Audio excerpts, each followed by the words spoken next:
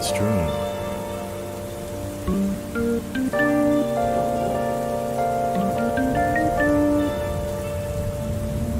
Hope you're all having a nice day today. It is very rainy.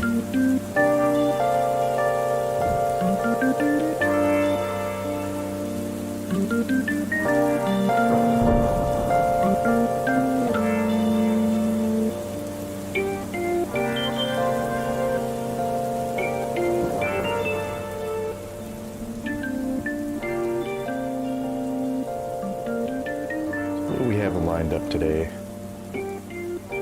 Nothing at all.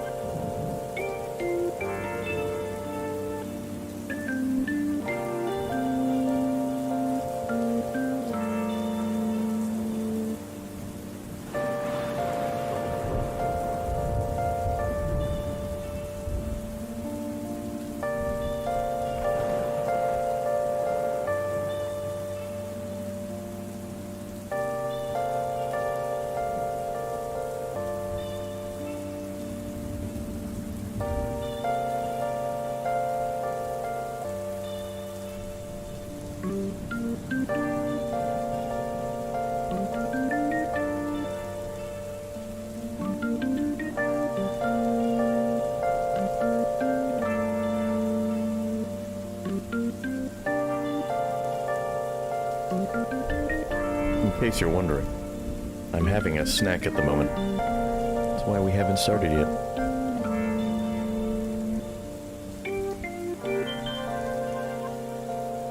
Then again, wouldn't you just like to relax for a while? I would.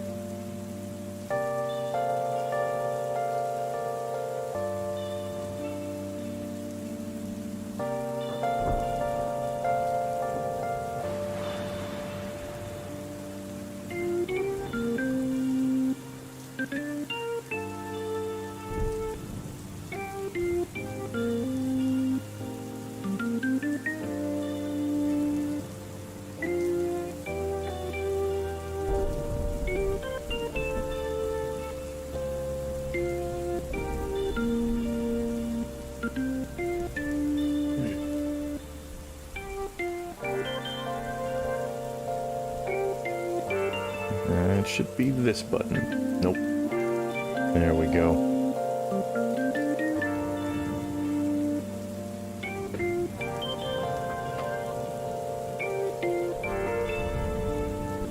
Welcome. Find the slight mess.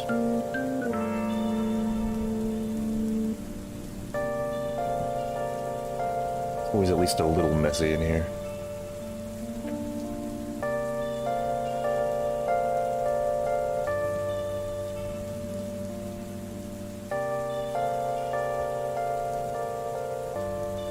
I could not be more chill than I am right now. Why I don't know if I want to cast yet. Maybe just play something. Maybe not even VAR quite yet.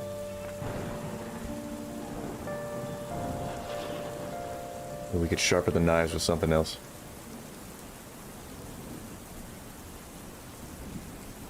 We'll talk about game releases, I guess.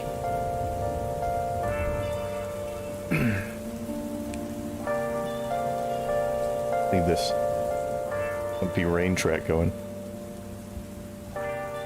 So, Falling Frontiers finally showed itself. Let's take a look at that. I want to see when it comes out, because I'm very interested. Ooh, Next Fest. Well, shit, we might do that instead.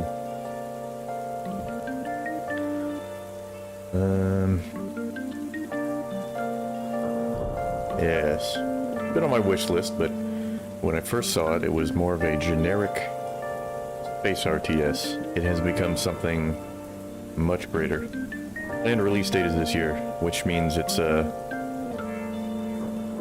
halfway through the year, so not having a month yet is a bit sketchy, but I think it's impossible to get it out this year.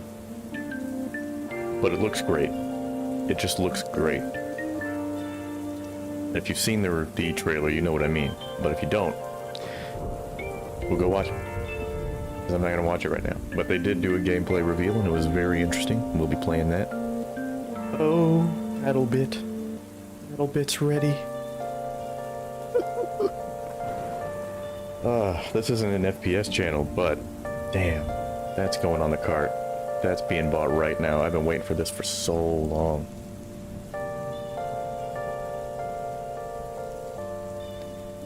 Let's go check out the next fest, shall we? Let's look at the RTS game specifically, which I don't think I've ever done.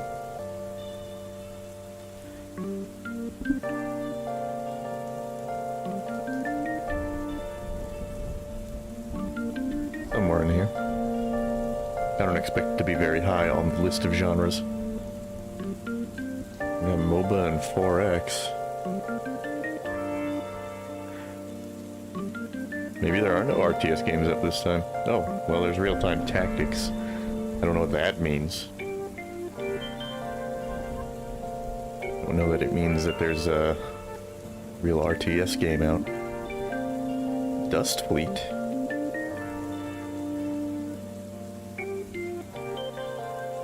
A 4X RTS.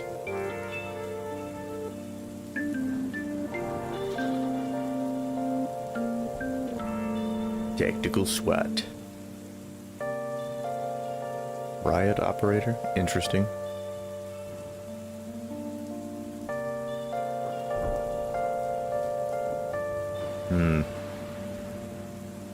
Out of here.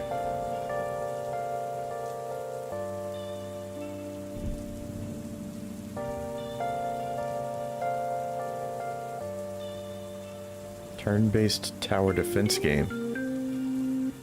I don't know how it can be turn-based. It looks like a third-person action game. And it looks very asset flippy. It just has that look. I don't know that it is an asset flip.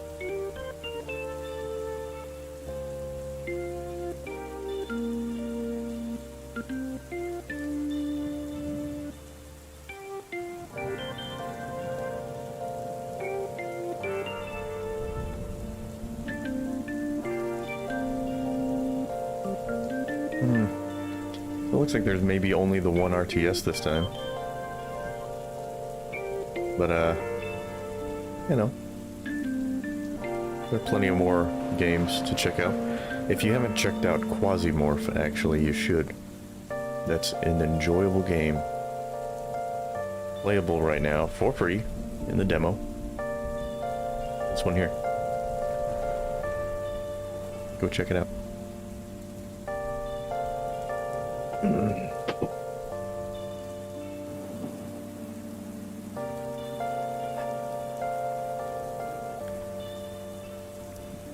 I don't want to play some Starcraft, something more familiar. I don't play ranked, so, or any real multiplayer Starcraft, so I hope you're not disappointed in me.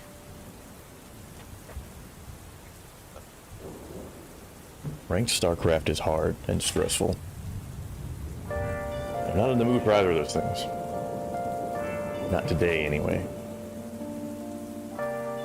Let's see.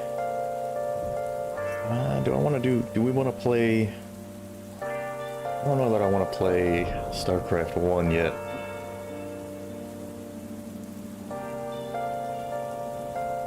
Nah, I'm in the mood for 2. I love both games, but I like 2 better.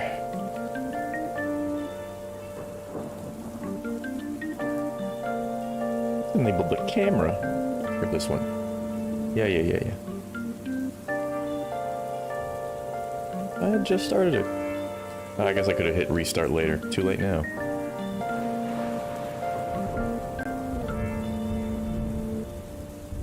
One moment. To blow my nose. Be right back.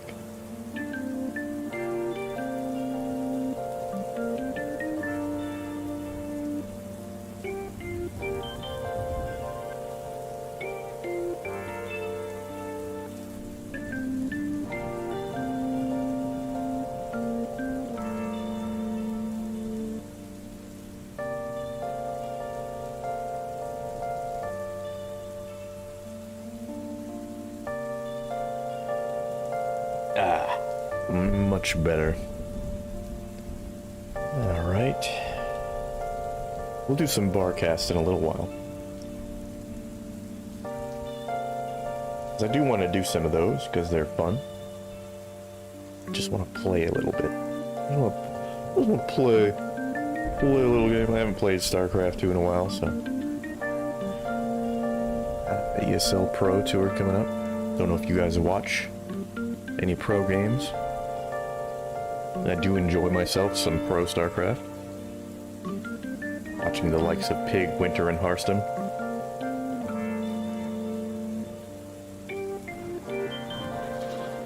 I don't dislike Loco, but he is, of the four, my least favorite, so I watch him the least. We need some sound, don't we? And we should probably, like, turn this rainy music off. There we go. That's the way. Turn those stream previews off. Right. Yes, yes, yes.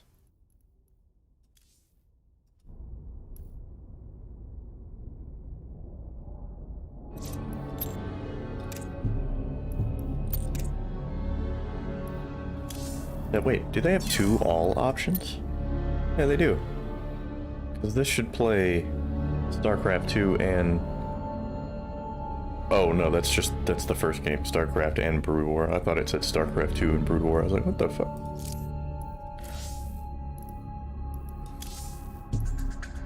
Okay. Sweet. I've never played a custom campaign in this game.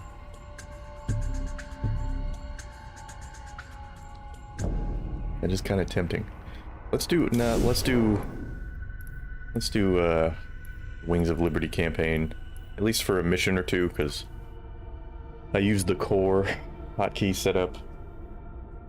I need to make sure I'm set on that. I gotta let my muscle memory take over again. New campaign. Hard, of course. I don't want it to be too easy. They say a man never really knows himself.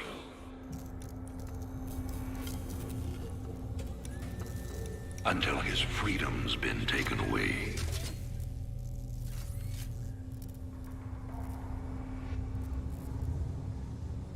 I wonder, how well do you know yourself?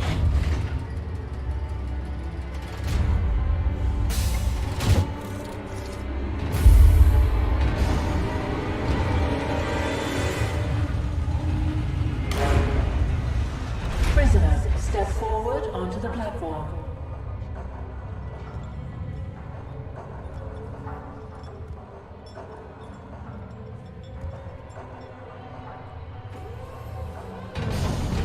Dude, absolutely fucking jabbed.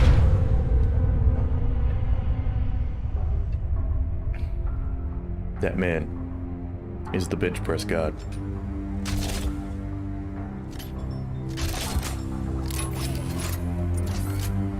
Convict 626. Murderer. Pirate. Traitor. Today, you go free.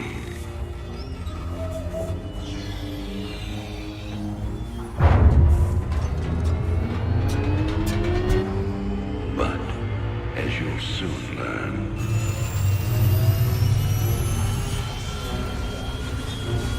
even freedom has a price.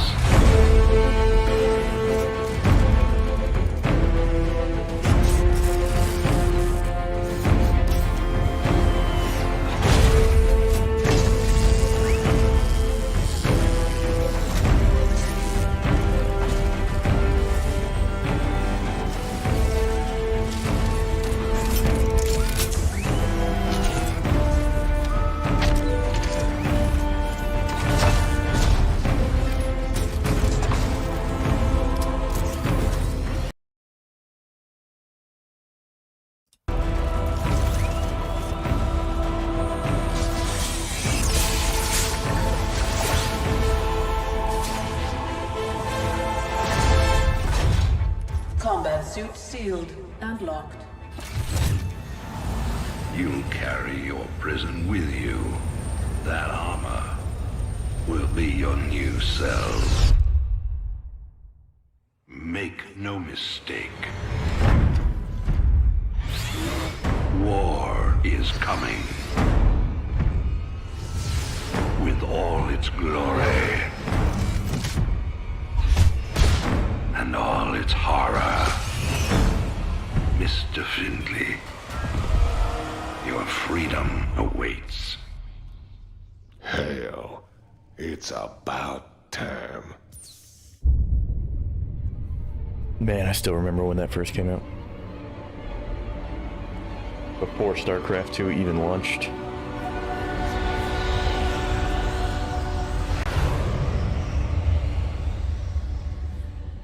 It was the shit. I still remember being hyped about that. I didn't have a good PC at the time, though. I couldn't even play it when it came out. I wouldn't actually play StarCraft 2 in its totality until 2015? And in other news today, Emperor Arcturus Mengsk held a press conference commemorating the end of the so-called Brood War some 4 years ago. Our own Kate Lockwell was on the scene. Emperor, the threat of a new Zerg invasion is still very real. But instead of expanding our fleets, you've squandered trillions on hunting down has-been rebels like Jim Raynor. Jim Raynor represents a clear and present threat to this Dominion. He is an unscrupulous, lawless revolutionary bent on spreading fear and dissension across the sector. He and his ragtag band of miscreants have instigated open rebellion across 6 separate worlds and stolen vast amounts of Dominion benefits abroad.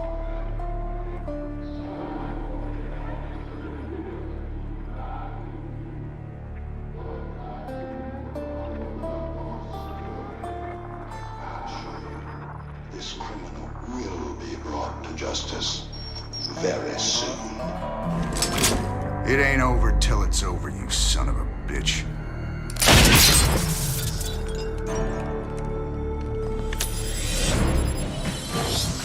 Adjutant, are my troops ready yet? Your forces are prepared and awaiting your orders, Commander. Uploading tactical data now. Good. About time we kick this revolution into overdrive.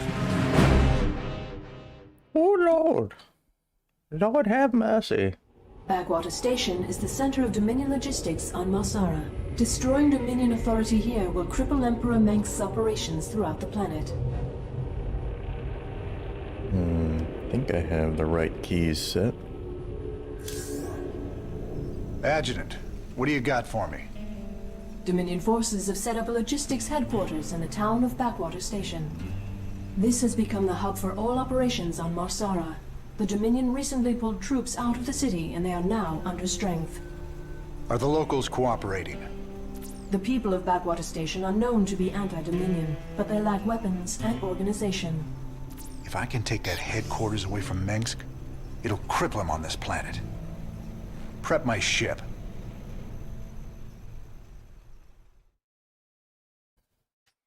We ride. Camera area is looking a little big there, don't you think? Bring it down just a little bit.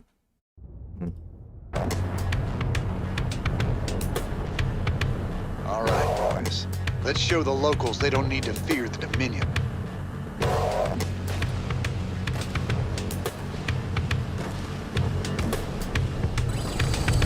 What's up?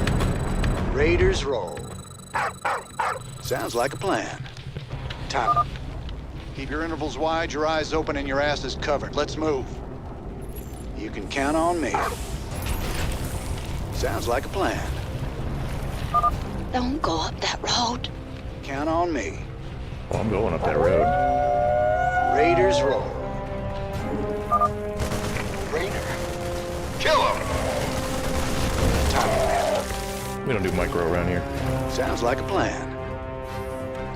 Raiders roll. Keep a close watch on your neighbors. Descent will only slow our progress. Commander, destroying the Dominion holoboards will help incite rebellion against the Dominion.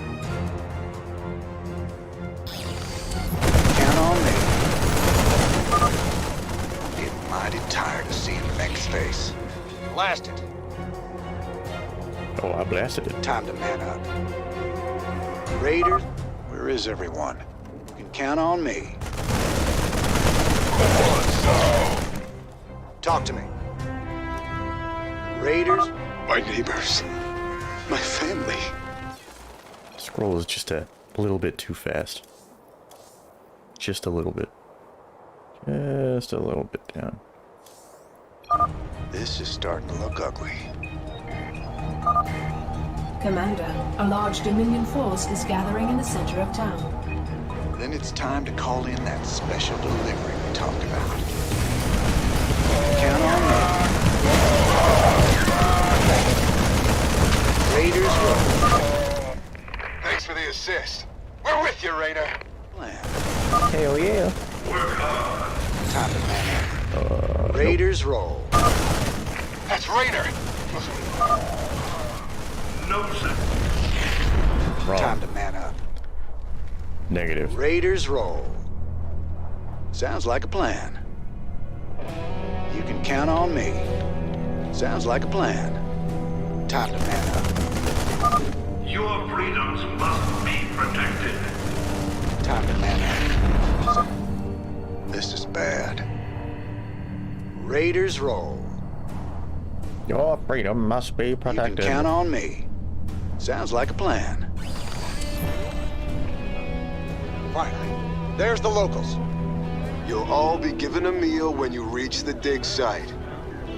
My brother went off to the mine last week. He disappeared.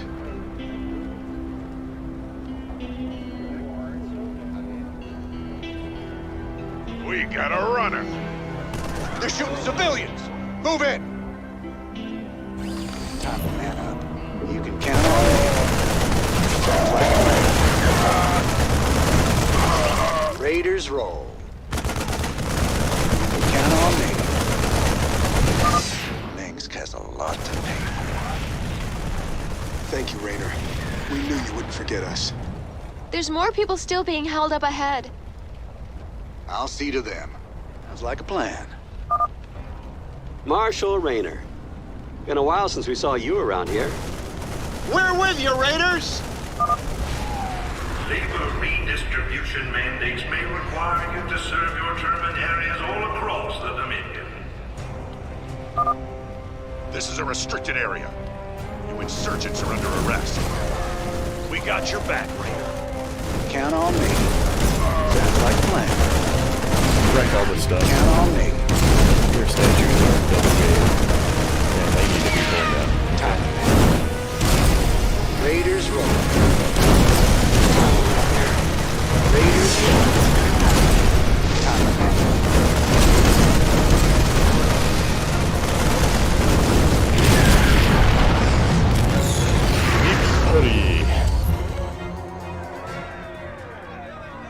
I didn't think we could fight them, but we can.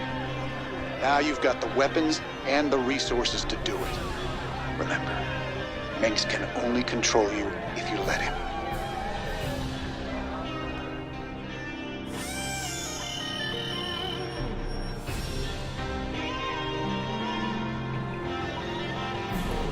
Noise. Noise.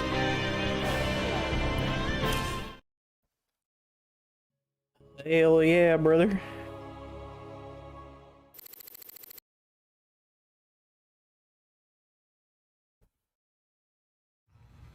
I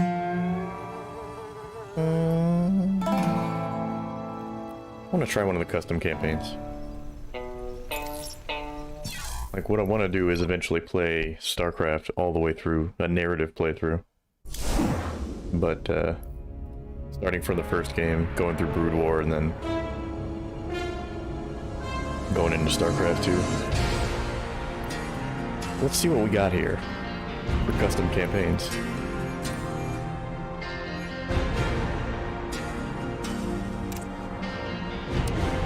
Oh, the real scale games. That would be fun. Problem though, it is still technically the Wings of Liberty campaign. The Wings of Liberty. Right. Swarm.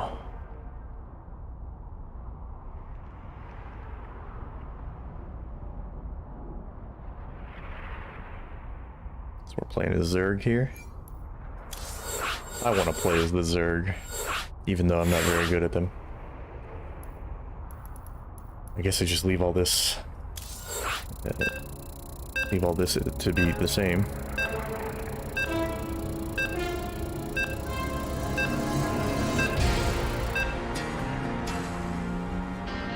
Dun -dun. The Queen of Blades returns. Eager to reunite with the Swarm, Broodmother Kilisa executes Kerrigan's order to obliterate the Dominion facilities on Mistaff 4. A large Dominion fleet have been deployed to defend the planet. A diversion must be created to weaken it. As the two forces stand off in orbit, the Broodmother notices a small feral hive cluster on the planet. Dominion is bleeding out a weak feral brood on the surface. They will not expect a real fight. The Terrans are unprepared. 2 bunkers and 3 siege tanks with repair is pretty prepared. Our allies are in combat.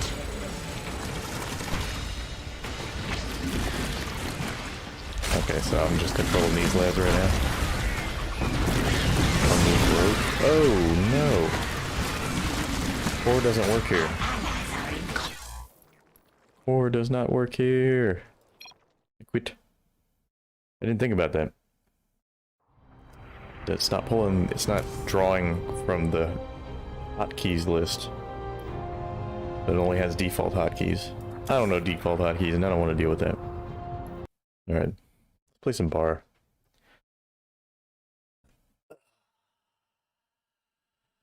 Download in progress. For what? Oh, for Starcraft?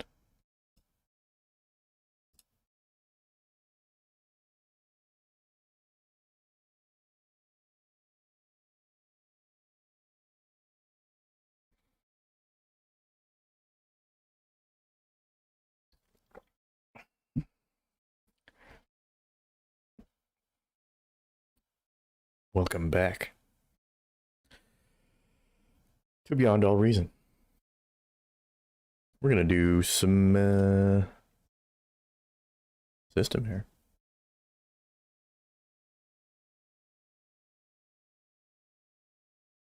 Well, I guess technically yes would be ideal there, so I should have probably said yes.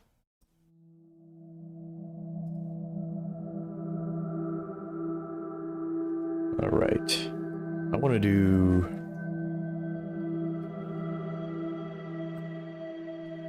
the epic defense game. Change the map.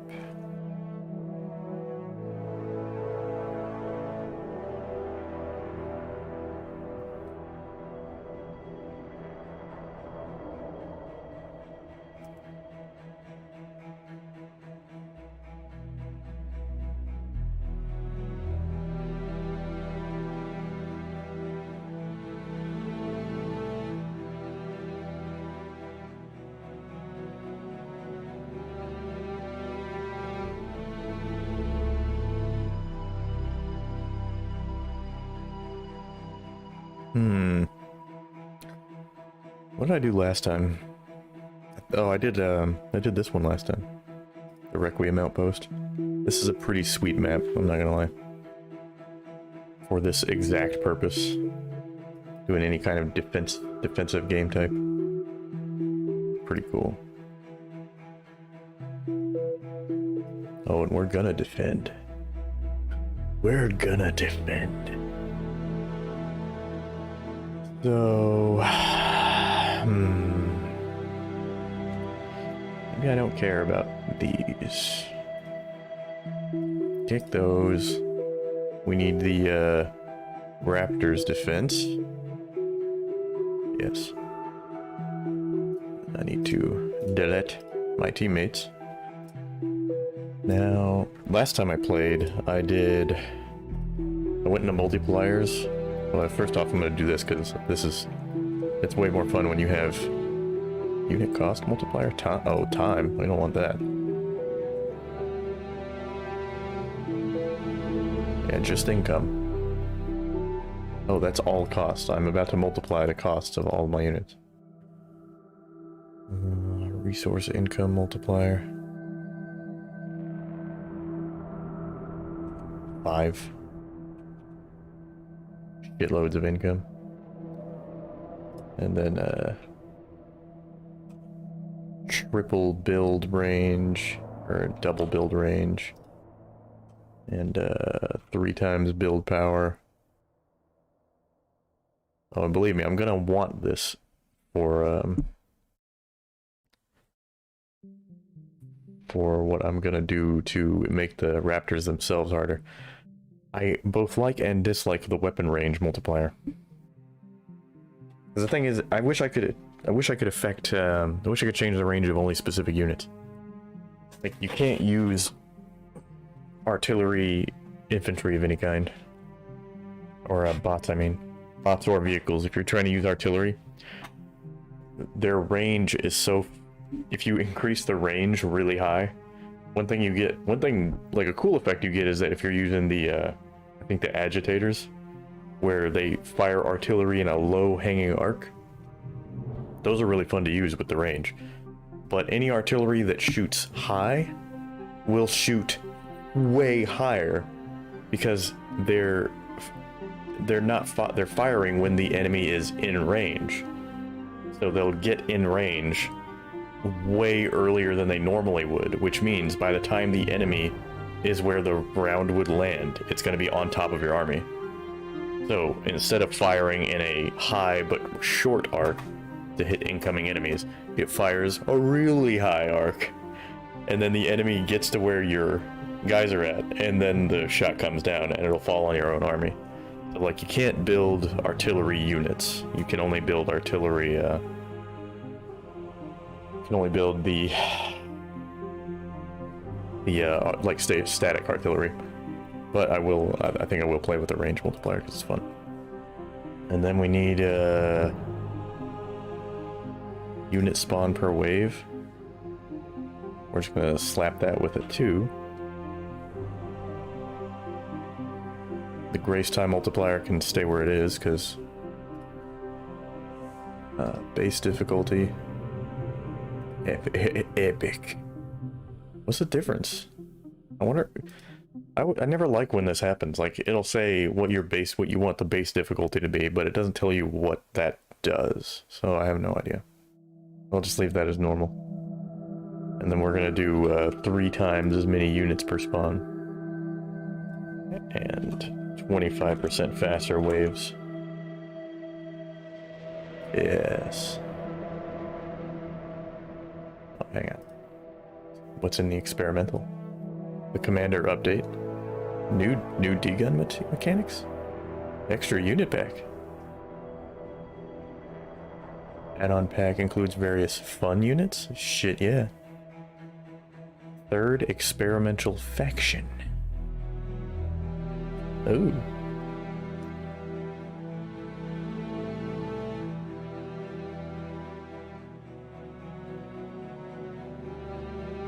Unbalanced commanders. They level up over time with XP.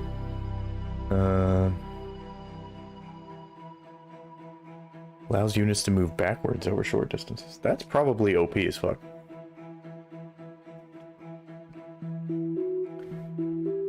I kinda wanna try the Legion faction. Yeah, I think I'm gonna try the Legion faction. Shield override. These are neat. Oh, you can tweak units and defs, so there's probably a way I can change range for specific units. That would just give all the static artillery comically high ranges and build a massive artillery network just for fun. Okay, so...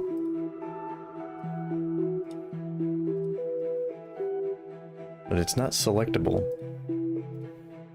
I have it enabled, but I can't select it. Or is it only something? Hang on. It must be, maybe it's only something that, oops, I didn't mean to do that. Like if I go to simple AI, change faction. No, it's not here. Huh.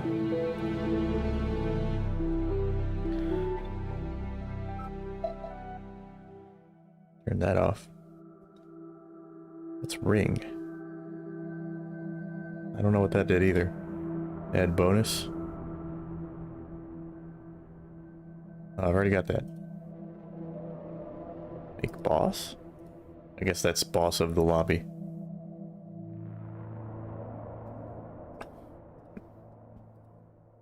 Okay. Alright, so I guess I'll uncheck this. But we do have the extra units, so that'll be neat. Then I'm gonna play... What do I want to play as?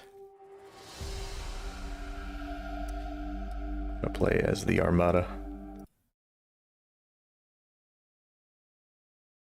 I think just having the biggest guns would draw me to the Cortex, but I think it's just because I learned the game with Armada. And then I just started playing only with that faction, so... I mean, Cortex is good. I'm used to Armada.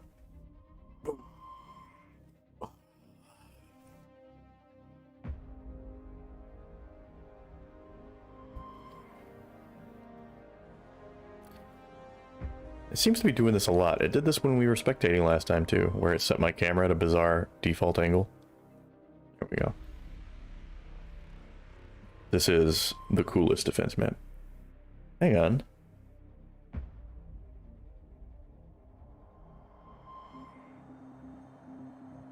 There's resource nodes. Choose your starting location. Can this map be made bigger? Because there's resource nodes out there. Huh. That's neat. Anyway. Shall we?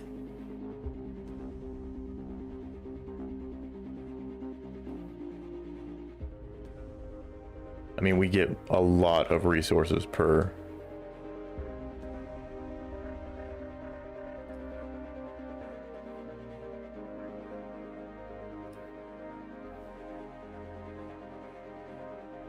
And then I need a, need to build. Yeah. Do we want vehicles? Do we want the vehicles or the bots? Kind of thinking vehicles. I like the tanks. But I also like having tons of units. I think I'll do tanks first. That'll be the first one.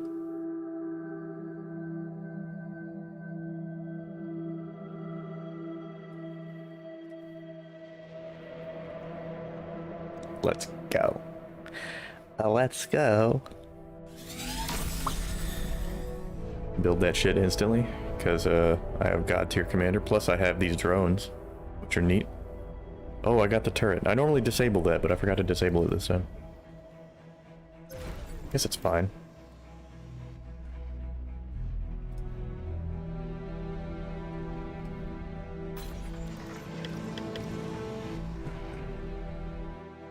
And we're going to be cranking out so much metal, I'm pretty sure I can go for immediate tier 2. I think, yeah. We're just gonna go for it.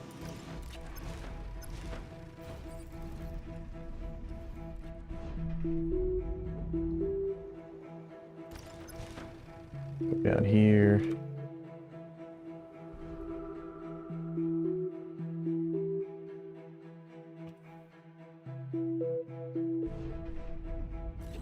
Immediately build a bunch of advanced solar, I guess.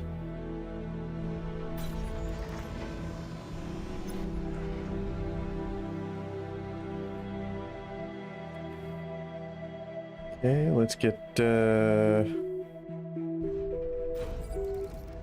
don't want artillery because we got the range modifier.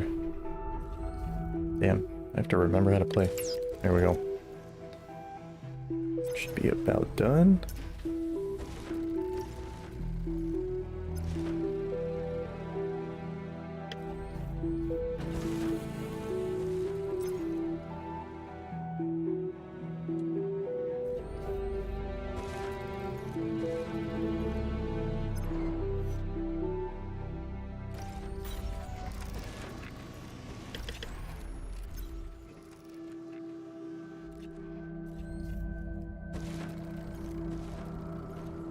The Mauser's good though, because it doesn't fire very high arc.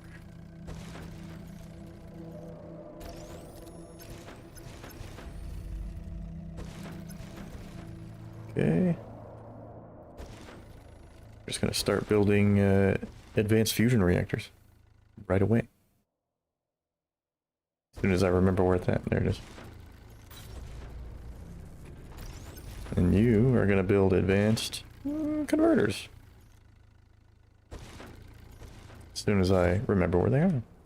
Oh, actually, I need to upgrade all of these.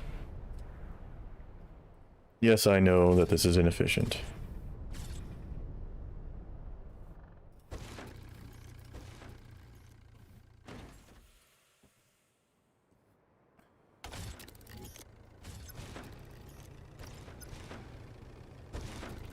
But it has been a little bit since I played this, so bear with me. Okay. Alright. Besides, this is just a fun mode. I don't have to do shit that makes sense. I can play SimCity if I fucking want to. Pop-up missile batteries. Nice, nice. Yes. Let's get this lad up here. Build these advanced metal reactors over there. Metal reactors.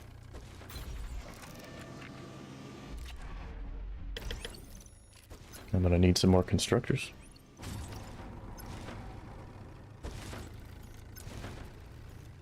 Put these guys up near the front. Get going. We got shit to do. Okay?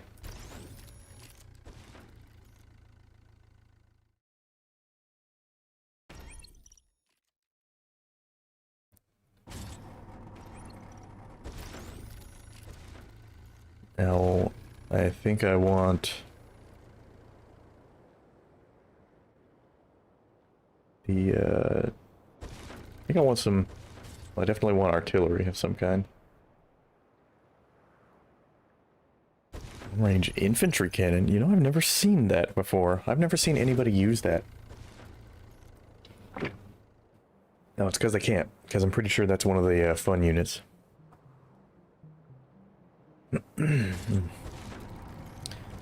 So I'm gonna build some anti-nuke. I don't remember. Can they use nuke? I don't fucking remember. Just doing things at random. A mini Ragnarok? Yo. That's neat. Yeah, we'll do that. Come over here, build that. Build some mini Ragnaroks. What's the difference? Okay, so definitely way shorter range. It would be crazy. It would be crazy if they had the same stats.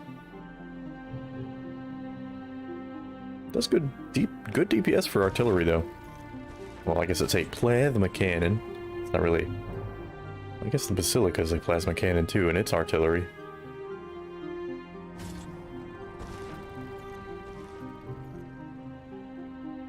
I guess I should focus on building some stuff.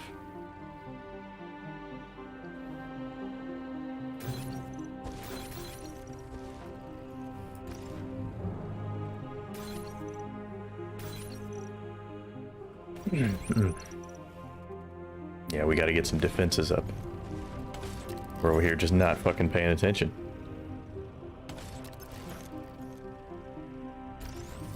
Let's see.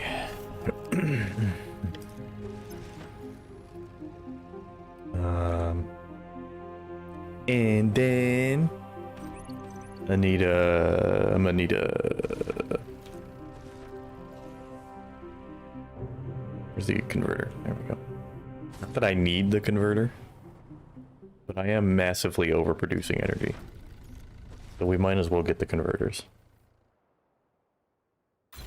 Oh, I should be producing some tier 2 units.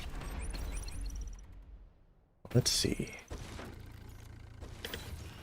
Get the Bull heavy tank. Get the Mauser heavy artillery and the Starlight, and we'll just set that to repeat. Oh, something got toasted. It begins.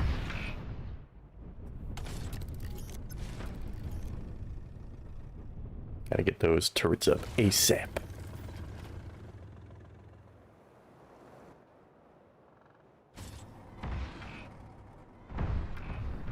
You know what else I need?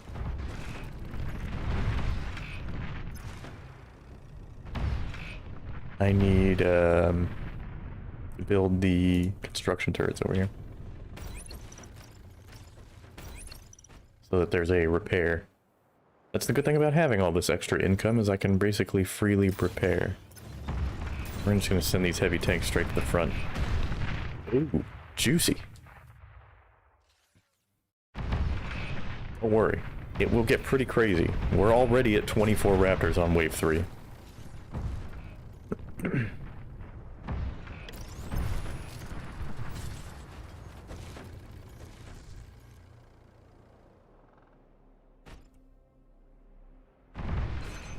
Build those pinpointers. Nice. Oh, I need radar over here. I haven't built any radar, so they're not actually able to shoot out into the distance. Get that radar. Thank you. Yes, yes, thank you. Utility. And then we'll just get this advanced radar. Is it even worth building this? Like, the line of sight is so bad here. I don't even think it's worth building the advanced radar. I guess I don't know that a jammer even does anything. Actually, I don't even, it's not got a very long range, does it? There's no point in building that.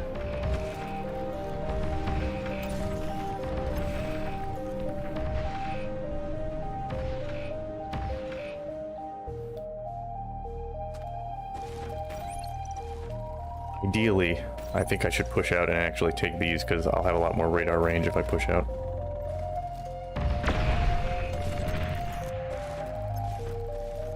We're gonna put the tanks out here,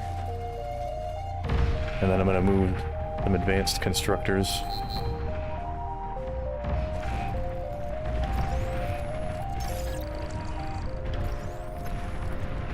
What are you doing out there? Oh no, I did not mean to build that over there.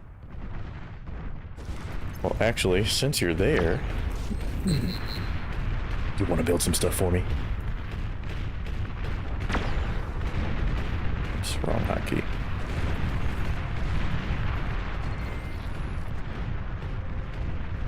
Good God. Oh.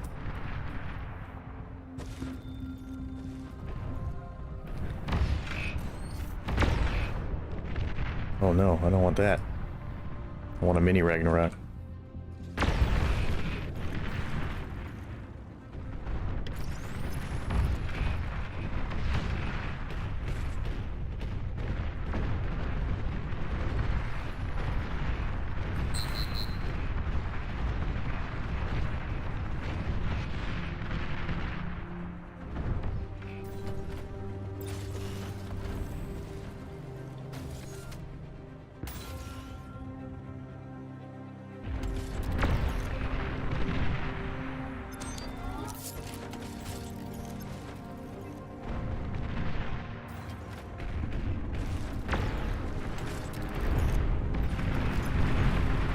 Don't have any cover on the flanks, so I'm gonna need to move some guys over there.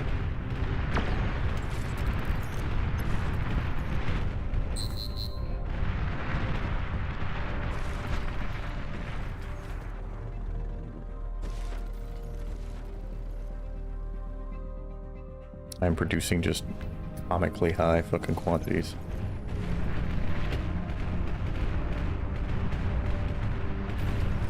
Oh, that's a tier 1. Okay, he's finished his stuff over here. So now, I'm gonna go ahead and get that experimental gantry started. And I'm also gonna get a bot factory started. Oh, that's right, you're kind of locked in once you... Experimental aircraft? Experimental aircraft? Yeah, I do. Yeah, I want that. That sounds great. Sounds like exactly something I would want. And then over here, It wasn't a... Oh, that's right. They can't build the... It's weird to me that you can't... That Tier 2 can't build construction turrets. That's bizarre to me. Considering... I guess it's to just make sure that Tier 1 always has more... I mean, Tier 2 is always more about teching up than it is. It's more about the unit production than anything. Right. Let's get that over there.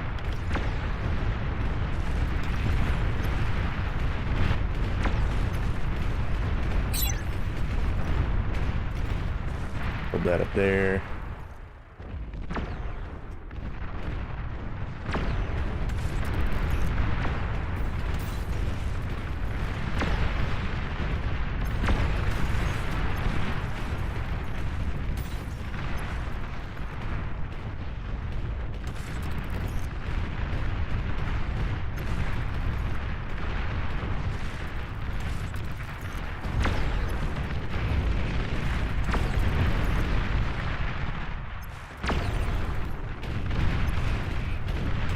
Where are you going, bro?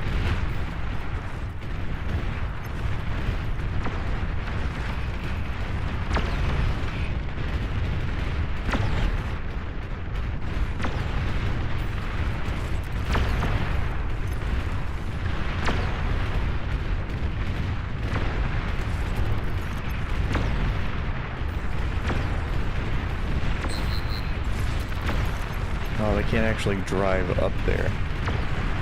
That is totally pointless.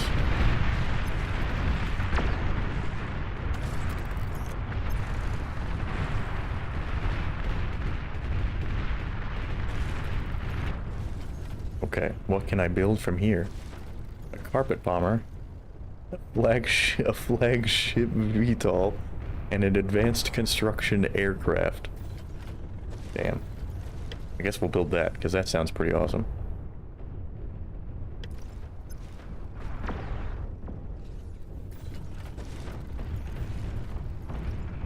I need to build a bunch of these.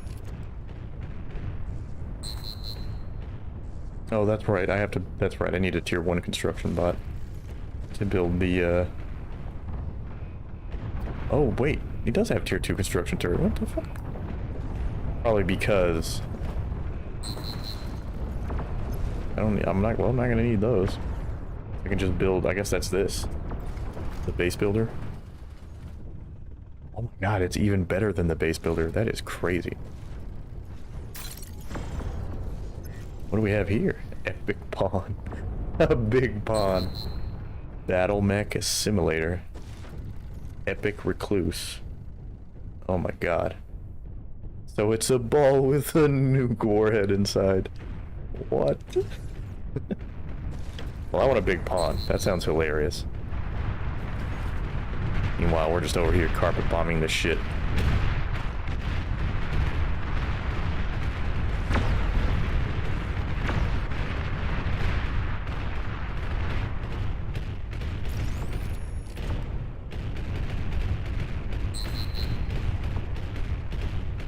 T3 unit is ready. The big pawn. Big wumbo. Oh my god. Look at this. Awesome. I'm just gonna move that right up to the front. What else do I have? I just want to build like 3 more of these.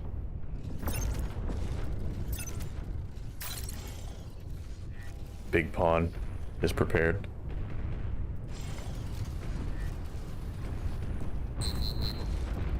Big pawn's pretty big. He definitely beat the shit out of a Marauder. And a Razorback, I think. Yeah, he'd beat a Razorback too.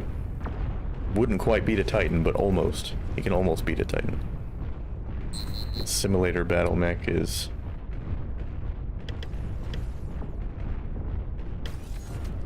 Just gonna make these on a repeat.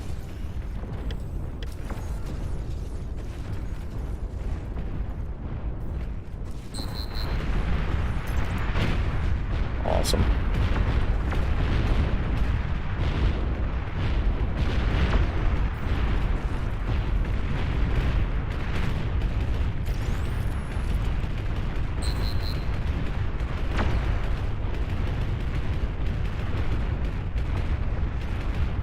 can I build over here? Guess we want more of these. And then these guys are gonna move up here because we're gonna start taking that area up there. And finally move up the ramp. The time has come. Clear the way, boys. The constructors are coming in.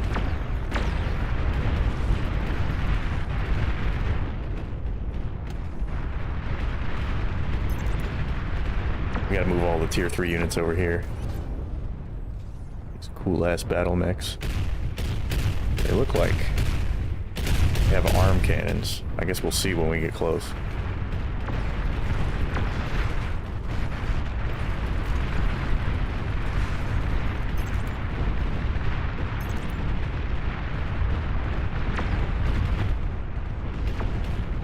Pods can fucking move, dude. Damn.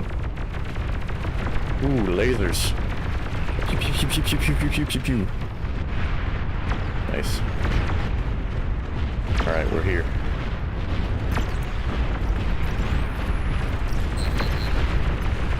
I don't care about the, I'm pulling enough metal right now. Oh, wait, I'm actually burning out of metal. Need more metal. Also producing quite a lot, or, also using quite a lot of my energy, so I guess we'll build a couple more of these. Probably because I'm using these construction turrets.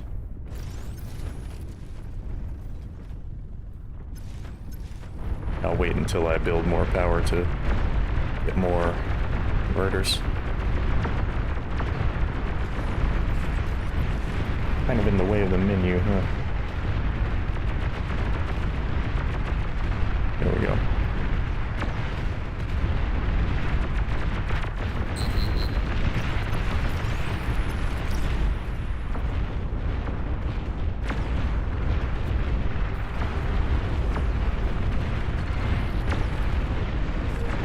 We are gonna need some of this.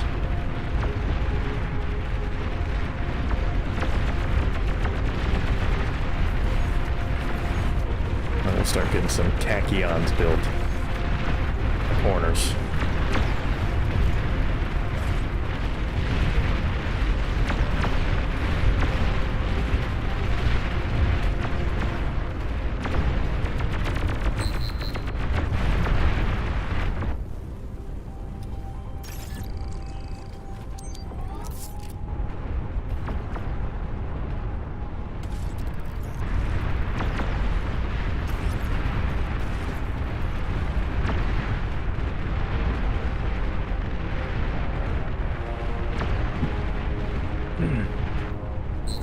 Yes. Let's try one of these. These large boys. How long until this is done? Minute 40.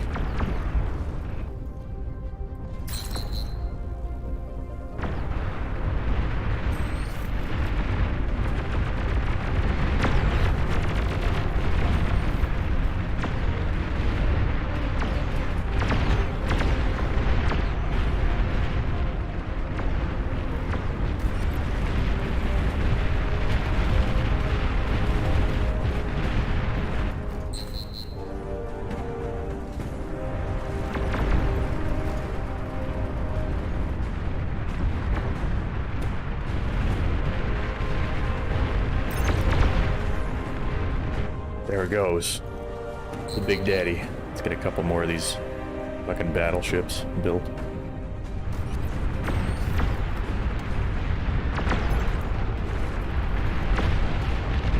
Go ahead and retreat them because they're starting to take some damage. Go, my friend. Get that shit. Blow that shit up. Ooh, juicy. Juicy hits. Even destroyable? I mean, we've really been blowing the shit out of this thing. No idea. I think it's just... I don't think it's destroyable. Is there any way to tell these to, like, stop shooting that? I don't think I can actually pick it. Can I? Oh. Oh, it's because that got shot down. Maybe I need to nuke it. Sounds like the right call. When are nukes not the right call? Explain to me. Nuclear ICBM launcher. We're just gonna build like 3 of those. Well, let's get it.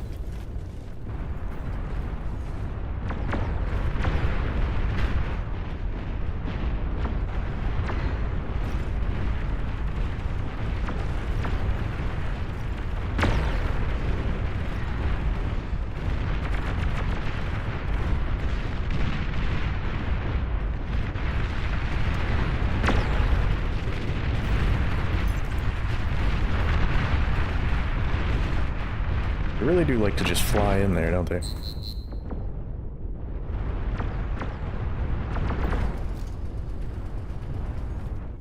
Also, I'm still using... Oh, God.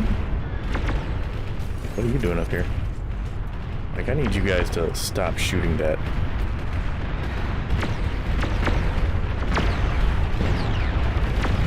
Because they're not doing anything else.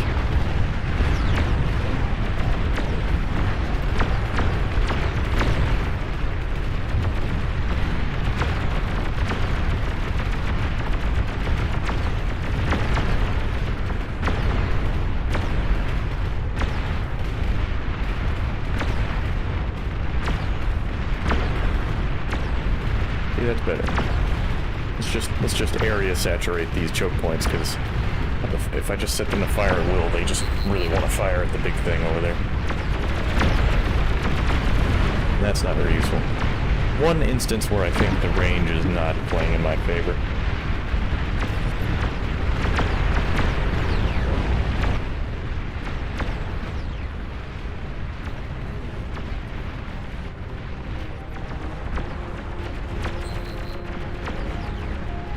Pew, pew, pew, pew, pew.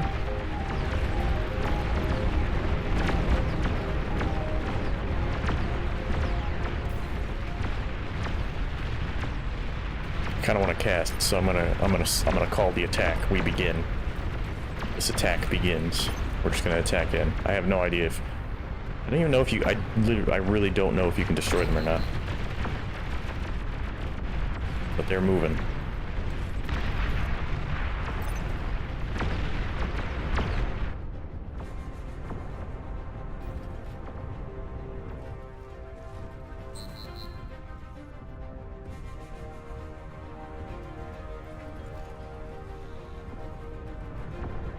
And I mean, if worst comes to worst, we got nukes. So there's that. Oh shit! Oh damn! Man, they're really kicking ass.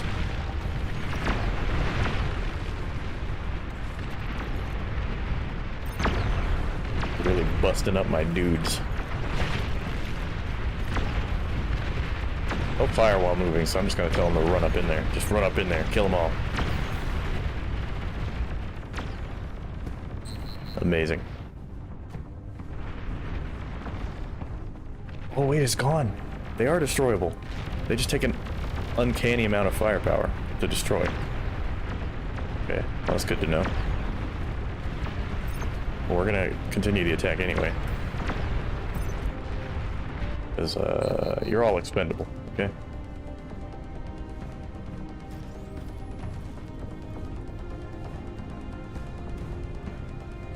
Gonna build more metal converters. Do we have any nukes? We have a nuke ready to fire. And I'm gonna fire. First I need an aircraft.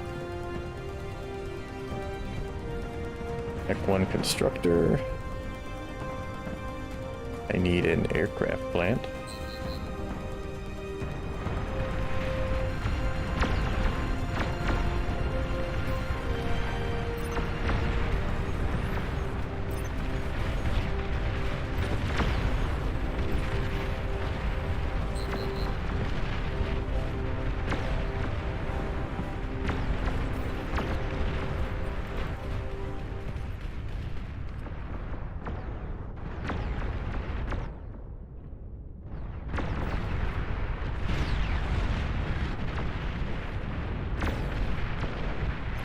kind of getting smoked, so I'm gonna pull him back so I can build up the next part of the force.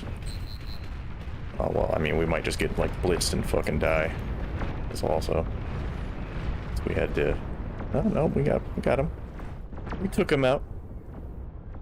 I don't really have anywhere near enough static defense to really deal with a full-on assault, so hopefully they just don't. Okay.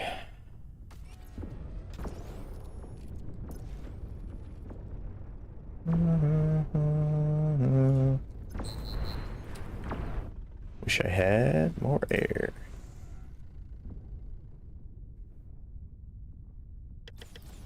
Gunships and bombers. We'll just get them ready to go.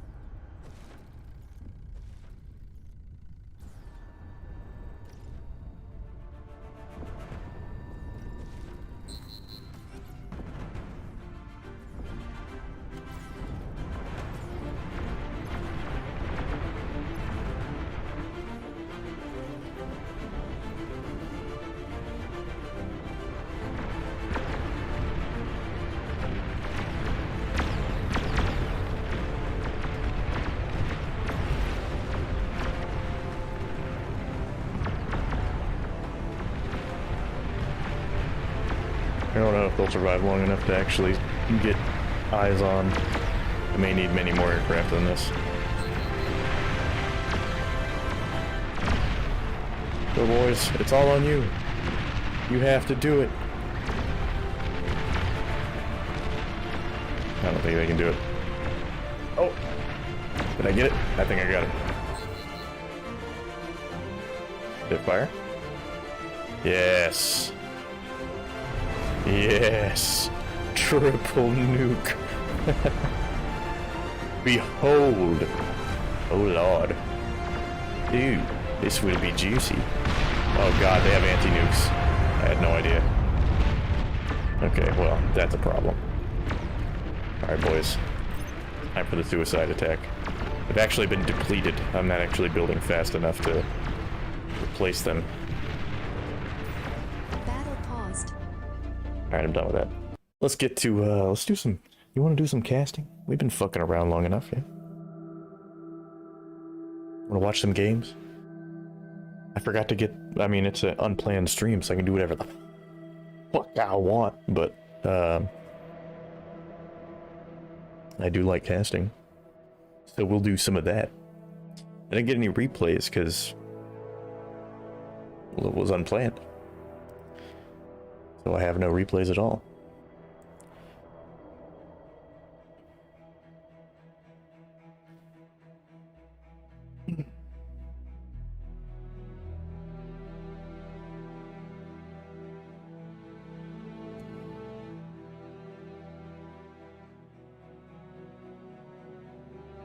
All right. What do we have going on? Got a whole bunch of battles ongoing right now. Let's see. 8v8 noobs. Do we want to cast the noobs? Should we? Noobs only, come fast? Oh, I can come fast.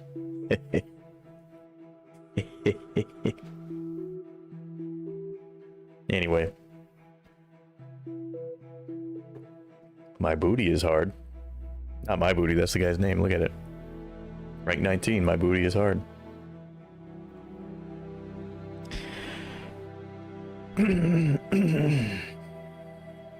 Welcome to some Beyond All Reason. We've got an 8v8 going down at the Supreme Strait. Doing a wide range of ranks here. Highest rank is over 30, lowest rank is 4 on both sides. So we will get to see a high range here. But before this game actually starts, give me 1 sec. First, I gotta get the old stretch.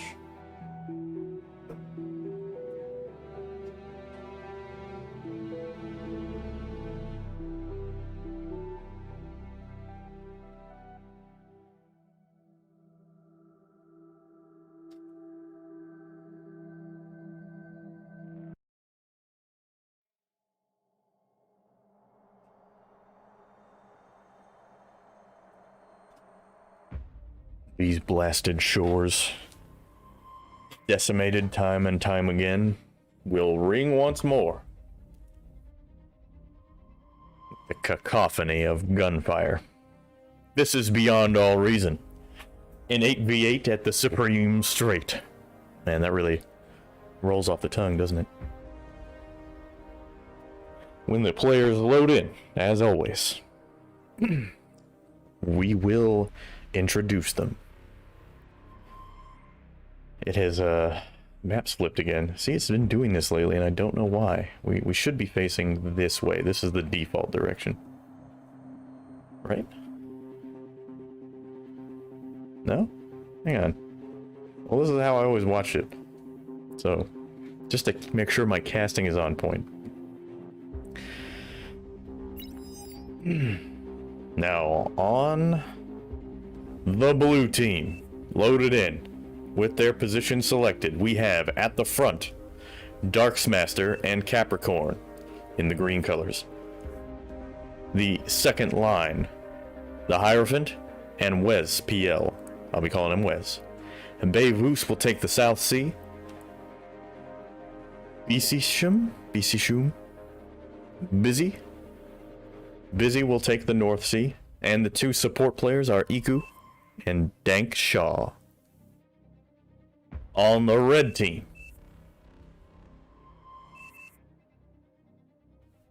I think somebody may have disconnected already.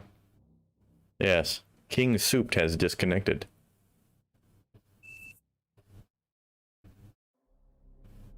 Apparently, I would guess, did not like the starting position. A vote has been passed, and this is the pain of the non-replay. Man, I was all hyped to begin too. But some jackass did not like his starting position. Look, just play the game. Just play the game. Just play it, man. That's why, even if you're a newbie, like, you should learn frontline first. But if you're stuck on the backline, just play backline. If you're playing on the front line, play the front line. If you're playing the C's, play the C's. Learn how to play all the places. You will not get good at them. You will not learn what you like about them unless you actually play them. The player has rejoined, or not rejoined, but a new player has joined the red team, and now we will begin again. Mulligan.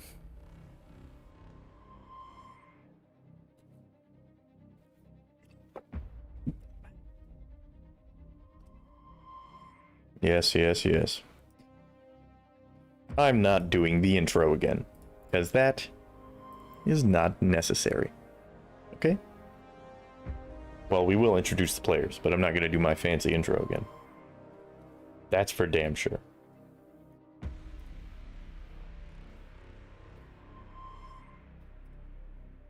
Waiting on the players to load in.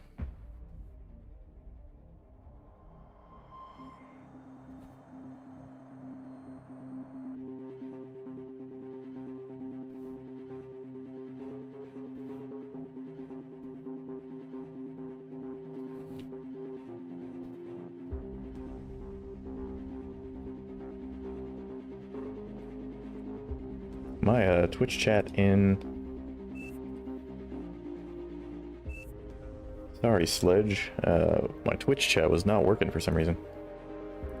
In OBS. Anyway, with 120 seconds left, so hang on. I'm just gonna have to pop that shit out, because I do not have time to mess with this right now. There we go. Are you really chatting with yourself?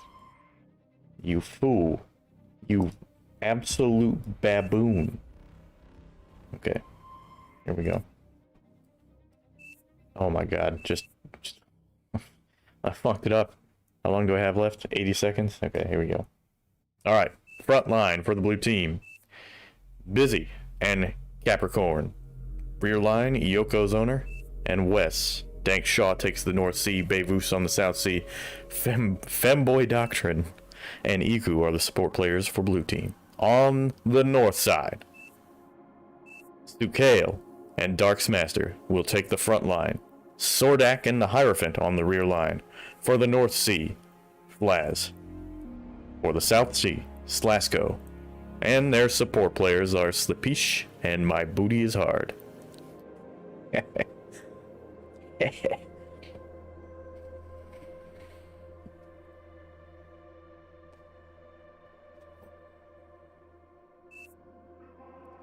Looks like blue team, right now, at least if they do what Wes is recommending, will be starting with no air. They're going for strictly an eco start on both support players. We'll see. Wes is going to try a comm drop. Well, the D-gun does still work on factories. A reminder, the D-gun for the commander does not work on other commanders anymore. Commanders have 20% more health, only drop 1,250 metal instead of 2,000 when they are killed. And their explosion, their self-destruct, is linear.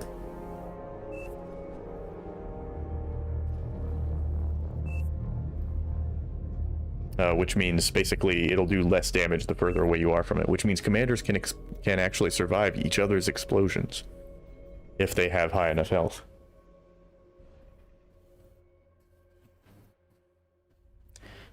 Now, Capricorn and Busy. I'm going to call him Busy because that's easy. Busy's going to start with a bot lab coming up. Capricorn with vehicles. The blue team, a balanced start at the front. Smaster with vehicles. Sukale with a bot lab. Same mirror starts here. One bot, one vehicle for both of the frontline players. Blaz, starting with a shipyard, out at sea. Dank Shaw, slow to react here. Now, to be fair, the shore players, that is the ones on the very south side of the map and the very north side, get sea access much faster. So normally they'll be able to start up their navy quite a bit sooner. It would be nice if we could have a start, like a variable size start box, so that you could have this boxed off, and then you can have a little outcropping that leads to the shore, so that both sides can get their navies. However, it can be valuable. Go for, I mean, you got to start the shore base, and of course, I would say maybe hovercraft. I maybe wouldn't go navy right away, because you may want to be able to retreat to the shoreline if the navy becomes overwhelming. But if you're fast enough with the hovercraft, you can definitely jump on the other team, go down there and bust up their shipyards. Perfectly possible. At the beginning, here in the middle, we've got some scouts by Darksmaster coming in completely unanswered. Those rascals will get into the into Teal's base here, do some damage. They're still running around. They can't really stop because they're being chased by a scout. He gets taken out. Darksmaster's gonna get that mechs canceled from Wes. Now he's going all the way south. He's gonna be in Bevus's side. Gets taken out finally. Chased down. Chased down by Capricorn's scout. Back at the front. Busy is moving up. Radar is built. He's gonna take one of the midfield metal extractors. Is he going to?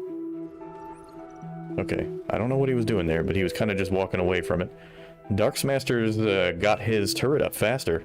I think partly because Busy kind of blanked out there, seems like. Was just walking his commander around. Around the left side of the shore, we've got some pawns moving up.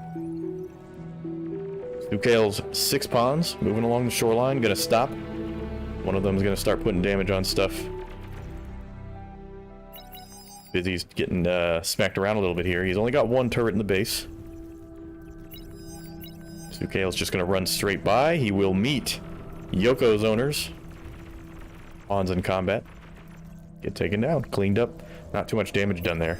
On the North Sea, Plaz was very quick. He is the highest ranked player on the red team. He is very quick to get a navy up. He has taken the sea. Dangshaw does have a single offshore torpedo launcher to defend him. He's going to get a second one up here shortly. And he's producing some sea power. Somebody is calling out something. Not sure what.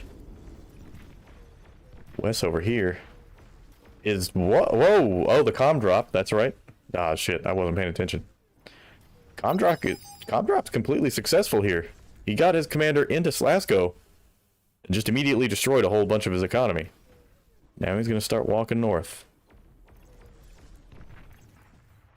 Just degunning things as he goes. Unanswered at the moment. Can they even see him right now from where he's at? It's not common to build radar that far away. Yeah, they can't see him at the moment. There he goes. He's in radar range now. He'll be walking towards the Hierophant. I'm going to swap the cameras because the mini-map is actually flipped right now. Okay, here we go. The blue team is now down on the bottom left. And the red team is at the top right. So just an orientation flip here. Wes is going to get into... Is that the Hierophant? Yeah, that's the Hierophant's base. The Hierophant has no answer. So this commander is just going to rampage around. Degun the factory. He's now crippled with 2 players. Hierophant not happy at all right now, bringing his commander back.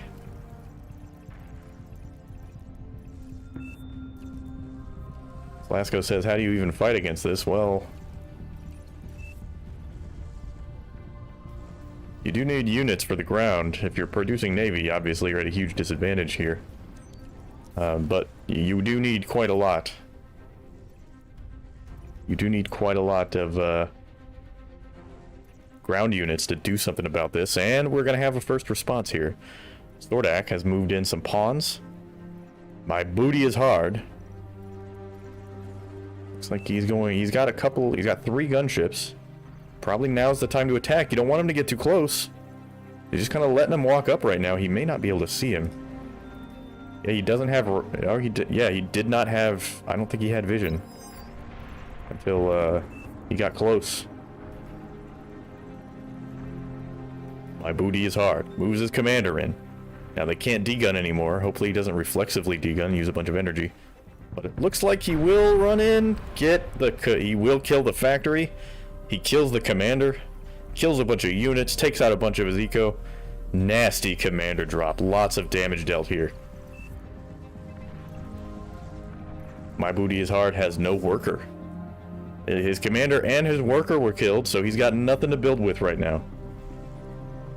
The Hierophant almost rebuilt. Stordak moving his units back up to the back up top. On the front line, let's take a look at the front. Darksmaster and Sukail still holding firm at the front at the moment.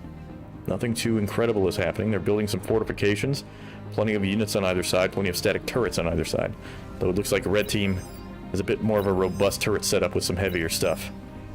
In the meantime...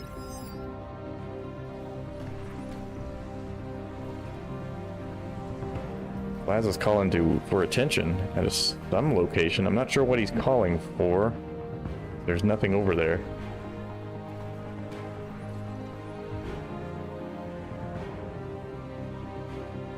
My booty is hard. Unfortunately, the only person that gave him a worker at the moment was looks like Sleepish. Yep. Sleepish, not Sleepish. Sleepish gave him a air worker, which is not as powerful as a ground worker, so it will be a while before he's back online. Now, Bevus getting some shore bombardment. We see this time and again. If you are near the shore, you need defenses. You need to prepare for a naval bombardment. In the early game, they have to get pretty close to getting the damage done, so you can build some turrets and that'll fend them off nicely. Meanwhile, at the front, we have an attack in.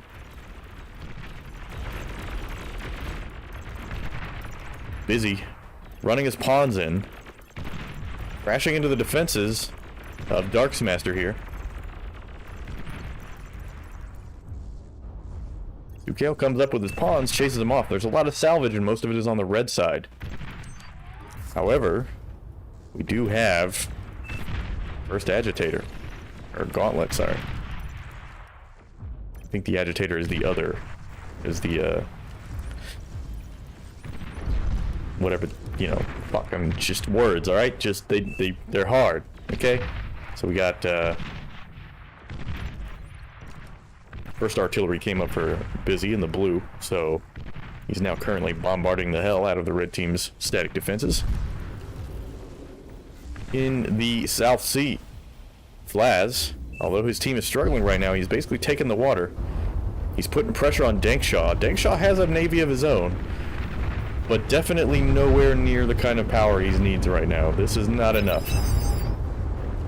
Dankshaw is calling it here. South Sea is dead, according to him. Glasgow is going to build more defenses up here.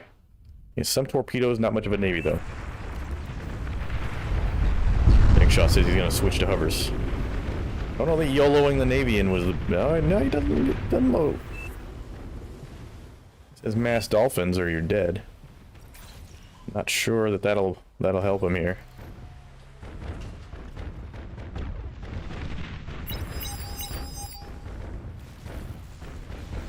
Femboy also pointing out the obvious. Dankshaw has retreated his commander back ashore. Red, thanks to the artillery of Busy,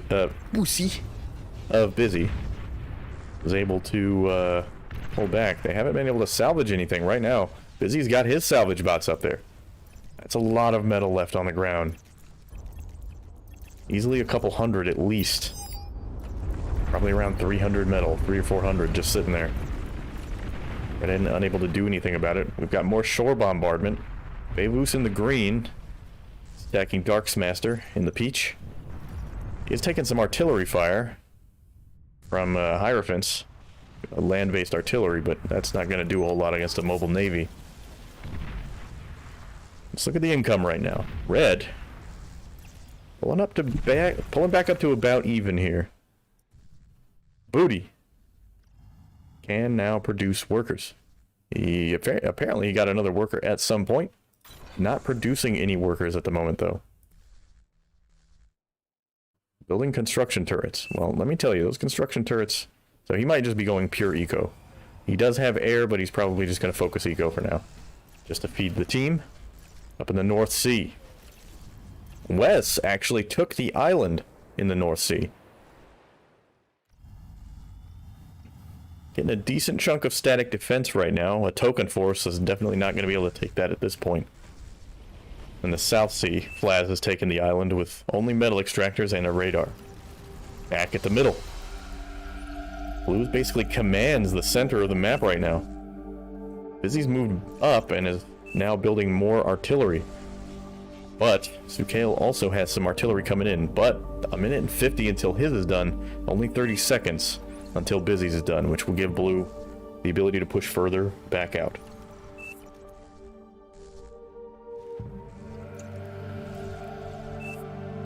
Oh, I forgot to... Hang on. Get out of here. There we go. Clear the screen. There's enough UI elements on the screen already. In fact, hang on. Sorry, one moment. Do that bit there. Oh god. Okay, there we go. There we go. Just scale it down a bit, right? I want a little more screen space. It's quite big. There's quite a lot of stuff on the screen. I like being a little more freed up. Now. Uh-oh. Am I frozen? Something bad has happened. Give me one sec. Yeah, something bizarre has occurred.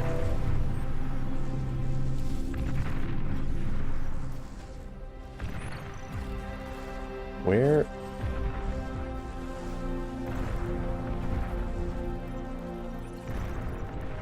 It's no longer... Hang on. The game is still going on my screen, but the stream seems to have stopped. It's still capturing my mouse. I'm gonna Alt F4 out, see if that fixes it. It did not. How fucking bizarre. How bizarre. It might have occurred as a result of me changing settings like an idiot. Furthering the perspective that you really shouldn't mess with things when they're working properly. So I'm going to stop the stream. We will come back very shortly, so don't go anywhere.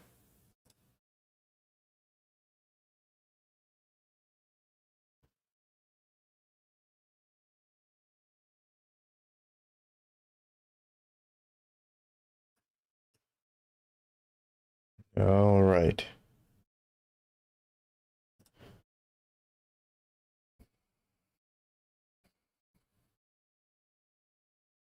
That seems to have done it, although for some reason it's saying access denied on my Twitch stuff.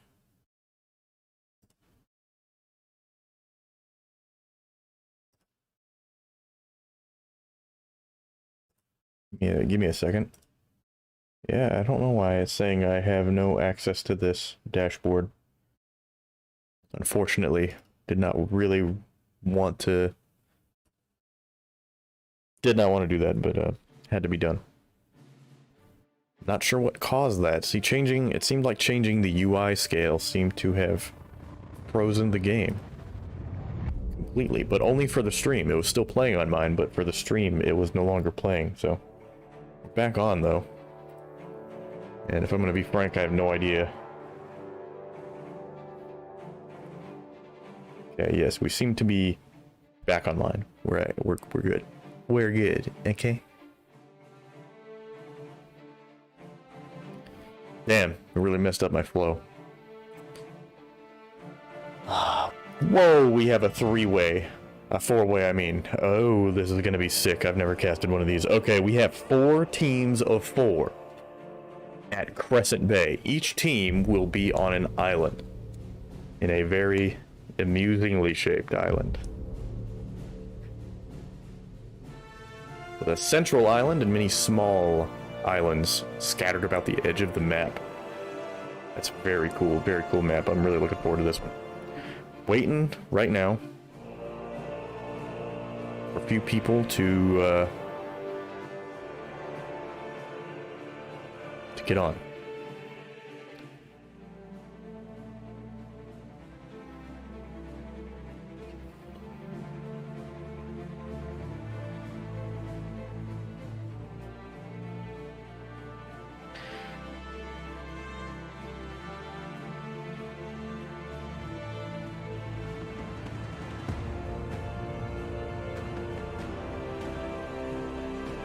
They're booting somebody, but there are two other now only one player.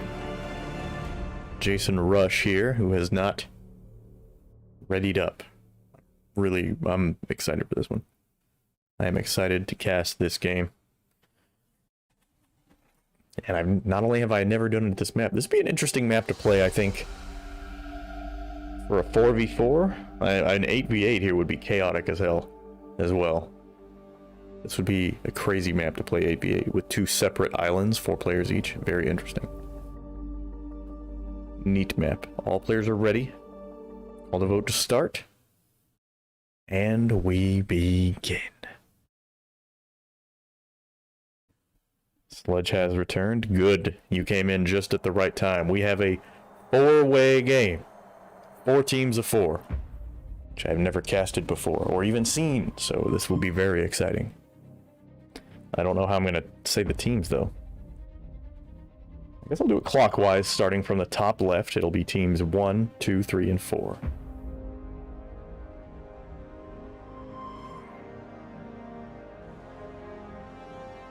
Unless they're already numbered. That would be helpful.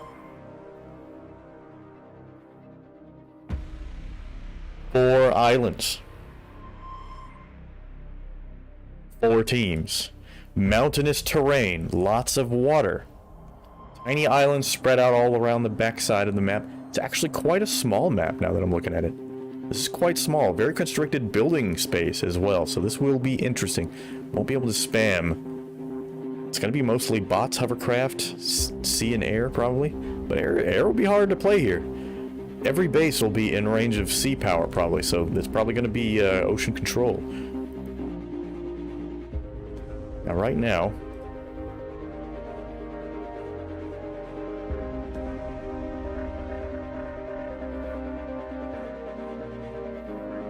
map's terrain is very high contrast. Up in the top right, on the green team, Legobot, Rabbit, Lodrip, and Asher. On the bottom right, the blue team, Snope, Nico, Neo, and Rydalwix, which I'm sure looks kind of Polish to me. In the top left, the yellow team. Flash, Kapufa, Useru, and somebody disconnected. Damn it. I was really looking forward to this, so I hope it works out. Somebody left. Is he gonna rejoin? There he goes, he rejoins, good. On the red team, it's gonna be Canavo, Atlantique, Volvo, and Bruce on the bottom left island. So we've got red team, green team, yellow team, and blue team. Oh yes, here we go. Very excited. They're all doing some early game planning, but the vote has passed to begin. The planning has stopped. The commanders will spawn in. Look how little space there is here. Pretty cramped. Best thing to do probably is to keep your try and build closest to the center of the island as possible.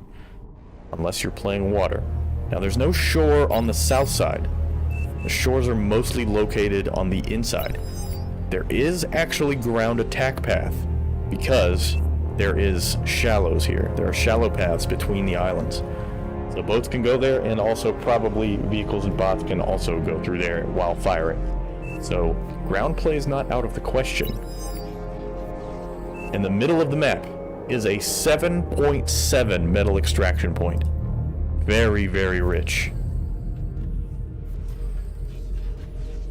Flash is asking Pet to try and rush for that. 7.7 metal, but it's also center aligned.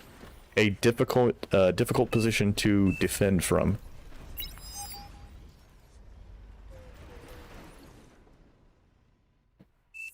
Flash is asking Useru to help Pet take the center point, where they'll get that bonus metal. All other metal in the map looks to be 2.0. So 2 metal per extraction point. There's a decent amount of resources on the island. Each island has, it looks like, 1 geothermal point.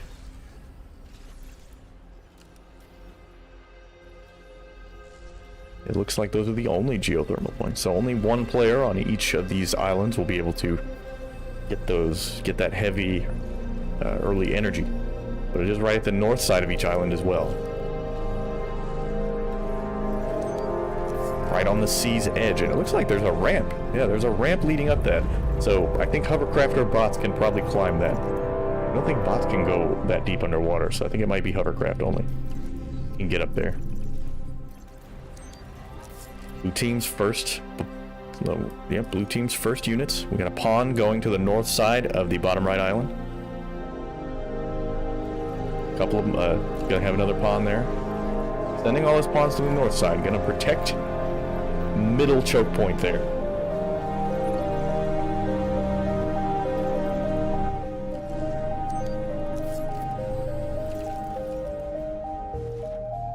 Each team sending some low-level units to defend against the possible ground rush. Now, if we're looking at the bottom right island on the left side, there are 2 land connection points to the neighboring island, and 1 land connection point to the center island. And we've got somebody has jumped on that metal extractor in the middle already. It's Asher. Pet C did not win the race over there. So the green team is going to take the advantage here. Laudrup is sending some units across. And it looks like he might be wanting to take this metal extractor here at the edge of the center base. Perhaps assist in defending this point. Asher's going to get 1 turret up, but only the 1 turret at the moment. But that will put him pretty high up there in terms of metal extraction. And he jumps to near top of the map, or, well, he's only pulling 13 right now, 22. It could be because he's running low on energy. Yes, he definitely needs energy right now. And in the connection, in the land bridge between the blue and green team, we have some medium level defenses going up on both sides. Nobody being aggressive on land at the moment, with the exception of the green team having pushed into the middle. Pet C is going to move in. He immediately deguns the defenses. Both turrets go down, nothing left. There's not enough units here to kill Pet C. He's going to focus down the worker. Probably should kill the bots. Get the bots. Volvo pointing out. Kapufa pointing out that Volvo has a navy. And that means Pet C will be able to take the center mechs, and he's going to start by building a whole bunch of turrets in a circle around it. So now the yellow team has control of the central island.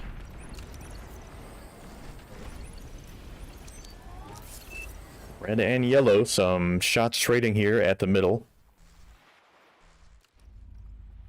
It looks like Atlantique lost a few ships and doing a drive-by on yellow. Blue team in the land bridge down at the bottom. Neo. Some more wreckage here. Looks like Neo moved in and killed green team.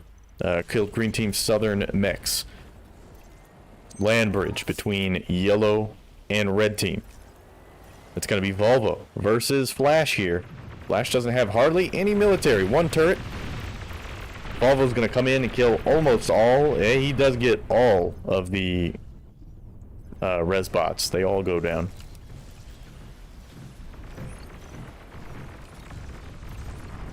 There's some fire going on somewhere. Not sure where. Somebody's shooting. Here we go. Over here.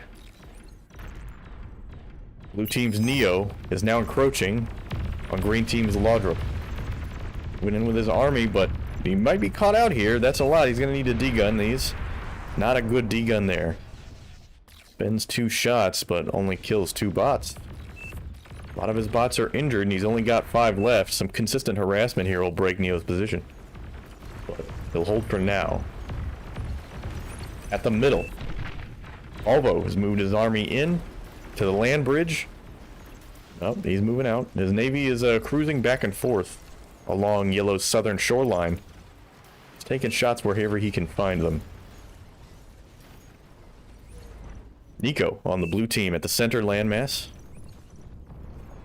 Looks like he's building some turrets. He's got a mech set up on the outskirts. Pet has uncontested control right now of the center mech spot. Now he's going to get some huge metal income once he can turn that into an advanced metal extractor. Down at the bottom right, Neo has lost most of his ground army. He's only got a bot left. A couple of heavily damaged turrets. He's going to start building a new one. Here comes some bot reinforcements. He's got some units coming in. He could use some res bots here to get this up and running a little bit faster. Green team has been relatively calm to yellow team. No real friction between them. Yellow team's primary opponent is Volvo and Atlantique on the red team at the moment, who have been cruising around with their navy. And unfortunately, Kapufa's naval structure is about to get caught out. Could not quite build it. Probably should have built it in the far rear. I don't think I would have built it that close to the front.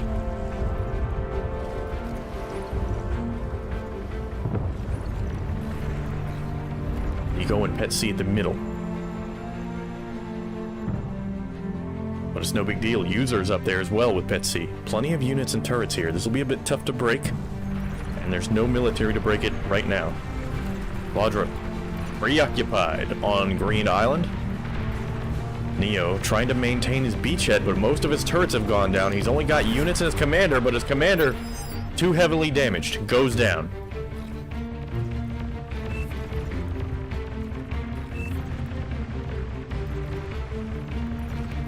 Is anybody going to be able to take it? Asher sees what's happening, moves his tanks in. His commander's on the way as well. They're going to try and jump on that and get that extra metal income. Kapufa calling out the navy of Volvo in the top left. Flash has made it to tier 2. He's going to start dishing out tier 2 bots, or constructors. Asher's commander reaches the bottom right landmass between Blue and Green Island, and they chase him off. Free access to that commander now. There's not enough units for Neo to actually fight this. Soap sends his bots in. He's now producing pawns non-stop.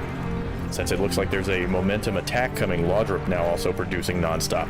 So it's going to be a battle here. Coming in one at a time. Should be able to hold this. Not looking good here. Laudrup really pushing in. Buying Asher the time he needed. Laudrup comes in with some res bots. Picks up a lot of that extra metal. So lots of metal going down for Laudrup. Be able to start tier 2 yet? Does not look like it. Why did he say 0? Oh, 3.0. I thought he was literally getting 0 metal from those. Laudrup's bots are starting to breach into Neo's area here. Just that non-stop tier 1 production coming in. They really need some static defense. They need more bots. Soap has simply stopped producing bots to send that way. You know, he's coming in from the cliff side, but he really needed to keep that bot production going because Asher's just going to run in, or Laudrup's just going to run in with a huge bot swarm. Kill everything. Soap's saying this is winnable, but I mean, Neo has nothing left to fight with. I mean, all his units are dead. His commander's also dead. I don't even think he has workers left. He tells him not to leave, but I think that game is over for Neo at the moment. Soap may win that fight and may be able to repel. And you know, maybe that's not even the case because here comes Asher. Asher's got some Janus coming in. So now we've got rocket bots on the field. Soap claimed it was winnable, but you really needed to keep those units going. You gave up way too much ground way too easy. Soap says that's rush tactics for you. You stopped producing units to send over there. Yeah, that annoys me. And I'm sitting here looking at it. Soap says we're good, but I mean, while true, he is starting to kind of repel them a bit. Rhydowix comes in. He starts sending some units that way. But that's a significant force built up on Blue's island. Green, a successful invasion on a blue space. What's going on elsewhere? Blue, Nico, invading the red island in the bottom left. Huge army coming in. This is kind of out of nowhere. There's no defense for Atlantique. Or Bruce here. Bruce has nothing to stop this. This is going to be a complete run over. There's absolutely no defense in the way. And all he's doing is producing sprinters right now. They're not going to do the trick. They're very fast, but they are not very good in close range combat. So we're going to see Bruce go down here. Back in the bottom right, on the blue island. Laudrup built all his units up in a big clump. Completely runs Soap over. Yeah, we're good. No big deal. Winnable, he said. Unbelievable. On the red island.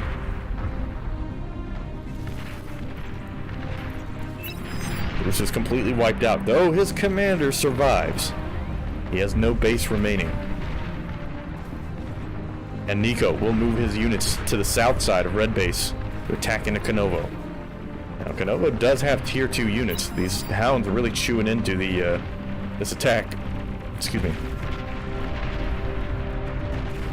Retreating these hounds, firing as he moves, fadeaway shots. Now, his wind farms are spread out. They won't chain react nearly as hard, if at all. He does manage to repel the attack. Nico's attack done for now. Back in the bottom right. Soap is wiped out. Oh, I'm so annoyed at Soap. I can't believe he did that. That was probably repellable, but only if Soap continued to mass produce into that. He had to fight it bot for bot, and he decided to stop, send his he sent his rally point to the top of this mountain area and was going to run in from the mountain. But Neo needed time to build defenses. He had time. He just needed some time. If he was oh my. And it looks like Soap is left as well. Oh, Soap has given all of his remaining units to Rydell. Which wasn't much, since Soap had been wiped out. But Rydell now has to contend with Asher here. Because Rydell's units are on the other side of the mountain. I don't think he sees them coming. On the north side, the land bridge, Green launching an offensive on Yellow's Island. No defenses here except for a few light turrets. This base is gone. For sure. Pet C is going to get wiped out. This is enough firepower. There isn't enough land defense. User was putting a lot of work into a Navy or a hovercraft force. And a Navy, it looks like. So there isn't as much of a ground force here. He does send some of his bots in to try and repel this. That's a ton of firepower coming in. Pulls in his Navy, trying to pull them into range. He's got a few hovercraft. He's pulling them in as well. Some rocket ships from offshore, but the base is gone. Nothing left. On the bottom right, what happened? Blue team basically wiped out. Rydell's still alive. He does have a Navy, but he is basically gone. He does have a ground force, but it's opposed pretty much evenly with Laudrup.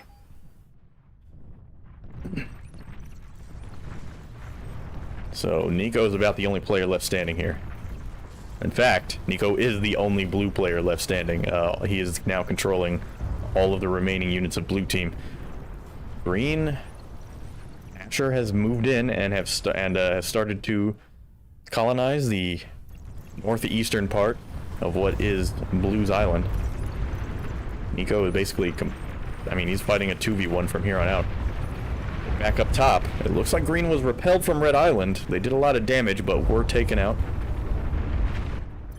Running a few units in there, bull rushing some tanks. Somebody's shipping sniper bots to the front, and a commander has gone down. Who died? It's probably User or Flash. Kind of hard to see because of the light reflection. But it looks like it was Kapufa. Kapufa's commander is dead, I think. It's either Kapufa or Pet. I think it was Pet, actually, considering he's the one that's closest to them.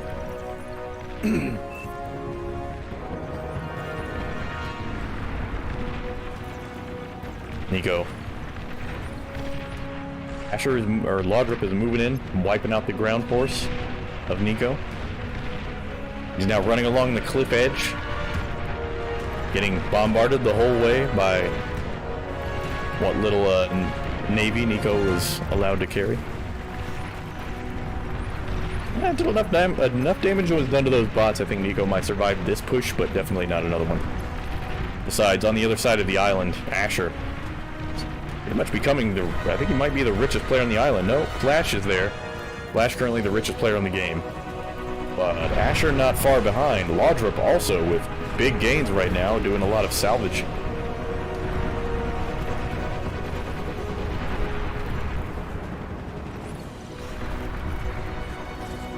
Now Green may have done some damage to the Yellow Island with that push. However, they have no sea control at all.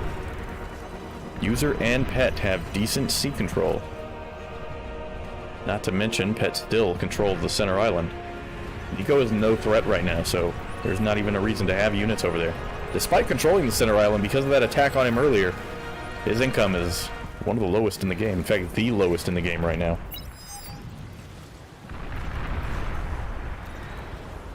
In the north, Kapufa rebuilt his sea production up in the top left corner.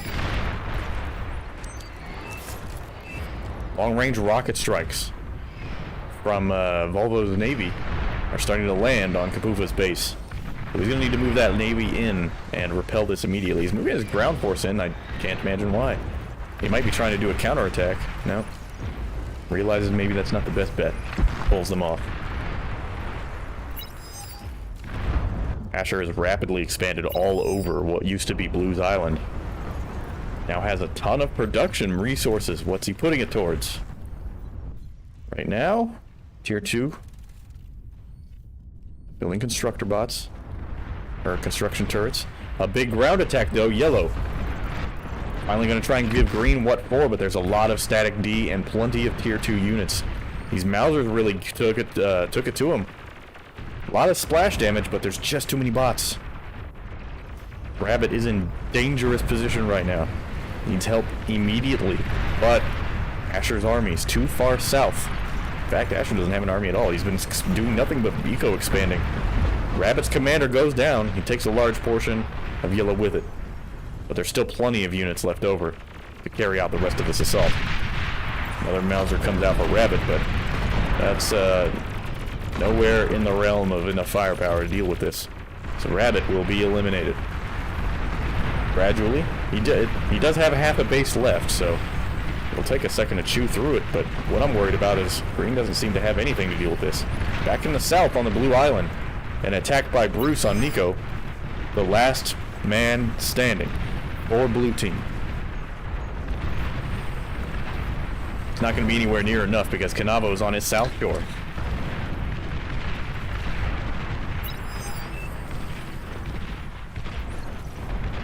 Volvo talking in French.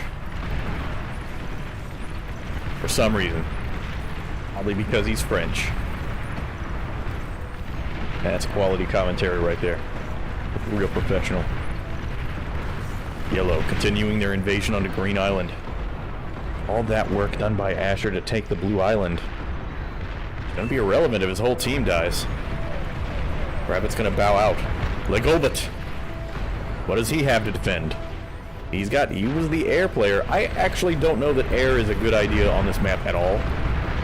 I think everybody probably should be focused. I guess Laudrup's position is the best for air, but the air player having a land bridge is probably really bad. He's also right on the shore. Not in a good position to do that. I think Laudrup's position here in the bottom right of the Green Island is probably the best air position in the game. Commander goes down for Legobit. Here comes an airstrike. Several fighters come in and just start wiping out these gunships. Is there anti-air? There's a little bit of anti-air, but it's not enough to deal with the fighter swarm. The entire air force of Legobit. It goes down, and it goes down hard. Nico, still only technically alive. His commander is still here. But without any energy generation, he can't stay cloaked at the moment. Laudrup. This might be the first engagement between a green and red team unit. We have Bruce and a couple of his hounds fighting against Laudrup's pawn swarm. Yellow team's still intact, currently taking Green's army. They are extended far though, with red preoccupied trying to take the rest of Blue's Island, which is no longer Blue's Island, frankly. Green now in primary control of both their island in the bottom right, but Flash has basically taken out the rest of them. Here in the top of what used to be the Green Island, now compromised. Plenty of metal up for grabs, not really any forces to take it. Asher moves in with several tier 2 units. We got bull heavy tanks and some Jaguars in place. A lot of damage here and relatively few units. I don't think they can clean up all of it. Or most of it even. I mean, there's a big ass army across the water, so I don't know how long that's going to last. But here we go. On the previous Blue Island in the bottom right, we have what looks like maybe the first real engagement between... We had a little bit of a skirmish earlier between green and red team units. Oh, what is that? Something hit those things from a long distance. Sniper bots. Very long range. Good for this kind of thing. Nickel and dime defense. For small swarms of enemies that can be one-shot by them. Pretty nice to have. Engagements have basically stopped between red and yellow team at the moment. They seem sort of stalemated, although I suspect, because Volvo lost his navy at some point in this game, yellow has total sea control. The only other naval units are currently Nico, somehow, who still has a naval production structure, but no real resources to speak of. He could take these fringe islands here and have a little bit of metal income, but he's definitely not getting back on that main island. Yellow has more or less stopped their attack on the green. Flash is setting up sharpshooters on the ridge. Nice position for them. They're going to have a great line of sight there. They are a ballistic unit, which means they will get a significant range bonus from being up on a hill.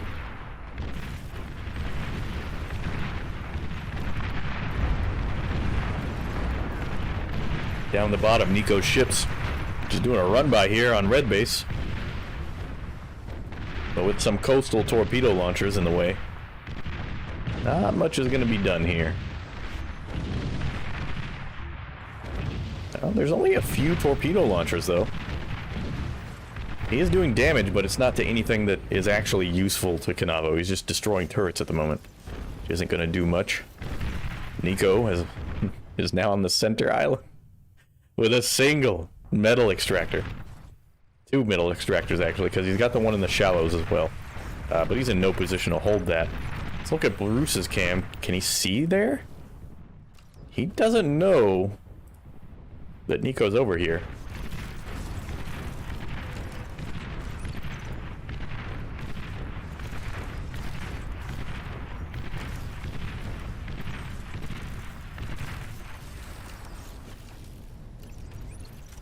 What's the state of the game right now? Green.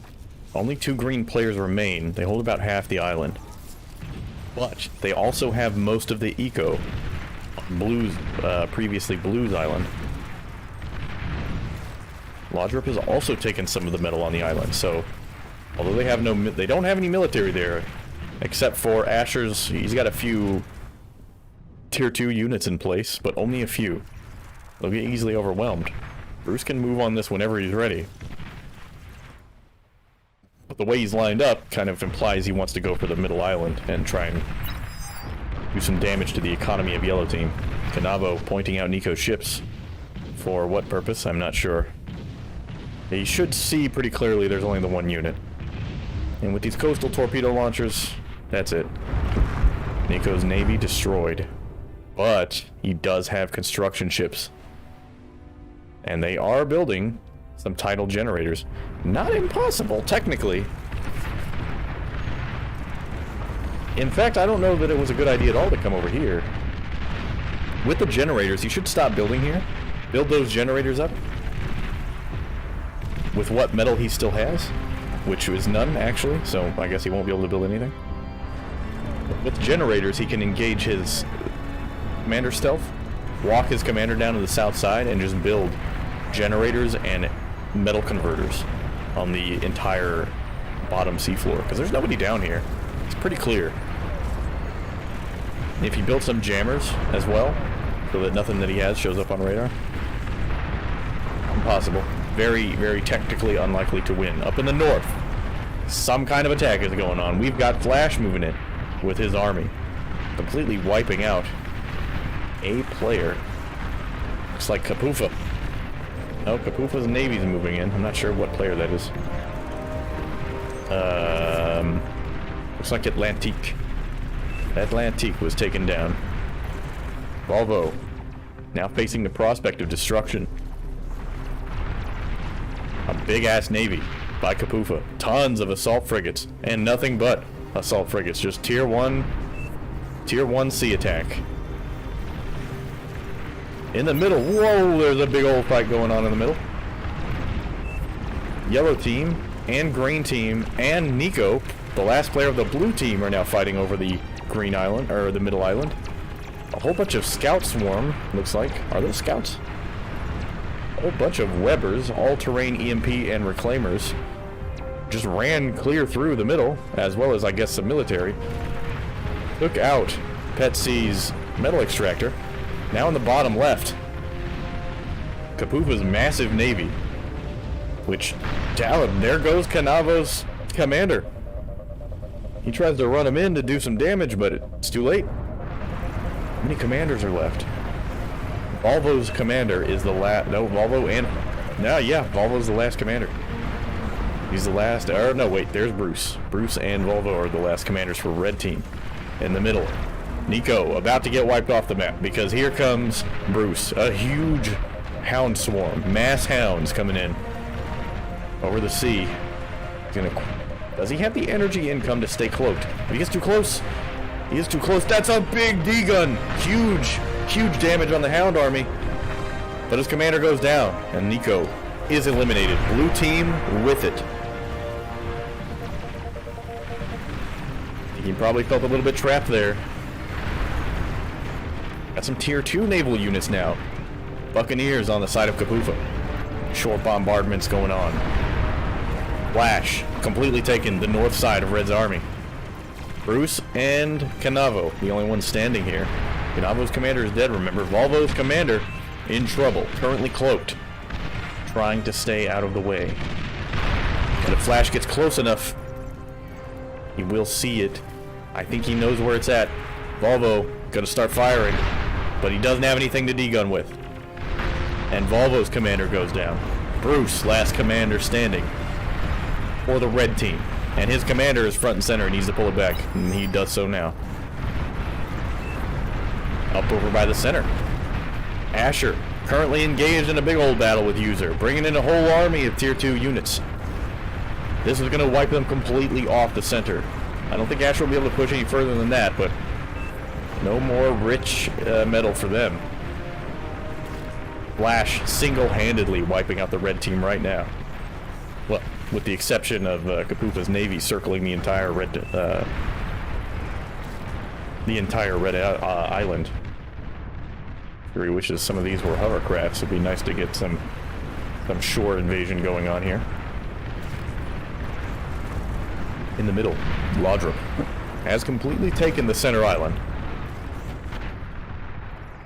And he's got some aircraft over here as well, making it a little harder to attack in. But there's a massive navy right in there, like the land bridge between the center and Yellow Islands. Huge navy. There's no getting through that with this land force at this time.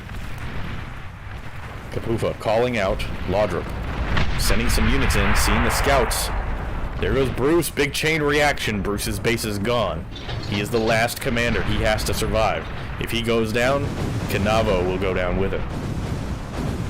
Commander needs to live. He's getting bombed right now by somebody.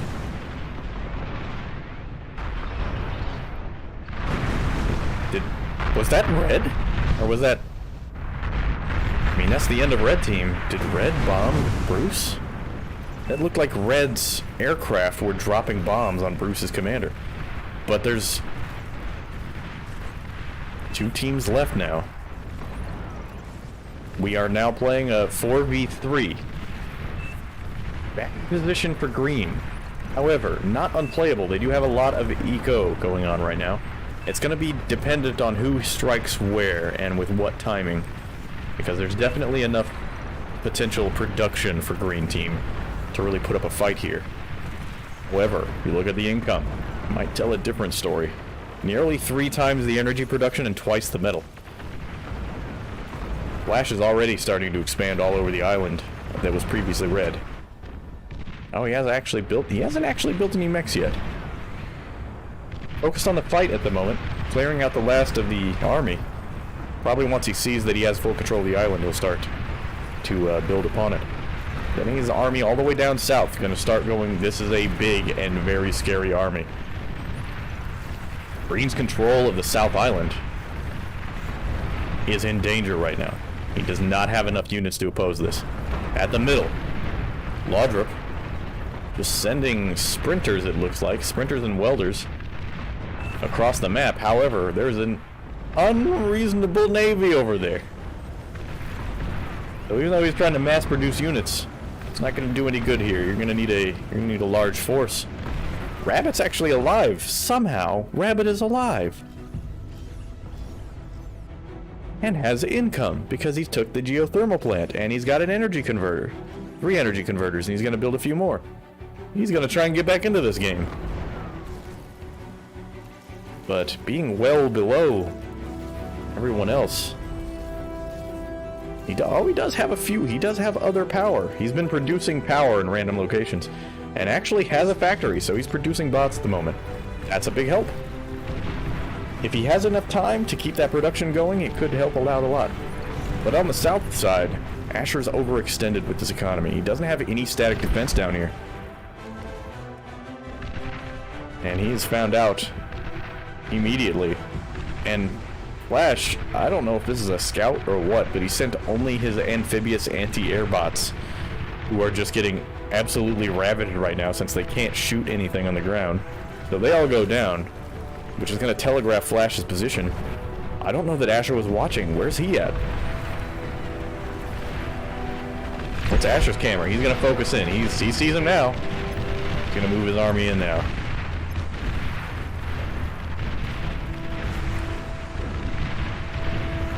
There's a full surround here. It should be completely destroyed. Gets the flank. Flash doesn't really have the military to invade the bottom island at this point. But we've got tier 3. We've got Marauders on the field. A dangerous unit for this map. Lots of water surrounding everywhere. Marauders can pop up anywhere they feel like here.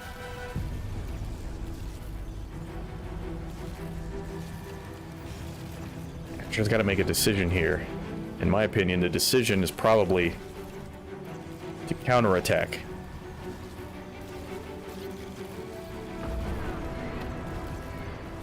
Yeah, total sea control. In comes Pet Seas Navy. It's just going to come in and do a shore bombardment. A huge number of fast assault corvettes come in. But they're a little bit too far away, so they're not getting damage done on everything. But Asher doesn't even care. He just throws his tanks in there. He probably could have sat farther away and took a lot less damage. This Marauder's going to go down real quick. But now they're in the water, they're not moving as fast, so they took an EMP there. Maybe that was a good bait? I think it was actually more impatience on Asher's side. That was a lot of army to die. And User, having watched that carnage, smells blood. He's going to start moving his army in now. But Asher's still got several tanks on the shoreline, so it's not going to be free eats. Moving them into the water like this, there's a lot of missiles and artillery you just need to hold at the moment. Look at the size of that army. There's so many hounds. Tons of welders also walking across here. There is a single tachyon, but alone, those things don't do anything. In the south, huge sniper bot force. Flash completely outranges his entire army, and that's a lot of DPS. Plus, they can all cloak. Although he's trying to cloak them all at once, which is burning out his energy. That entire army's going down. Meanwhile, Roderick has built his army up in the south, I suppose, preparing for the attack. Coming from Flash, but that army needs to go back to the north. I think we know how this game is going. They're bringing in everything, but he's just getting pushed back. He's basically out of units at this point. Asher's pulling in everything, all the ships, or all the units he has left. Meanwhile, Lodrop really did not respond to this at all. He's now mass-producing units directly to the front. And he's going to move what looks like a whole sprinter force. Sprinters do decent DPS. It's possible they could get a run-by on these snipers and kill them all. But to what end? There's a massive army still outside of Asher's base. In come the hounds. Way more heavily armored than any of these sprinters. And here comes a couple of Razorbacks. They're going to annihilate all of those sprinters. They could take that entire force themselves if they wanted. But the Razorbacks on station. South side's basically gone. Flash will lose a lot of these snipers. In fact, well, he just runs clear past them. He's trying to, well, it's too late for that. Looks like he was trying to do a long-term flank on Flash. Bombs being dropped from a bomber somewhere. Ultra finally has his own Razorbacks out, but we are past the point of this being a winnable game. Flash by himself has almost 4 times the income. And here comes a strategic bombing force by Kapufa, and I doubt there's enough anti-air to kill this many bombers. But they're not really spread out very well. That's a lot of construction turrets. Is he dropping the bombs in it? What in the hell kind of attack was that? He hit absolutely none of the infrastructure. That might be the worst bombing run I've ever seen. And they all just go down. Oh, what a travesty. I mean, that could have just ended the game right here, but Well, with 4 or 5 Razorbacks, 5 Razorbacks and flash to control, converging on Laudrip's base. The end is at hand.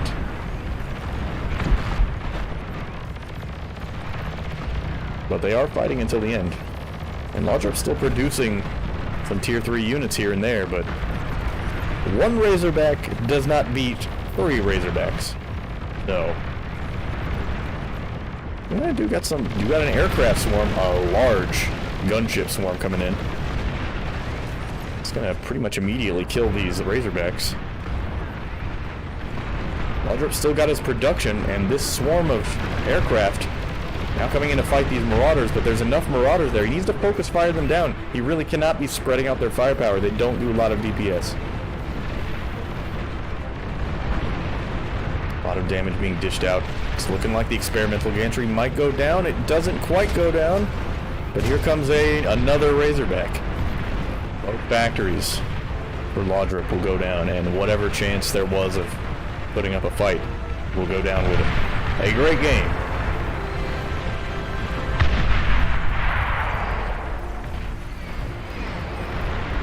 Once again, Air. I mean, Air actually didn't play a huge role in this battle. In any of the battles that happened here. I mean, I thought he was going to come in and hit that whole base, but he rolled right by the base. And blew up, I think, a pop-up turret, one of the Gauss turrets. He hit it with every bomber. I'm like, why?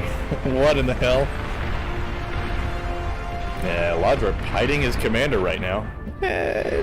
Look, you are not, what are you doing? What are you doing right now? You can't even build that.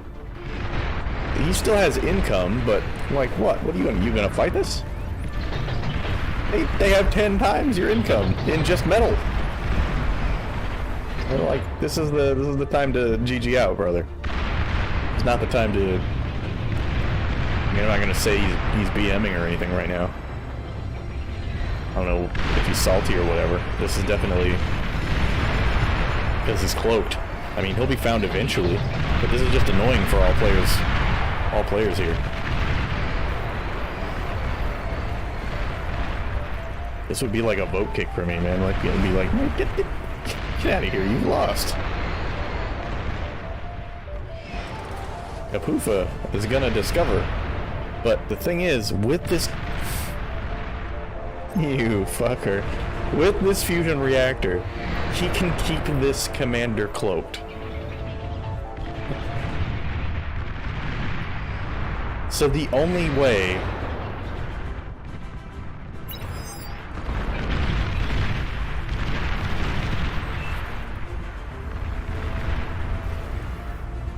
this is bad manners right here.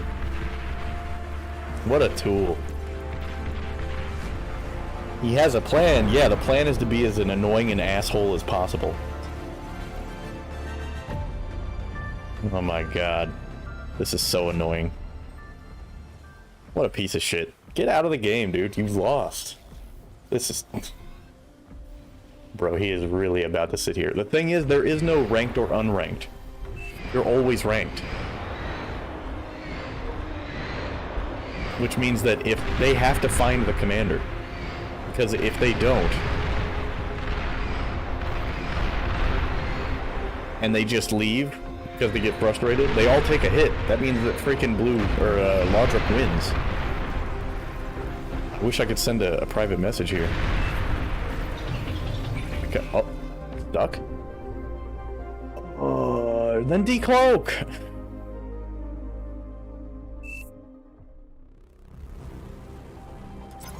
Can he decloak? Cloakable jammer tower. Yeah, stuck. Well, he is, okay, he is saying, wait, bottom middle. Bottom middle. Oh, you know what, he might have his camera rotated. He might have been playing with his team on the bottom.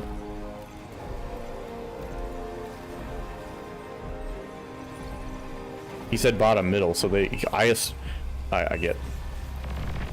Just leave then. Yeah, I was about to say, just self-destruct, dude.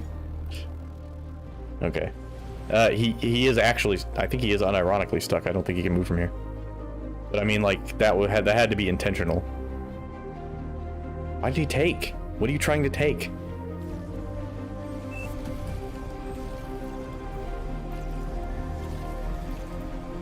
You should just resign. Like, what's the point? What is this?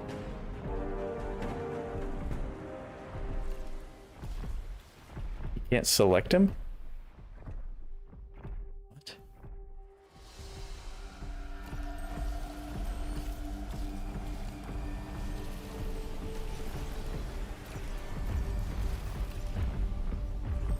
He didn't even give them a correct location.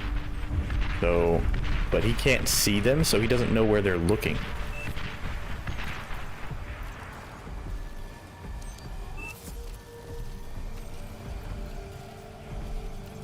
To the left of where you just fired? Where did he fire? See, he's saying to the left, but if his,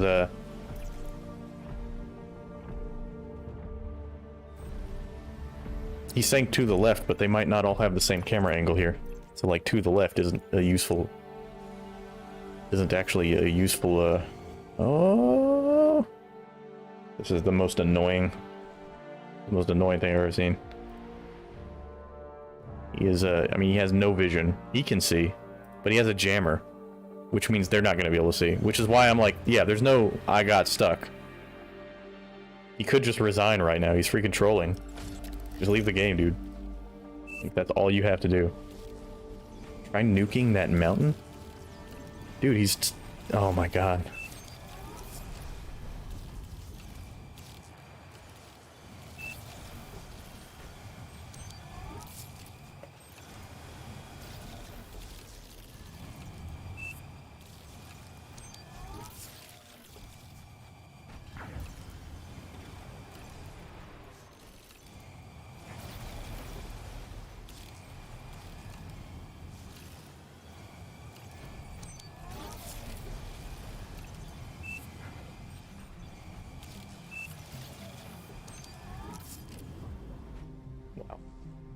Wait, yeah, so none of them can... I don't understand why he doesn't just leave. If he leaves, would that count as a loss? Stop to the... just to the left of a mechs, but on a slope. Yeah, okay, he said left of the mechs, which means his camera is oriented this way. So I was correct with that.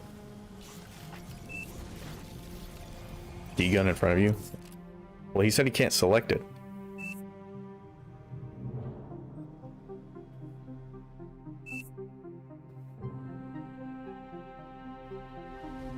You're rezzing bots on the bottom island? Does he actually still have... hang on. Oh. He still has this over here. A cloaked metal extractor. Man, this is annoying. Did they find him?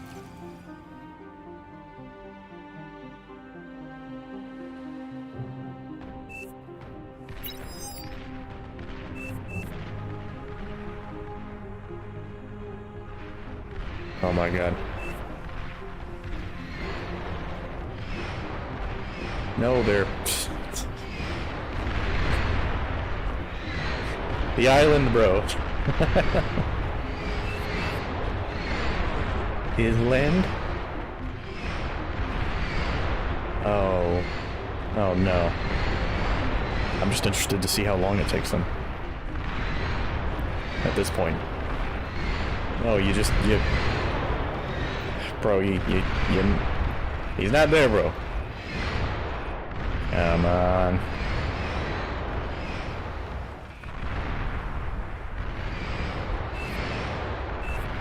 Oh, where are those missiles going? Yeah, there we go.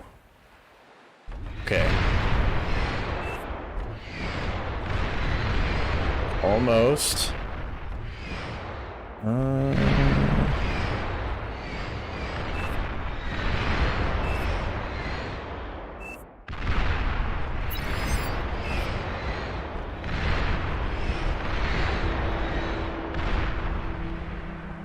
See, I thought he was trolling, but he is telling them where he's at. I'm just confused as to why he doesn't just leave the game.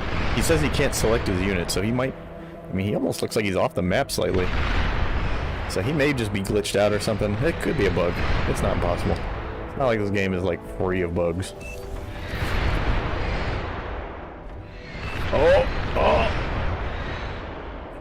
Oh. He's so close!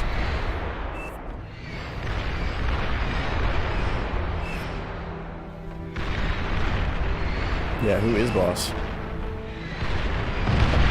Oh, with a nuke. With that, he should run out of energy. I don't think he can main... Yeah, he should run out of energy soon. He has now gained control of his commander. There we go. Okay. What?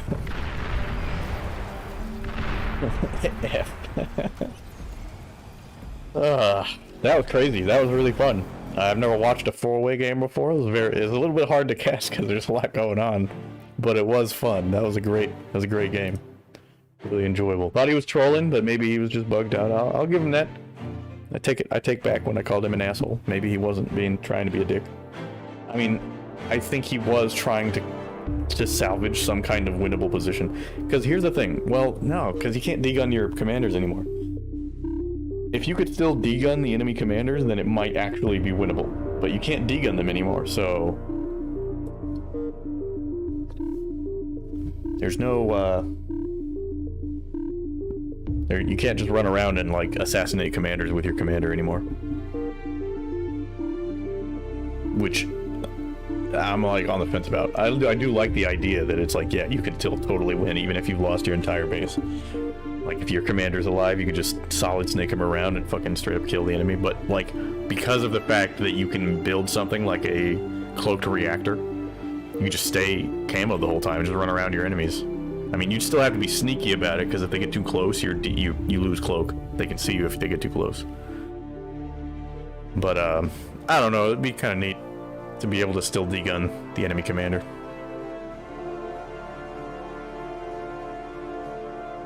Even though that'd be a bullshit way to win. You put all that work in to kill everything on the map and then fucking lose just because you built some cloak shit somewhere and just ran up and killed your guy. Alright, where do we want to go next? I mean, I have literally all day. Let's see. Max 25 skill, so this is a full-on newbie game over here. We have a 4v4 happening. At Speed Metal Bar. I haven't seen a game at Speed Metal yet. There we go.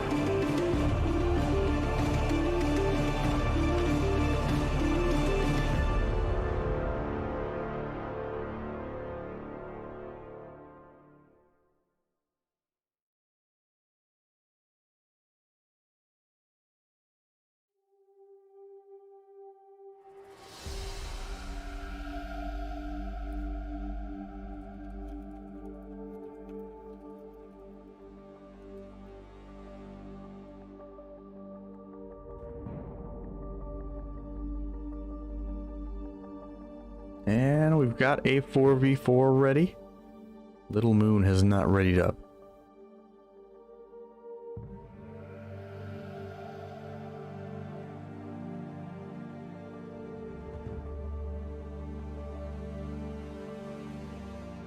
And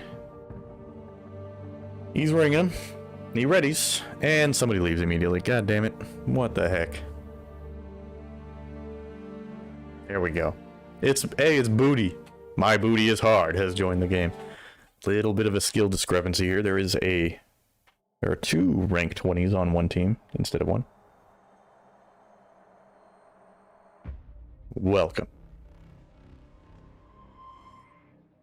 to a 4v4 of Beyond All Reason. We're casting in a map called BAR Heavy Metal. I've never casted here or seen a game here, so I don't know the map's properties. We will have to wait, so I can't do a dramatic intro because I don't even know what the map looks like. What is this eyesore? Oh my god, this is ugly. What is the... What? What the fuck?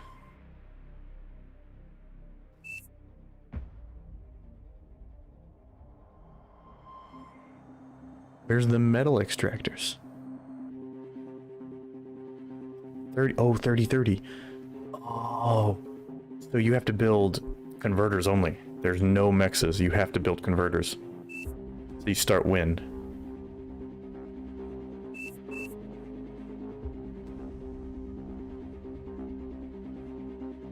On the blue team, we're gonna have Little Moon, It's Me Yeti, Rakune, and Kozimoto.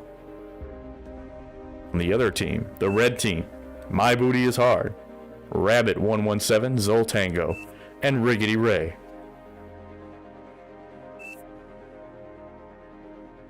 On this map, there is a minimum 30 wind speed, making any kind of wind power obscenely efficient, permanently, and producing the exact same amount of energy, which means you have to build wind power only and start building converters as soon as possible. Wait, but he just built a metal extractor. Can you extract from the... You can extract from the whole base? The whole thing? Never fucking mind. You can extract from anywhere on this fucking platform, and it's plus 30 fucking metal. Oh my god. This is like the Starcraft, there's a Starcraft map called Fastest, where it's basically this style of map where it's just a big block on one side, a big block on the other, and a bridge. And they have basically maximum eco-efficiency, infinite minerals, and they're always gold patches. So it's very similar, where it's just your eco is going to be crazy fast. It's going to be nonsensically fast. So they're going to be cranking out a lot pretty fast. Like, this is going to be a very quick game in terms of economy. We're going to see it scale up very fast. I mean, we'll see almost instant tier 2, and there won't even be a need necessarily for one player to like build only tier 2. They're going to have so much economy that everybody can just go tier 2 almost immediately. Very interesting. This bridge over bloody water? Yes, it basically is. In fact, the water even looks like it might have blood in it. But yeah, basically. This really awesome looking craggy, like an 80s like... This looks like an 80s album cover. Look at this shit. Got the fucking neon water. Oh, that's a sweet angle. Ooh, I can get some sweet camera angles on this map. We're gonna have a good time casting this. Ooh, nice little oblique. Rakune is going straight across the map. Oh no. Oh no. So we're getting a comm drop almost immediately. Other team not using comm drop at the moment. So they all still have their commanders on site. Yep, there he is. There he goes. Oh my god. Speed metal. Oh, and everything moves twice as fast. So they have double move speed on the metal as well. It is literally speed metal. And here comes the comm drop.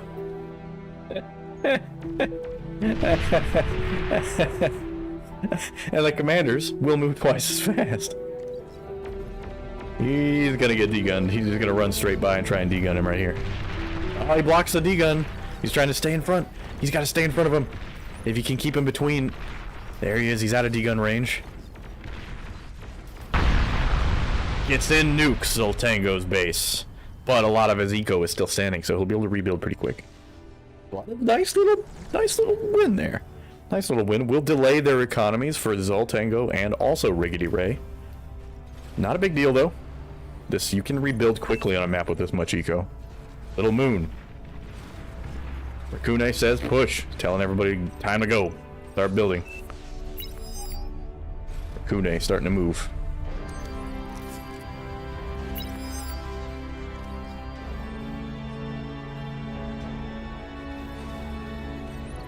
Successful commander push there. Took out a commander.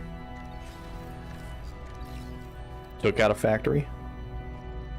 They have already rebuilt though. And there is that metal here, this extra metal. I guess it's not going to be as important though because you have so much extra economy. But I don't know about this. You need gunships. Yes, he is producing gunships. He's going to need them. They all need combat units yesterday.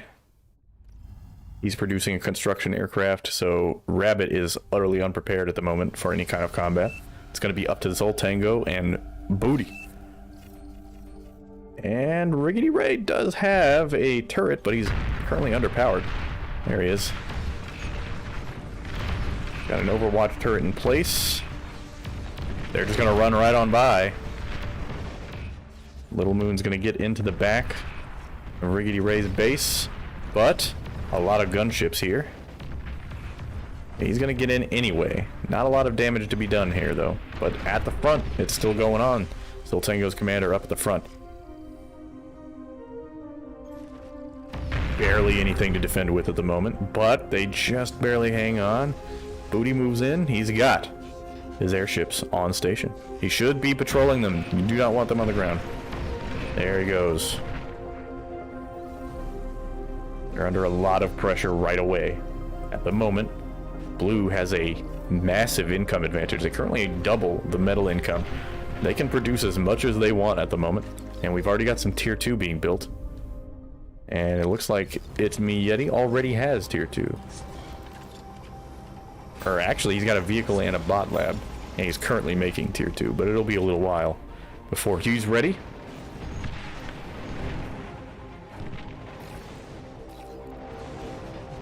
They do have a lot of static. Zoltango has a bunch of air defense. He's prepped. He is ready for an air attack. However, there is no anti-air anywhere else on the team, so it's going to be up to his anti-air to hold. So, hopefully, if they do attack with air, they go in through the north side. Currently, Booty's airships here putting in a lot of work. He's got some fighters overhead as well. Currently patrolling. Little Moon building up an army. Let's get a sweeter angle on this, shall we?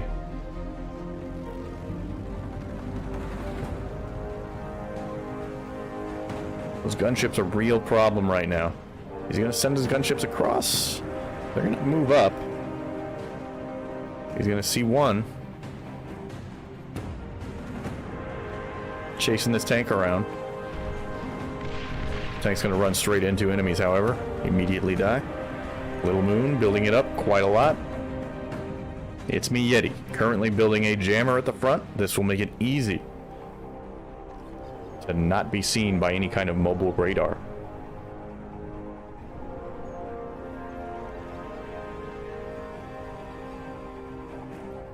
Wonder if it hurt them, giving them that near little metal boost. If we had regular incomes, yes. It hurts a lot less to lose your commander if you're pulling 30 metal per extractor. That is... normal metal income averages like 2 on a map per extractor until you get advanced extractors.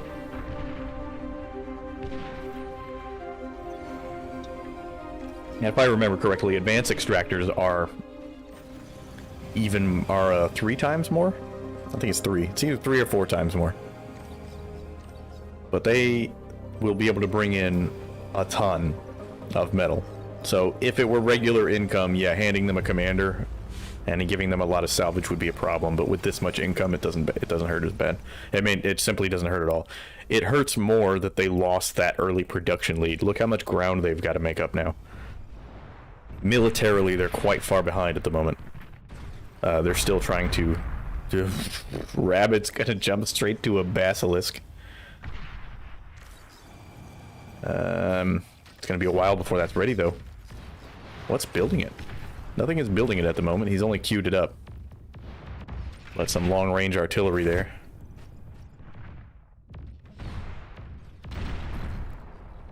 They're starting to run a few units down here to put pressure on them and at least get eyes on what's down here. So they'll see that Little Moon has a significant force built up. Meanwhile, It's Me Yeti. Currently running Trasher anti-air bots. And try and take down those gunships. That's going to be a real problem for Booty.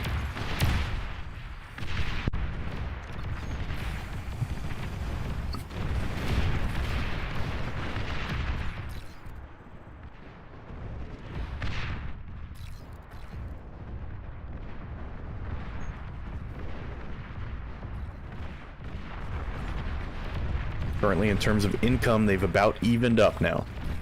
Mostly due to some, well, no, not even due to some salvage. Actually, red is now over blue in terms of metal income. Although they will bounce back and forth, but they've definitely caught up economically. But in terms of military, what's the tail of the tape here? And I'm going to go ahead and say probably units produced right now almost even, and almost even kills. So they couldn't really capitalize, actually. There's a slight discrepancy in unit counts for red because they lost a few more in those early attacks, but they've about caught up. However, they did lose complete control of the center. They have no control of the center, and they are in total defense mode right now. One thing the center allows them to do is build a lot of static defenses. So they can reinforce this entire center area, get radars up, start building artillery in this zone, to really turtle up on this center platform here, make it really difficult for red to proceed. However, they're about to start pushing Little Moon back here. Consistent army coming in. Rabbit's just producing pawns non-stop and sending them into the front. Every once in a while, some of It's Me Yeti's tanks coming in. Producing those one at a time, sending those to the front. They're not dying quite as easily as these pawns are, but the pawns are much faster to produce. Little Moon's going to pull back a little bit. There's still no static defense for the ground here. There is construction turrets. There are construction turrets, because I know English. So there are construction turrets here. Those do repair. So if he retreats, he can repair them. Brady Ray says, careful not to fight on mines. Where are the mines at? So he's actually got a bunch of mines down here. So reasonably well defended at this point. A calamity coming down. For Rabbit. 7 minutes from completion, 6.5. It'll take a while to be done, but once it's done, that'll be... What's its line of fire? Is it the entire bridge? It is about... Yep, it's the entire bridge. This thing can fire... I don't think it can fire the entire length of the bridge, but it does have a very long range, and it will be able to bombard the shit out of everything. Tier 2 units finally coming across. Some SAR heavy tanks are now making their way across. Do we have any Tier 2 response, actually? Surprisingly, I don't see any Tier 2 units. Maybe towards the back. Got plasma bots. There's some Sheldons. We do have Tier 2 units, but here we have an experimental gantry going up for booty. Rabbit, right now, mass-producing comical amounts of fucking pawns. Oh my god. Look at that pawn army going across. It's a real problem. That's gonna... They have no static defense at the middle yet. They have not built any. What's the static defense at home? Very little. Pawn army could actually absolutely do some damage here. They do have a lot of heavy units, though. So those are coming across. They're still doing the damage, but actually they're getting stopped. There's too much DPS in terms of mass-produced pawns. They're just... They need their own mass production. They need to start moving. They need to start pumping out a lot, like some tier 1 spam, or maybe get not a Juno, but some Razorback, something that's really high DPS with a high rate of fire. Get a bunch of that out. Start countering this tier 1 spam, because they're starting to lose their position a bit. There are some agitators, some static artillery, but against these fast-moving pawns, and even faster than normal because they're going twice the speed at the moment. Even with the construction turrets, it's not enough. They chain react. There's no construction turrets here, so when these agitators go down, that's it. They're down. However, these SAR heavy tanks trying to hold the line, but the thing is, slow-moving you really want lasers. You need things with lasers.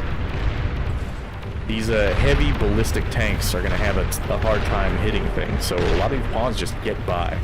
But here we go. We got tier 1 spam coming in.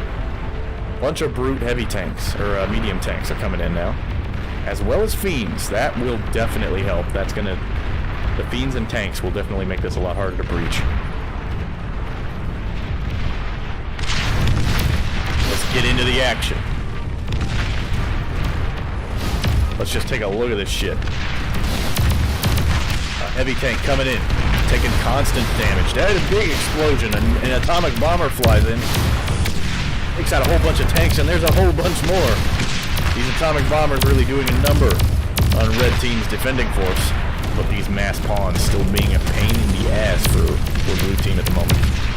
However, there's enough inhibiting them at this side. There's enough firepower. The pawns aren't getting through anymore to any great number. These fiends are really putting a number on them. What are those? Some kind of walking spiders over here. Heavy anti-air coming in. These atomic bombers finally going to have something to deal with. It might actually just be heavy bombers. I don't know. They're atomic bombers. Either way, really big hits coming in. Big damage. A lot of scrap. Nothing to get the scrap at the moment, however, and there's still enough Red Team units over there at the moment, and a bunch of mines go off. I think one of the enemy aircraft actually fell on the mines, which isn't good. If those detonated while a bunch of friendly units were over them, that probably did a lot of damage. 10 seconds until the Calamity is ready. Some plasma deflectors coming in, so he'll have the defenses, and it's finished. The Calamity is going to start firing shortly. And there we go. The beginning of the shelling.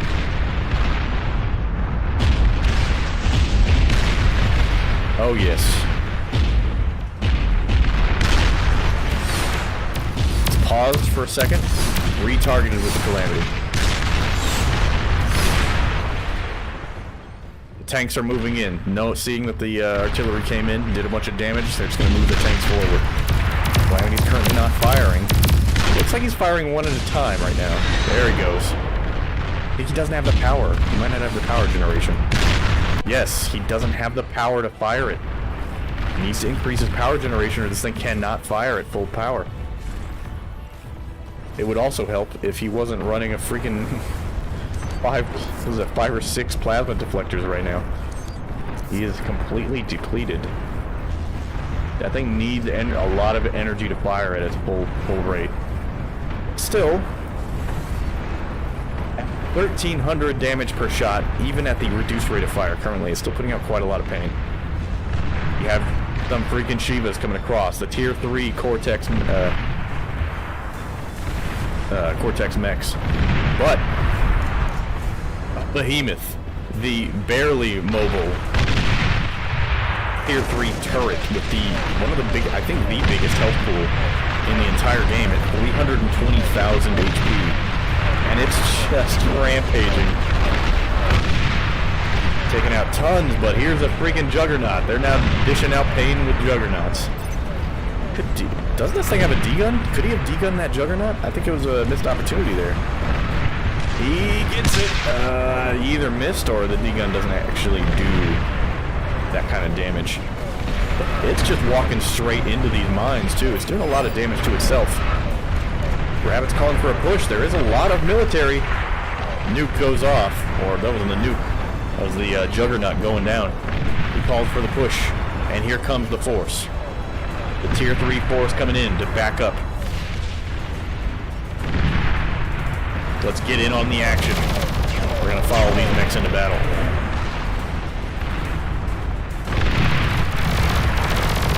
Massive DPS. That freaking Shiva melts. It's over for these Shivas. There's just not quite enough power.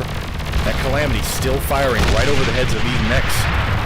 That thing fired a D-gun at something in the air. There's a lot of air. Is there a lot of air power to deal with this? Not really. There's mobile artillery. Another Juggernaut in the distance, stomping towards them. It's an iconic laser sound.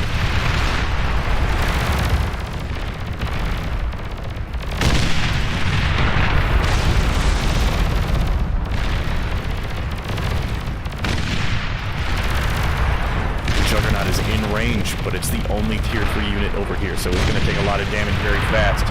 All these Razorbacks. He's actually going to walk his Razorbacks clear around. He's just going to dodge it. To hell with it. We're just going to throw straight for the base, but a lot of damage gets done. Tactical bombers coming in. We got atom bombs dropped on these mechs. but he doesn't kill enough of them. Plenty of them are going to get through. And the Juggernaut gets taken out, and this turret is still walking. Can anything kill it? On the other side, there was too much DPS for these Razorbacks to go in alone. You know, SAR, heavy lightning tank coming up. What's coming back up the path for Red Team? Still got that. How much HP does it have? It's not even at half health yet. 58% health, and it's just continuing. But a huge tier 1 wave coming to back it up. As well as some mammoth heavy walkers. Tons and tons of tier 1 spam. Another big ass mobile turret. Get home. Look at this shit. What is happening here? Are they gonna airdrop? No, those are all of those are flying fortresses. Now that's an air force.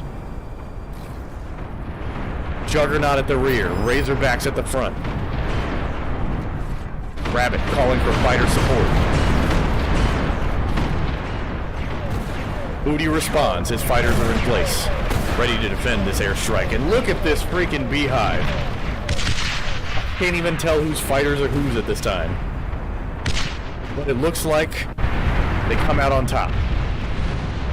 The flying fortresses continue. Most of the fighters died, but they did keep this flying fortresses safe. Another swarm of Razorbacks. Tier 1 spam back at the front. Turret still going. At 23% health.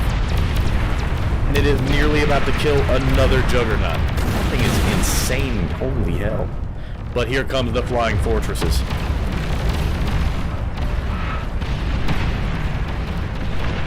Massive aerial DPS being dealt here. The Juggernaut goes down. There's a second Juggernaut by Yeti.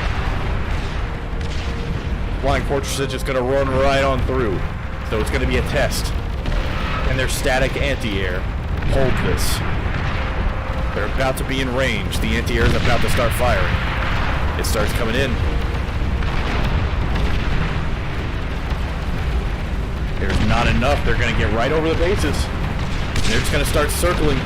Blue's taking massive damage right now. Tons of his eco going down. Absolutely nothing to stop this fortress. These dragons coming in and just doing catastrophic damage. Oh my god. Chain reaction destroys nearly every single wind turbine. Blue has no economy remaining. Everything went down. All of the flying fortresses are dead, but Blue's economy, and it looks like all his factories, also destroyed. He still has these fusion reactors, so he's got that. These didn't go up. Those didn't go up in smoke, so he does still have the power production, but he's out of metal. He has 2 metal production per second. All that he's got now are these 2 Juggernauts protecting him, standing between him and total destruction. He leaves! He left! Why? Why? You still have units.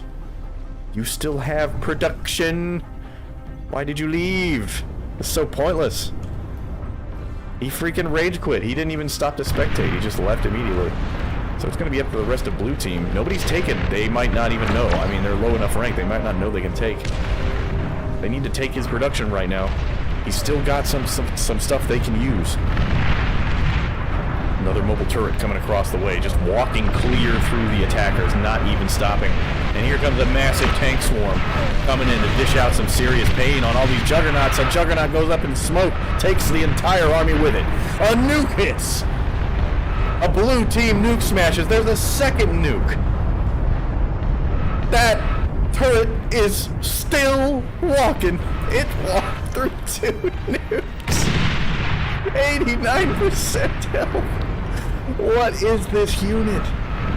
Oh my god. Holy hell. Now 2 Juggernauts and this turret. The behemoth.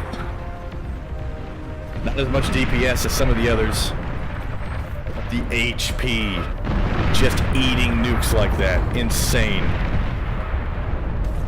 Last ditch. Looks like an anti-air counterattack. Went across, but there's a ton of fighters for booty. So that's going to go down. Now we have a big old mech battle. They need to pull these Juggernauts back. They need to defend. There we go. They pull it back. Walking the Juggernauts back in. I can't believe they just walked the Juggernauts right past Red Team's Juggernauts. The mobile turret's in the base now. The Juggernauts are in the base. What's there to stop this? There are mobile calamities. There are these shields are up right now, so they'll stop plasma fire for the most part, but I mean, what are you gonna do when they start firing lasers? I don't think those shields do anything to lasers. One of the Juggernauts goes down. The commander is dead. There are now 3 Juggernauts for Teal. Another Juggernaut dead. Takes a whole bunch of Purple's infrastructure with it. Green. I don't think Green has anything left. Little Moon's commander is alive. Rabbit calls it GG. Probably for the best. This battle's about over. However, Cozy in the green, asking for a builder. I don't think there's any winning this. I mean, look at this. We got another flying fortress. We got another behemoth. We have more Juggernauts. I mean, once there's no anti-air left, so once this Air Force gets here, it's over with. Another Juggernaut goes down. Cozy takes over. Little Moon has decided he is done and bowed out. Cozy now about to experience what the GG message is actually for. Long range heavy anti-air. Actually, I didn't think there was any left, but there's actually 4. They're actually kind of tearing up this area, but there is nowhere near enough defensive DPS to stop this. Look at this. Beautiful. This map is awesome. There's nothing to focus on except the road. He launches desperation nukes. There's nukes in the sky.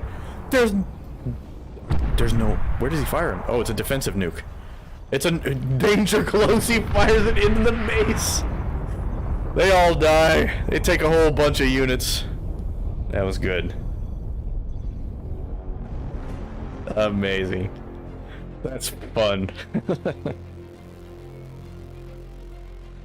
It is fun to cast that. There's almost no tactical complexity to that at all. It is just mass producing units using overpowered economies across a single fucking road. I kind of want to change that map up a little. I like mono road maps, but there are some changes that I think are useful for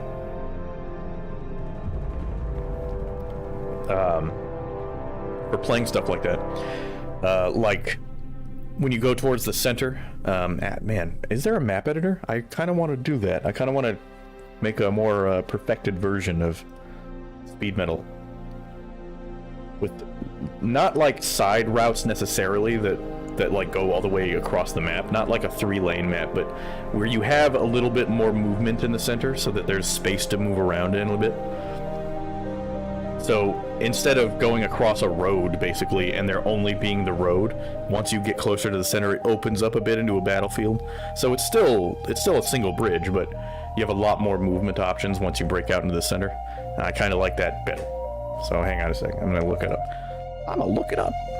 Let's see, Beyond All Reason map editor. Also, I would like to just make maps in general, but I don't know how. So, mapping quick links, bring map compiler. So it'll take, okay, so this will take some time. It's not like a proper, true map editor where it's like an easy to use thing. However, a photo editor like Photoshop or GIMP, I have Affinity, that'll work. A text editor to do some code editing, that's going to be painful. Mapping software is World Machine, and a set of additional tools to compile and edit or fine-tune map. Well, that's going to take some time to learn, so I won't be doing any map editing today, but I will be working on it. Could you make the soup can in bar?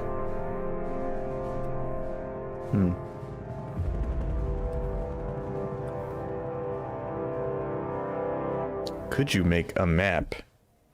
Could you make a dangerous map? Are there hazard zones in this game? I don't think there are. I don't think there's any kind of, what you would need to do that is you would need hazards, you would need like a teleportation feature. I don't think those things are in the game, so For now, no, I don't think it's possible to make anything like soup can. Let's see, a new map. New map, Whitefire. Hang on, I'm gonna join this. I'm gonna join this game. We have a tundra map here. 2 sides, a big ass ice lake. I think it might be total ice.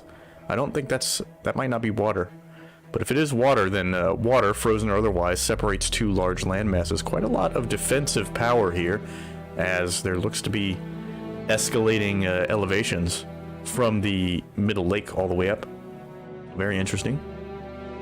Play the new map. Whitefire Remake 0.9. Oh yes. Oh!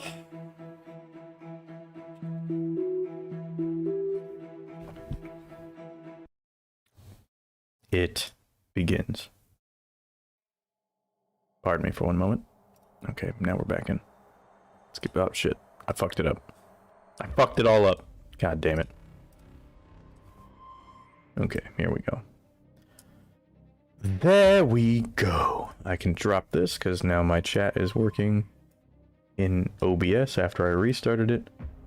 There we go. Now we can watch. Let's see what we have here.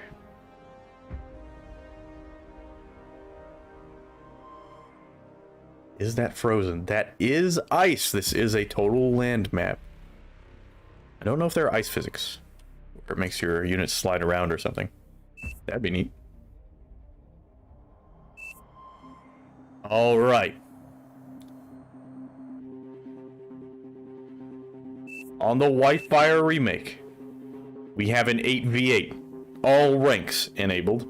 On the blue team, we have the king of all, Hebe, Scarecrow, Dorde, Passport Please, Odd Bobs, Stormlapat, and Mako.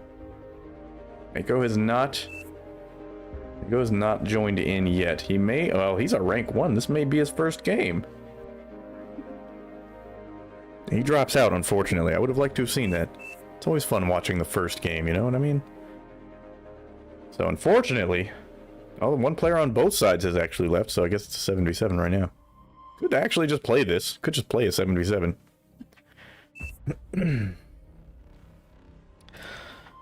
So, still playable at the moment. On the red team, we have Piotr. Or, I guess, Peter. Peter? Nast. Vsauce. Hey, Vsauce. Michael here. Bry. Mao Zedong. And Lebadzik. Actually, we have 4 players as part of a clan here. So we will have some... If I may be so bold, blue team has the highest ranking player, but when you have coordinated clan members, definitely help out quite a lot. Somebody came. Okay, Zach has now entered for red team, so blue's going to need another player.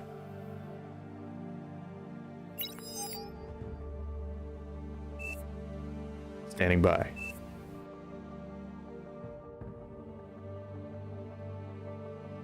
Standing by. I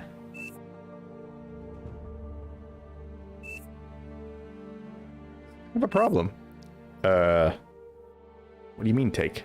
It's a 7v8. Did he have, Well, he didn't drop his commander. So are they just, the balls on these lads are just gonna do a 7v8, no big deal. They're just like, whatever. Fine, we'll win. We'll win anyway. So, but blue team does have the highest ranked player on the team at rank 37. I would say about mid-tier. Mid to high. So, it might even out. 50 seconds until game start. We have a forced start vote going on. Well, they go ahead and start the game at a 7v8. A risky proposition. The vote has passed. The game will start. The commanders hit the field. And we will begin. Pre-built structures queued up immediately. King of all takes. So he'll get 500 energy and metal at the beginning. However, I think you start with full energy and metal, so I don't know if that's actually worth it.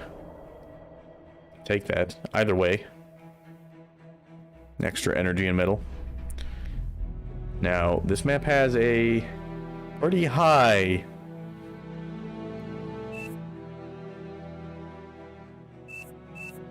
Right now, pretty high range of possible win, so solar is going to be the call for, I think, every player here, maybe. Yes, everybody seems to be going for solar at the moment. On the red team. Bior marks out the metal extractors he's going to take. Okay, that does seem appropriate. Somebody left the blue team. Oh no, nobody left the blue team, but Hebe took anyway. He gets some extra energy. Not sure what exactly he took. Maybe the King of All couldn't take all of the additional energy. Maybe he'll take an extra energy chunk. That's nice. Nice for him, King of All. Other players marking out their territory. Bior, the highest ranked player on the red team, marking out lanes for the newer players to, well, two of the newer players. Well, I'd say only one. The rest of them are rank 15 or higher. I don't know that they need any help in knowing where to go with their units, but we'll see. Either way.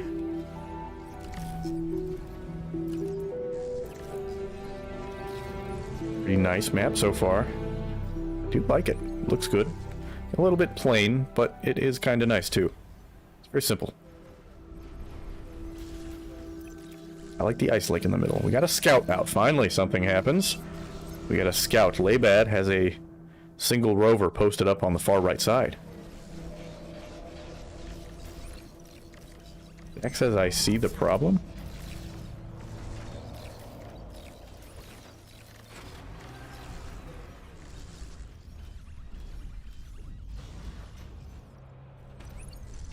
I'm not sure what that was about.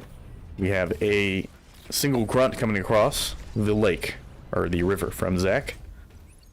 We'll be going to the midfield, heading first around about where King of All is located. Hebe, also with some combat units. A couple of grunts.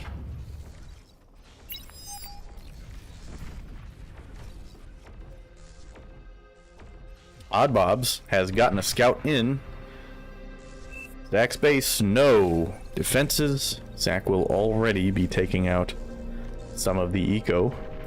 Now, they were wind turbines, so I would say no big loss, but he actually has a severe problem right now. Wind turbines not...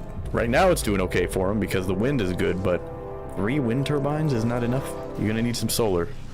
On the left side, Peter and Hebe have moved their commanders to the front. They're gonna start taking some of these mechs points. Nast is out there with Peter. Peter's out there alone, though. Nobody out there with him at the moment. Corday starting to make his moves to the north. Not yet. He does have units to the north, but his commander's hanging back, building metal extractors. Shots fired. Hebe's grunts bouncing around the outside. Takes a D-gun, dodges both of them, but still takes enough damage from the commander's laser. Hebe moving forward, needs to get some static up. He will start his turret slightly before Peter. His turret will be up just in time. And on the right side, Oddbobs has moved out on the lake. Laybad hasn't really put any pressure on him at the middle. Nobody's quite moved out to the middle yet. Back to the left. D-gun's going out. Peter taking out one of the turrets. Chain reaction kills the mechs. Hebe is forced to retreat slightly. He will get his turret up in time. And he's just going to move forward. Going to D-gun a turret. On the right side. Battle breaking out between Storm and the King of All. Oh, never mind. Storm is on his team. J-fucking-K. That was Zach he was fighting. Fighting some of Zach's units. On the right side, Mao. With a decent-sized army about to move out onto the river. Oddbob's out there already. Some static defenses, but not too many units far forward yet. Got staggered defensive line. On the left side, Hebe and Peter still trading out shots with their turrets. Nast building out there. Dorde moves up with his commander and his army. He'll be able to support Hebe from there. On the bottom, Odd Bobs. Does he see it? He does see it. They have total radar coverage on this area right now. He knows these units are here. He's going to move out and just push Lebad. But Mao goes in for the flank, and Odd Bobs pulls away. He needs to get some more turrets built here ASAP. He's just going to run up and build turrets at point-blank range? He is. What a mad lad. They're lined up perfectly. He could degun them right now. They get out of range. Mao's commander moves in. They're trading some laser shots, but nothing lethal at the moment. Back on the left side, Dorde. He's going to move in. He's got pressure on Nast right now. Kicked him off this metal extraction point. Hebe's low on power, so his turrets are kind of depowered right now. He's going to need some additional solar. He starts building it now. Right at the front. King of all. Significant army in center. Quite a lot of grunts here. Vsauce has a decent army. Well, I say decent. A couple of plasma bots and a couple of rocket bots isn't going to do it, but he is going to build some static. It'll only help him against scouts, really. Odd Bobs loses the static. He has to move back. It looks like he gave up his army. He must have traded out with Lebad. Mao is now in that area and dangerous. However, Storm and Passport have some units nearby. Mao won't get this battle for free. He does outnumber both of them, but both of them together might be able to do some real damage there. At the middle, King of all pushing in straight into Red's area. Zack feeling the pain of this grunt army. Lots of laser fire. He could probably dive this commander, but he... nah, probably not, actually. That's an easy degun target. He needs to spread his units out a bit before he tries something like that. Besides, why do that when you just run on by? Bior calling out for help. Mao pulls his whole army away. He's going to try and chase this down, but he's very far away. Nothing he can do about it. Lebad's going to move in on Odd Bobs. With Mao's army pulled away, though, Storm and Passport are in a position to help here. Odd Bob's commander might go down, though. He is surrounded. This commander is definitely dead. It's the first commander kill, I think. It's going to go to Red Team. Odd Bobs loses his commander at the front. It's a lot of build power. Kind of sad that neither of his teammates nearby saw what was happening and jumped in, but they are all on the lower end of the rank side, so probably just too focused on ecoing right now. He's going to move his units in at last, is Storm. He's only got a couple of tanks and some artillery, though, not enough to really fight with. Meanwhile, Passport pulls his pawns up to the front.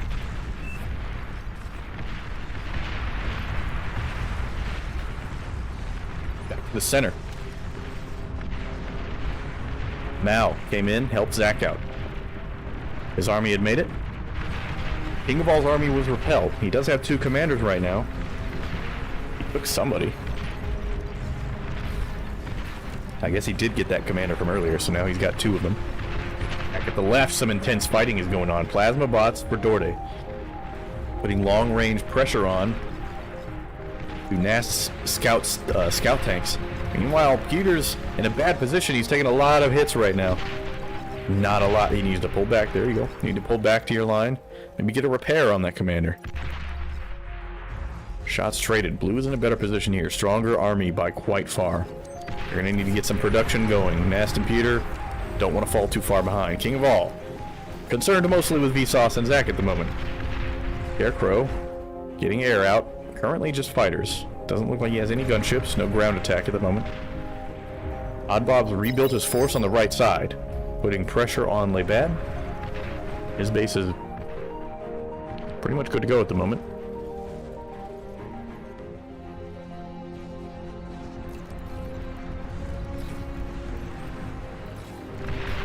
Back to the left. Plenty of shots being traded out here between these two. Rockets now for Hebe. Able to outrange those turrets. He'll be able to keep jousting with these and putting on them the pain, but there is artillery bots. We've got artillery tanks in the back line putting some pressure on the rocket bots, now forcing them to back off. Hebe's going to pull his light plasma bots forward. In the meantime, Dorday just holding the line right now. Nast slowly building up a more brutal emplacement, and he'll have artillery done in 18 seconds. So he'll get the range initiative. Dorday will have to decide, does he push in or does he stay at the back? He does have a decent army here. What's important is he has both the rockets and a lot of plasma bots. They're a lot tankier than the weaker pawns and grunts. I think he's playing an armada, so it would be pawns. They're a lot tanky. They have 3 times the health as a pawn and do a lot more damage, plus more range. But they are a lot slower, so. But with that DPS and health comes the ability to break defensive positions. And, well, he finished the artillery, but it wasn't actually close enough to get any damage done. I think you may know it's there. It does fire. Well, it's definitely close enough. Dorday gonna start taking artillery fire now. Gun now active. It may be because what does he have radar? He does have radar. He's just gonna move the army in. He's gonna start putting the pressure on. He's got a lot of artillery tanks as well, so that's a problem. Dorday's gonna go ahead and push forward. I think that's the right call. Put pressure on the army and try to keep moving so that the artillery can't really zero in on you at all. Just gonna that's a lot of plasma bots. He's got mostly rockets and artillery. I don't think he realizes he could just run this over. What's happening on the right side? Laybad launching another attack on Oddbobs, but there's enough of an army here. He does run over Oddbob's economic position, but there's plenty of tanks to push this off. Back at the center, King of All with a massive army of grunts. So, not that much to worry about at the moment in terms of just DPS. But they are here. Vsauce actually has a heavy laser tower. Pretty entrenched position. King of All can't really do anything here. Nast still keeping Dorday at bay. Dorday doesn't realize he could just run this over right now with these thugs, and he's backing off and taking artillery fire. Oh, it's a waste of an army. He had such an opportunity. Now he's gonna push in with significantly fewer forces, and none of his artillery's backing it up. None of his rockets are in place. He loses the whole army for nothing. That's disappointing. Whoa, big pings going on somewhere. A huge army coming up the hill. Laybad and Mao both jointly pushing. Scarecrow pinging the shit out of it, saying, oh god, here come the tanks. They're gonna get through. Really gonna get some economic damage here. Good focus on probably just getting the, he's gonna focus on the factory. It will be an investment to rebuild that. He does get it. Tanks are still in the back line. He's just gonna go straight past Oddbob. As long as he keeps driving, he can keep doing out the damage. However, Passport, his commander's in the position. He's in range to deal with this. He'll take out 3 of the tanks immediately. Oh my god, but the chain reaction Passport lost all of his metal converters. All of them. That's a massive hit to his metal income. He's back down to only 11 metal per second. Catastrophic economic damage. Probably not necessarily preventable, I would say, but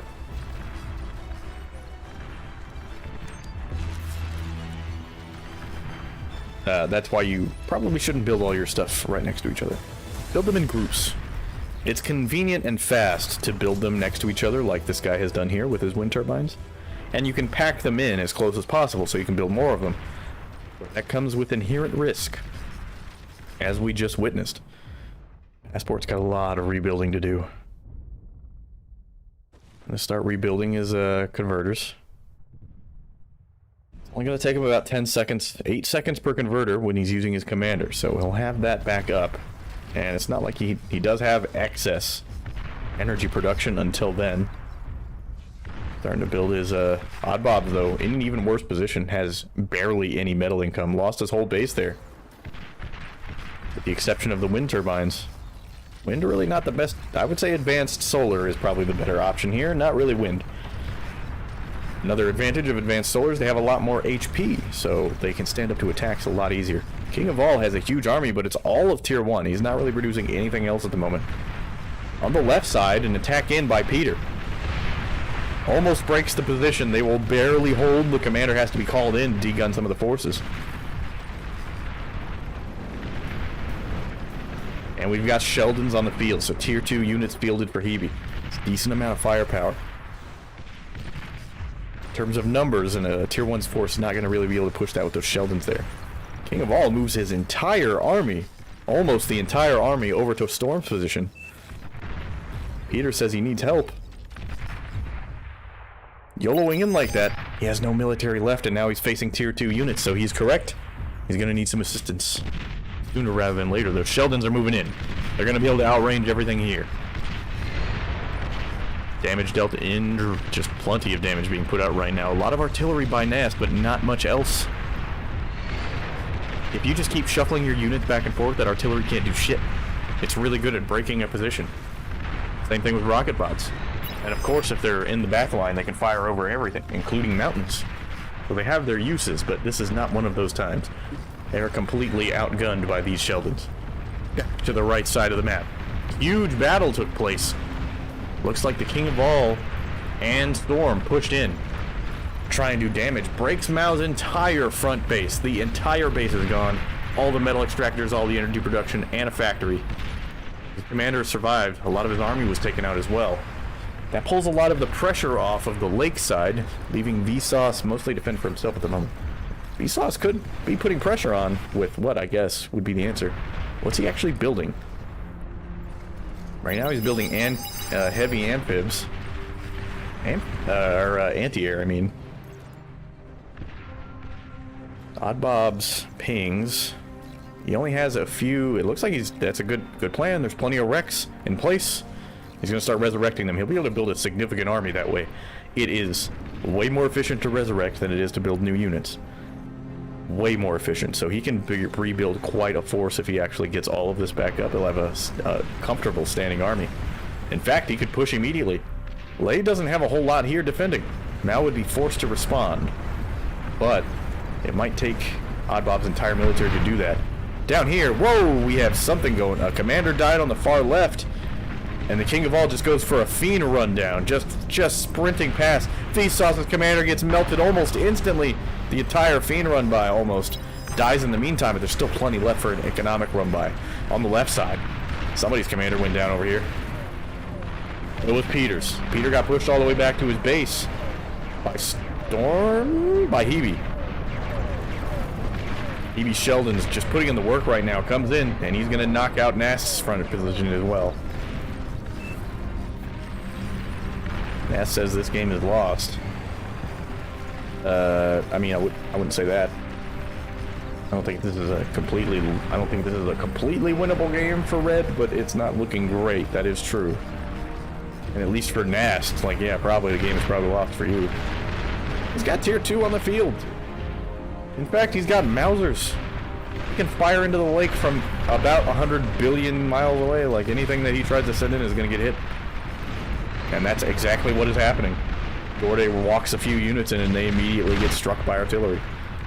He's got the units and the damage output to really put up some serious fight here. So he shouldn't give up quite yet.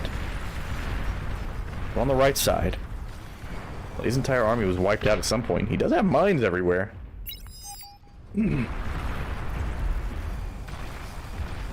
So that has become an extremely dangerous position to attack into, and I don't think any of the blue team members are aware of those mines. Vsauce, his entire front position is wiped out, but he has decided he's going to attack anyway. He does have a mammoth. Desperately needs to repair that. That mammoth is a huge asset to him right now. People just don't repair enough in this game. Did you know you can actually designate an entire area for a bot that can repair to go down and repair in? So you can just box out a whole army. Just be like, go repair everybody in that army, please. Yes, thank you. Because that mammoth is nearly dead. If he repaired it, it would be a great asset in pushing this position right now, especially with this warden up here. King of All has cloaked his commander. What's he gonna go for? This is a very dangerous position. He is jumpable right now, and he is running out of energy.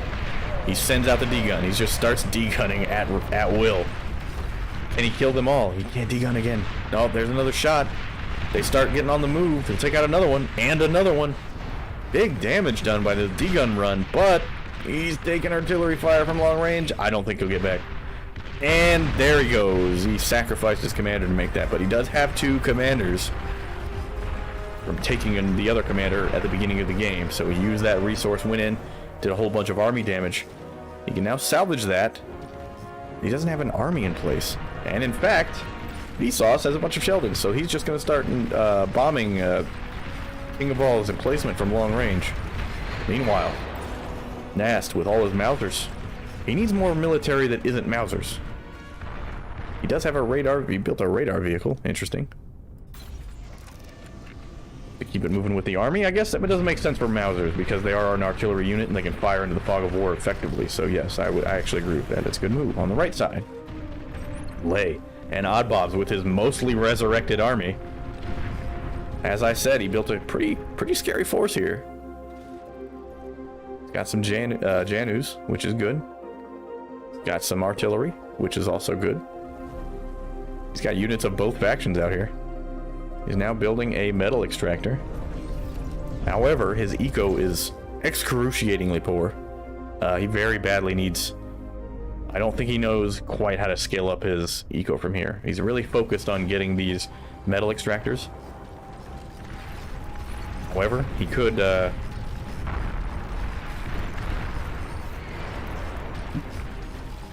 He could instead be increasing his energy income and going for converters instead, which I would say was probably the best idea right now. Because he'll just run his army out trying to constantly control these metal extractors. They're good to have in the beginning, obviously, but like there's other ways to get metal. Over here on the left side, shots being traded out. He moved those Mausers too far forward. With no other support, he needed other units besides just the Mausers. Now they're taking off running. Be out of radar range now though, so I can get back up into an attack down here at the middle. It's gonna be a fiend run by Bior. Just gonna sprint a bunch of fiends up here. He'll do some damage, but the King of All had fiends of his own. But these Sheldons just pummeling these fiends from long range. Absolutely nothing they can do about this. They do not have the range, but if they get in close, that's what King of All is banking on, but they're just dropping. He actually puts he leaves some Sheldons in the front to body block, as well as to absorb some of the damage. Almost all of the Sheldons get out completely unscathed from that, so that was a great move there. King of All really spent a lot on that. On the far right side, finally building some energy converters, is Dorde, and he has got up to 44 metal income now, so he is definitely rolling in that shit. But he is going to need... He's definitely going to need some more energy. You can see his energy bar fluctuating very rapidly. He's going to need more energy soon. Preferably in solar. At the middle, King of All just going to run his fiends in yet again. He's going to jump on these Mausers by Nast. Nast just trying to hide out from his earlier attack. Loses every Mauser here. What he's got are his units on the left side now. What do we got? We have... Why? Why? These don't fight. These just jam radar. Why have you built so many? You could build a static one. It would probably cost way less. He's got a bunch of radar jammers, so... Alright. I mean, running a couple around with the army is a good idea, but I don't think you need that many. On the far right side, mostly just artillery jousting going on at the moment. Shell Shockers by storm. Dropping bombs on the spread out army of Mao, who could just be patrolling them. You don't need to make them stand still. If they're patrolling, they'd be a lot harder to hit. Lay getting attacked right now by Oddbobs. Storm is going to come in and support for the rear. This is a massive army. Lay absolutely cannot fight this. He starts to pull his units back, but maybe too late. Lay pings in a panic. Storm and Oddbob is just going to rampage up. Is Passport going to take this opportunity? Looks like he will. He's going to move in. Mal wakes up, starts moving his units in place, but those are just pawns, so they're going to get melted. Blue has almost total control of the river at this point. This huge battle going on, raging on the shores of this frozen wasteland. There's plenty of turrets and artillery done, but it's not enough to stop an entire army of this size. Doubly so if he moves in his res bots, which I assume, which he still has. He needs to be resing right now. He's not really paying attention. That's fine. I forget them all the time. I'm not going to criticize harshly, but he does have them. We should be coming up behind this and resing bots. He should actually pull back right now and start resurrecting all these bots in the back. He's just going to spend all these tanks. They get a little bit too hooked in, they tunnel vision in, and they're running into heavy defenses at this point. There's a choke point there. Storm, finally feeling the heat, pulls off. You're going to remember that he has a huge squad of grave robbers that could be resurrecting bots right now.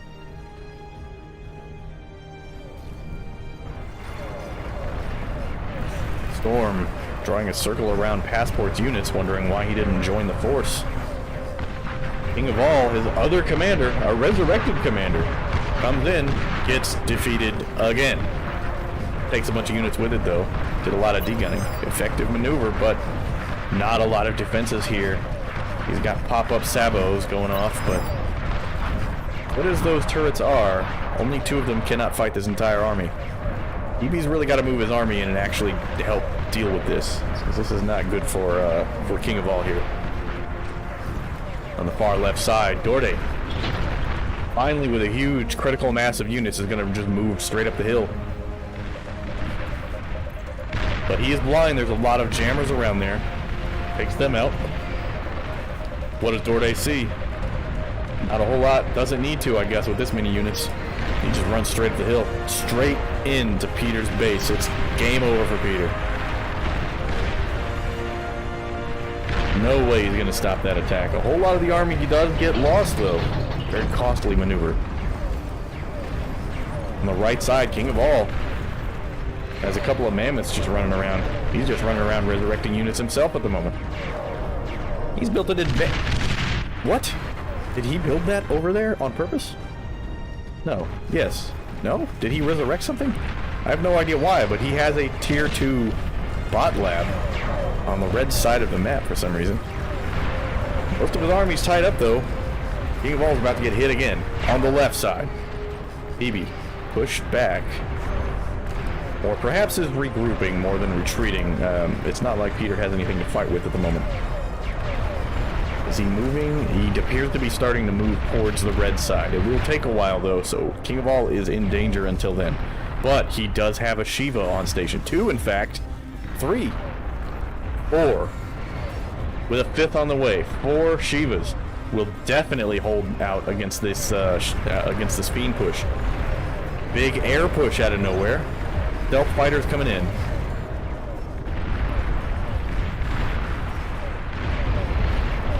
He may just be going in to clear aircraft, maybe clearing the way for nukes. Does he have nukes? Yes. Does he have any stockpile? He has none stockpiled. He is probably checking a little bit, scouting out, seeing if he can spot some anti-nuke. Red, successfully distracted by Hebe's massive army. Hebe's going to start doing a little bit of a retreat here. Dorde, with his less impressive army, is moving up. He's going to be the cleanup squad, taking out the rest of Peter's stuff.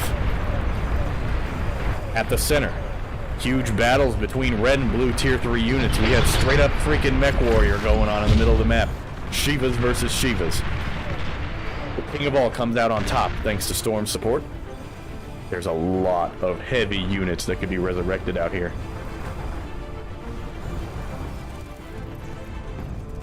And an attack on the far right. Now, Odd Bobs. With his commander dead and only a little bit of static defense, 4 beamers definitely isn't going to help this. Passport's not in position. So Mao's just going to run up the hill straight into this base.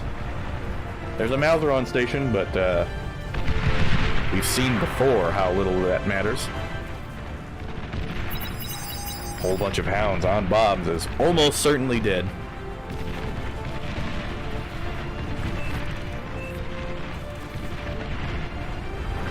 Passport really late on the draw there. Odd Bob's are going to get wiped out, but Passport will get in place. Should get in place with his army, plus his commander's there, so a D-gun is in order. He's just taking massive artillery fire, and his whole army gets taken out with it. And not the whole army, but a lot of them. Anything that could have shot at Mao's army died in that explosion because he didn't move his commander out of the way. That gave Mao the space he needed. Scarecrow comes in, dropping EMP bombs now, trying to freeze the army up. Good, give him just enough time, I think, to respond to this. Completely locked down by EMPs.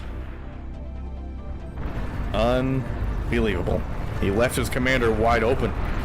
Took his whole army with it. On the left side, though, things might not be going for blue, or going well for blue on the other side of the map, but over here we have a whole force of Shivas. And a whole lance walking up the hill, dropping heavy missiles and firing this artillery. God, I love the Shivas. I love the mechs. The Shivas and the Razorbacks, probably my favorite units.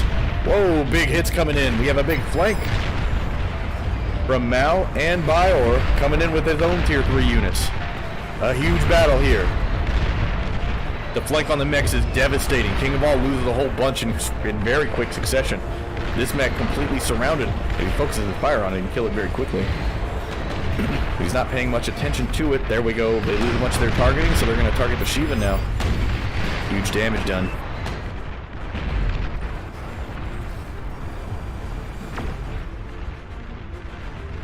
In the meantime, a whole bunch of tremors on this side, just dropping enormous quantities of ordnance all over the battlefield, but they're alone right now.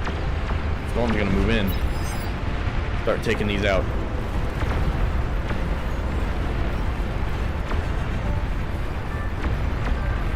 On the other side, Red doing his damnedest over here to try and protect this. If they get into the back, these advanced fusion reactors will go up in smoke. All of the construction turret taken out in a chain reaction. A whole bunch of the converters. These fusion reactors are in a bad place. He definitely can't lose those, but he's lost a ton of build power.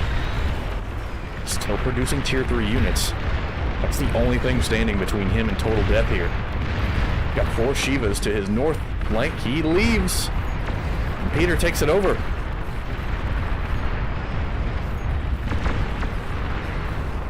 Leaves the game, but in the bottom right,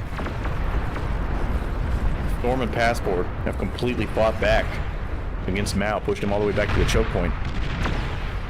With these starlights here, there is nothing to stop this. That is a lot of long-range, single-shot damage he can put out. And they are taking some hits. He actually loses one of them, but fadeaway shots on the Hounds. A whole bunch of things actually died there. Storm has to retreat. But here comes the Air Force. A huge Air Force, actually. Blizzard. Or not Blizzard, Scarecrow. Coming across. Who's he going to go for? Peter's lost most of his production and economy.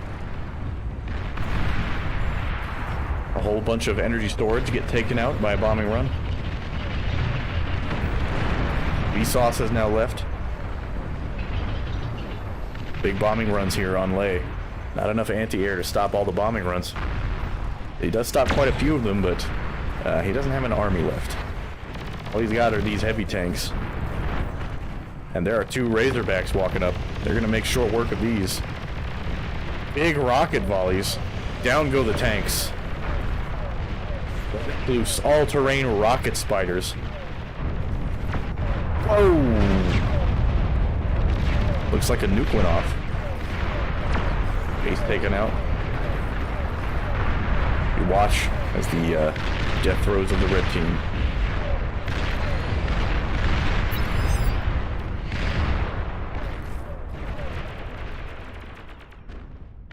Commander up on the hill. Repair this bulwark. It looks like that bulwark is actually not destroyed. It's operational at the moment. However, it does take a ridiculous amount of energy to fire. And over here on this side, advanced reactors are threatened. Peter's about to lose them. And when they go up big, and there it goes. Chain reaction on the fusion reactors takes everything out. He just can't quite get the Juggernaut out in time. Now, with how little build power and energy he has, 7 minutes until the Juggernaut finishes. It's a little bit too long.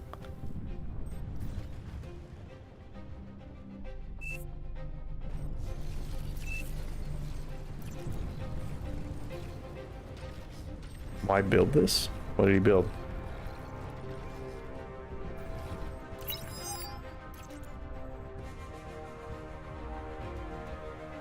Not sure what he's talking about.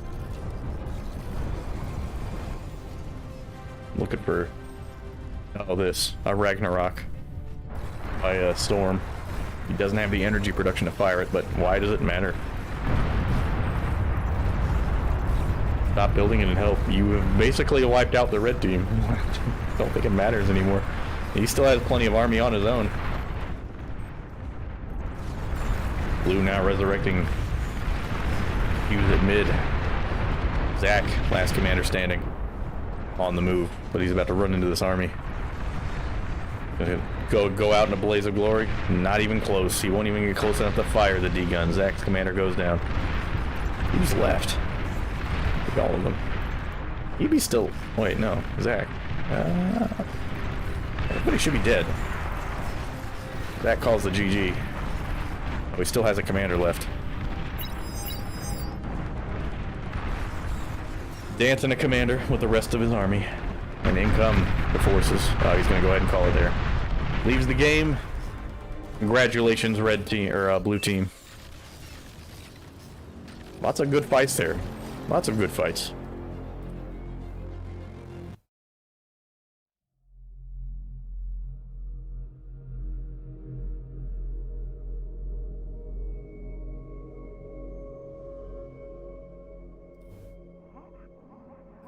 Good battles all around.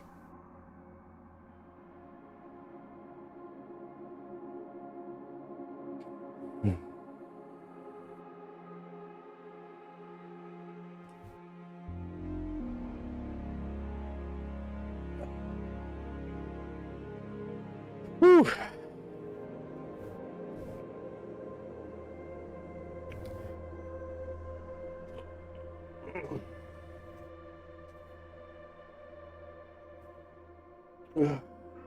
I will be back shortly. You can chill out here for a second. And we can finally use the BRB screen.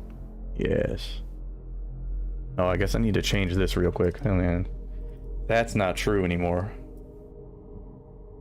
And I can't use B puns because nobody's going to understand why.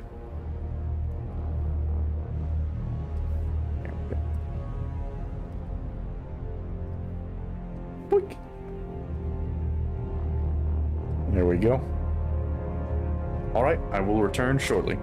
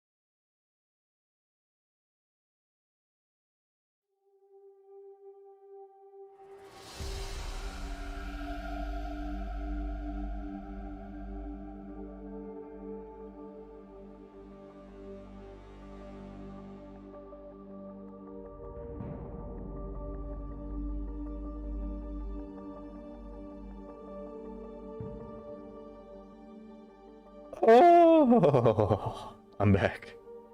And I have all this fucking ice cream. I had the awkward amount of ice cream where if I get my normal amount, there's only a little bit left in the tub. So there are two options: to get not very much ice cream or get too much ice cream. Take one fucking guess which one I chose. I have a big ass bowl of ice cream right now. It will be delicious. Let's see what is going on right now. We got lots of 8v8s. We got 8v8s everywhere. EVP. What? Oh, what? I missed this? How long has this game been going on?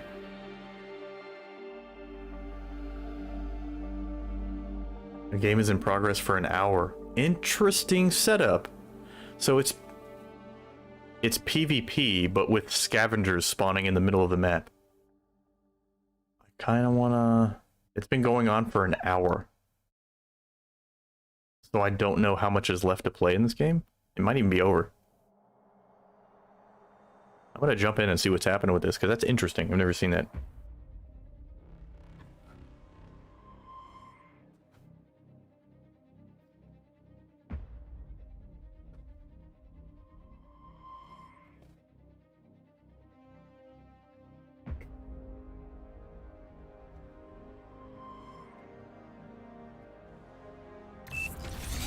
What is happening right now? Oh my god. Oh, it's catching up right now.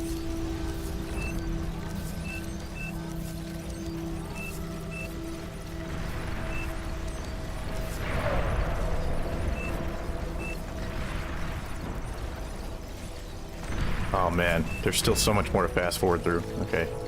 JK. I'm not doing that. But I wish I'd have caught that when it started. That's interesting. It's an interesting idea. Of course, I could just wait till the replay happens and do that. Oh shit. I did not change my screen. Ba-doop. There we go. Sorry about that. Still in the BRB with the BAR memes. I need to get some more. I try to make sure that if I'm getting them from Discord, I take a screenshot of the meme and include the username, so that you have credit, at least credit that you posted it, not credit that you made it. But you know what I mean. Whatever. What games are ready right now? Co-op versus Raptors. Yes.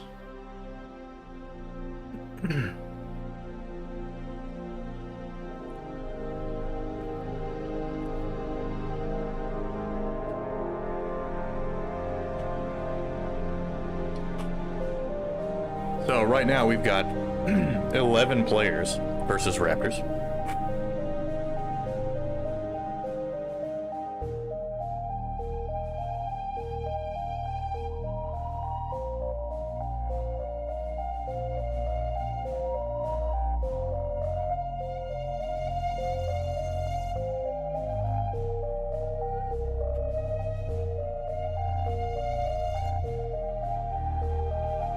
Right now the Raptors are sent to spawn in the middle of the map. Would place all the players, presumably, there's no spawn box for the players. So, ascendancy. The players starting on the mountain, but there's like no resource points on the mountain. Can they even get down from there?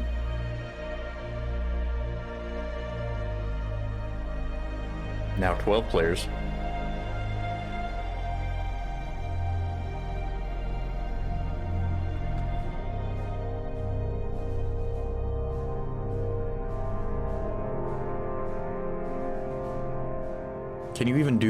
Can you remove the box and just have them spawn wherever? Yeah. Oh yeah, oh my god. You can spawn anywhere. Anywhere the Raptors aren't. That's where you can spawn at. So, big ass spawn box. A bunch of players actually left. Down to 9 players now, which is fine. Insomnia is simply AFK, however. This would be a nice chill thing to have going on while I eat this comically large bowl of ice cream.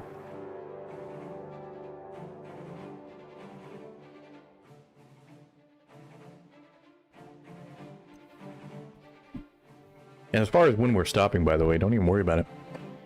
I'm going all the way until BAR's typical peak time. We will be literally here all fucking day long. You can expect at least another 7 or 8 hours of casting sweet-ass games. because I'm ready. I'll be back tomorrow too. Not for the whole day because I got other stuff that I'd be doing that day, but I will be here. I expect a schedule to come out. I'm gonna do I gotta do cleanup stuff on my channel, and I gotta add descriptions to the videos and put the schedule up, and I got all kinds of shit I need to do, so. But you can expect the schedule either this week or before Thursday next week. I'll be putting up the stream schedule and the games that I'll typically stream, as well as specs for my rig, shit like that. If you're interested, that information will be there. I see other streamers doing that, so I guess people just want to know that kind of shit.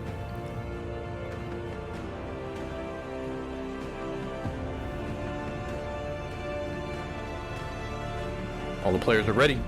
It is an 8-player match versus the Raptors. Well, you can probably start. It's 8 players. You got them. Good to go.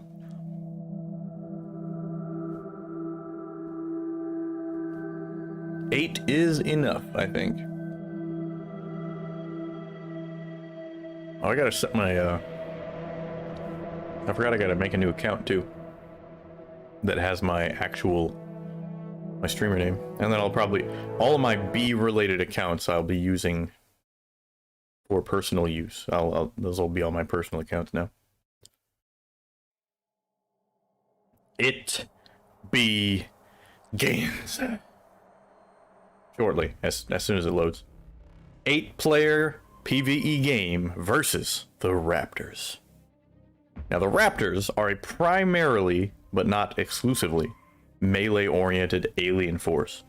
The idea here is to survive until the Queen emerges so that they can be destroyed.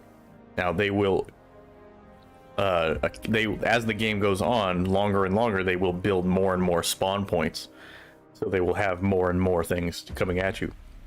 You can venture out there and destroy it, but it takes a monumental amount of firepower. They are very, very tanky. I think probably they must have around 300,000. Now, wow, that is a tall mountain. So, if you have a mountain start here, you will have metal coming in at 3 points at a time. That is in fact, that's crazy range on fucking ballistic weapons from there. So, they'll be able to fire quite far down. Now, Metrach is like, I'm just gonna go right the fuck up there and fight right at the front. Okay, no, he's gonna move back to the base of the mountain. That's a little bit better. We're a little bit better spread out here. Got 3 players roughly at the middle. I don't know what this guy's doing. I guess he isn't. He should probably move a little bit further up. We're gonna have Bean and Churro are gonna be at the top left and top right, up on top of the mountain. We'll have all other players, it looks like, will be closer to the bottom. So, Nochin Troke? God, what a pain in the ass to say. I'm going to call him Nochin. Nochin. He's got Nochin. Fuzone, Backbash, Nano, and Metrach will be the ones that are at the front. Support players, Churro and Bean, to the back. Legion's actually spawned. Oh, and Legion's placing his commander now. Looks like he's going to stay at the base of the mountain. Provide support to the left side. And now we're actually pretty well set up here. 3 frontal defensive players, 3 rear line front players, and 2 supports, and 1 geothermal up at the very peak of the mountain. Great place to build artillery. If you've got radar coverage, those things will have crazy long range.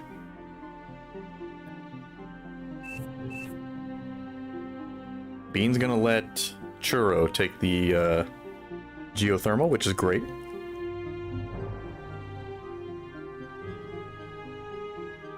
That is 300 energy that he'll be able to make use of.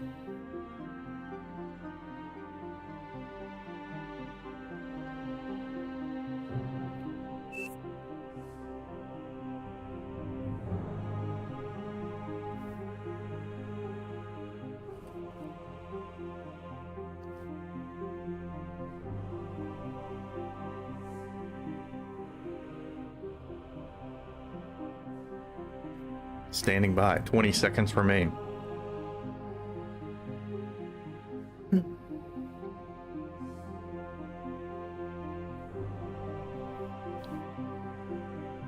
Now, I haven't seen this map played.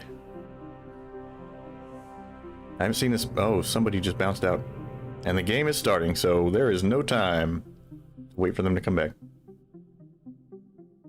We've got a delay. Foo Zone. Bounced out.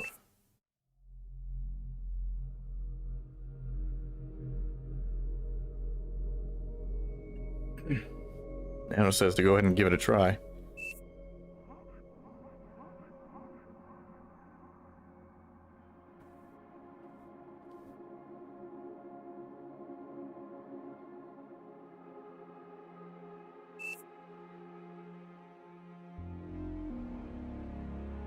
Nochin calling for a force start. He says he'll take Foo Zone's commander. Nano simply doesn't know how. Oh, Bean.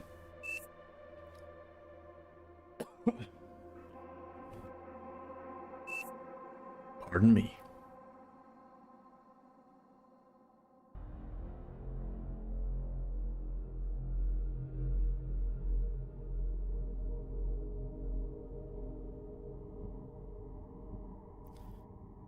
Someday.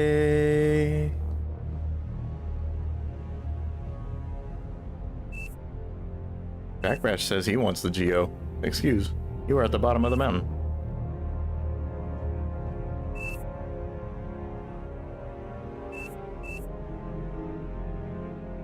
Oh no. Who is the boss of this? Who's the boss? Tell me. How I'll check. Oh no.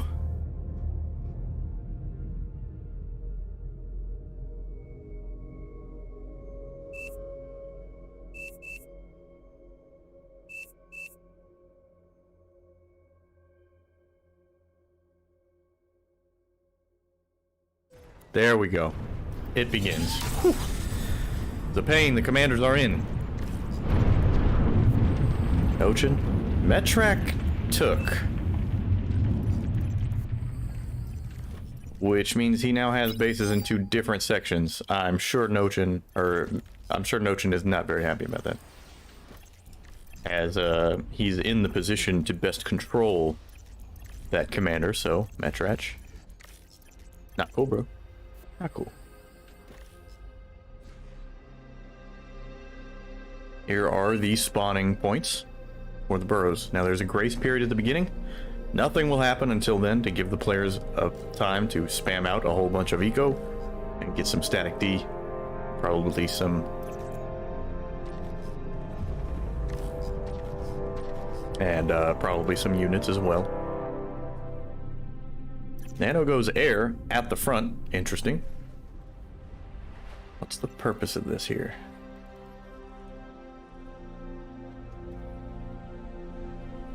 I suppose they are faster. I mean, maybe just for movement's sake, they're probably faster. So it may actually be faster to build several air constructors and fly them around on a co-op map. Not something I would ever recommend anybody doing in a real game, but here in PvE, you may see differences in how the optimal strategies form. Being up in the top right. That track. Flying all over the place. Take this one, Nochin. What do you... What? Legion left now? Why? Metrek has decided to... Okay, alright, there we go. Metrek gave all of the units to Nochin, and Metrek took the player that left in his corner, so now Nochin can more effectively control the units on this side, which is good. So...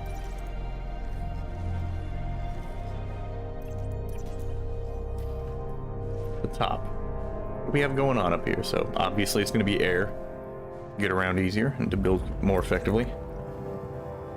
Backbash has decided the rest of you are double gay. I'm taking the geothermal. Earlier, Churro had said he was going to take it, but I guess he who gets there first gets the geothermal. And we have a large wall being built. Oh my god. Across almost the entire battlefield. By Nano at the front, who currently is pulling in, I mean, all players should be pulling in plenty of metal, but at 35 metal,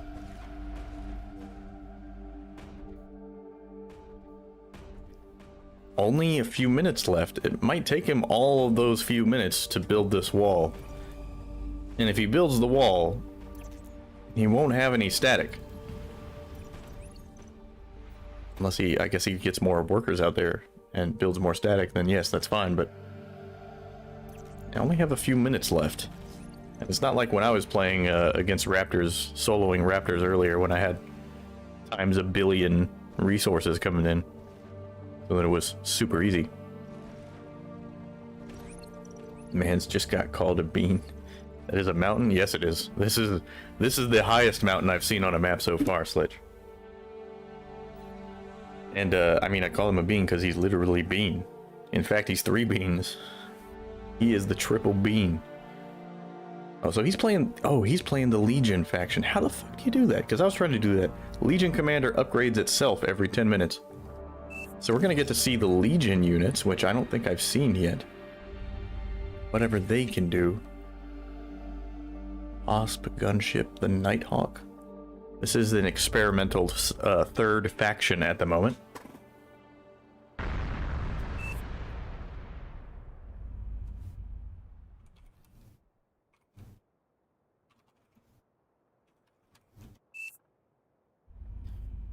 I was trying to select it earlier and it wouldn't let me select. I don't know why. What is this? What are we doing here? We have 1 minute on the grace period remaining.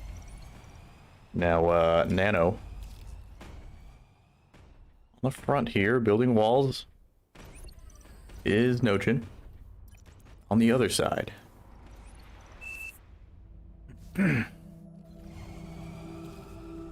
No defenses at the moment. Only 40 seconds remain. Now he's got out the tier 2 constructors already. And of course everybody starts with a base builder, so you have a lot of extra build power, and we've got advanced metal extractors coming up. They're gonna need to defend themselves against the early units. Again, I haven't actually played a team game PvE yet, so I've only done solo runs. We will see.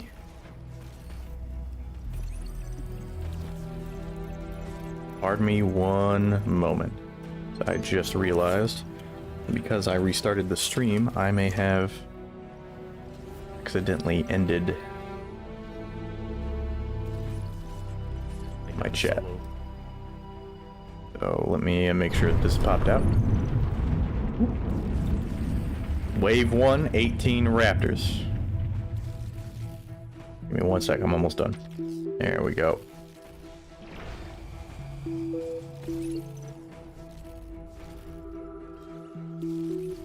Okay. And we're good to go. First wave of Raptors is coming in. And they are spamming out some Overwatch turrets. Maybe faster to build turrets would be the better decision here. Just saying. Because them Raptors just ran straight by that shit. He will finish it, but only in another 50 seconds. So he has simply no defenses. They just kind of run by the wall.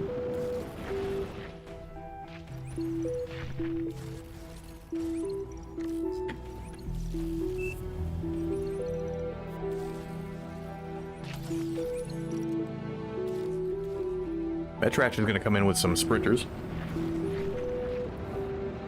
Run in and take out some of them. But some of these Raptors are just going to straight up get into this base.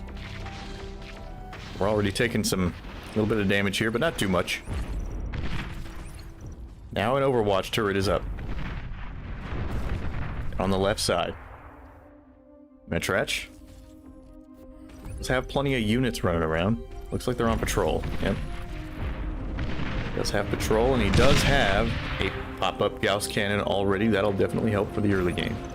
On the right side, what do we have for defense here? Just walls. Lightning turrets, never mind. Those are Dragon's Claw. Those are all turrets.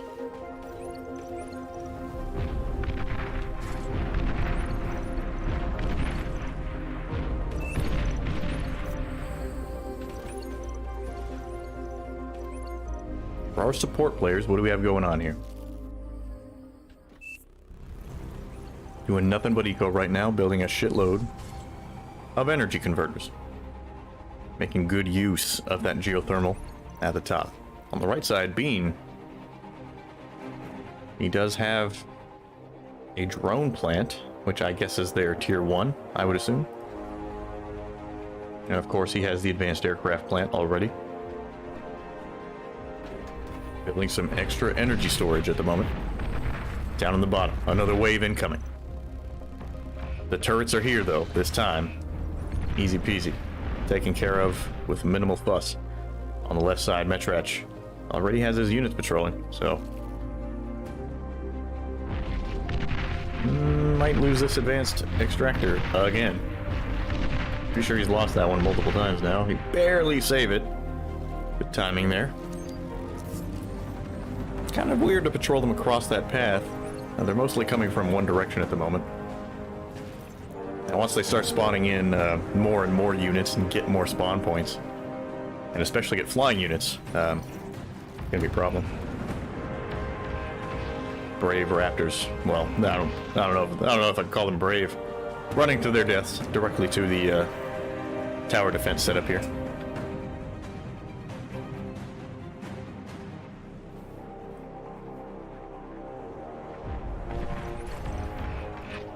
On the left side, Metrach, even more coming in. He's had to deal with the lion's share of the combat so far. But because of his weird patrol pattern, a bunch of his sprinters are completely out of position.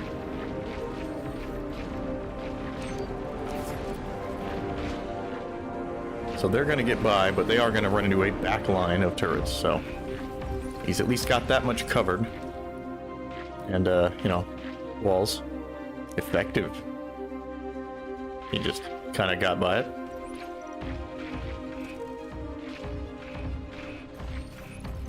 See, the thing is that unlike in an actual tower defense game, they will just go up and attack the walls repeatedly. Now, they will try and path around them when possible, but they'll still... sometimes they'll stop and run back and forth and just do wall damage. So, wall's not the most reliable way, but you can kind of funnel them in. Here come some big boys, the swarmers. And by big boys, I mean the regular-sized boys.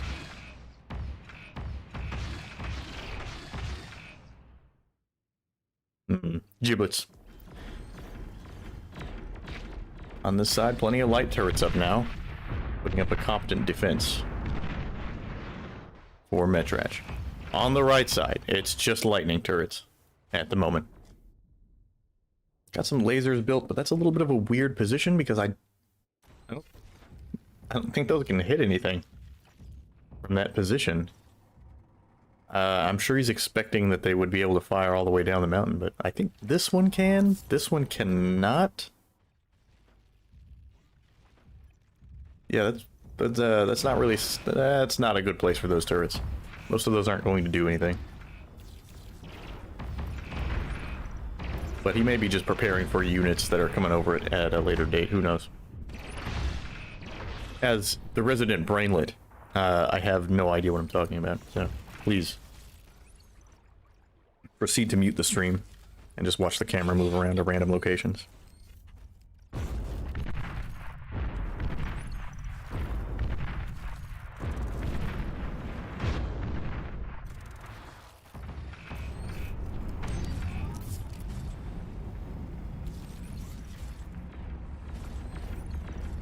Wave 7 begins. 33 raptors. Ramping up at a relatively slow pace. But we've got time. It always takes about 40 minutes before the queen arrives.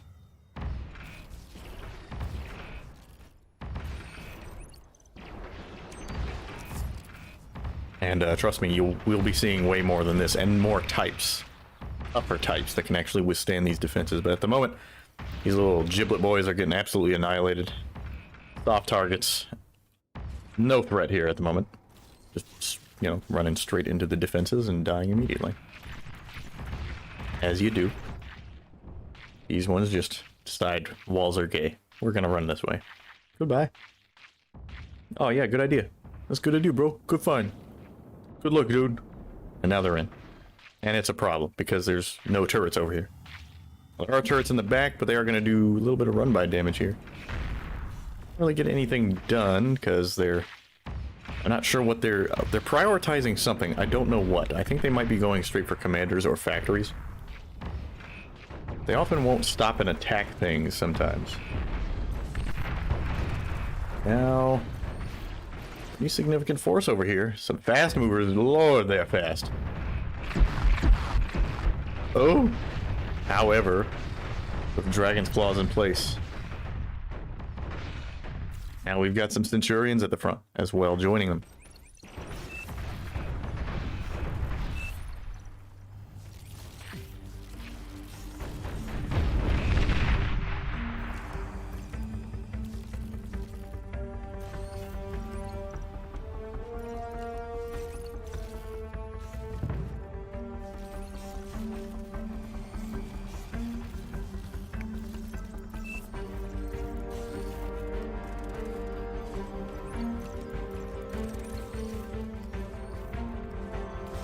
Flying Raptors have arrived. Flying Raptors have arrived. Plenty of anti-air in the center. What do we got on the left? Well, the light turrets are taking pot shots at things. It looks like there was enough. What exactly shot at him? See any anti-air? Possible they just the pop-up guns and the laser turrets on the ground. He might also have anti-air units.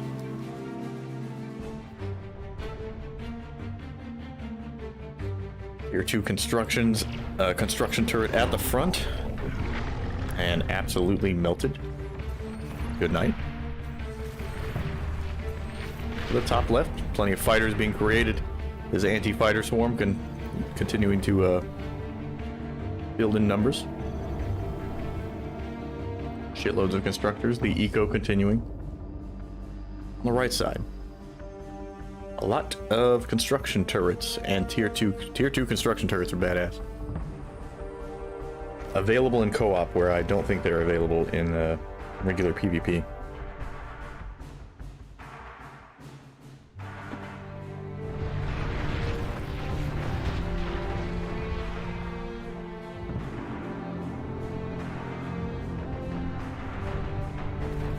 These fast movers hard to hit for the ballistic guns. And diving around. Laser's definitely more accurate, however, not quite as powerful.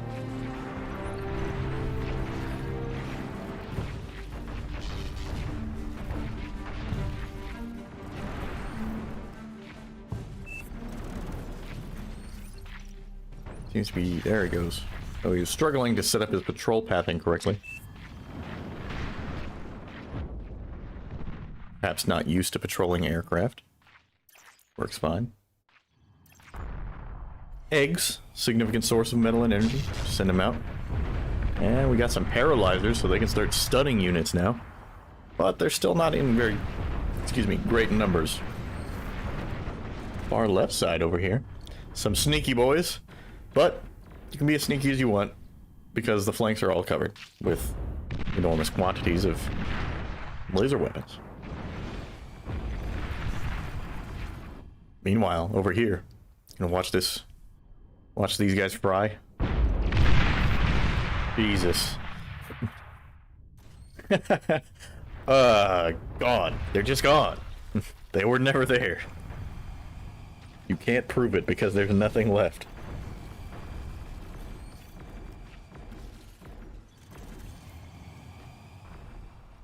Wave 12 commences.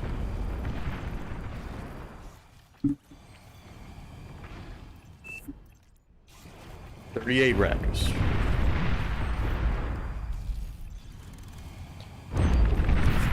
Nano. giving Metrarch some tips on maybe building a wall.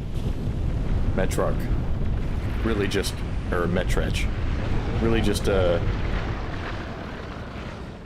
happy to build turrets simply everywhere. You don't need a wall if you have turrets on every square inch of your base, which, while true, is slightly inefficient. Takes a long time though. So.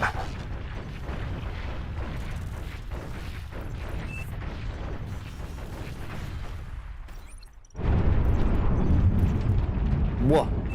Cool. I've never seen one of those actually come in. Bursts out of the ground. A new spawner.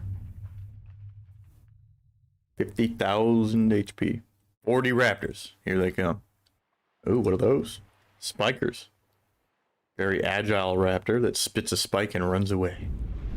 And they swim by kicking their little feets. Let's view the carnage. One thing that I found while playing against raptors is really there's no... Did somebody else leave? 2 people left. No, that's right, 2 people left in the beginning. No, those were spectators.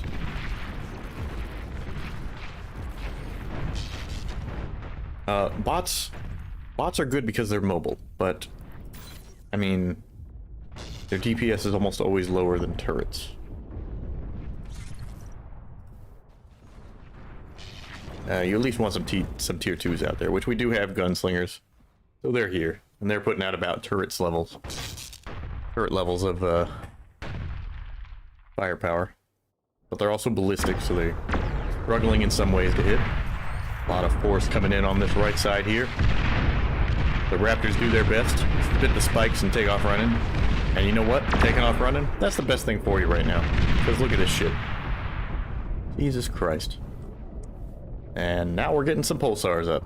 Actually, there's already 2 pulsars up. It's going to require a lot of energy to run these, though. What's his energy income looking like? 11k.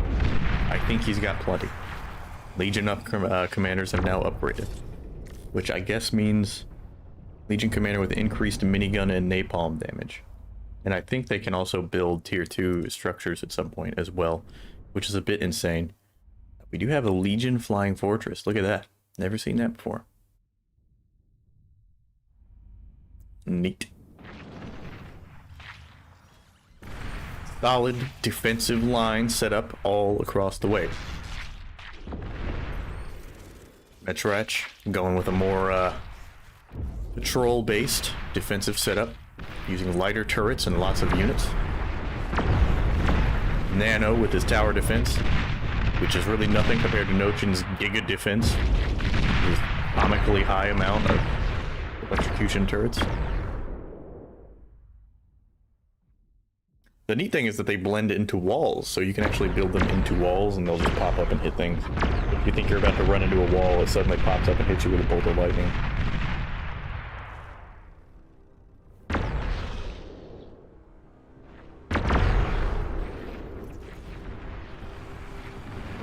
Back to the left side. Another wave coming in.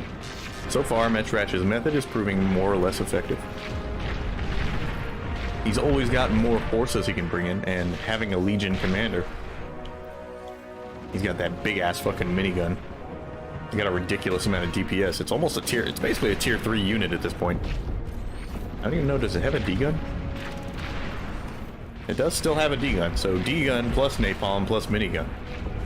Brutal. They're starting to just get, they're starting to push it past a little bit. These bots are getting eaten up.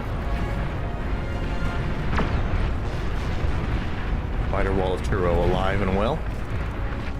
Some tank lads. The main assault raptors have arrived on station. 457 DPS and 6,000 HP. More than enough to blow the shit out of all these units, let me tell you. Maybe not all 3, maybe not with just 3 of them, but they are going to do a lot of damage once they get close enough. He's going to collapse a bunch of his Centurions. They will do a lot of ranged DPS. Brawlers are all dead. Nano will pull his force back towards the wall, getting a little bit too hot to just keep the bots out there. But on this side, it's hell on earth for the Raptors here. And I don't envy them. On the left side, it's a little bit more dynamic with all these units running around all over the place. Got Weber all-terrain EMPs. Those work. Oh, well, they're reclaiming. I don't know that he's actually using them as EMPs. Can you EMP Raptors? I would assume not. Yeah, they do have... Look, that's a stun bar, right? Excuse me. No, it's not. So no, I don't think you can stun those. He doesn't have a lot of DPS on the field, really. So these brawlers are really giving him some trouble here. He has started building regular walls, but not very many of them. I mean, there's big holes in his walls, so won't be hard for them to get by. Another big old army comes in. One of the turrets goes down, so they're starting to put out enough damage to be a real problem, but there are about 1,000 pulsars, so...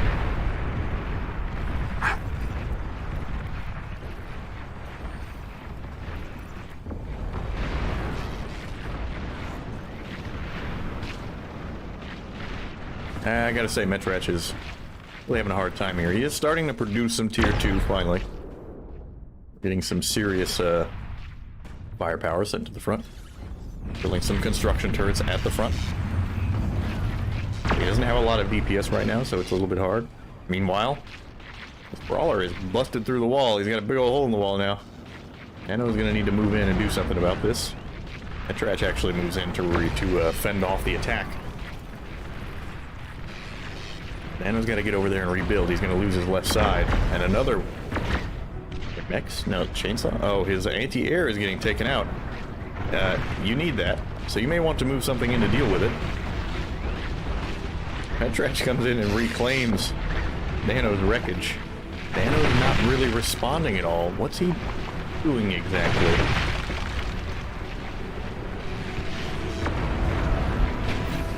What's he looking at? Oh my god, he's like top down completely.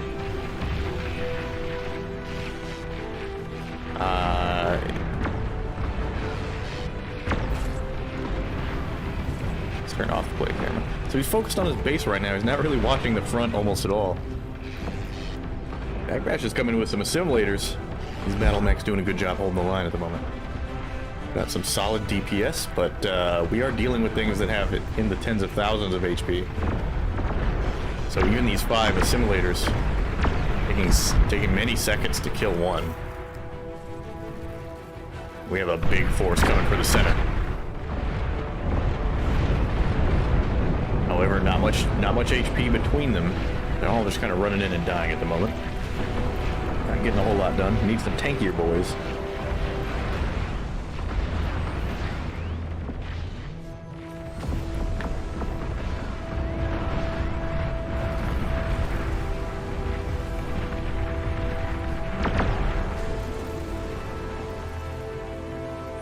Queen hatch is 50% of the way done.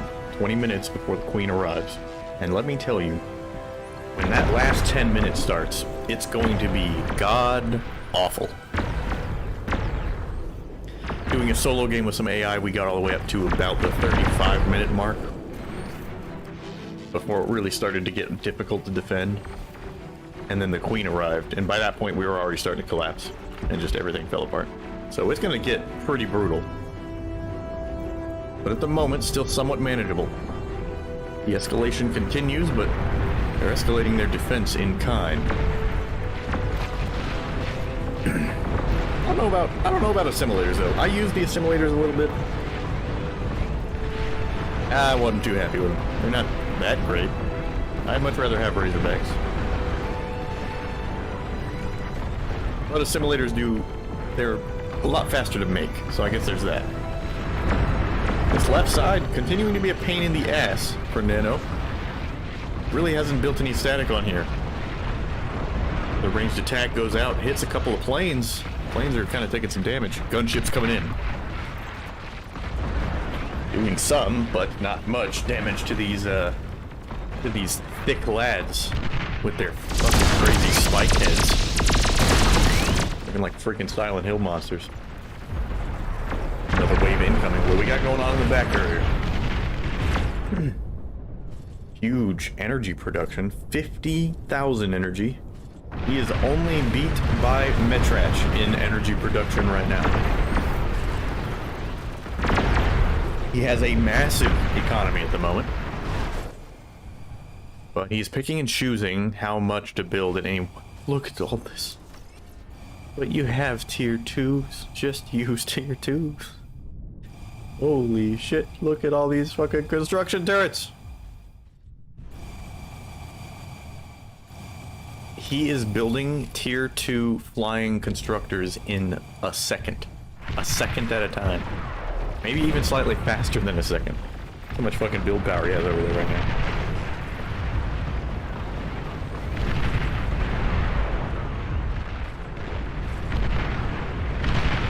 In come beans, flying fortresses. They have arrived at the front.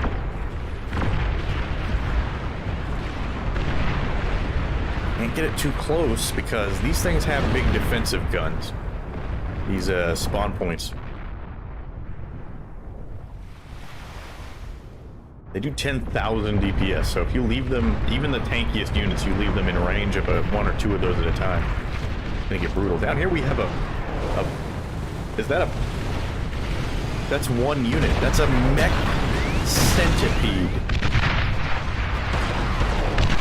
Oh my god. That's amazing. What the fuck? I've never seen that before. That thing's badass. Kinda needs to pull it back though. It is a little bit far forward. Bean has actually started producing units at the front now. Moved an air repair pad down there as well. 79 Raptors, wave 24. Told you this just starts escalating fast. I think it was less than half of that, I think, for just 3 or 4 waves ago.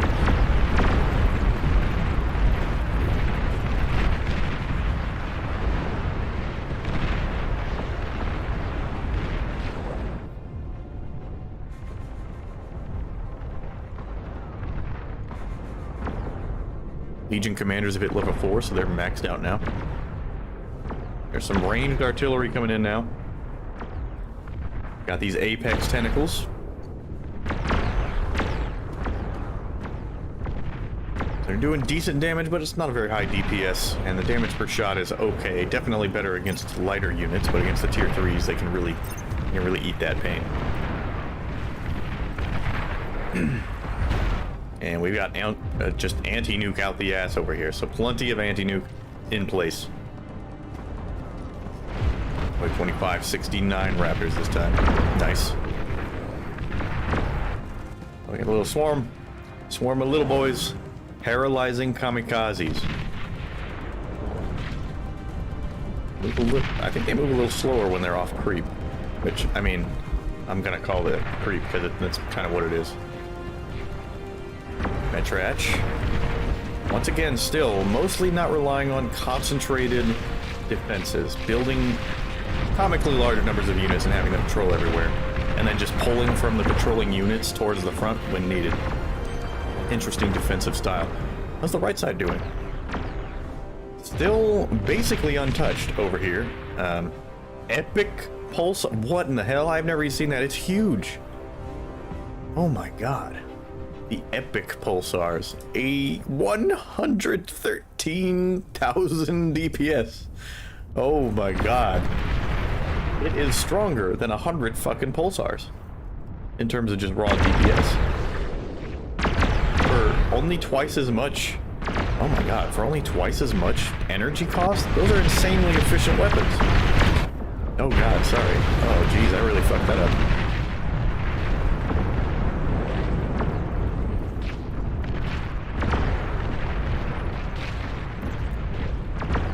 There you go, dynamic wallpaper.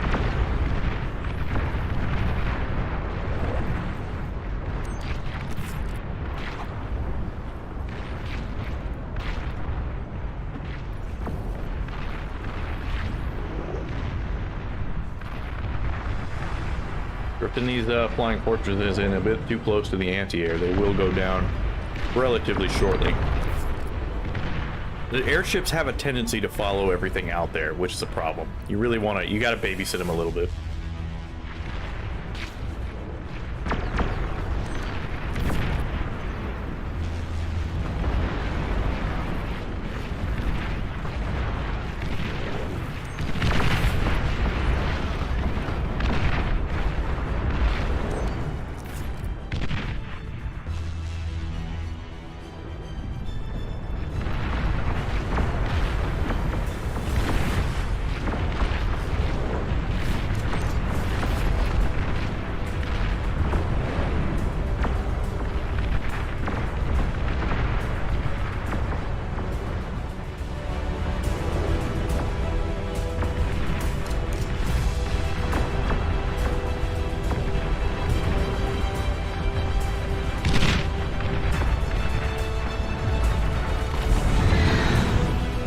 Nice. Now that's an angle right there.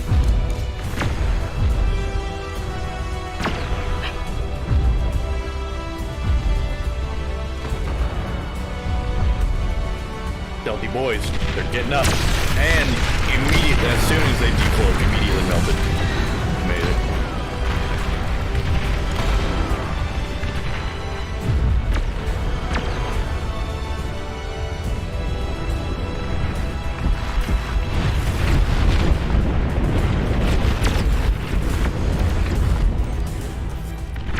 Metrach's defense getting seriously tested here. Micro-intensive defensive line. Meanwhile here, let's just stand and deliver. Same thing on the left side. Stack defenses is definitely a lot better here. These are not terribly accurate. Oh, wow. There you go. Two of them hit at the same time and completely roasted that thing. Here comes some air.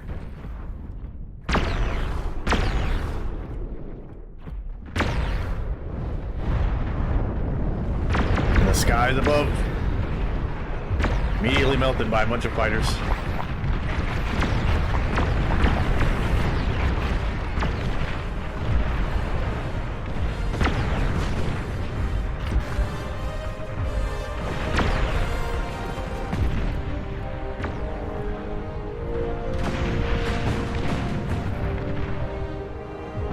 Oh, did he get pushed back? I think he did get pushed back. No, maybe not. I don't think so. Good God. Look at all these. Whole bunch of spider artillery out here. Dropping huge AoE bombs on the enemy. Got some more flying fortresses arriving. Some crazy ass flapping drones. What the hell are those?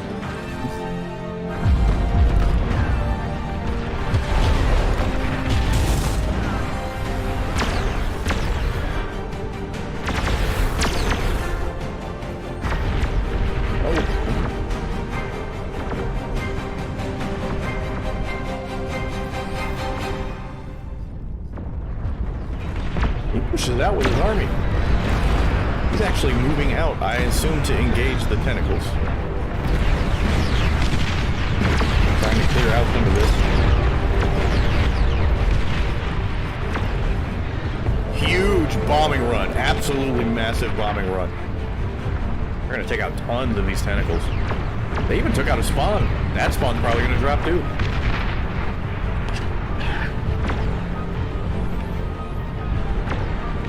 That massive attack. Massive damage right up the middle. Plenty of resources left. Most of these strategic bombers are left untouched. 89 Raptors. Queen arrives in 3 minutes. There's still quite a lot of spawn points.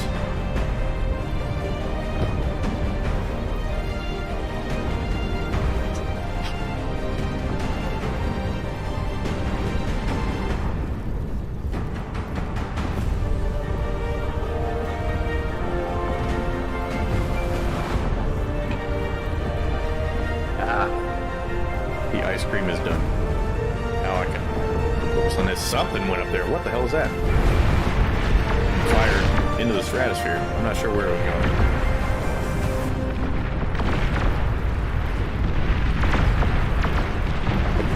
All defenses holding at the moment. Where will the Queen come in? And will it matter? Because there are 9 Titans walking across the map right now. And a whole bunch of Vanguards.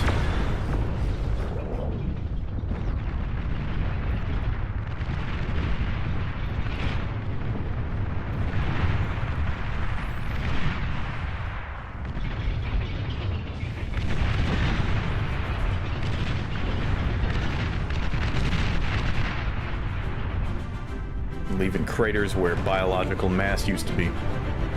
Queen arrives in 3 minutes, 12 seconds. And the more they destroy, the faster the Queen arrives as well, so it's probably going to arrive a lot faster than that with these Titans rampaging across. On the other side, huge units. Oh, one of those are crazy big. Apex Brawlers coming in. Metrach seriously dropping. Have to just Huge amounts of ordnance being dropped. Look at all that laser fire. Friendly fire is on for your own units, by the way, don't forget. Oh my god. How many is that? 300, around 360 Tier 2 strategic bombers. They're just gonna go fly straight across to the other side. It's wave 33 and only 84 Raptors can drop. Oh, Jesus. It's a slaughter. The absolute aerial hell that is being dropped on these units right now. Bomb after bomb.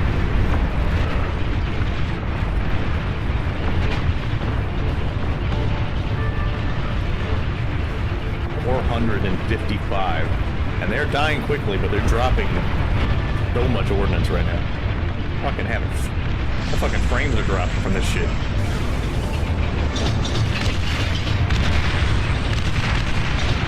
It is raining bombs. Almost literally raining bombs. Oh my god. Whoa, something just detonated. Something big detonated. They killed something. They killed something large, and it literally didn't even make a dent. What are these nuclear artillery? Oh my Jesus. What do we have here? We're down to 180 bombers left. It's 92 Raptors, wave 35. Seconds until the Queen arrives. Anti-nukes taking things down in the skies above. The Queen arrives. 875,000 HP. It has sonar, radar, L, and ground attack. It is a singular massive force. Look at this. The Titans look puny compared to this thing. Holy shit. I assume they'll bring the bombers in soon? Not quite yet. Not quite ready. We're dishing out the, we're dishing out damage. But we still have 840,000 HP to chew through.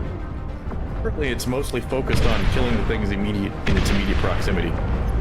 And there's a big bomb. Oh, big hits. The deflectors are holding.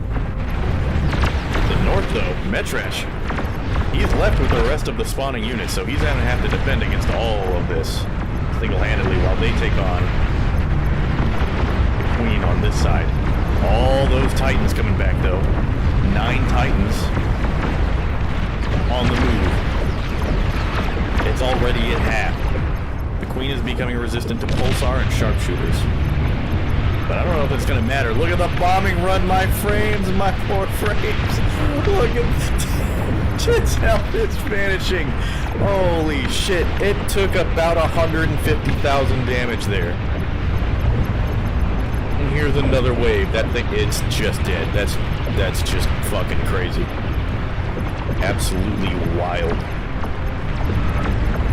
How much damage is it doing?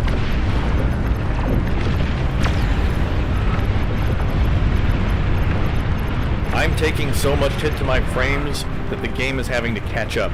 The Queen goes down, killing every single bomber. Wow. G fucking G. Good God. Backbash got the Traitor Award for presumably those last bombing runs.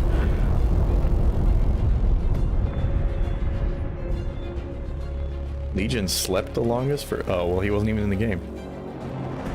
Yeah, that was pretty wild. What do we got for stats here?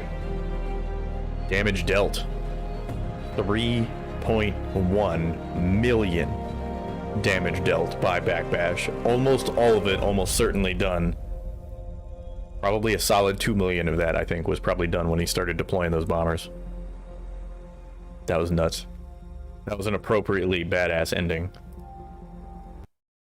to the sort of break game, you know. You know, breaking them. Taking a break. We got another 4. V4, V4, V4. Same map, Crescent Bay, but we also have 8v8s going on. What are we feeling like? I'm thinking the AV8. We got an AV8 at the Straits. The old classic. Never gets old. It really doesn't. I never get tired of watching this map. There's so much variety here. You get a little bit of everything.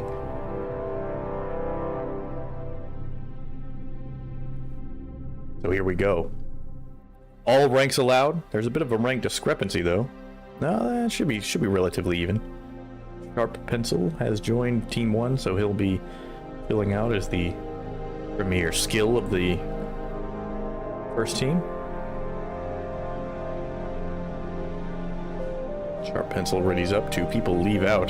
The trouble, as usual, with joining live games. It's fine. You have me to keep you company instead. Whew.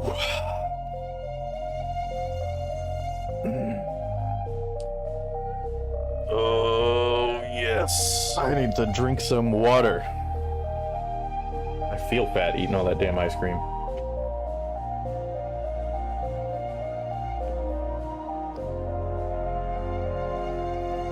Ah, there we go. Sledge. The queen is not cute. It isn't. It is a horrifying abomination and it needs to be purged with all due prejudice. Come on. Who left at the last second? Elite Sandwich. Come on, there you go. Ready up. Ready up. And, no, we're still down a guy. God damn it, dude. God. Stop using the balance command. There we go. It's good. Alright. We're good. Yes. No! Who did that? Stay. You stay on that team. Elite Sandwich, what are you doing?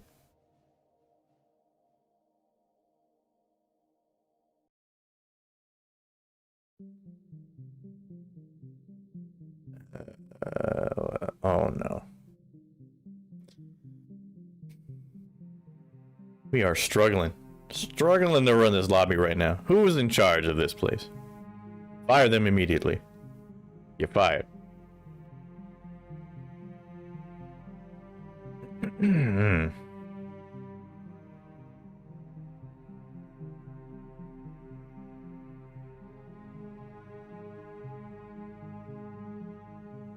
I would agree here. Just set it to 7v7. Just set team size to 7. Call it. Oh, we got 8. All right. Can we start? Everybody's ready to go. The votes, it passes almost instantly because half of them are fucking ready to immediate. I shall purge it after a smooch to the mandibles. I think you are cursed. You are banned from the chat. Goodbye. Take your leave.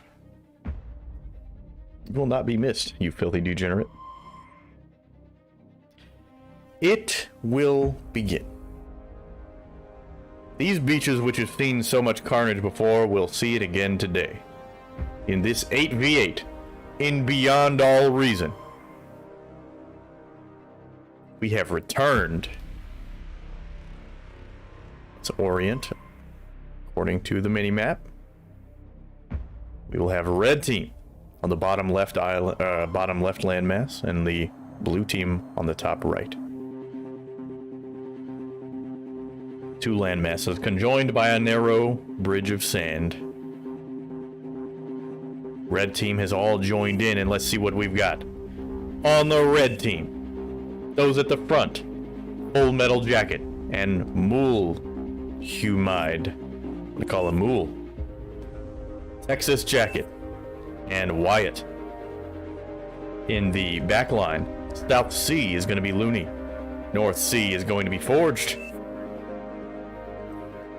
The 2 support players are Mr. Scoops and Bog. Somebody on blue team has not joined yet. There he goes. Nope. Somebody may have lagged out. Glass BBQ timed out, unfortunately, so he should hopefully be back soon. In the meantime, we'll introduce the rest of the players right now at the front line with 1 spot still open. Osama Bin Clappin, which is an excellent name. Sharp Pencil and Just Fun for Noku. I'm gonna call him Just Fun. Those are your support players for Blue Team. In the North Sea, Ghost Chanter. In the South Sea, Fuzzy Skeleton. And the 2 support players for Blue Team, Cerulean and Sub 10. It's your lowest tier player. Maybe play without? Shut up, Wyatt. You have low tier players on your team. Why are you being rude? How do you think that makes your own teammates feel? And they're like, oh, I'm only ranked 6. It must be straight trash. You fucking...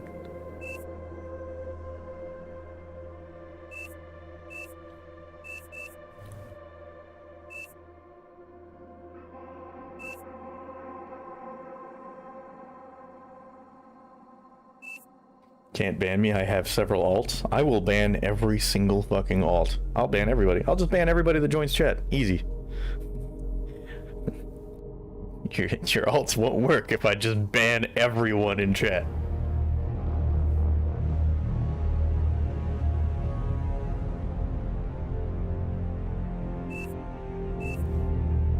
Ugh, I'm gonna have to brush my teeth after this game.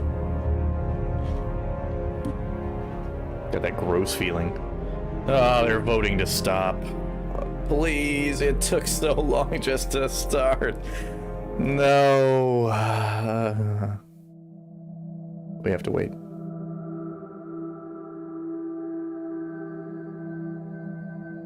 Let's check the battle list in the meantime.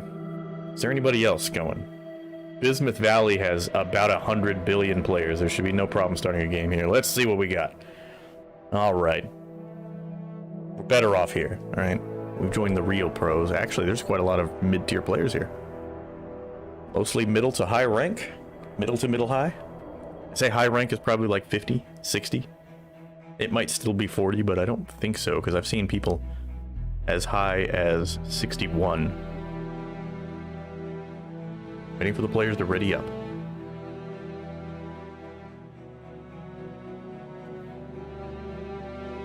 I will directly text you all my chats. That's fine, I'll block your numbers. And you know what? When you come home, I'll claim more of the doors. Then what are you gonna do? Bitch. I'll ban you from existence.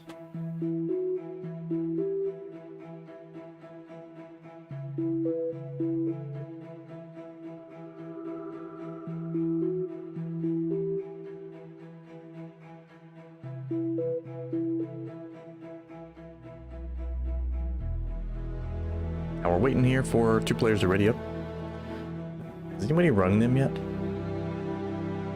Somebody ring them. They're not paying attention.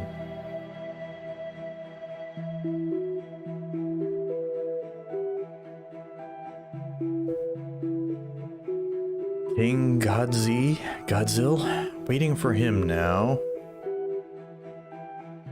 Tebesha's joined, Kuchi has joined. Some higher level players. Need to auto balance because it's currently 6 versus 10 for some reason. There we go. We have a decent lobby here. Level 23 plus here. Well, it says level 23 plus, but it looks like the minimum is set to 10. Probably just to make sure that you could get players in. Of course. But he's readied. He's readied right now. Don't force him, spectator. He's ready right now. He's already good. What are you doing?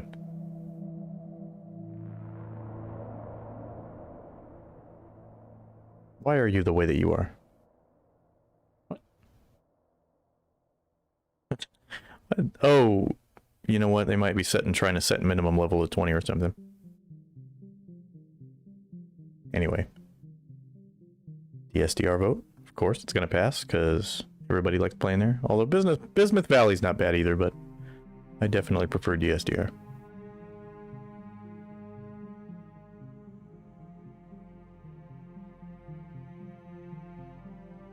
Oh wait, I can rename?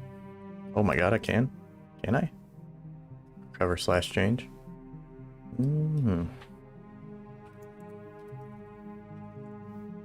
Deep Tone Echo? You'll be disconnected on success. Fuck. No! Why? Why, God?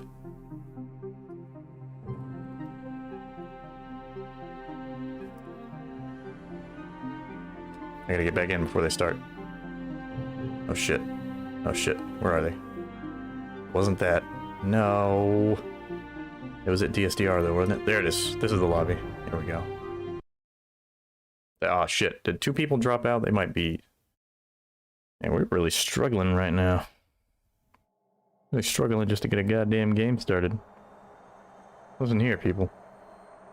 I don't give a shit what rank they are. You can get in this goddamn game. I'm trying to make content. Excuse me, sirs. Play the video game, thank you. Yes, monkeys, dance. Dance, monkeys, for my entertainment and profit. There we go. What do we got? What do we have? Feels bad when I am orange? Why? Alright. I'll wait for them to place commanders. Game starts in 2 minutes. Let's see what happens. Everybody here is ranked at least 20.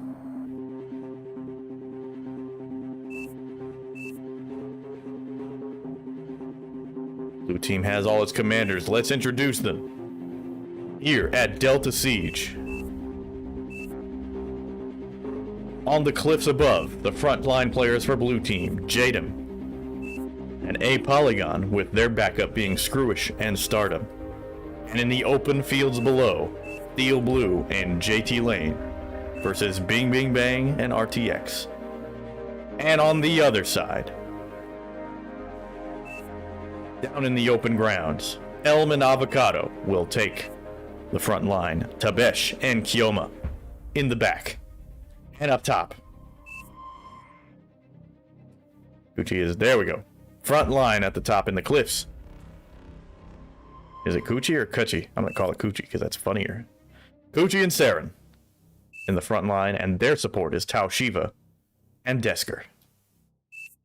This is one of my favorite maps. It's also the best casted game I ever had is here. Just nukes all damn game. This is just a great map. Very well balanced, very fun to play on. This is a timeless classic, and it's a remake. I don't even think it's a freaking... It's probably a map from Spring Commander or something. Like, it's old. But it's old for a reason. It's just that fucking good. Steel Blue saying, I want to transport and comm drop and be bullshit. So, we might be seeing a comm drop already.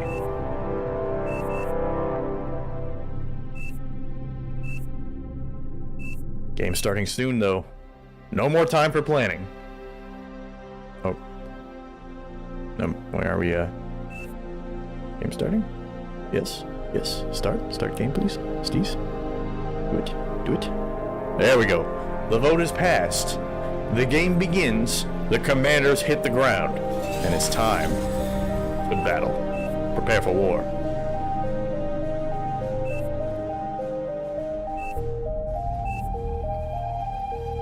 Because he's on red team, and that means since you are casting, they will fail anti-air. That was way funnier when it was true more often. I wish it had kept happening, because it would be funny to have that meme carry on, but it hasn't really happened in a while. But it does happen most often in a 20-plus game, I will say, in the higher-ranked games. Having like 3 players ganked by air. Jadam says, good luck, have fun, now proceed to be AIDS. So, somebody is going to go transport and do a comm bomb. Pick his commander up, fly to the other side. What are we waiting on here?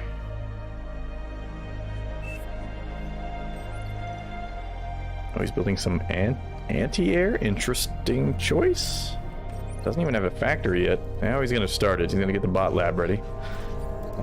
You do still need to actually fight after you do your comm drop, so... Is it just all bots? Yeah. All bots. Every front line on the blue team is rocking bots right now. On the other side, bots. Darren is... I don't know what Darren is doing. Bots for red. And so it's going to be bots across the board. What is Saren doing? He's just going straight for eco, but like he needs to get engineers. You need engineers built. What are you doing? Ah. Skipping the ramp, building the bot lab at the bottom of the cliff. Very interesting. The first scouts are coming across the map for Stardom. They get cleaned up pretty easily, but one of them does get by. And immediately cleaned up by Avocado's commander. Nothing done. In the meantime, looks like a Polygon moving across the map right now with Stardom. But Kioma coming across. 4 scouts. Nothing to stop this at the moment, except for a commander, but a Polygon's out of position. He's only got a couple of scouts to help him. He's got 3 out right now, still outnumbered. They will all go down, unfortunately, leaving basically nothing to stop this. A Polygon already in pain. He did move his commander completely out of position, however, without having a turret. So, should build a turret if you're going to leave your. If you're gonna send your commander forward, you need a turret in your base. Stop this stuff from happening. He will get helped. A blitz tank from RTX comes in, and he's gonna drive Kioma's scouts off. High-level players, not many of them build light turrets. Yes, correct. There was no reason to take that kind of damage. Polygon moved forward, and now he's squaring off here against Elm. In the bottom. Got some blitz tanks on one side, some blitz tanks on the other. However, JT is outnumbered. His blitz tanks go down. Devesh he doesn't lose a single one. Commander is caught out slightly, but Tebesh isn't going to try and push the issue. Moves it back. The D-gun is always an option for a commander. 2 more blitz tanks coming in to back it up. He does get a light turret up as well. Immediately gets taken down, but good D-gun. Takes out all the scouts. Lost a mechs and a turret, though. Up in the top, we got Kuchi. Pushing across with some grunts. JDem doesn't have as many grunts as he needs to defend against this. Steel Blue does have some static D, but not a whole lot. He fires a turret, or he fires a missile somewhere for some reason. They come in, take out the radar. We have a commander self-destruction. Tau Shiva's going to take advantage of the metal. RTX calling for JT Lane to build some radar. He gets radar built immediately. Doesn't finish it. He decides to move forward. Gets degunned. Loses a turret, loses a blitz, but no big losses. Stuff he can still rebuild. He's gonna start with the radar, though. Another tank gets degunned. He's gonna finish the radar, giving them some coverage. Just to the north of them, a Polygon and Elm squaring off. Rockets on both sides, but more rockets in favor of Elm. Gonna move his blitz tanks out, try and do some damage, but he's gonna run clear into some pawns. Every one of those tanks is going down without doing much. Back up north, Saren. Alongside Kuchi and Desker. Really gonna be a problem. Whoa! When did that happen? We've actually got Jadam and Kuchi's commanders down at the top, right next to each other. That is not good, because it's on the blue side of the match, so it's gonna be Saren and Desker moving in, probably to try and recover that metal. Another commander goes down at the bottom. RTX moving his commander and units forward. A double kill! Stardom and who is that? Avocado? Okay, never mind. I thought it was a double kill on friendly commanders. Stardom and Avocado fighting each other. Both their commanders go down. So now, 2 commanders down on each side. 1 extra down since Tau Shiva sacrificed his for the metal. Bing, bing, bang. And RTX, a Polygon, and JT Lane, all at the front, building turrets, keeping their commanders forward. Red on this side, a little bit outnumbered here. Not in a great position. But you do have a lot of rocket bots, and that's going to be great for taking out the static D. But they have nothing to push forward with. So all they can do is kind of zone out with the rockets for a moment until a more attack-worthy army arrives. Back up at the top. Both the commanders got reclaimed. I'm pretty sure not in favor of the red team, so that's a lot of metal going towards, I assume, Jadam. Meanwhile, Terran is taking total control of the center cliff, along with both of its metal points, and has gone in with thugs, doing a bunch of damage down here, pushing them back up the cliff. Jadam doesn't have anywhere near the firepower to stop this. He will have all of these bots killed if they just push in right now, and it looks like that's what they were going to do. A bunch of their thugs going down. Back south. The no man's land in the middle. There's more artillery on blue side here, so it's putting a little bit of pressure, forcing the red team units to move and to stay moving, though it's not too difficult to dodge the artillery.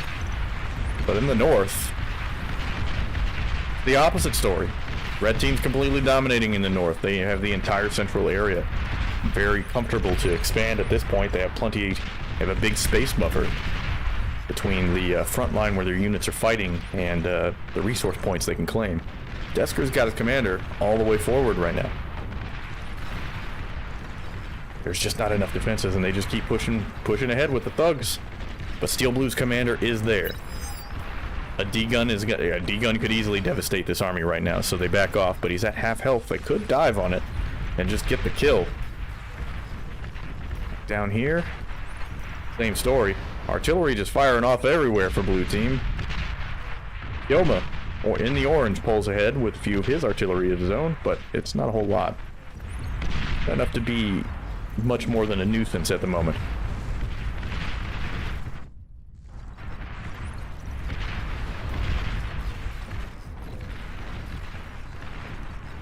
Up in the northern cliffs, at the bottom of Blue's ramp, leading up to their area, the commander's taking a lot of damage right now. Steel Blue totally exposed. Needed to walk his commander back a lot earlier than this. They're not being too aggressive, though. They take out the heavy turret. They could just walk up this hill right now. They probably just don't know that, but they could simply walk up this. They are being cautious, though. Jadam calling out for help on the cliffs. They can definitely see it. So they're slowly getting an idea that maybe they can just walk up the hill right now. But in the meantime, down in the south, Red's holding strong. Blue would really need they need a decisive victory in the south. Something to either force the northern Reds to be more aggressive or to pull back and help their southern allies. One of the spectators saying top is dead. And yeah, I gotta agree, just a thug swarm. Help blocks, says Steel Blue. Yes, you do need help. Steel Blue probably dead here. I don't think this is wise. He's just gonna sack the commander? Just run him in, but he doesn't have an itch. He can't tank that. I guess he was trying to run in and maybe get the nuke to go off, but most of the units survive. Steel Blue sacrifices his commander and achieves basically nothing. Commander could have survived that. I don't think that was the wisest decision to make. Pull back to Green's base or maybe retreat to your support neighbors. Blue's gradually making some progress, but Red's putting up so much of a fight that there's no true victory here. Red has given up some ground, but they're far from broken. I'm saying GG already. I gotta say, a disappointing conclusion to this game, because I don't see how this is gonna come back in favor of Blue.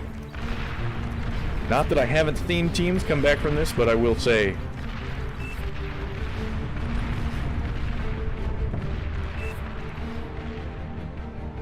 there's a lot of momentum on the northern red team right now. I mean, Saren's just got his commander all the way forward. And they're just ecoing up behind this, by the way. They don't need to even produce any units really right now. They can get by just using these res bots and reclaiming metal where they find it. They can build up behind this. Effective use of momentum. Red barely lost any, like, just keeping them at bay, which is all they have to do. They just have to hold at the moment and just let the northern red team do its thing. They've taken out 2 players now. Jadam and Steel Blue both destroyed. Steel Blue, I think, is completely wiped out.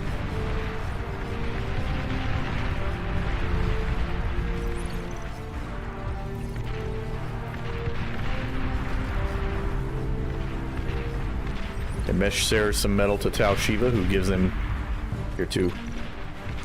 However, it's definitely more relevant down here at the bottom. Bing will move in with his tanks. Kind of YOLOs in a little bit. He'll get pushed back. Did do some good damage, though, once again. And as he pulls back, JT Lane pushes forward. And he's just going to run through. He's not even going to retreat. That's a lot of that's just rocket bots. There's a whole bunch of rocket bots on that side and some blitz tanks.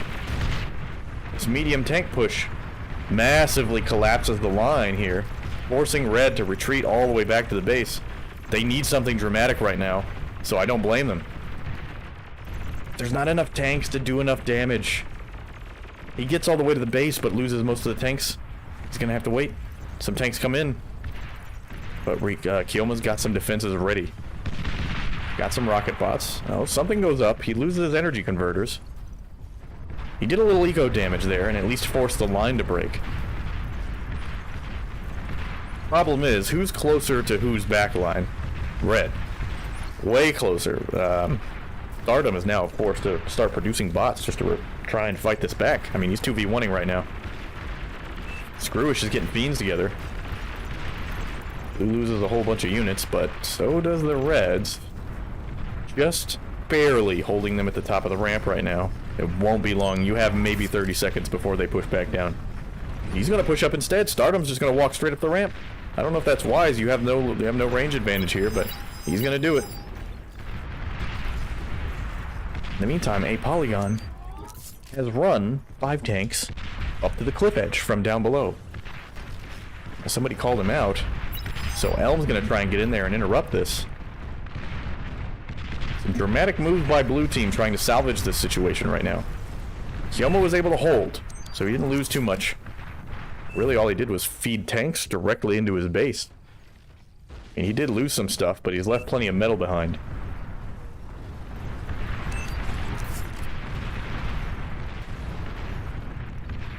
Kushi's telling Tau Shiva to get air, since they have no air defense at the moment. At the north, Stardom and Screwish were able to hold. However, a couple of Polygon's tanks got by.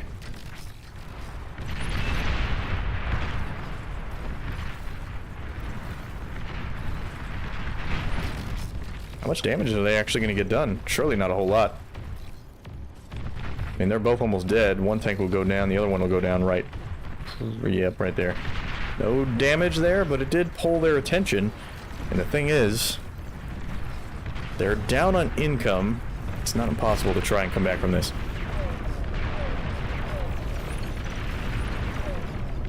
Stardom and Screwish try to push up in. But they had some fiends. They retract the force, lead the fiends into a big old kill field, kill them all, and they push back up the hill. They are trying desperately to break this hill, and they definitely need some res bots, or at least constructors, to come and reclaim, which is what they're doing right now. I just don't think it's enough.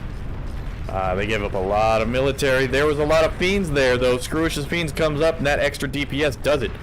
Pushes them off the hill. There's a ton of salvage. They need that salvage so badly, but Saren's right there with his commander. He's also salvaging, and he'll be able to pick it up faster than the constructors. Saren, though, doesn't want to put him too much at risk. Resbots would be amazing right now. Getting pushed back down the hill. Down at the bottom, a commander goes down. Who died? Looks like it was Avocado. Or, not Avocado. Was it Avocado? Yeah. Either Avocado or Kiyoma. Blue is actually taking the bottom. They're so far holding in the top right, but they have completely lost the cliffs. So, air is coming out. Bombers are on the way. A lot of bombers are on the way. Will the air be enough to tilt this? Where are they going for first? They're building up at midfield. Don't want to reveal themselves yet. Gonna find out where he can go in order to do the most amount of damage. But he can't wait forever. As Avocado's base is beginning to fall.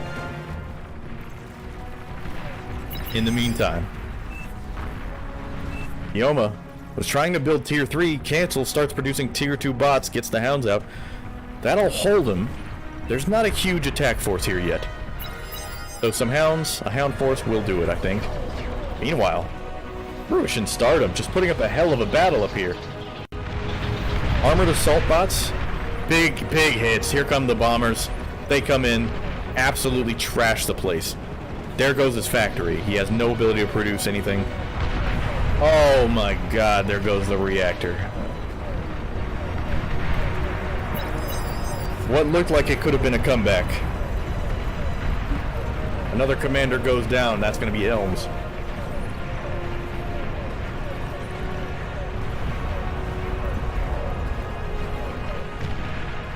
Meanwhile, Kioma trying desperately to hold this with hounds, doing a good job there. Bomber's still coming in though. Stardom. He's gotten some anti-air up. There's 3 cannons now. I think he has barely survived that, but there's still plenty of... Oh, those are fighters. Those are friendly fighters in the sky. They got the anti-air up. Didn't quite kill Stardom, but... Oh! A polygon. More maces coming up into the cliffs, forcing Desker to pull his army back, or risk losing the entire cliff. A risky move. It is buying time, and that is what Stardom needs right now if he wants to get back into the game. He's restarted a fusion reactor. He'll be done in 1 minute. He'll need that badly. In the meantime, the bottom. Kioma almost single-handedly holding the bottom here. Probably best to just retreat back to the cliff. Start building energy converters. Up out as many tier 2 units as possible. The Hound's doing a good job here. Should cycle to the north and hit these tanks. They're about to come up there. Desker's only got 4 heavy tanks here to defend against this push. They will do a lot of damage. There he goes. He's going to reroute his hounds. That tank force should get completely shut down. In the meantime, Theron. It's a fiend run by. Only 4 of them, but they do huge DPS. There goes the factory. A Polygon's base gets eradicated by 4 fiends. Perfect counterattack. Back up to the north.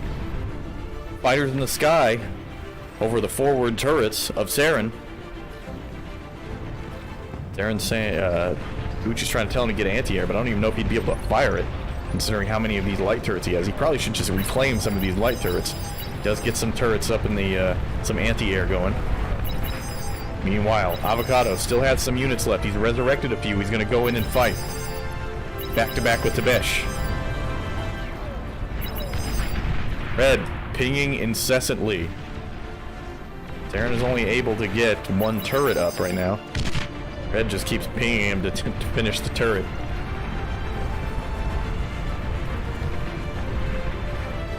Down at the bottom.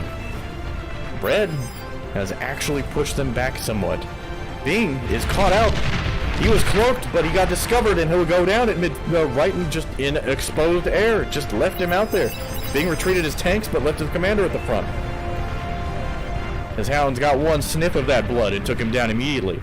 Now, bombers coming in. Blue. Blue GG's out. They gave it up. Makes sense. What do we have down here? A fiend run by Saren. Looks like that probably took out the rest of Stardom's ability to fight. A good game. Pretty quick game, 20 minutes, but some fierce fighting all the way through. Some of the other spectators were saying that they were, blue team was feeding up in the north, and I mean, they completely lost. If you're wondering what feeding means in this context, it's you're throwing your units away in easily lost fights and leaving the metal behind. That's a really good way to lose momentum. So it's possible that they were taking some really bad fights and left a bunch of metal for red team to take.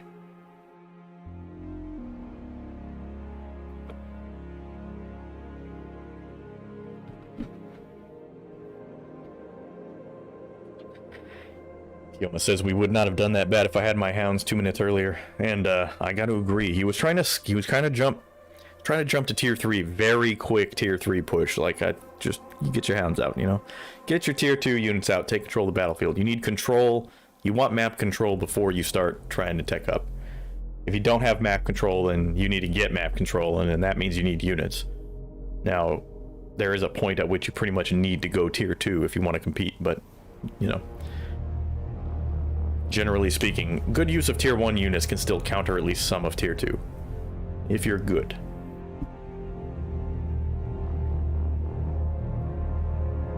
Now, game's still on. Still a 23 plus ranked game. Got 8 players per side, so we might be going again. And it might once again be a siege. It looks like they're trying to play a new map. I've never seen this one. This one called Forge, version 1.4. Kind of looks cool. I do want to see it. All models in this game look the same, always confusing to select things to build. I don't really agree with that. It's pretty easy to see what something is at any time. The only time I have trouble with is like telling the difference between one faction's artillery and the other faction's artillery. I can tell they're artillery. Ugh. I can tell they're artillery, but it's kind of a neat map. So we've got a circular map here. Both teams starting on either side of the circle. The big lava volcano. Like damaging lava? That'd be neat. Interestingly, the lava layout's slightly asymmetrical. There are 2 lava pools in the south and only 1 in the north. Stardom, not quite ready to go yet.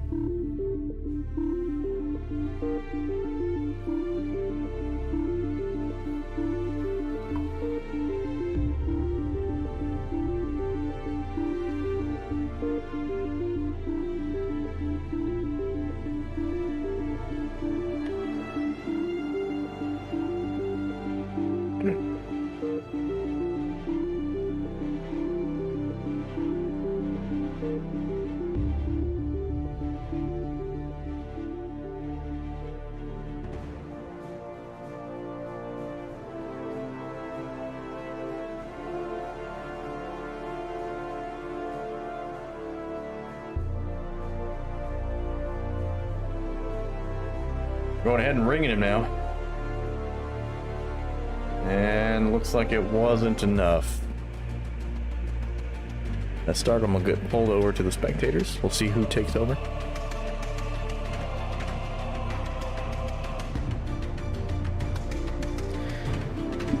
If you're just now joining, thank you for appearing before me.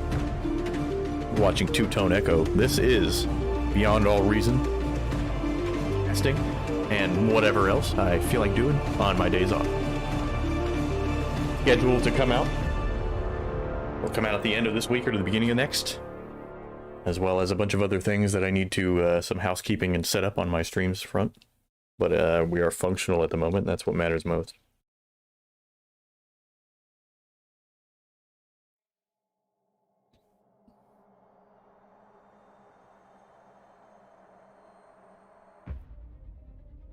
The smell of sulfur. The crunch of brimstone under the feet of 20, 30, 50-ton mechanical monstrosities. They're about to add to the fire. To blow new craters in. And to take these volcanoes to pieces. Superior firepower. This is Beyond All Reason, an 8v8 at a map I've never gotten to cast. We're here at Forge.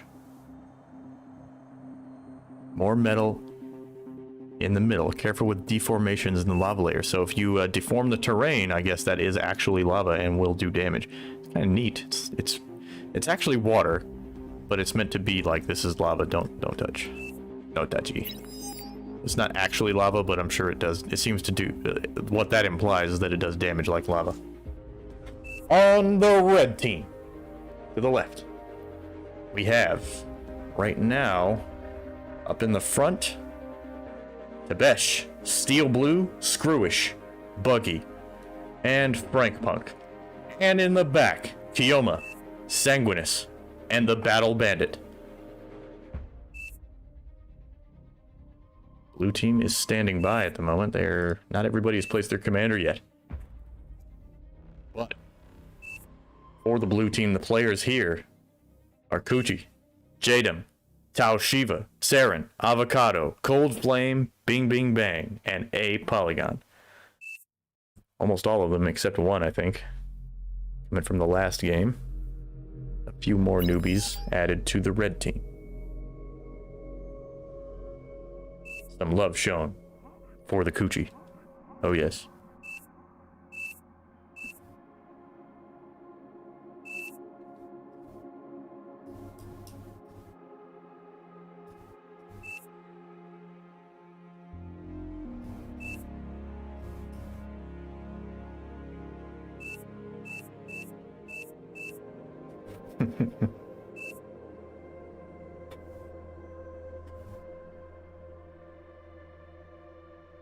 Game starts in 20 minutes.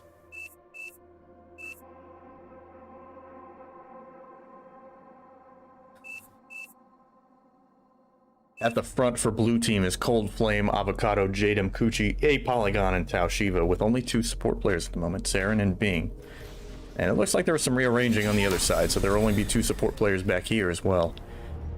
The 2 support players on either side will likely go and take all of the rear metal, leaving the middle level, the middle metal layers for all the frontline players. What's most interesting about this map is anywhere in the pit, the metal here is 4.5, twice as much as anything the support players will have available to them. So be prepared for some serious production early on. And there will be some fierce battles over all the area. There are geothermals freaking everywhere. So there is a lot of resources in the middle. Remember, each geothermal produces 300 energy.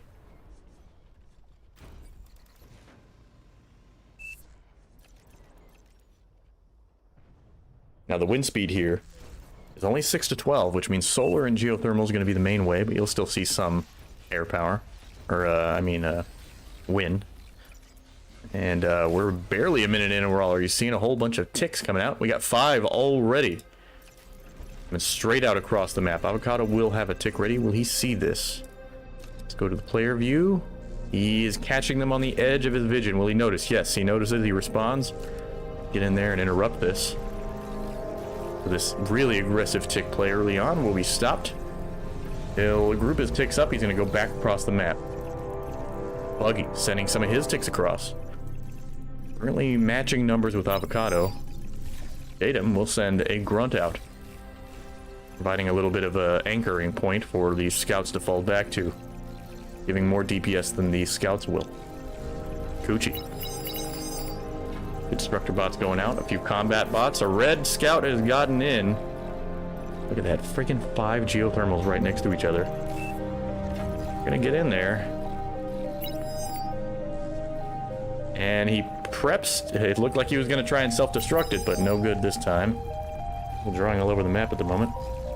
Lots of call-outs going out. We got combat units. Steel Blue just walked straight up the ramp. A Polygon not in any position to stop it. He's gonna run out. He's gonna notice that Steel Blue is kind of out there on his own right now with his cars. I'm gonna call them cars because that's a funny name. Funny name for the scout cars. They're not tanks. They're not exploration vehicles. Those are cars. Jadem pushing forward. Out here with a grunt force. Sanguinus out on his own. But that's not enough grunts really to be a huge threat. He spreads his grunts out. He's gonna try and go for a flank here. Sanguinus in a bad position. Surrounded by 6 pawns would be a bad move, but he's actually gonna just ignore it. He could jump the commander, but he's gonna go right past it. Sanguinus doing a lot of micro. He does have some units at home, but not enough to stop 5 of these grunts.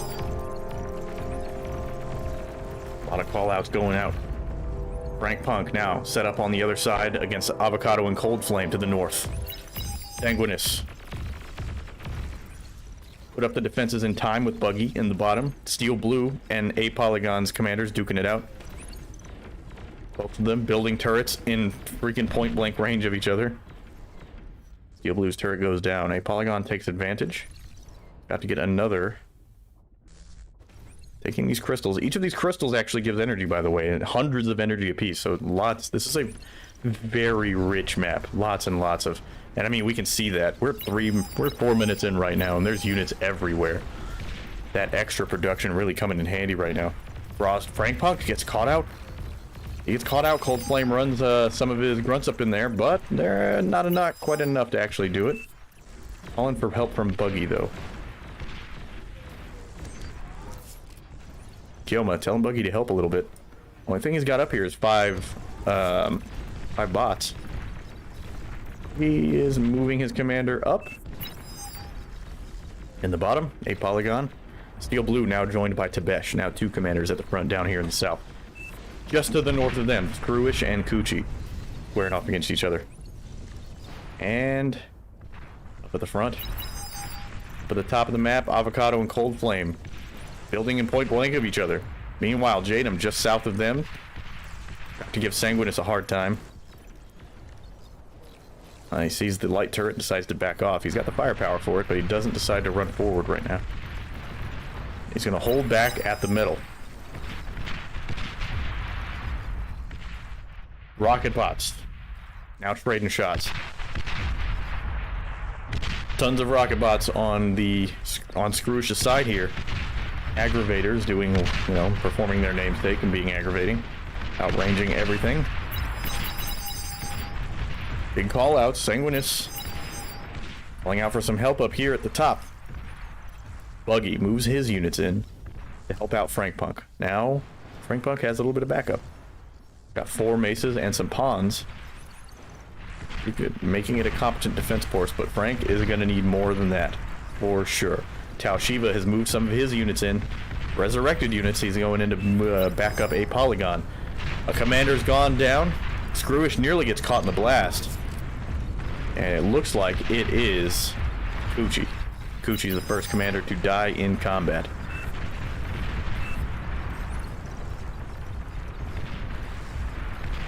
And it looks like they're having a hard time on all sides right now. Sanguinus nearly loses his commander at the front. Run out of units, but his bot factory is producing again. He's getting some Rocketeers sent to the front now. They'll be able to put down some hate from long range. Did that create a lava pool? What just happened there? That was weird. Was that a bug? That was bizarre. Anyway. Now, Coochie's going to take the position and reclaim his commander, so he will get all that metal back, at least. So there's that. However, up at the north, Red's really getting pressured at the top. Income advantage currently in the favor of Blue, though, although it's kind of hard to tell with what salvage is happening, but it looks like they're ahead by about 50 metal, which is not an insignificant number. Right now, Coochie's just mass-producing thugs into the front line. Plasma rounds, a serious problem, dishing out a lot more DPS than these grunts can take. The commander is forced to pull forward. Screwish is going to run in. He can't get close. If he takes even a single full volley from that army, that commander's going down. It's too low on HP right now. Why does nobody ever repair the commander? Buggy's going to pull forward. He's got a whole bunch of maces. I'm going to get a good volley off there. Going to take out one of Avocado's bots. Red's still stable up at the top, but they're definitely struggling down at the bottom here. Screwish, though, getting some more units. He's mass-producing thugs now. Quickly get that in place. Gucci's telling Tau Shiva to just move in. Gucci's saying he's 1v2 at the front. Mostly true. A polygon is still up there.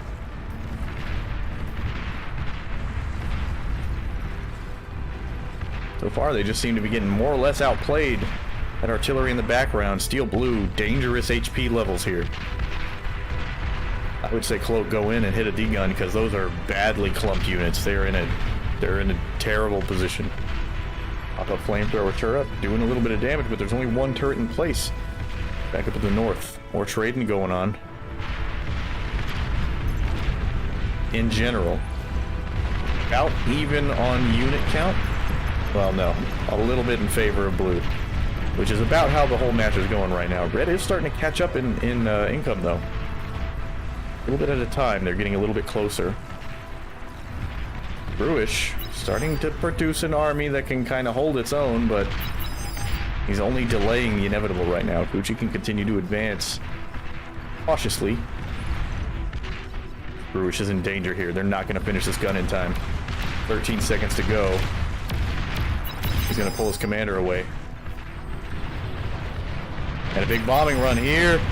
Huge hits on the army. A whole bunch of those thugs go down in that bombing run. Great job there by the Battle Bandit coming in with his bombers. There's still significant force there, but it's a lot more manageable.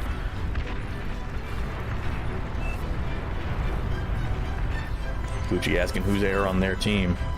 Baron says he will in a sec, which means none right now.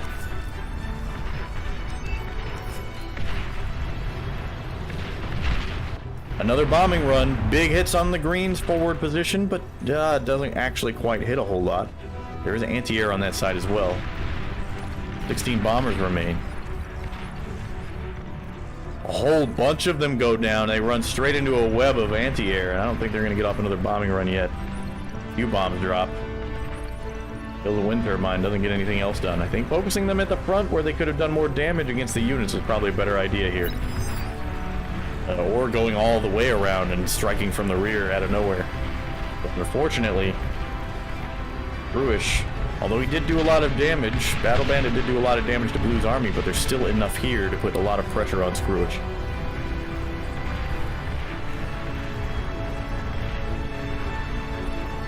Steel Blue and Tabesh struggling to hold Tau Shiva back at the moment. They're gradually giving up ground, and every bit of ground they give up is another resource that can be taken by Blue team. Now, Red was catching up, but has currently fallen behind. About on average 50 to 100 metal income. Another commander goes down.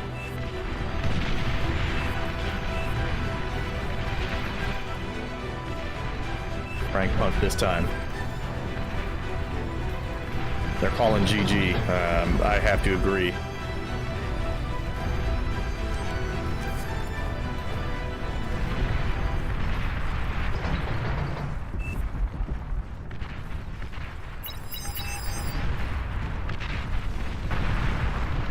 Another commander drops at the front. EMPs dropping. That's kind of cool. Cool effect.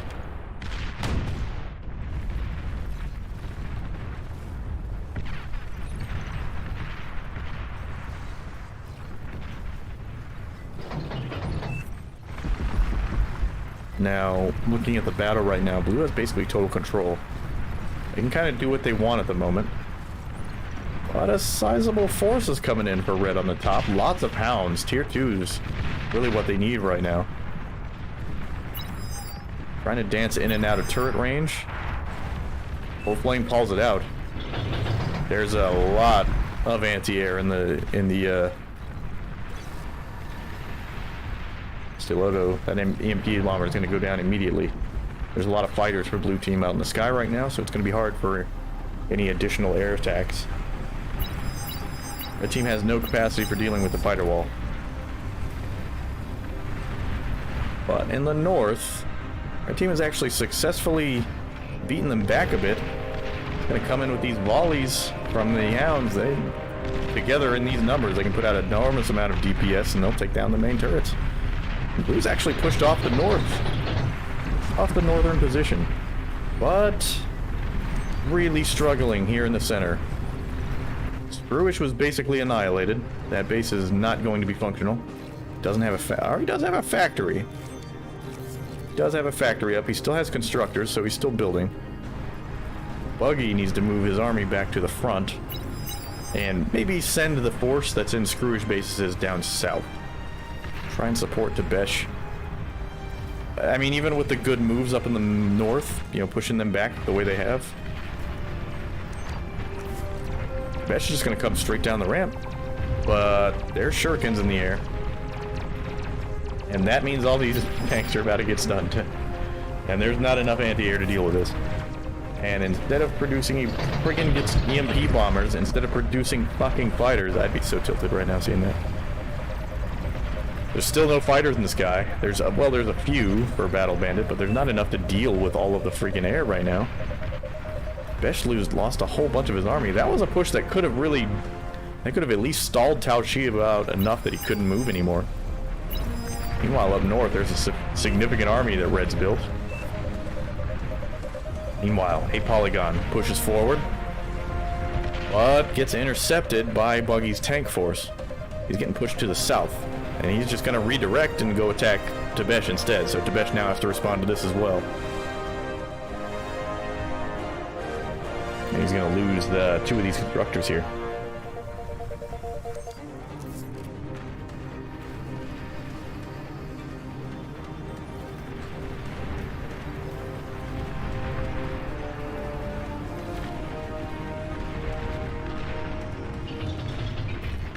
Blue, Gucci, flew his sonar and radar planes in here and just sat them there, which means that we have nukes. You do that because he has nukes ready. Oh, he's got a strategic bomber, so he is bringing a big-ass bomber in there. So no nukes proper, but a hell of a big bomber is incoming. Sending scout planes in. Oh, he's got more out here, actually. Some more heavy strategic bombers knocking out a whole bunch. No anti-air. So this game, Red is probably going to die to air.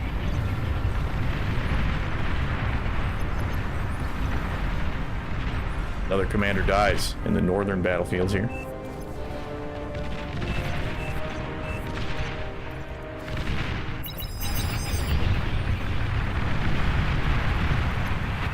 And there goes an entire base. And almost every volley this, there really is no anti-air. Tebesh was the only one with anti-air, it looks like. These are just going down right now in the south. Now Shiva freaking out. This huge force by Red coming in, but I mean, what's the point? Nearly uncontested bombing runs have basically taken out almost all of Red's team's infrastructure, and they are done. That's a GG. Bombing run worked well.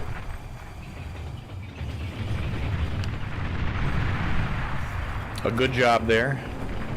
A good job on all sides. Red had a really hard time, though. Had a hard time. Not super aggressive or efficient. Efficiency. Units killed for how many units were lost was pretty bad too. So this was a lot of feeding into the other team happened here. Not to mention very little excess energy. Notice that right there. Energy produced is 5.7 million. The excess energy is how much energy is that's how much production is wasted. They only wasted 1.7 thousand out of 5.7 million. That is ridiculous efficiency on using energy. Very, very good. Keeping that energy working all the time. Wasting almost none of it. Pretty impressive, actually.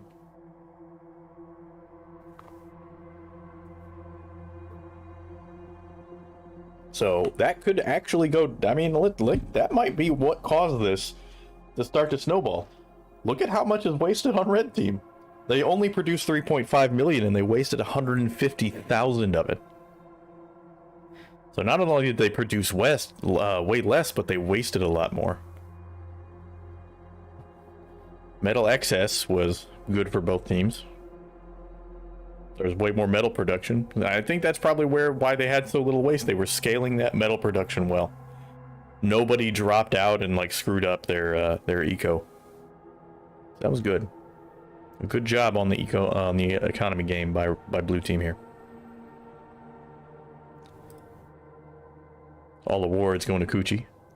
Destroying enemy resource production, destroying enemy units and defenses, efficient use of resources, and doing everything. The Golden Cow Award. He did it all.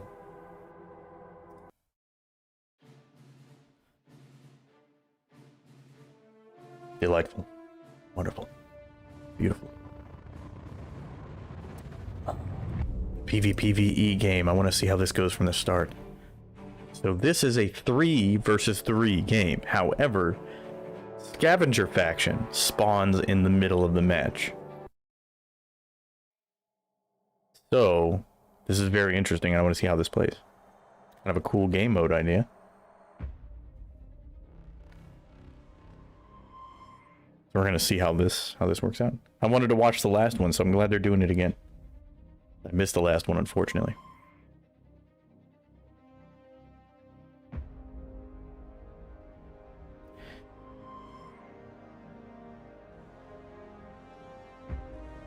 You are watching Two-Tone Echo, and this is Beyond All Reason. Welcome to the stream if you've never been here before. This is a casting channel, and this is the same as the defense map we watched earlier, but split horizontally. I mean vertically, instead of horizontally. So what's going to happen here is these two teams are going to face off. There'll be 3 of them. We're probably going to do, you know, top, middle, and bottom. And then the Scavenger faction is going to spawn in the middle. So that's like, I'm super interested to see how this goes, because this could be really fun to watch and maybe even really fun to play. So we're going to look forward to that. I'm going to look forward to that. You are going to watch. You will watch. Consume. You will consume Two-Tone Echo's content. Voraciously, endlessly, and without any thought to your own well-being.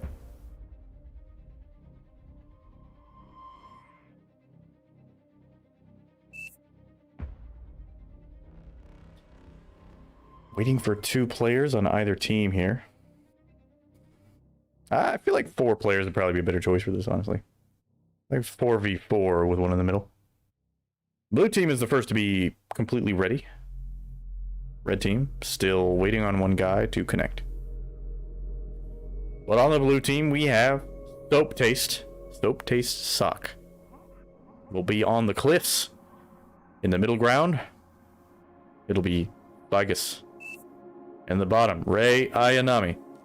In the ice area, which I think has... No, I don't think there's any water. I think it's all ice. Is that water? I guess that's water, so never mind. Be building navy.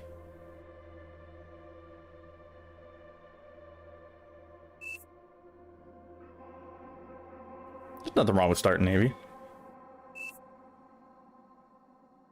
All right, and on the red team, Mensan will take the corner, or the cliffs. Cerulean will fight on the land. And Ash will also fight on the land. Both the red team players are taking land. Ray moved out of the water. Okay, well, never mind. Ray is in a bizarre position.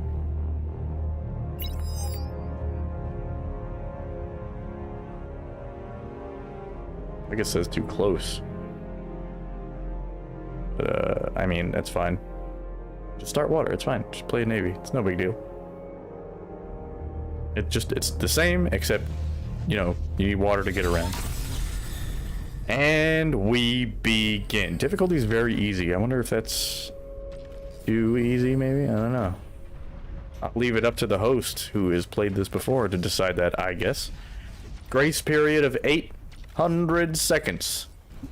It'll be about 12 minutes before the scavengers will actually start to push across the battlefield. But in the meantime, they should be building things like defenses, I think. I'm pretty sure. Probably. Maybe. Well, anyway, in the meantime, let's see what the other teams are up to. What the fuck? What is that? What is that?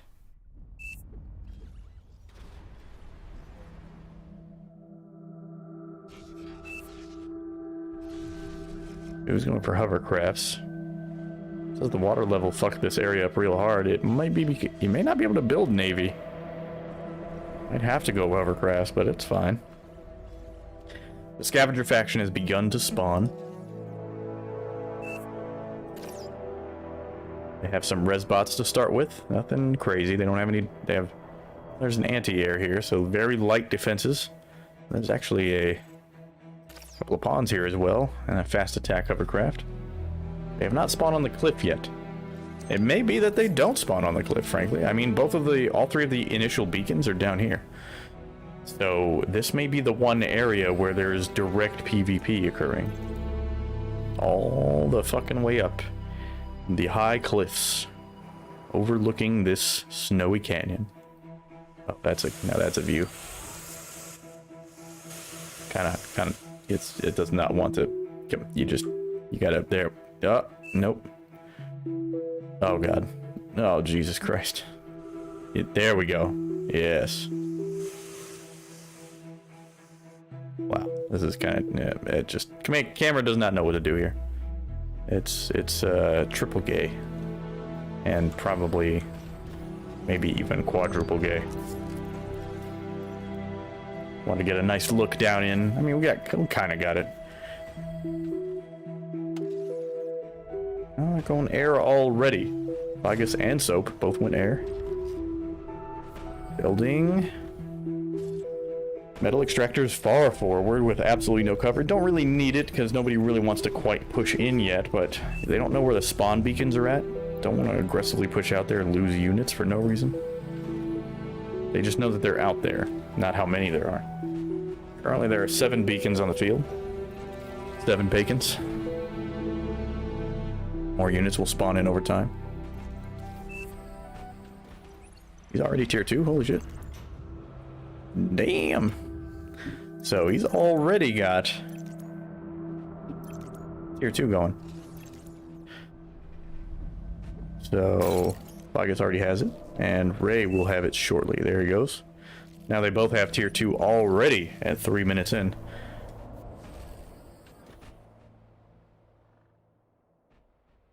Now interestingly, this is a PvP map, but they get all the same kind of benefits that they would have had.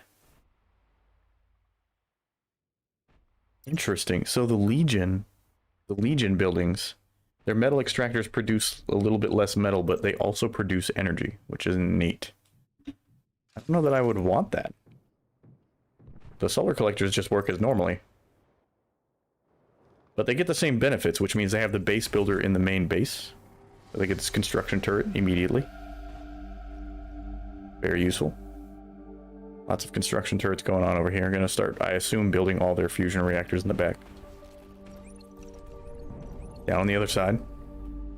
Tier 2 already going up.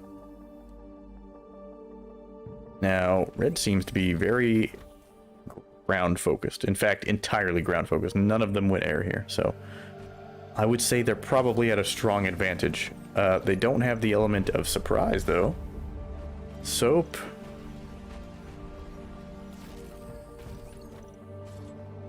Soap and Vigus do have air, so they could be going that, and they also have the tier 2 air constructors, so. But they also have the bot labs good to go, already seeing tier 2 units pretty early on. First tier 2 constructors hitting the field for both teams.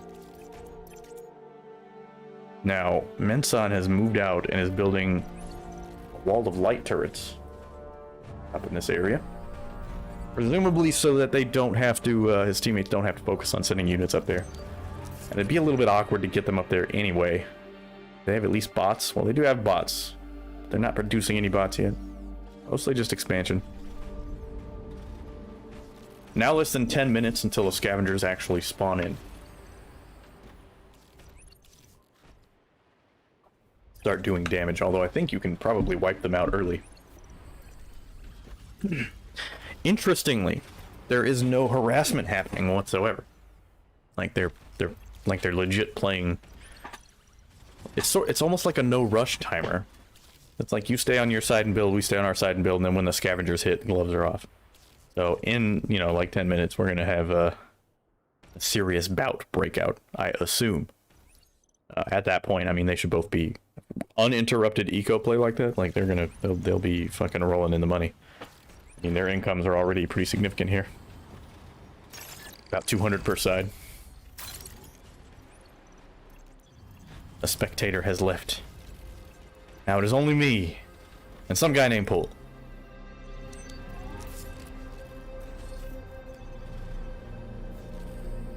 Sledge says he consumeth the content. Excellent. If I should disconnect, don't take my stuff, I will reconnect it ASAP. Okay. Connection's good at the moment. It's kind of cool that you can see their CPU load and GPU memory. That's just neat to me.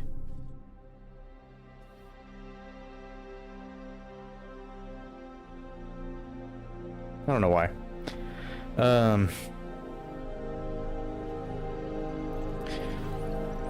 Still nobody taking the aggressive route, but we do have aircraft going up from Menson. Menson did have bot labs to start, but went immediately to air after that. Not really using the bot labs, getting them up, assuming that he's just going to use them in case he needs them. Currently producing a fucking comical amount of tier 1 fighters at about a rate of 1.5 seconds per fighter. So there is a very rapidly developing air wall. And there's still no... I kind of wish the scavengers were like a higher difficulty, because they don't seem to be doing... They didn't spawn a whole lot. I've played one scavenger match, so I don't really know the exact mechanics of how scavenger work yet. I assume they work similarly, where they have a spawn point, and then, you know, once the timer expires, they start spawning in near wherever the beacons are, but I don't know for sure. We're gonna fucking find out. You goddamn right we're gonna find out. Better fucking believe. Better believe that we're about to find this shit out. Now that is Jesus. That's a lot of fighters. He's broken some of his construction turrets off to start working on a fusion reactor, which will finish shortly. That'll allow him to start building energy collectors at a crazy rate, and it will be able to cascade up economically from there. He's got plenty of time to do it, as we still have a little over half of the remaining time. So we're almost at the 5-minute mark.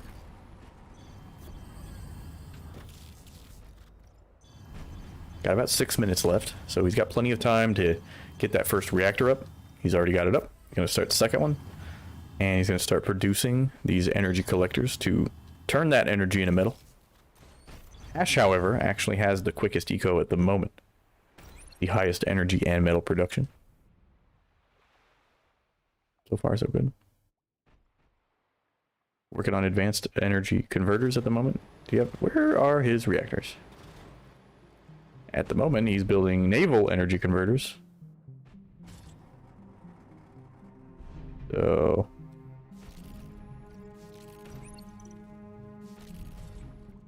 I don't see a... Oh, there's a reactor. He does have one reactor there. So... He's actually got a near surplus of metal at the moment. He is overproducing energy slightly. How much has been wasted so far? So for a lot of excess for both teams, but way more excess for blue team. However, blue team is also producing more. So they have more energy to burn. Legion commanders have been upgraded.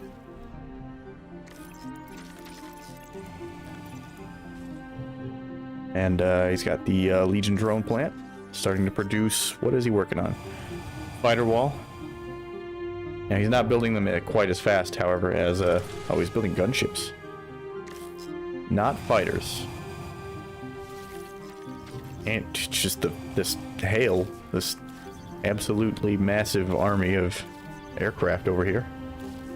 He's just been producing fighters non-stop. He'll be able to fighter wall the whole map shortly. This is a big map to create a fighter wall on, so it's quite impressive. An impressive number of planes. Less than 5 minutes remain. Red. What is Red up to right now? Like he's gonna build a shitload of pop-up Gauss guns at the front. So they're all preparing to defend from the scavengers. So it is really like a no rush timer. I feel like 10 minutes is, or however long, it was more than 10 minutes. I feel like the 12, 14, 15 minute start time, the grace period, is a little ridiculous. especially if you're playing on very easy. But I assume that when this timer expires, we're gonna see a fucking battle pop off. That's gonna be pretty fucking crazy because we're gonna have we have lots of drones. Look at these little things. How much do those do? 119 DPS, 220 health, 550 range, 167 health, 222 DPS, 680 range. So the drones are a little bit hardier. We got some bots. Whole squad of hounds running in. We got 24 hounds here. Making their way to the bottom. What else is he building? They stopped bot production. Going back to working on fighters. Fighters and eco at the moment. Who's the highest earner on the map right now? Vigus is producing a ridiculous 11k energy. Although he is very dependent on wind to do so. In fact, his energy production should be plummeting pretty hard at the moment, since the wind is dying down. The wind didn't quite die down all the way. He does have advanced fusion reaction, so he really doesn't even need the wind at this point. I guess saying to build defense. What's out here? Not much. Ray hasn't built any defenses yet. An epic supporter, Ray has decided to jump straight to a super heavy assault corvette. He's like, yeah, I mean, I'm building the fucking, I'm building this. Fuck, I need defense for. I'm gonna have a mega ship on the field.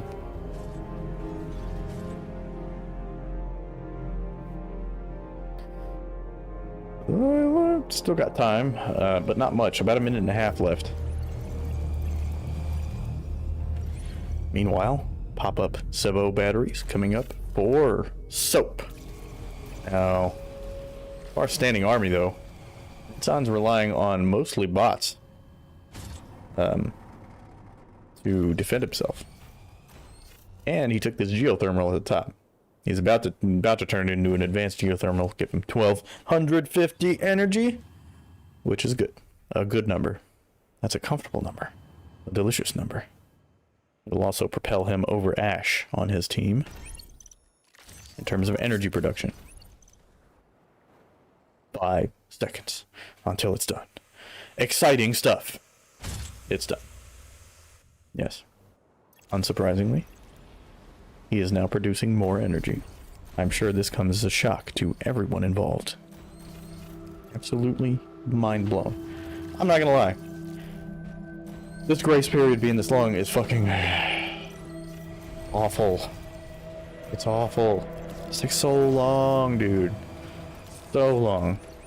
You should put that shit to like 8 minutes. I feel like that's a comfortable time to like get everything ready and start defending yourself. I think this freaking 15-minute wait is ridiculous. I can only talk about efficient economy creation so fucking much before I really want to see something die. Preferably myself at this point. Jesus. Alright, the grace period has expired. Now. Scavengers are dropping units in our area. First units begin. There are 44 scavengers on the field at the moment. Most of them are in the sea. And lots of res bots. Not too much that's actually going to be of any difficulty. Currently 8 beacons. There are 2 commanders on the field as well. So we've got a Scav Legion commander who's going to go out here. And he's going to build these turrets. Look at him go. He's going. Is he? He's going to build those turrets, right? Yeah, there he goes. Oh yeah. He's going to get that up. I received 1 new unit? What? What does that mean? I have no idea. Anyway, we are seeing some naval brutality occurring in the south. Most of the bots that spawned in came in on the water. So his water defense is already getting tested, but he's already well prepared. Ray is not. Ray is not prepared at all. In fact, Ray has run out of resources and cannot actually match. Ray might be lagging out. Been told Ray not. Oh my God, Ray said not to take. But to be fair, I need to get defenses up ASAP. So he has stopped production on this. So let's just pause the super carrier.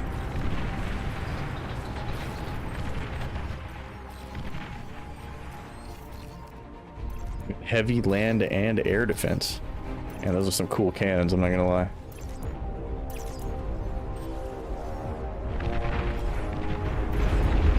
Already putting the hurting on stuff. Most of the battle, though, here in the bottom. Scavengers coming in doing massive air damage.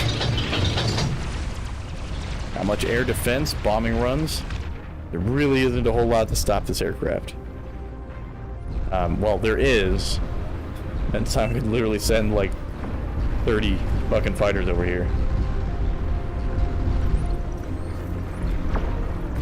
Ray's rejoined. I guess you took the units.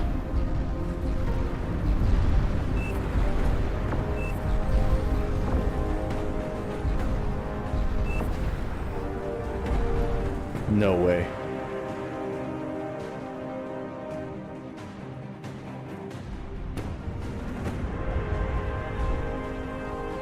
Bruh.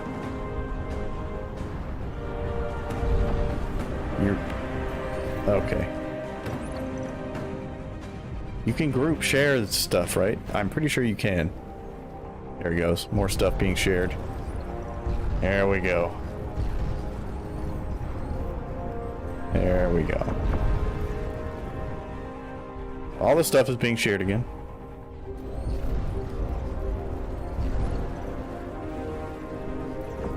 Ray did say, to be fair, if I disconnect, don't take. I will rejoin. Probably just has subpar internet.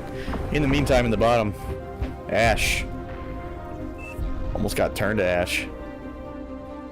All that damn air power.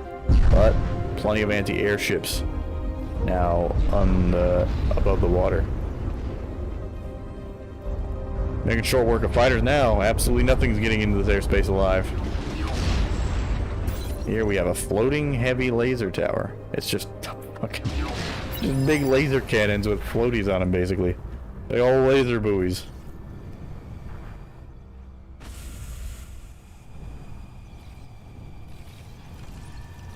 Now, Ray has gotten all of the stuff back. However... Alert. Scavenger malfunctions detected. Now, a scavenger malfunction is exactly what it sounds like. Basically, all the scavenger units will just shut down for a period of time. Look at that, they just fell into the water. They even launch out of that. And then, after a period of time, they restart. Now, Ray has no... Well, there is one. Okay. There's one... Oh, they're armed. Armed exploiters. Playing as Cortex. Their advanced exploiters for metal can actually be... They have little cannons on them. So they can defend themselves. Well, I won't say they're... It's 623 DPS, which isn't bad, technically. But it's not like you're going to have a lot of them close together, so they don't do a whole lot. But that super heavy assault corvette is done. So, yeah. Got defenses now. That's cool. They actually, like, list back and forth. I dig it. So we have a comically large, a tier 4. It's considered a tier 4 unit. But with 89,000 HP and 900 range for however much damage that is. 2,700 damage per second. What's the burst damage of 11,000? You'll one-shot most every unit. Got the scavs throwing their lives away into the defensive network of Fagus.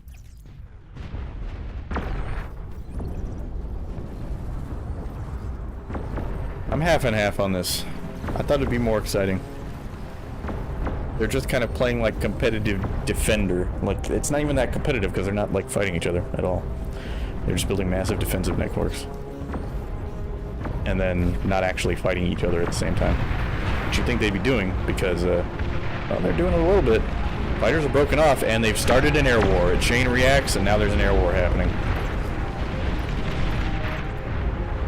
A whole bunch of Metsan's fighters fly in and start going toe-to-toe. Dog fights in the air.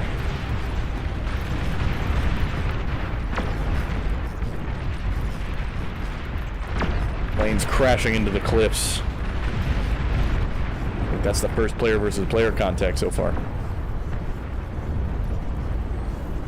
Vigus launches his own fighters. These ones tier 2 stealth fighters. They'll make short work of these.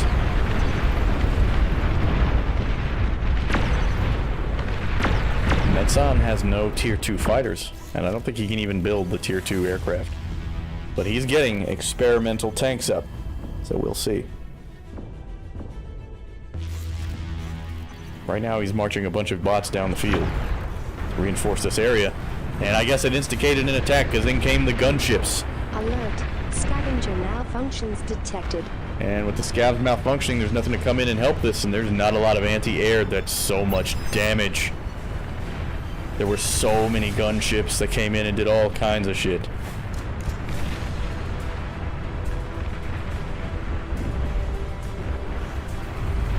A lot of damage gets dealt. Some flying fortresses in the sky as well. Tier 1 fighters will engage those, but they'll run straight into the anti-air. None of the flying fortresses goes down. A whole bunch of damage done to Metsan's defenses. Cerulean responds, is marching a whole friggin' line of welders all the way in. Press this hill and bear witness to the carnage.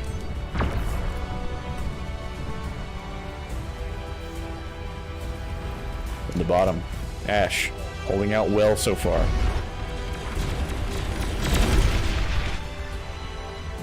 Laser towers on the ground engaging some aircraft. Imagine fighting up into this. You're just like, yeah, I can do this. I'm gonna run up this hill. And straight into every laser battery imaginable. Totally fine. In the meantime,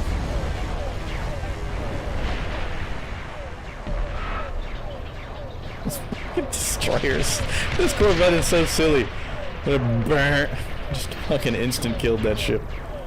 Unfortunately, with no other defenses, which Ray was recommended to build freaking defenses forever ago. I mean, these are good. They do good damage, but they're not enough to... You need turrets. At least move this Corvette in range, jeez. In the meantime, PvP battles. Most of the scavengers keep spawning down here in the south, so it's a lot of air and naval power, or bots. In the north, every once in a while, you'll get some of these coming up here. Welders. It's a line of welders.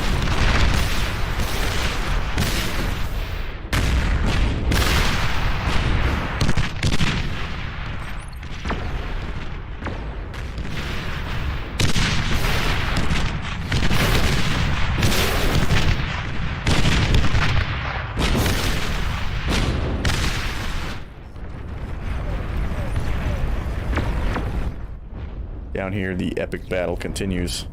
Bots walking under the sea. Fucking air fleets in the dozens.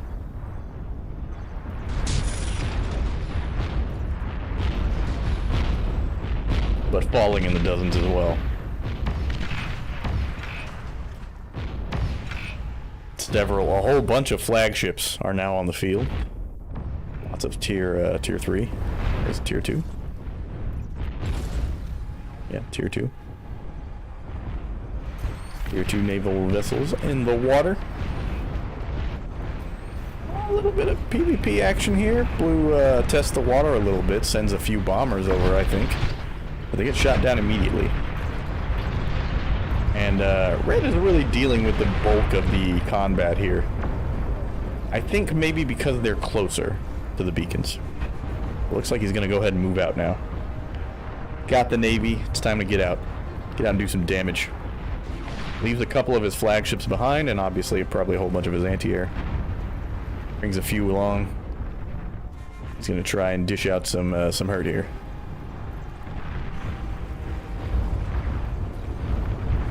The fact that we have 1200k metal economies on both sides means, like, when these... And there was... Oh, no. They scouted. He scouted with his fighters. Soap sees it. He saw the scout. Sends everything. There's not enough. He knows there's not enough. So everything is coming in now. There's nowhere near enough anti-air to stop this. And honestly, I can't believe he didn't build some. Do you think you were completely safe? It's the scout off. That whole base completely gone. The advanced geothermal, all the defenses and the several units up there have been wiped off the face of the map. Some of the bombers bought it also, but now they're going in to the exposed base of Mensan. No preparation for this. There is basically no anti-air, and he's not even building any right now. In fact, he's just idling his commander at the moment. So Mensan will just probably die to that. Totally avoidable. You just need to build other air defenses. There's a whole path here. Just line a whole bunch of, just put a whole bunch up here. Bots can still get up there if you build air towers all the way at the top. Mensan, in a fury, sends his entire tier 2 army in. Let's go, he says, and they are going to fucking die.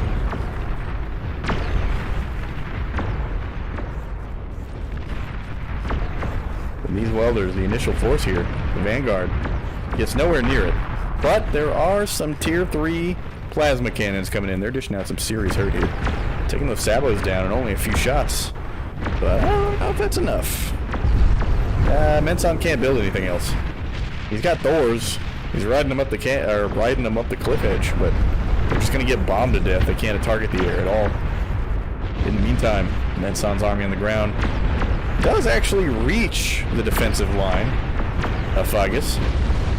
Soap comes in. He's going to defend this. Meanwhile, Ash's military up here, or Navy, still rampaging around this entire area, but clearly more depleted. Fagus is now basically dead. Or not Fagus, but Mensan. Basically dead. I mean, this is all almost gone. Carillion did send some fighters up there to chase it off, but there's still a lot up here. And the SARs can't get up the cliff. Why did you build vehicles? The Thors are stuck. They can't go any further up. Carillion, though, will chase off Soap's fighters, leaving, I don't even know if he can rebuild.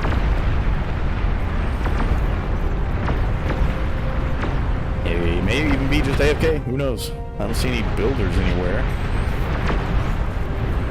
Oh no, we have a Ragnarok.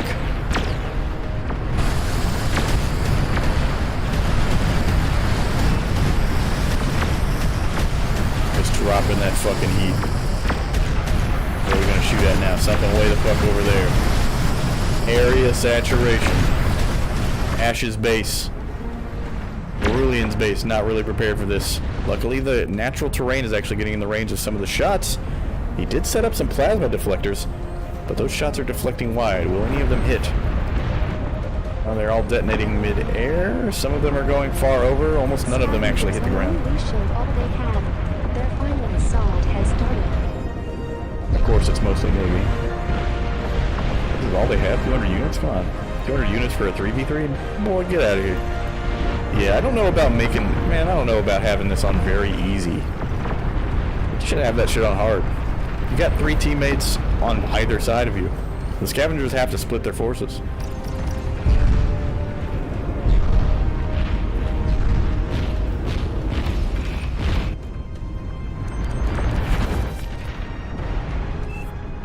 Ragnarok's still firing. Mostly just putting fire on the deflectors, but at the moment the deflectors hold fine. Shot's getting reflected off into the into this mountain. It'd be kind of cool if these shots could deform terrain. Just see the mountain gradually eaten away. Only 4 minutes remaining. The boss arrives soon, but I mean, there's nothing really here to fight this. He was sending these assimilators in, but assimilators aren't that tanky. They're a lot more like the Razorbacks. They're like a weaker Razorback. It's going to give space for the scavengers to regroup. He's going to bunch all his assimilators up. Something big just exploded. That might have been a nuke, or maybe a commander? No? I think it was a nuke, but I'm not sure where the nuke came from.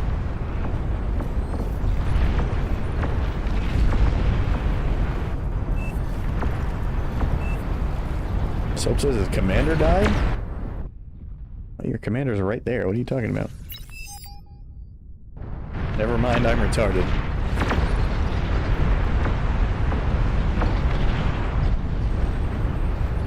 Three-minute mark. The constant bombardment. As the deflectors weaken, some of the shots start to just pierce through, and now the base is just getting hit directly, not deflecting them fully. Some of them get deflected up over the rest of the buildings, but some of them are just being deflected at a slightly different target in the base, and there goes an advanced reactor. Ash's base absolutely annihilated. Still plenty of resources, technically, but far, far below the blue team. We got an epic bulwark, which is just silly, because that does not have anywhere near the range to help this. That Ragnarok, absolutely a big pain in the ass right now. Yes. Excellent effects, I will say. Only 2 minutes remaining. Man, that is terrifying. Now we got the flying epic.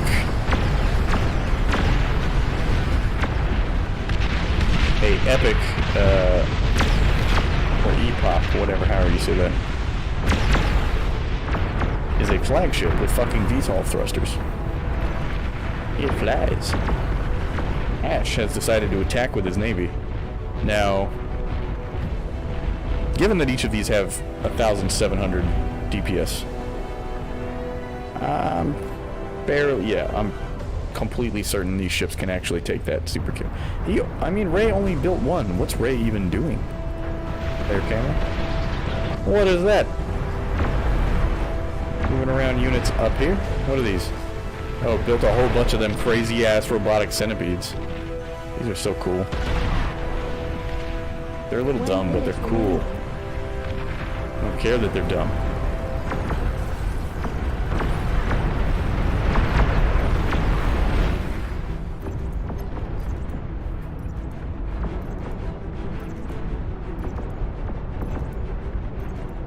Meanwhile, over here, Carillion, just building up the biggest army you can. The Ragnarok over here has ceased firing, probably to build up, probably to let the energy build back up. It does take a lot of energy to fire that thing at full speed. Oh, something big detonated over there. Probably one of the scavenger commanders. Oh, you know what? That's probably what detonated earlier too. Ray moving the battle pillars. There's only 2 of them, but they look like multiple units, which is funny. 10, 9, 8, 7, 6, 5, 4, 3, 2, 1.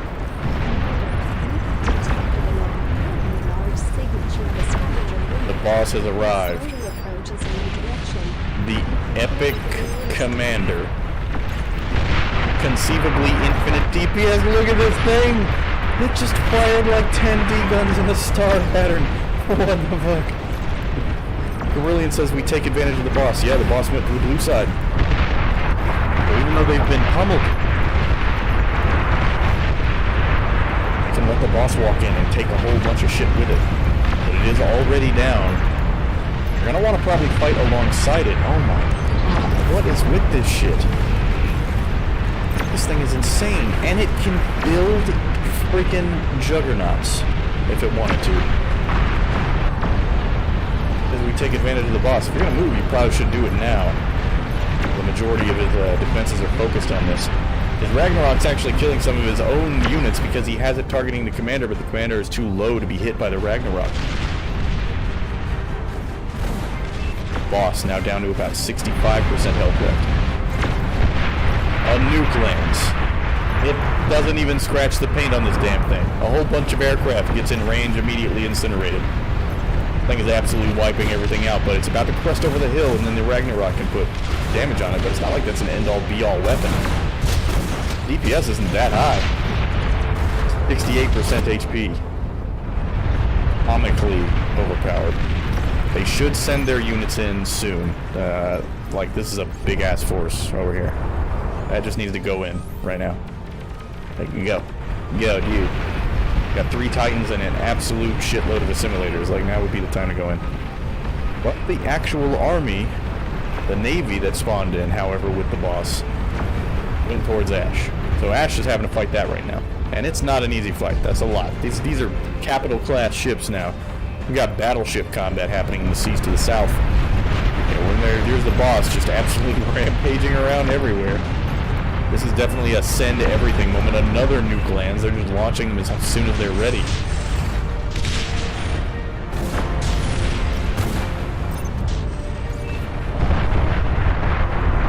Oh my god, there's that D-gun attack. That's so crazy. It doesn't go very... It didn't quite hit anything vital. He fires off again. Once again, I don't think it's going to hit anything vital. Another nuke hits. 48% health. He's got some aircraft in the air. But it is going to go down. God damn, that did so much damage. This thing does apparently 35 million DPS, which is just the silliest number I've ever seen. Oh, there it is. The real DPS number is 57,000, which is still crazy.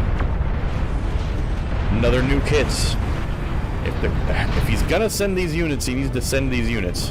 What is he doing? Go! Like, Ash is... If you're gonna attack, you need to attack now. You need to follow the boss in. Like, you're far enough away, you should go in right now and deal with it. Boss is at 27% health left. If he's gonna move his forces, he's about to run out of his window to do it. I don't know what he's doing over there. He's just moving his units around, but they're not actually doing anything useful. So unfortunately, I don't know that he'll actually be able to take advantage of the boss. It's not like this is all of his economy, because this thing's probably going to go up in a big-ass fireball when it fucking goes out. But even if it kills everything over here, we've got this flying epic almost ready. This thing now, 9% HP, 8%, 7%. 6%. It's going down fast, but considering how much firepower is required to make it decline this quickly, this is just ridiculous. Another bombing run. It's going to go down to 3%. It's going to be 2%, and it will die shortly. It's only got about 60,000 health left.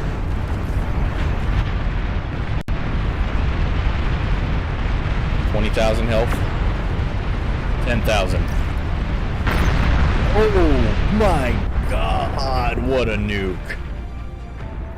It's even bigger than an actual nuke. Holy shit. So blue takes a pummeling right there. Now the scavengers are defeated. What's left? Red could not eco up effectively in that time. Blue still has 3 times the income.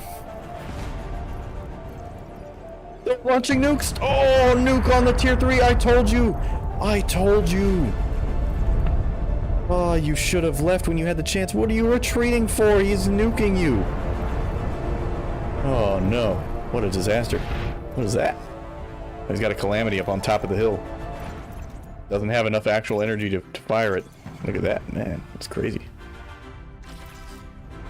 Look at that firing line for a calamity. Down here, the Ragnarok is now firing. Time to continue. There's nothing left for them to take advantage of. He's going to send all of his radar sonar planes out, I assume looking for anti-air weaknesses, but there's so much anti-air or anti-nuke weakness But there's so much anti-air, you can't get to the back of the base, so you can't actually see back there, but why even do this? There's a comical amount of anti-air. It is enough bombers? Will they even get a single volley off? He's going for the... not even going for the Ragnarok. I don't even know if that would have killed it anyway. Sends his entire air force, they get completely wiped out. Ash is now getting pummeled. Mensan is still a pawn launcher. What is in here right now? It's... does this build pawns? This builds pawns, doesn't it? He is going to railgun a bunch of tier 1 pawns, presumably into the enemy base. Meanwhile, nukes. Ragnarok fire. There's another one. It's gonna just land. It's not gonna hit anything. They're just firing nukes to fire them. How much anti-nuke is there? I don't think I've seen a single nuke get canceled. Oh, there's one. Finally some anti-nukes. Stopping the carnage. How much can this hold? How many can this hold? Does it just keep building and building until you fire it? 50. It can stockpile 50. It's ready. He's gonna prepare another one.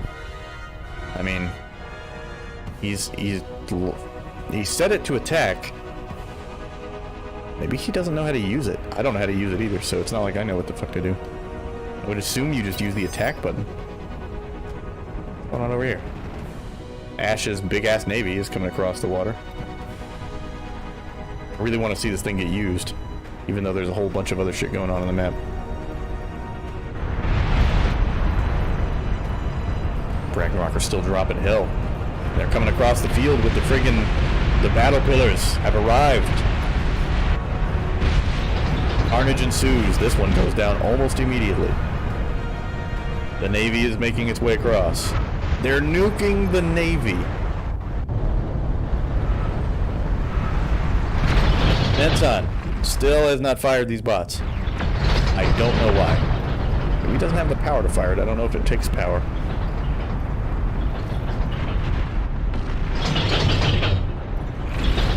Using EMP bombers to keep the these Kades stationary. Ash's Navy now in range, though. Took several nukes, but they are in range and are bombarding Blue's defensive wall from the shore. More nukes detonated in the skies above. Still, I assume, hasn't figured out how to use this. And I don't blame him, because I don't know either. I mean, like, there's only a few... I would assume it would be an attack. Attack or set target? It probably is set target. Because that's how you... that's how you shoot at... Well, I mean, you can attack ground position for here, but you can also hit that. You set a prioritized target, and if you click the ground... There it goes! He's launching the He's launching the bots at the... Why? Why here? What's this thing's range? It's 5250. Is that as far as it goes? Huh. That's not worthwhile at all. They're immediately getting pummeled. The Calamity starts firing on them. These bots are dying almost as soon as they hit the ground from just massive artillery fire. Oh my god! Jesus Christ! This is the worst fucking day ever, dude. Yep. The Hell Jumpers gave it their best, but they were not prepared. Meanwhile, on this side, still a whole bunch of Black Hydras, battleships, doing damage. Not a lot of damage. They're not always hitting, because they're not very accurate. But they're doing damage. Does he have pinpointers? He's firing into radar. I don't know that I don't think he has pinpointers. I think people forget to build those. I don't see any.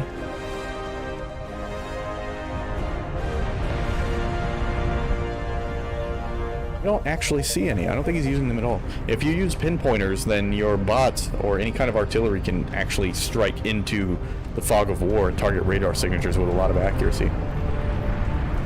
If you don't, and it affects the whole team. If nobody builds pinpointers, nobody gets that benefit. So I think that might be what's happening right now, is just nobody's built any pinpointers. They're not very oh, yeah, air there, never mind. I lied. I am dumb and gay.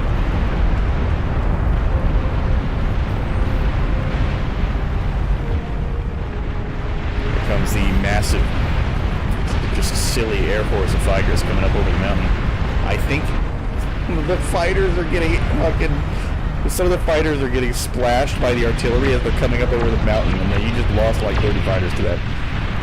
Comes the Air Force fighting overhead. This Tier 3 army trying to walk across, beginning their trek. Really didn't get a whole lot built. In the meantime,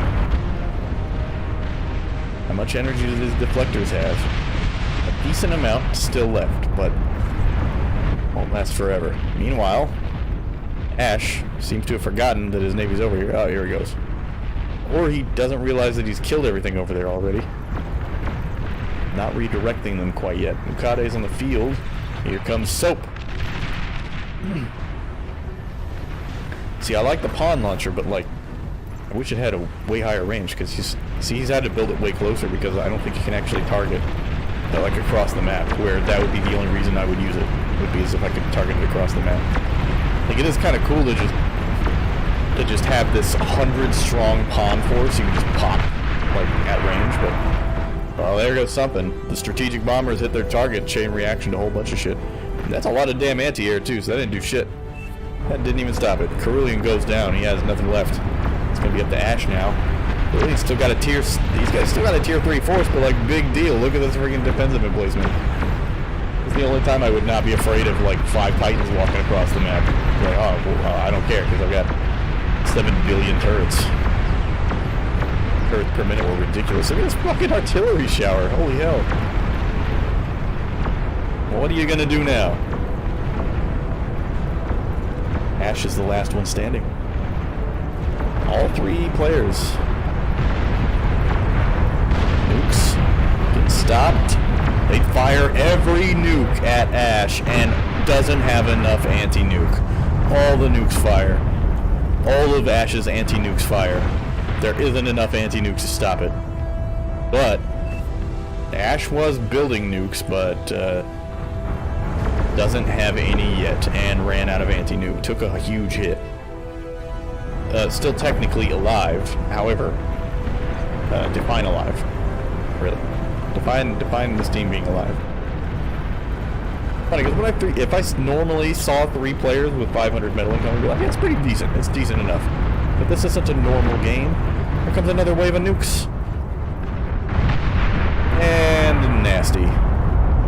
They were interesting. I didn't know they could do that. So these anti-nukes, they played this before. Listen, Ash, all they did was build. Ash, they just build units. You just build units and kill your enemy. That's every RTS. They just build units and kill your enemy. Look at this. They just build. It's fucking 25 sabots. That's ridiculous. Nukes overhead. Interestingly, some of those nukes actually flew past the anti-nuke. So if the anti-nuke's trying to hit it from a certain angle, it can actually miss, which is interesting. I didn't know that would happen. I've only ever seen nukes actually either land or just get canceled. I've never seen them fly past anti-nuke before. There goes another one. Boom. There's nothing to hit there. Everything is already dead. He's got all these. I want to build like 50 of these. I want to build 50 of these. I'm gonna build like 15, and then when my enemy's approaching, I'm just gonna launch a fucking pawn swarm directly at them. Look at this fucking silly shit. Look at all this goddamn Air Force. Amazing. A whole bunch of them just died because that's really strong anti-air. That's a lot of fucking anti-air, so a lot of them actually just died. Anti-nukes going up. Oh, aircraft carrier with anti-nuke. Oh, maybe it's the aircraft carriers. Maybe the aircraft carrier missiles can be outrun. Like, they're not as good as regular anti-nuke. I don't know, I'm just making shit up.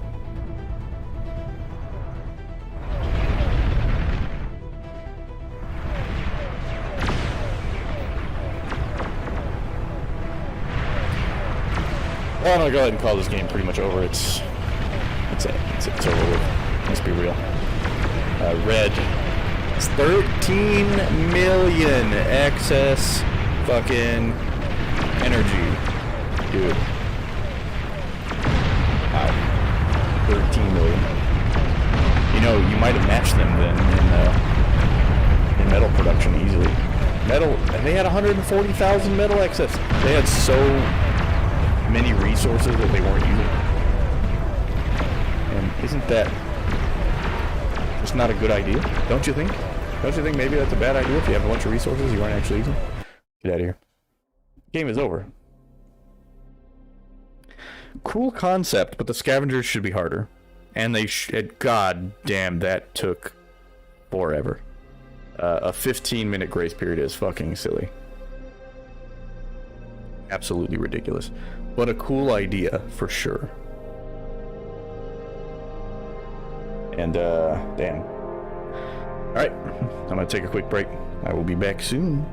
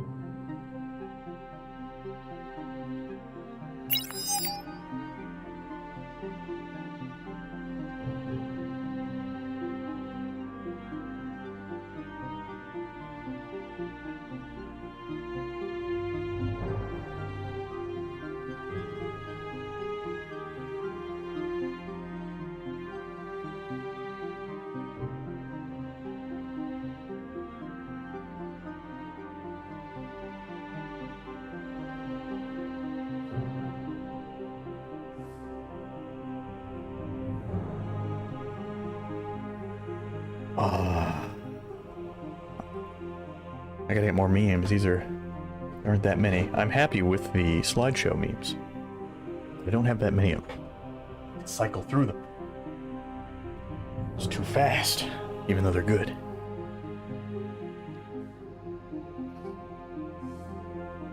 Am I really gonna defile this grave for metal? Of course I am. Oh, the show fucking goes on. Bar is pretty active at the moment. There's still plenty more games to play. However, PvPvE. Trust me, it's harder than you think. What is this? Scavengers? So it's scavengers again. It's not a fucking... Oh, no, it's a 15-minute grace period still. No. I don't want that. And it's probably set to very easy.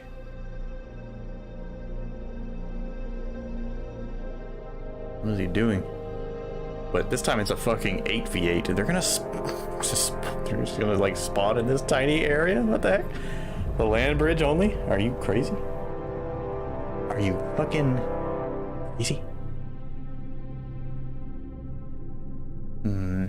Where would I have them spawn? I don't know that I want to do this one though. Let's leave this one. I don't know what I'm saying. I like it, right? Like it's wait. Speed metal raptors. Speed metal raptor defense. Okay, I'm down. We'll do that. I'll do it, dude. Oh yeah, man. Let's go, dude. All right.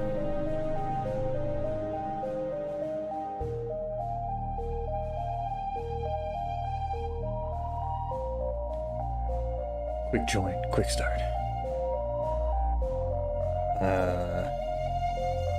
Oh, Pool's here. He was spectating a game earlier. Okay. Why don't we just do a regular 8v8? Shall we? Game in progress. I wish it told me how long the game's been going on, like right here. Yes, I need to leave this one. There we go. Yeah, like damn, 33-minute game. Going on for a while. Max 25 skill, a nub server. Let's do it. I don't have any problem with it. Like, some people just want to watch all the pros play, but you know what? Sometimes you get the good games. The good games for the fans occur even at the lowest levels of play. And that's what we're doing today. You are watching Two-Tone Echo. Thank you for you guys showing up. Thank you for watching. I'm going. We moving, baby. We're moving. If you have not followed, please follow. Do that. That's a good thing to do. You like doing good things, don't you? Yes, of course you do. Game's not ready to start yet, so while I'm let me head on over to twitch.com. Okay, that's where we're going right now. Twitch.com. Oh, that's me. I don't want to hear me. I went to the wrong damn screen. What am I, a fucking idiot? All right. I mean, we are sitting at a comfy, okay, a comfortable 4 followers, right? 4 is good. 4 is good, but 5 is better. 10 would be incredible. Okay. Well, I got 6. Never mind. I'm sitting at 6 followers, which is even better, actually. Which is better than 5, so we're already there. But 10 would be great. I would love to have 10 followers. That'd be even better. But I'm checking out the peak times right now. I'm doing stuff that's not stream, like I'm not this isn't real content, please. Look, if you're in the stream, you're here for the long haul. That means you see all the gross things that happen behind the scenes. Okay? And there was here we go, analytics. Something... Or is that just stream analytics? I saw something earlier where it was it'll show you the peak time for the game you're playing. How do I find that? Oh. do I find it? Oh. I don't know. I remember seeing it once, and I don't remember where it was. I know that peak time for bar is like 2 in the morning or some crazy shit. So guess what that fucking means? That means we're gonna be here for a while. I'm trying to go through an entire peak session because I got 3 days off in a row, so I got the time. All right, don't you worry about that. Nobody's joining this game. What do we got? 8v8 straights all welcome. Yes, join. Perfect. 8 and 8 already good to go. I really needed to brush my teeth because they felt kind of gross after that.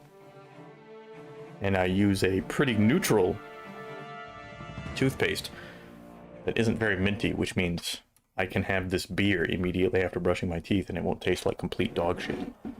Unfortunately, it is my only beer. I'm out of beers after this, but one is good. One is good enough.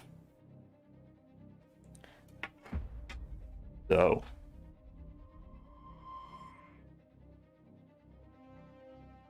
we've been here before a dozen times over. It is the Straits. In 8v8, as always, one of my favorite matches to cast. Often one-sided, but you do get some pretty stellar matches every once in a while. It's a very quick match. It's very easy to flank. Very easy to get flanked. It's very hard to compensate if you have somebody bad on a lane. So it's very, it is a very team-oriented map. It's not that team-oriented because it's very hard to cover for people. If they're struggling in a lane, it's hard to move over there and do anything about that. Even in the professional games. Now our blue team has placed all of their commanders.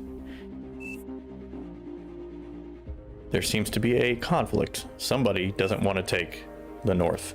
Hurricane says, please, bro, I never play C. Just play C. Just play C, dude. Chimes goes, he's okay. He's like, alright, fine. On the blue team, for the front line, Mr. Irish and Hungry Punker. Backed up in the rear by Funky Vlad and Hurricane. Chimes will take the North Sea. Brand to Tran, seen him before, will take the South Sea. Ataco and Niman are their support players. On the red team, Sherry and SG Cam will take the front line. Supporting them is Phoenix and Douchebag. Well, it's Douchebag, but I'm going to call him Douchebag because that's funnier. Poldarn will take the South Sea for red team. Silver Hornet will take the North Sea. And their support, Quiet Listener and Dozer.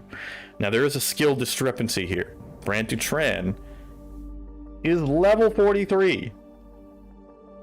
17 levels over the next highest player, so he will be a force multiplier, but he's also starting in a difficult position, and I would bet that's probably why he took it.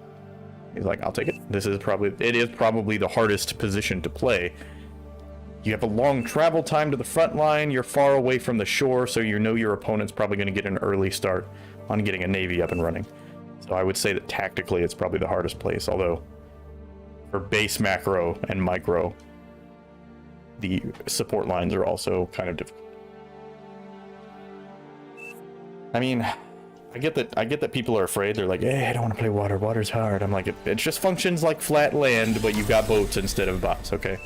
I know that there are some differences involved. I know that there's sonar and shit like that, but Ozar says, good luck, have fun. Brand, be nice. Please, professional, don't beat me too hard. Please, daddy. Here we are at the Straits. Let's begin, shall we? The commanders have touched down. What will we be starting with? I still can't recognize the factories at site. I'm pretty sure that's a bot factory, though. We'll know in a sec. I really need to actually commit them to memory so that I can give some kind of commentary. It's a little boring in the beginning, you know what I mean? A little boring. Now, Poldar moves out, immediately going 1 solar, 3 mechs, gonna immediately move into the sea. Silver Hornet, what's he starting with? It's gonna be vehicle plant. SG Cam has a bot lab at the front for red. Sherry's going with a vehicle. On the other side, Hungry Punker. Tier 1 vehicle. Tier 1 bots for Mr. Irish. We got a mirror matchup on unit types.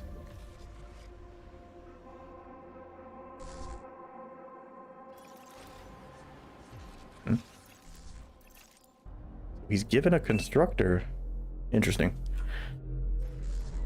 So we actually gave a constructor to Brand to Tran because of the resource delay. So he's giving Brand the ability to giving the Brand the ability to build in multiple areas. Commander can move forward and work towards the beach, and then his constructor will give him an advantage in the back. This is the part where I complain about double team. He says, well, you got it, Brand. I believe in you. Okay? You got this. In the middle, commanders are beginning to move up. SG Cam moving up to his forward mechs. Same with Sherry. Any scouts out? No scouts. Nobody's doing any cheese. Nobody's being aggressive. It's very calm and collected here on the beach. Hungry Punker will reach his forward location first. This is important. He'll have his turrets up first. He'll maybe have more of them. He'll probably have more units at the front.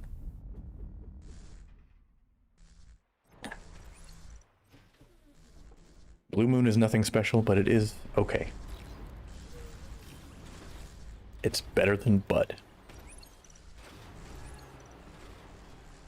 Hungry Punker moves one of his Lazarus bots in. He's going to try and reclaim some of the rocks. The rocks do give metal. Small amount of metal, but it is metal. I mean, you collect 4 rocks, you've collected 100 metal. That's 100 more metal than you would have had if you hadn't collected them. So you should probably get them. They're beginning to meet. Sherry is going to fearlessly walk in and immediately degun both turrets and back off. But he's taken more damage. He could actually just fight this out, but he's going to back off. Mr. Irish probably should just immediately build turrets. He's going to walk back in. He's just going to engage. I mean, why not? He can definitely kill it. Deguns the turret. On the other side, Hungry Punker and SG Cam. Both taking about equivalent damage, but Punker's got units first.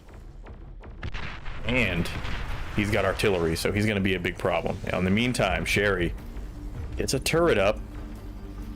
He has nothing to repair his commander with. Artillery shots coming down on Sherry. But nothing connects with his commander. That commander's almost dead. In the meantime, in the south, hold on. Not wasting any time. Getting up there and trying to do damage right away. Brand holds him off with 2 ships. Got a constructor ship. He does have... He has a naval construction turret. He's got a torpedo launcher, and he's got 4 ships. Now, Poldarn does have more ships in the bay right now. However, that travel time is a problem. Dozer's going to self-destruct and get that early money. Going to go for a tier 2. In the north, Chimes taken to the sea. Silver Hornet, a lot slower than Brand here in getting everything built. In fact, what the fuck is he doing? Doing anything? This is attention focused. Commanding probably this construction vehicle. Okay, fair enough. Begins to construct some ships right away. However, he is very late. He doesn't have any torpedo launchers, so that's going to be a problem. Back at the front, Funky. When did this happen? Funky, I assume, probably walked through the ocean. Yeah, because there's something built here. He air transported to the island, walked across the water, got in this base, and absolutely fucked Sherry up. Got his commander in there, and he's building turrets on top of Sherry's base. His previous base location. Sherry cannot go back in. Douchebag says airdrop. Technically, yeah. Technically, yes.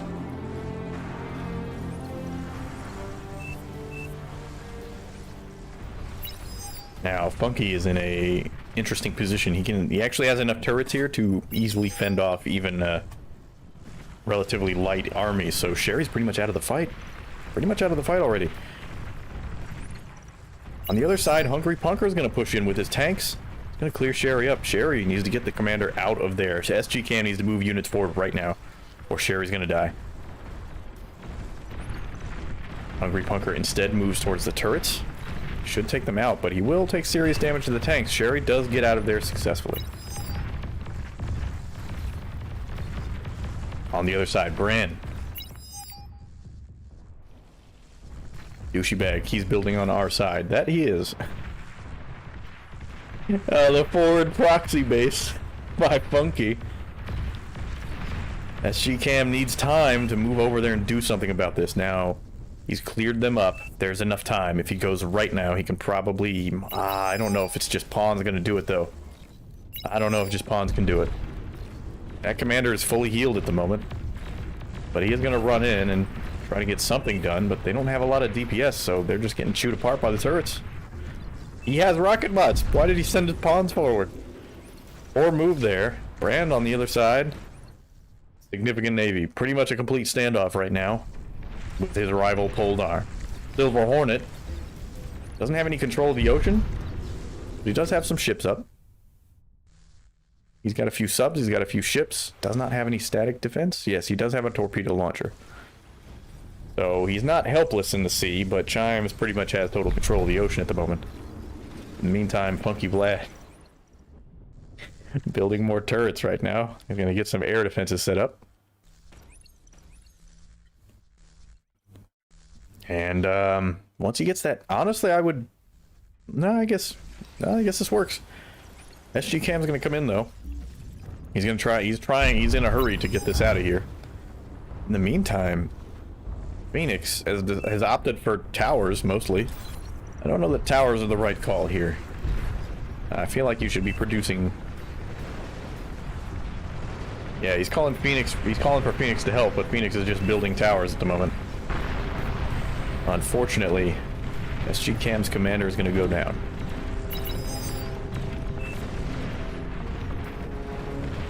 Where's Sherry's commander? That might have been... No, Sherry is safe in the back. He is rebuilding very slowly. He's getting a constructor back up. He needs some energy output ASAP. In the meantime, Mr. Irish is going to come in and try to support Funky Vlad. Funky Vlad nearly died. These gunships coming in, causing a huge problem for Funky Vlad, completely clearing out this base here. Phoenix finally moves in. He's got some light artillery, but you would have a lot more if you weren't spending so much resources on these heavy towers, which, by the way, are now not doing anything. Harry is clear to retake. Now, the good thing is, he's got a Lazarus repairing his commander. He's got a construction bot. He does have the bot lab, so he's got those already built, and he just needs to take resources, and he'll be back in the fight. However, he doesn't have much time. SG Cam is holding it. Right now, quiet listener. Doing a lot of harassment with the aircraft. Can't quite get the commander. SG Cam, though, gonna push in against Hungry Punker. Throw some rocket bots at those turrets.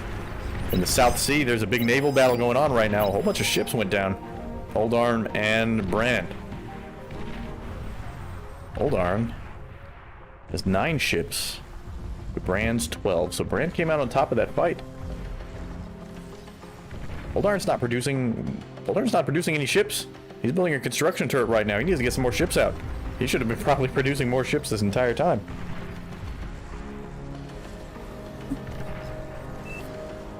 Hurricane has dropped his commander.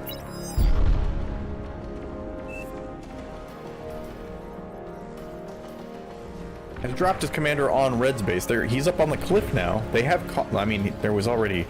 Mr. Irish was already there. With him, I assume. They have been caught out, however. That's a lot of bombers going in. They should be able to clean this up. That commander should die here. There's nothing to stop this commander from just dying.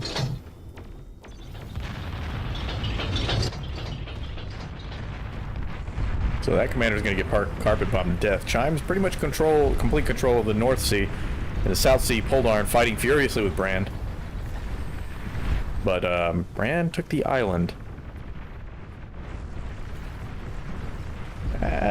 People underestimate, I think, how important it is. You really need to get to that island as soon as possible. Build units, get over there. Poldarn's lost control here. And that's not all, because Funky Vlad, after his troll strat earlier, has built hovers and is now in the sea attacking Poltarn's base. The Blue's about to take the South Sea, and they'll have control of the North Sea.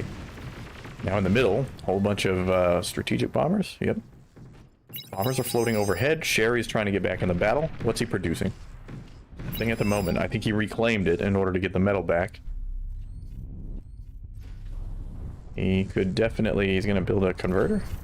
No, more advanced solar collectors. I think he needs to get a factory going as soon as possible here. Hungry Punk sending more units against SG Cam. Cam's running out of units here. I think he's been ecoing up and not producing a whole lot. You kind of need to do one or the other, and one way to do that, and it's a way I've been trying to make myself remember and work on. Brand says so many bombers. Yes, there are 8 bombers coming across the sea right now. Blue calling for help. There's a ton of fighters here that could just go over there and solve this problem right now. Whenever you feel like it. Hey, Niman. Whenever you want to get over there and do something about the bombers hitting your teammate. What in the hell? Oh my gosh. This is avoidable. Calling for help. Niman, asleep at the wheel. Finally sends his fighters in. Way too late. Way too late of a reaction there.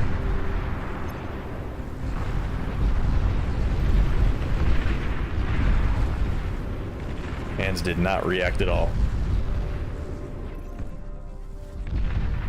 Well, Brand is not dead. Brand has now actually shared all of his excess metal, because it's not like he's going to be able to use it anyway. Now, Brand is not completely out of the fight.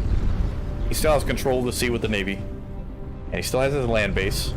I don't think it's over for him or anything. But that was a pretty bad hit. And it's not the only wave. Now we've got gunships coming in to harass, presumably, the Navy. They will be able to land, they will be able to trade shots here. Calling for air again. Once again, Niman. Okay, he reacts this time. Fighters are going to come in and clean this up. And I don't even think he lost a single ship there. So, an appropriate reaction this time. Good to go. But, quiet listener, now going ahead, he's going to send his fighters in. Time to deal with this fighter swarm. Where is he sending these? Why? Why did he do that? I don't know why he did that. Niman is an interesting character. He's chaotic neutral, okay? It may or may not help you, but he has identified this fighter wall. I don't know if there's enough here. A whole bunch of things die immediately, and I'm not sure exactly who. Kind of wish it was colored in the selection down there so you could actually see who's who over there. Brand still has control of the North Sea. In the south, Chimes pretty much completely lost control here. Silver Hornet has built enough of a navy. Just starts running Chimes over, unfortunately for him. And that might be why he's currently trying to construct a dreadnought. He's 1 minute and 48 away, pretty much. He probably should have stopped building that as soon as he saw that he was about to get swarmed. I mean, I get sunk cost. You don't want to, like, you know, it's kind of important that you're actually able to fight. You know what I mean? Now, Niman has actually, apparently, yeah, ordered his, I think he has ordered his aircraft to just simply guard the Navy. So now there is a fighter wing just overhead. Gonna send his fighters in now, try and deal with them. He doesn't have a follow-up, though. There are only... I don't think there are any bombers, actually. He's building more fighters, so there's nothing to follow up with clearing these fighters out. But he does clear them. If anybody else has aircraft, they'll be able to deal with it. Back to the middle. The fighting here has been very fierce, but Hungry Punker has not really been in true danger. SG Cam has been barely surviving this entire time. I imagine if Punker was a little more aggressive, he could probably have pushed this base out already. Brand has put his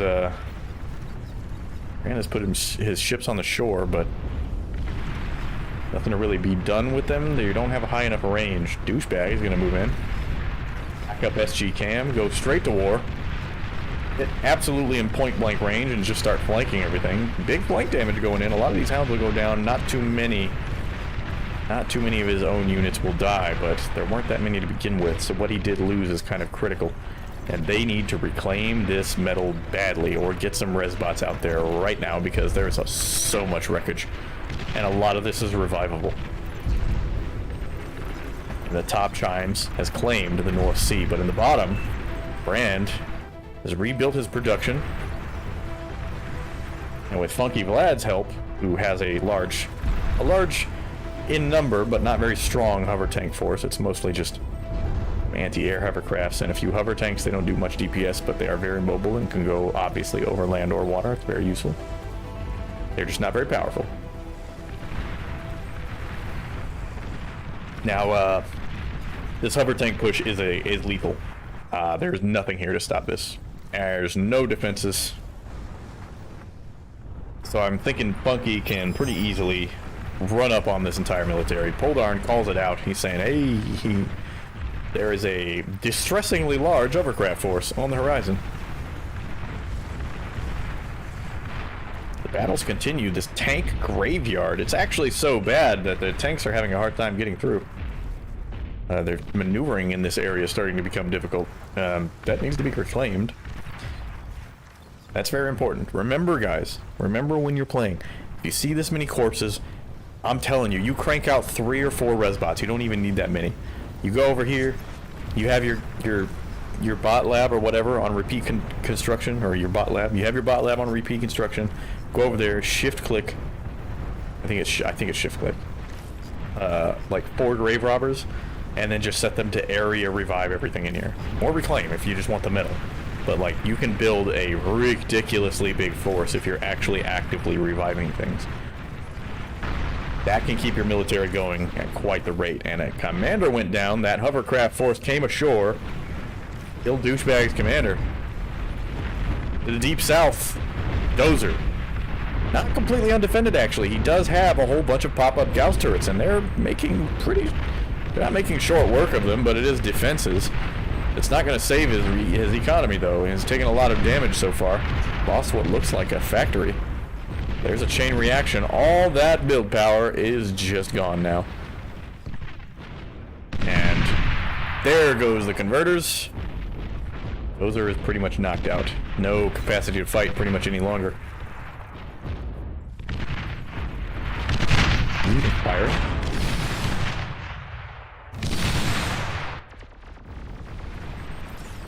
Quiet Listener sends a gunship in, but it's a little late. There weren't enough gunships to do anything, so.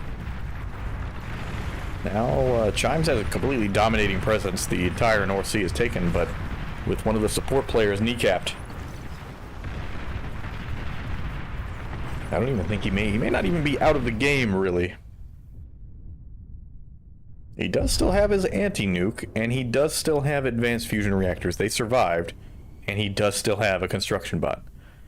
This is a survivable position, but he needs to get on it right now. Hit the middle. The status of the situation has simply not changed. There are corpses everywhere. The fighting has been fierce, but otherwise unchanging. There are a ton of units on either side here. I think actually Red does have any advantage here. Are there any tier 2s here? Some Tiger Heavy Assault Tanks, some Hounds. But we're only looking at light plasma bots, medium tanks. I don't think he has any tier 2 units, so even though they outnumber them, I don't know that they have the actual DPS to deal with this. The Hounds are going to beat the hell out of those tanks on the way in.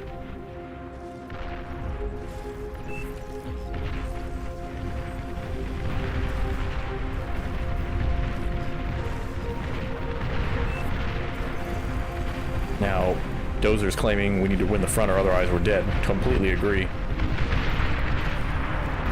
Hungry Punker runs a bunch of units in. So, the commander gets taken out. And a whole bunch of the infrastructure goes with it, but factories did survive, so it's not all is lost here. And what in the hell is this? Oh, never mind. I almost thought that was an enemy who had built artillery somehow in the back of the base. No, that is just Phoenix with his backup artillery. Silver Hornet.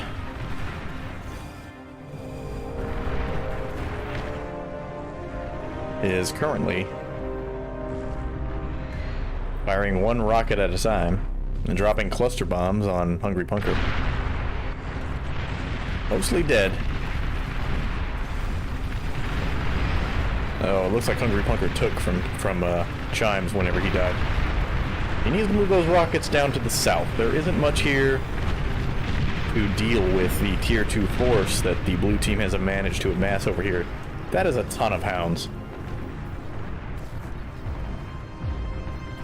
And they have a pretty entrenched position. An entrenched position. They don't have very heavy defenses. A good push would take it, but it has been enough to be an anchoring point for the blue force. And they're going to go ahead and move in now. They believe they've killed enough of the enemy's army. So it's time to push in. And there are still quite a few thugs left over, but they're not really doing enough damage to put a serious stop to this. They can just walk on by. Hounds come in. Barry is trying to pull it back, going in from the rear, but he starts getting attacked by Mr. Irish, so he has to pull back. Douchebag pushed completely off the front, now returning to his base, being chased there by Hurricane. Hurricane's hounds. Dangerous positioning here. Silver Hornet asking for scouting of some kind. I'm not sure what exactly he's trying to fight at this point.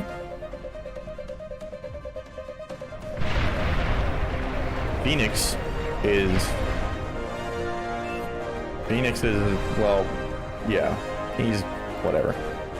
He's doing the thing, you know, he's doing the thing where you build, and you build, and you build, and you build. And you don't actually build units. And as the support player, and as the frontline support, you really need units. They're basically playing like man short this entire game. Those turrets aren't helping your teammates, and if you're going to build the turrets, like look at this way. Who's in between you and the other ground force, like your opponent's ground army? It's the guys in the front line. So if you're going to build a shitload of turrets, at least to build them at your friendly base. Like put a few at your base so that you can kind of stave off with some point defenses. But if you build the few turrets at their base, they have something to anchor with. Then you can just build bots instead of doing this shit. Look how many... These Overwatches are expensive and they take a long time to build. So now this hovercraft force. Not completely unopposed. I mean, there are gunships, but there aren't many gunships, and these crocodiles... There's actually a couple of sweeper anti-airs mixed into the craft. Even that is enough hover tanks to completely annihilate this force. The flagship is not happening. Cancels the flagship, and he'll have his construction destroyed. He tries to move the Navy in, but it'll be too late. They should get to shore before the Navy arrives. There are some decent defenses here.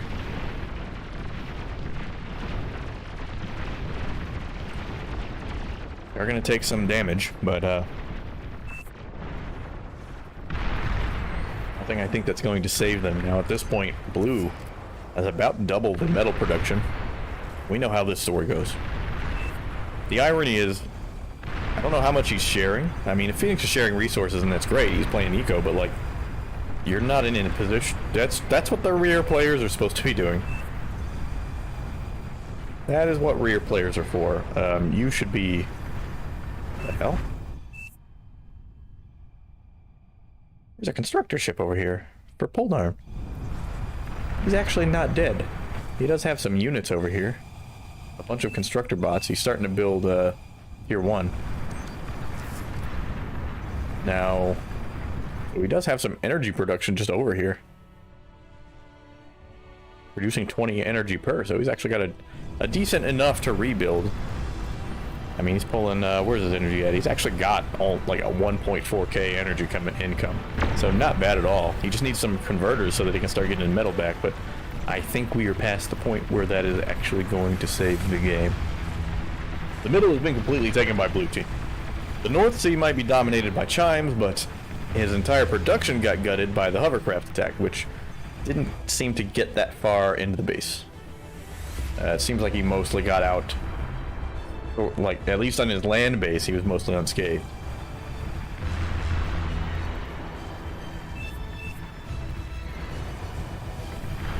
Now, Dozu's got a Tier 2 constructor. Douche says he's out of energy.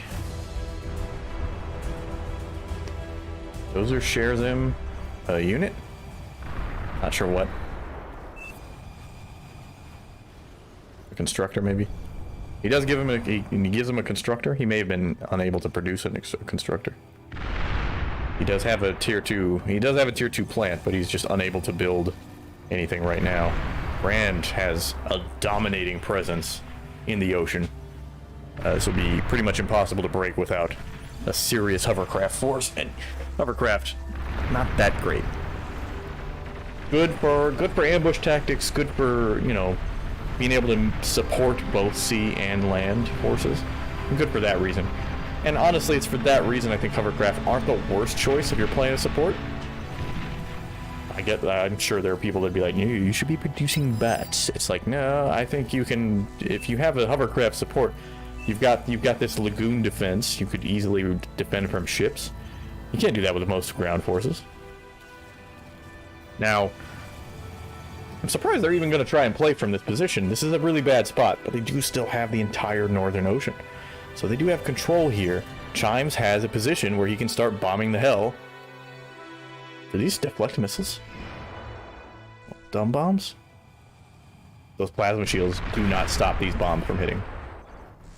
So the ocean control might actually play into this. Is this winnable? I don't know. I think so. At the very least, Mr. Irish has nothing to deal with this. He's gonna need support ASAP because he's got nothing here. And I don't think anybody's in a position to help him. Actually, there are a shitload of seaplane bombers. Could just pull these in. Oh, what the heck? Somebody paused.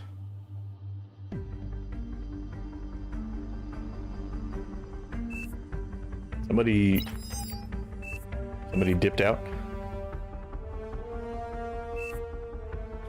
Somebody disconnected unexpectedly. Connection attempt from Neiman. Yeah, Neiman got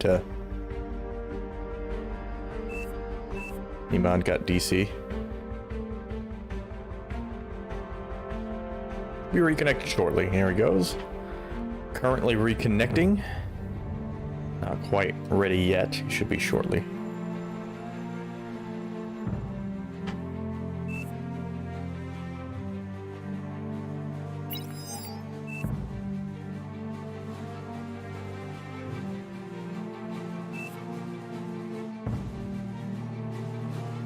He's still well behind, however. He probably is loading in right now. I don't think he is actually loaded in correctly yet. There's a flag. The flag has appeared. What in the hell is this?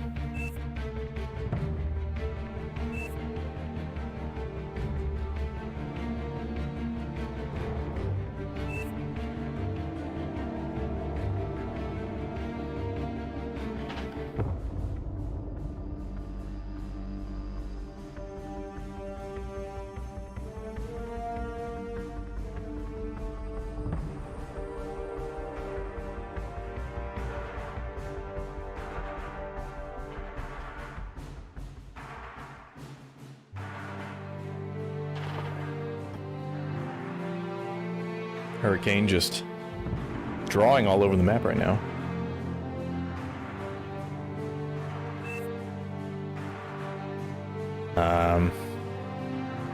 Neiman should be reconnected. Why is this happening? He's currently sitting at apparently 17 FPS. I have no idea why. I mean, he's dead, right? Where is he? Where even is his base?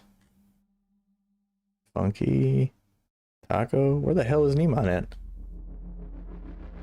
I think Neiman was over here, right?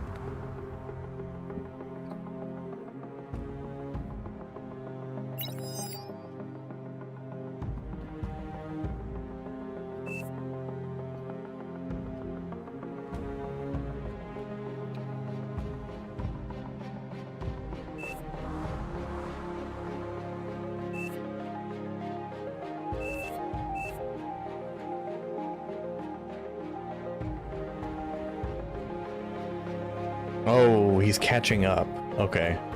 So he's basically watching the game play out up to the current moment. Interesting. He's at 22 minutes. Oh, then he should be here soon. We're at 28 minutes right now, so he's actually not that far behind at this point. We'll just wait. He'll get here. We gotta see the epic conclusion to this great and terrible battle, which will be blue winning, because I just don't see, unless there's a really dramatic turnaround. I mean, let's look at the bases here. We don't have any. We have an experimental gantry. We're gonna see tier 3 by Dozer, so that means Marauders. We know it's gonna be Marauders, right? Is he Cortex? Yeah, or Armada? I think he's Armada, so he'll get Marauders, so that's good. What in the hell is this? On the yellow side, what do we have here? He's producing tier 2 constructors and fighters. Nothing that can hit ground, so he's not planning an attack yet. Now, up in the north, we got Silver Hornet. He's already got control of the sea, so that's great. Now, Funky still has, well, he doesn't have a hovercraft force, but he has a seaplane bomber unit. So that is a possible problem. I had to relog. Can I have my stuff back?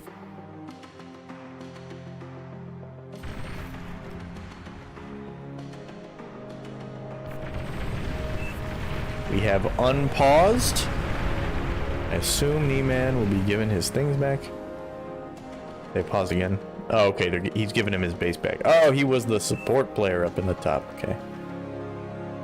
Gotcha. Alright.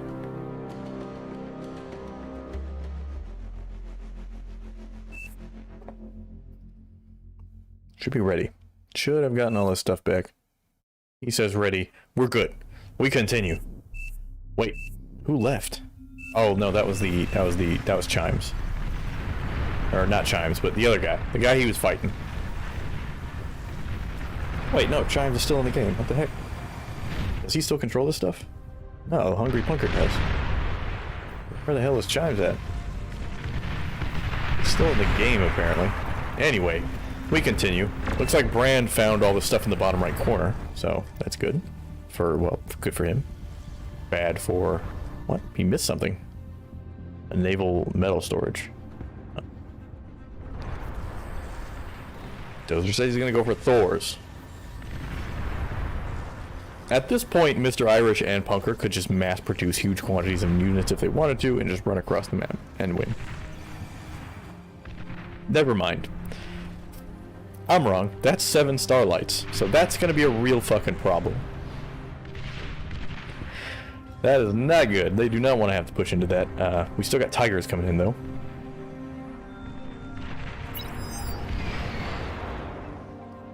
Why no upgraded mixes? From where?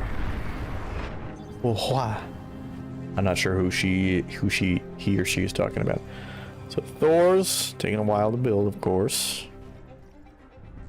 10 seconds, so probably about 30 seconds per Thor. You're gonna need probably 2 or 3 to break that effectively and decisively. But on the other side, we got these pulsars here. Playing tower defense, no big deal. Wasting a bunch of resources, but maybe it'll actually come in handy. You don't want... here's the thing. You don't really want to spend a lot of money on anything that isn't necessarily going to help you right then. Those turrets... if the turrets are coming in handy, the game is probably over.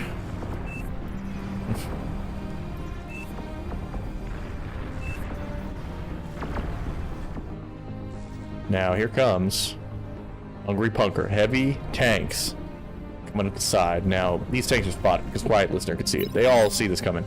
There's one Thor, and he does have 2 pulsars in position.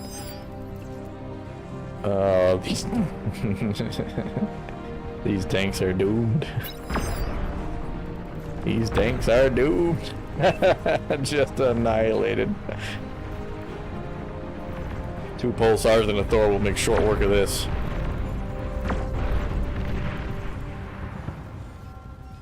And now there are 2 Thors. Now 2 Thors is probably enough to break this up here. Now Phoenix is jousting with Shivas right now. Yeah, better back off from that. You're gonna want those Thors post fucking immediately. Dozer needs to be moving those up right now, I think. Now the South Sea is a hellscape of blue. Oh god, here they come. Oh god. Oh my god.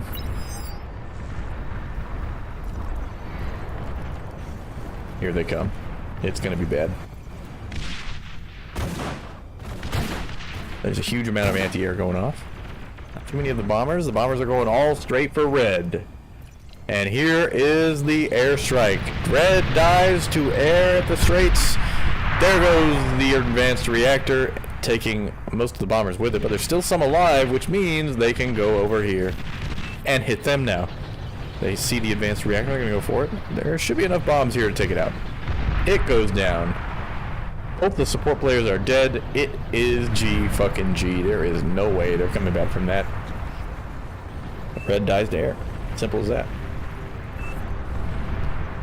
Silver's like, what the hell? Yeah, dude. Brand built about the biggest air force imaginable and just sort of ran them across the map. GG. It's game over. It's a little bit of a game over. Red still has control of his unit, so he's just going to walk across, but he doesn't have energy production anymore, which means these aren't going to be able to fire very often. If at all. Their charge time is going to be fucking ridiculous.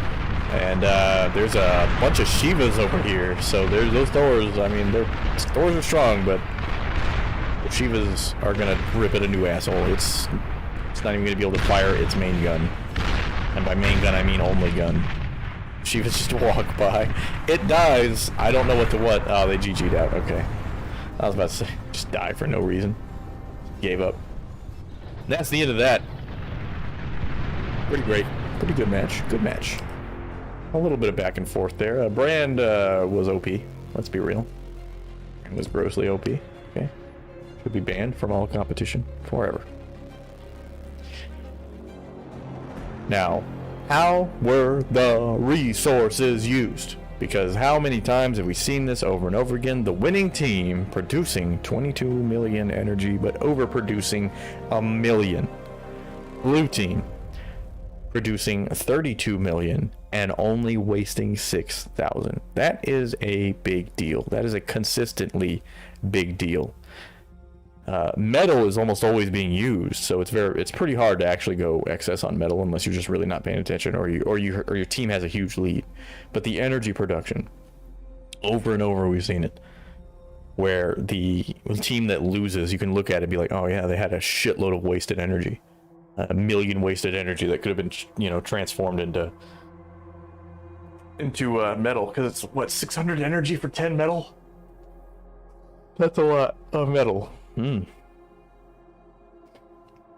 So yeah, we've seen that over and over again, and that's gonna continue to be a trend. You kind of need, when you get those really close games, it's probably because they're very close in resource production and they're wasting the equivalent amount, whether that's too much or too little.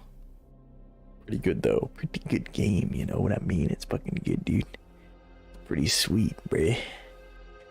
You got the Whitefire remake, somebody doing a 6v6. There's another 6v6 going on.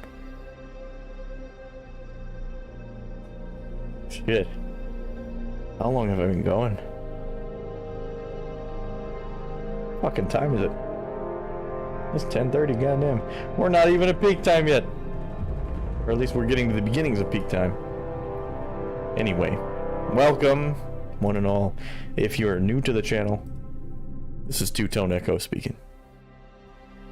Your resident pirate radio, and we are currently casting Beyond All Reason, and that's what we enjoy doing. Oh shit, we've started. Never mind. I guess we're gonna cast whatever this game is. Kind of hoping they changed the map, but I could go for another Straits game. I can always go for a Straits game. I will say though, like I said before, you get the best games here when you don't have anybody that's really lacking that much on their lane. Like, North Sea isn't going to be backed up by anybody. They have to win the North Sea, or at least play evenly with North Sea. You know, you're not going to see the North Sea going down against the South Sea, right? That's almost never going to happen. Although there was a game that Winter casted where they nuked this middle ground until there was water running through it, and the ships could cross over, which is the craziest thing I think I've seen so far. But, so... The match will begin soon. Am I tired? Yeah, I'm tired, dude. I haven't done a stream this long in a long fucking time. A long time. I've been going for about 1 million hours. Okay? 1 million of them. 6 hours long, and that's after a restart. I started around, what, 3? It's been about 7.5 hours. I am very tired. Well, I'm not tired, as like it's... Casting takes a lot of attention. You gotta constantly be paying attention, and you gotta be able to fill the dead air, so it is kind of hard to do. However, I will say that it's incredibly fun, and I have a lot of fun doing this. And I hope you have a lot of fun watching. Thank you guys for watching a lot. I really appreciate it. And I really want to... I want it. I'm hungry for it. I'm hungry for success. I want to see great things. I want to be able to do great things, and I will need a lot of support to do that, so thank you guys for watching. Please follow. But only, and only, if you enjoy this kind of content. But I know you do. I know I'm a professional. Now we have basically a whole clan here. Oh shit, I missed the intro. I was too busy waxing poetic about myself. In the blue team, 8v8 at the Supreme Strait. At the front, we have Aquati and Hungry Punker. Backing them up in the rear line, Condorian and Samsonite Mines. For the North Sea, Hurricane. And for the South Sea, Silver Hornet. We'll see if he can mimic the success of the last game at sea. And their support players, Elite Sandwich and Our Jake. In the South, for the red team, at their front, SG Cam and Poldar. Backing them up is Silva and Kritz Krieg. In the South Sea is Tilray. In the North Sea is Flaz. And backing them up at the rear lines, playing for support, is Neemon and Zarth.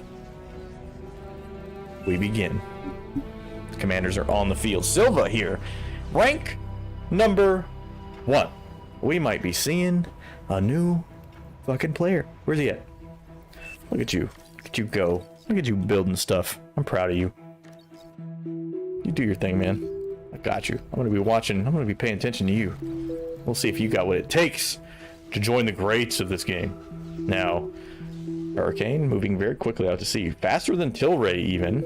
Now, is there a skill deficiency? Hurricane is slightly higher ranked, but he has moved into the sea immediately. Wasted no time. 4 wind turbines and 3 mexes applying his seaward push. Now, already almost done with the shipyard. Laz, going with a bot lab. That is potentially trouble. What are we planning to do here?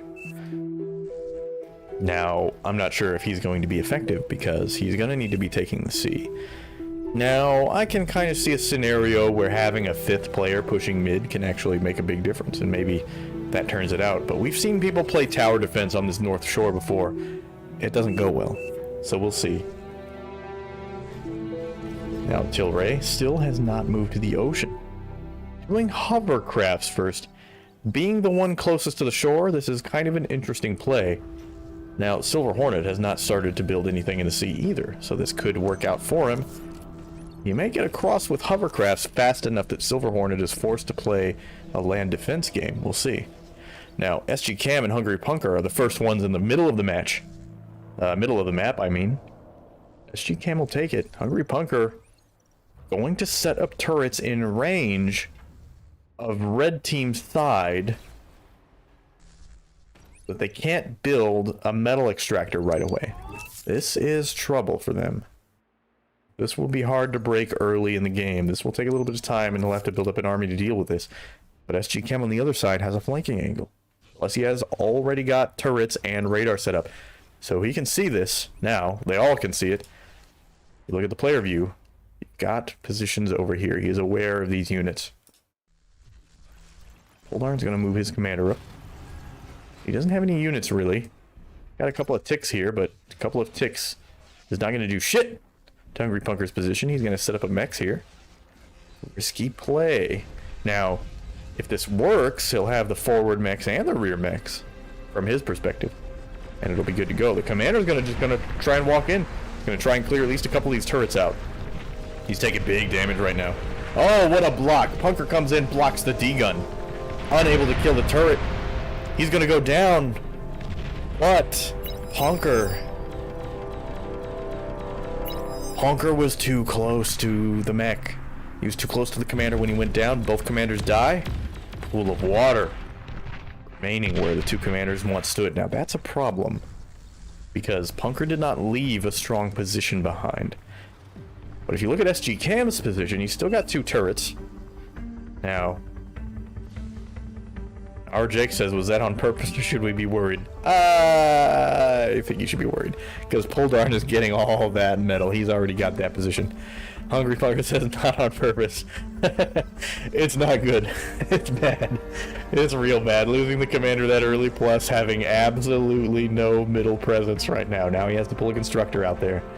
He's gonna put some bots or some vehicles up there, but there is nowhere near enough to defend this, so it's gonna be up to Aquati here to put pressure on SG Cam, try to close out his position before he can get too entrenched.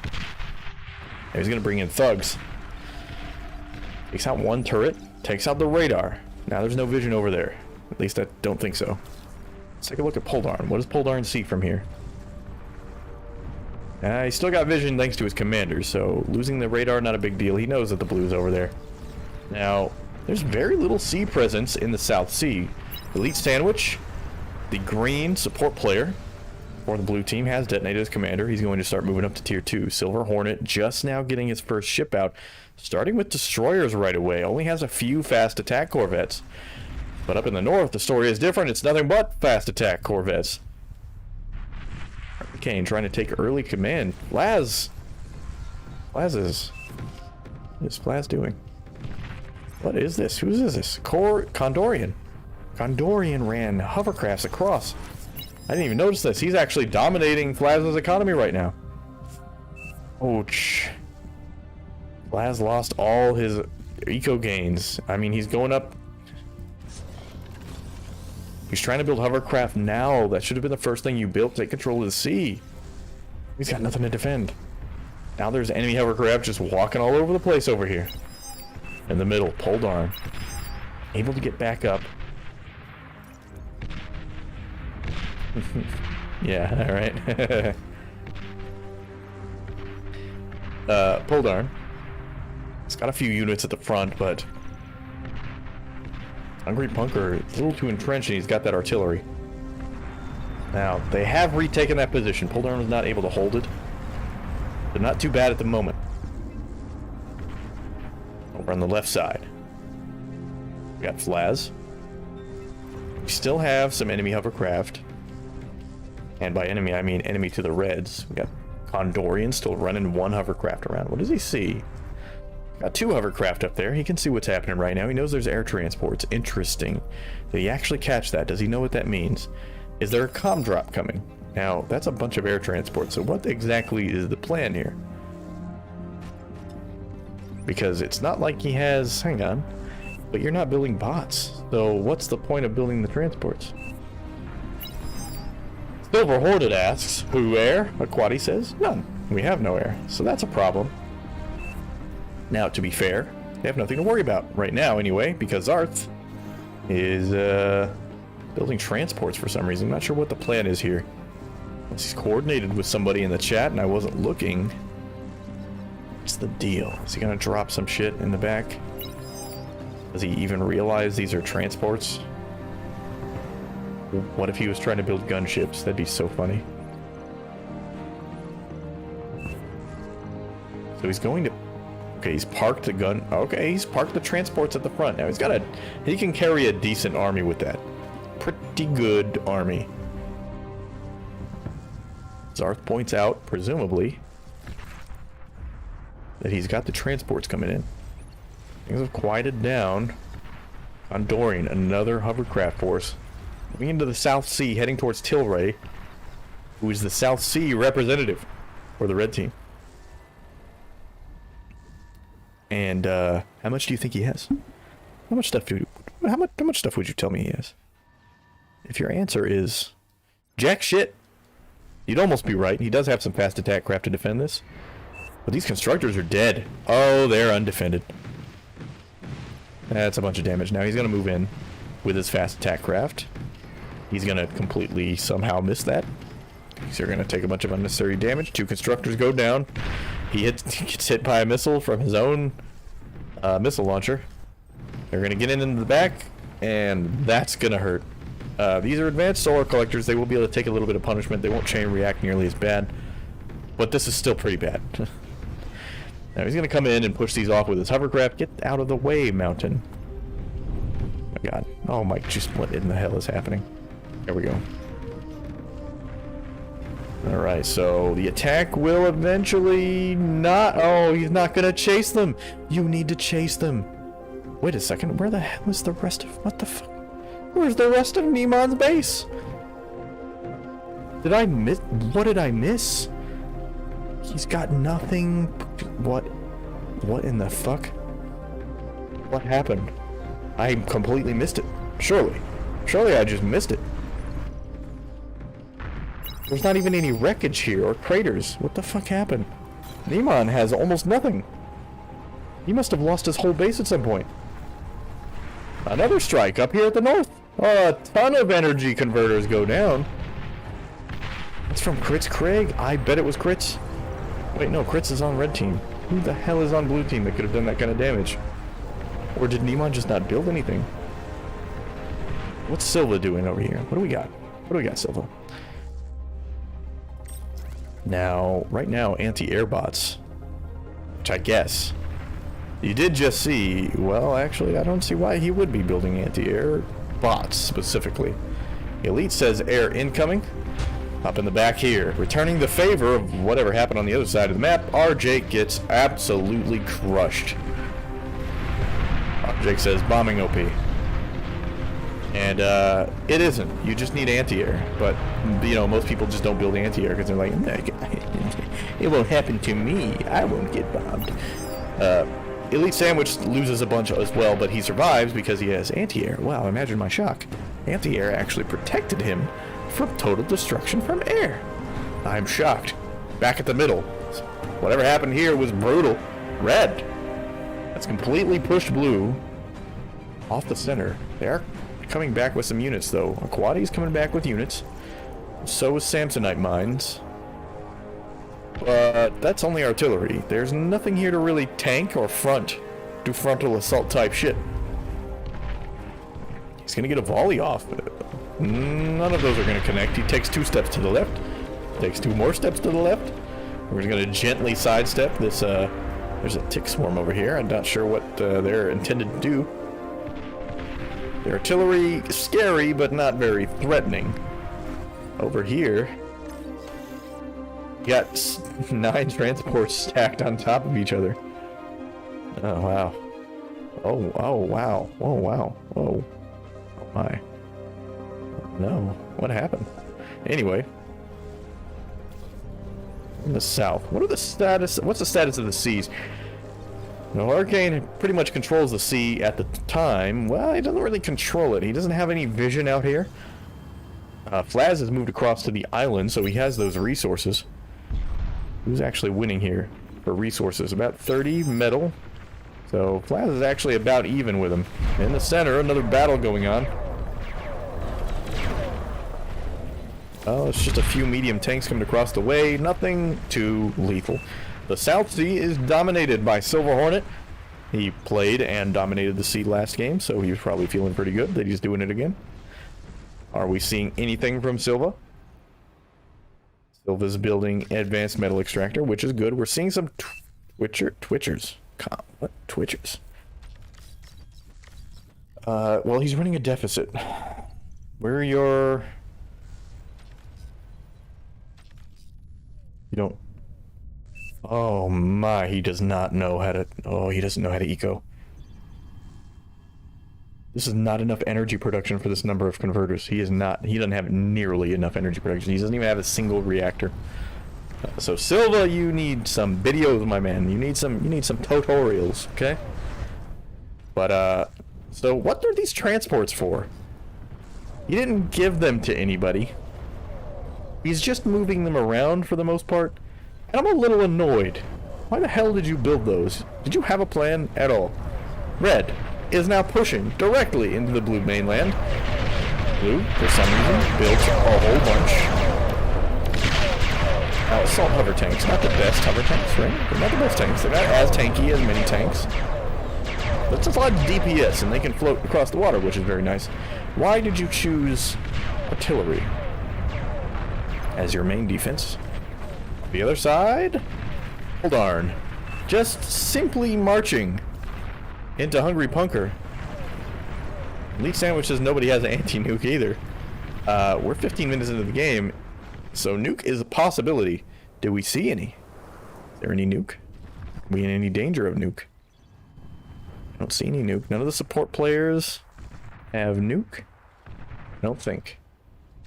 Nobody has nuke. Okay.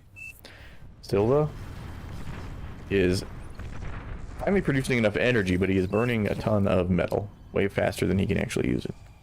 Look at this. Look at that ETA. What in the fuck? 30 million billion minutes. He might be pausing it, actually, is probably what he's doing. But that's still a long construction time. Hang on. Okay. I think he may have paused it. So. Back at the middle. Red completely retreats here. These transports. Their purpose. What's their purpose? Those aren't gunships. Those aren't fucking fighters. Those aren't fucking bombers. What's the point of this? He hasn't even told any... What? Is there any point? He shared 4 units to Neiman. Wait, did he give them to somebody? No. Shared 7 units to Neiman. None of these are Neiman's. Neiman is in the bright pink. I'm at a loss. Why is Zarth making these? Is he aware that they are transports?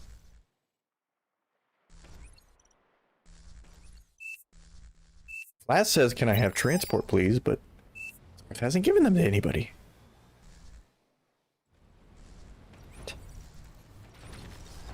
What? I don't understand. Zarth is just kind of moving them around.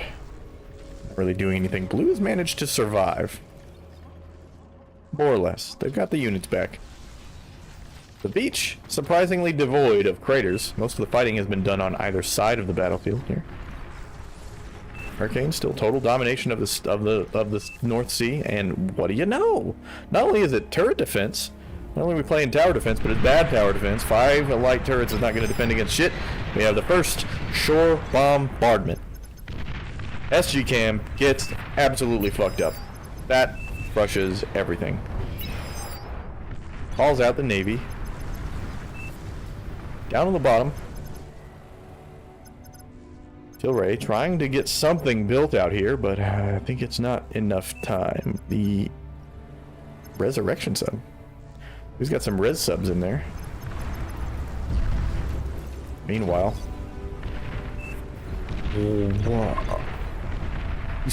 what? He stole. He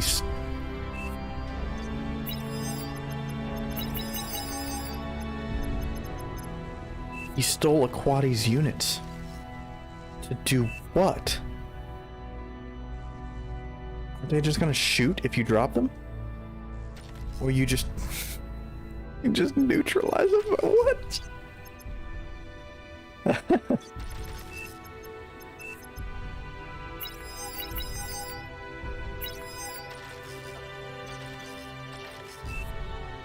So he flew in with transports. He says, "Oh fuck," but why?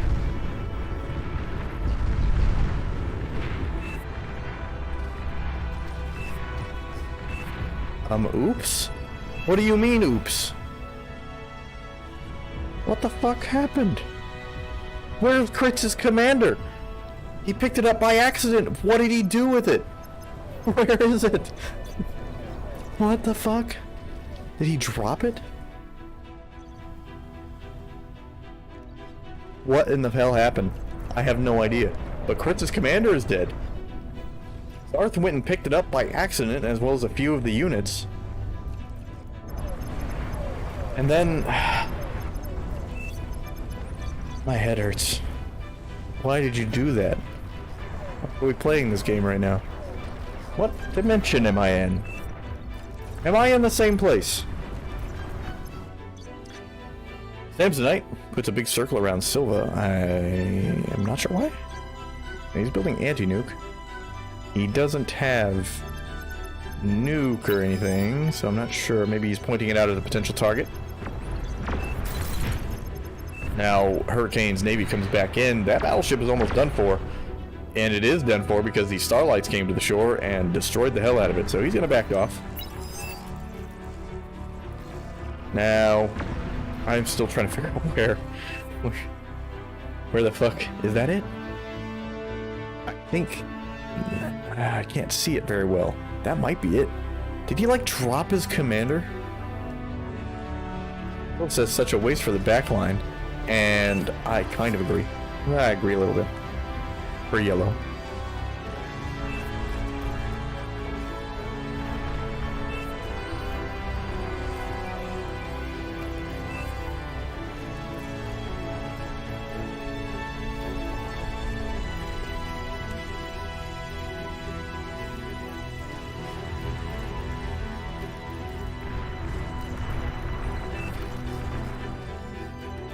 Now, yellow has left and Poldarn has taken over.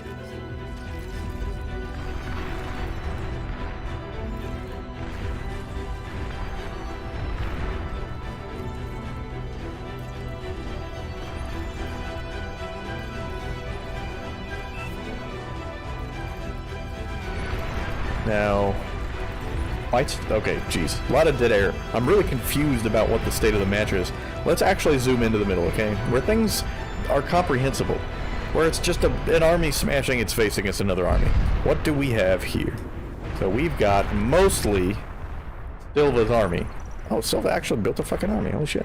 Now at the middle. So he's supporting the middle. It's completely stopping Blue from being able to advance.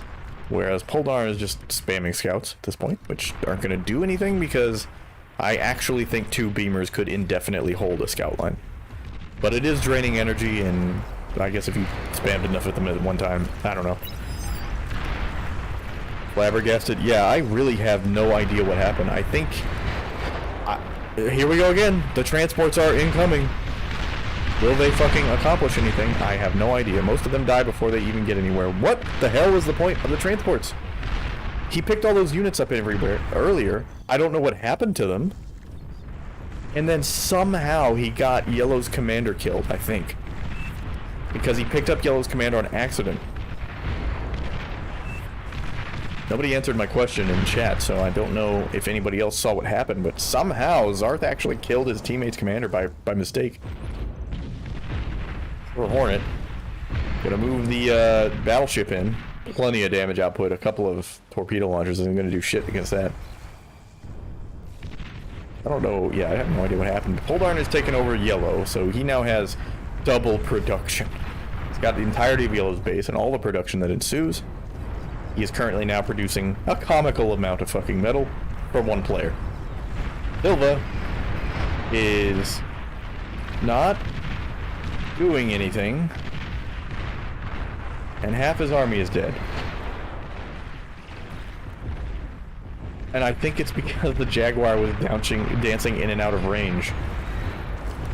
Well, also it might be the battleships posted up by Hurricane in the sea probably had something to do with it. Wow, what a game. It's gone on for longer than I thought, too. I thought it would be pretty much over earlier, but here we are. Blue controls both seas, though. So, red team is basically stuck. And another player left at some point. Poldarn now has the North Sea base. Which is why his embattled income is like 130 right now. And he has 2 commanders. So, wow. Tilray over here at the bottom C, using an agitator to put fire on this battleship. It's not going to be nearly enough. The missile boats and the battleship should be able to take that out. Now, North Sea, still just Hurricane's Navy bouncing around, doing a bunch of shore bombardment. Here they come again. Silva's army is walking through. They have nothing to deal with this. They're just going to eat a shitload of fire. Easy run by, tons of destruction. Good God. What a massacre. Now, back across the land bridge, it's a large army by Samsonite has mobilized, including bull tanks and Mausers. So we have some serious firepower coming across the beach. Is there serious firepower on the other side? Now, we do have some Sheldons, which is good. I don't know that just Sheldons is going to work here, but they will be able to put a lot of pain on the enemy as they approach. Sheldon's owned by Poldarn right now. Poldarn probably just trying to organize his economy.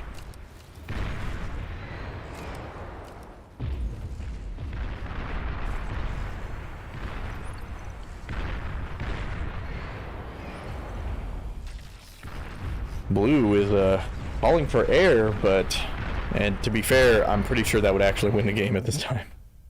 I think that would just win. Right now, Elite Sandwich is going straight for tier 3, so he's going to be producing experimentals. And our Jake can already produce experimentals, but his eco is not very good compared to Elite Sandwich, who is 3 times the metal output. And 10 times the energy.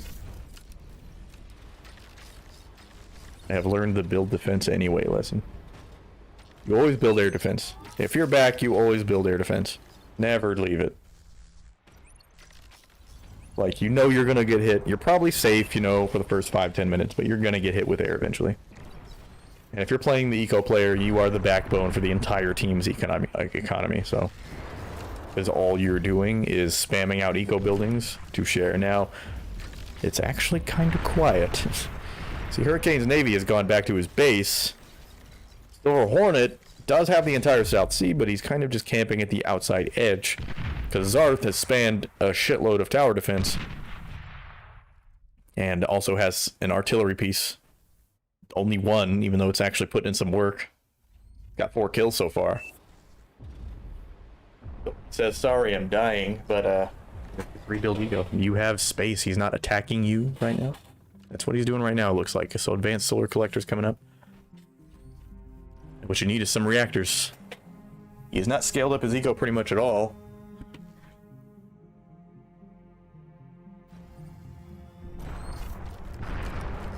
Now, the middle has become more of a no man's land. Both teams have had time to build up significant armies. So we're just in this sort of standstill at the moment as both teams. Now, the funny thing is, despite the fact that Hurricane owns the North Sea, the island in the North Sea is owned by Poldarn. Now, all he's got is the metal extractors out there. He could send should probably send a tier 2 constructor out there, upgrade those. These are still regular metal extractors. He could upgrade those. But he's probably more focused on using energy, just energy converters at the moment. Missiles are just flying all over the place. They're targeting the random scouts.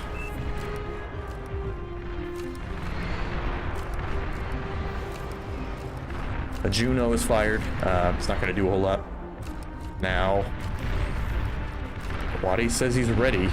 He's looking for people to push with him. Here comes. And is Aquati going to go? Samsonite Mine starts to push in. Oh, they're gathering near you. Our Jake says that. I'm not sure what he sees. What does he see?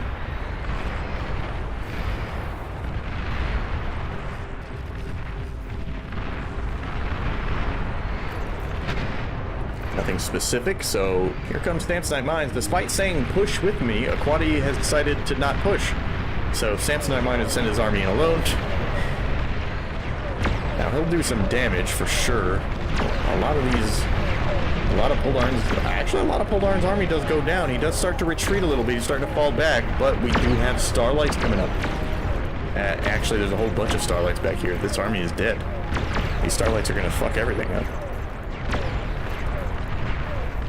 They do a lot of damage per shot. Of course, they have to actually hit the enemy. Now, he does lose the entire army, but the Starlights are alive, and that's a lot of firepower. And as long as he has the energy output, he can continue to fire them.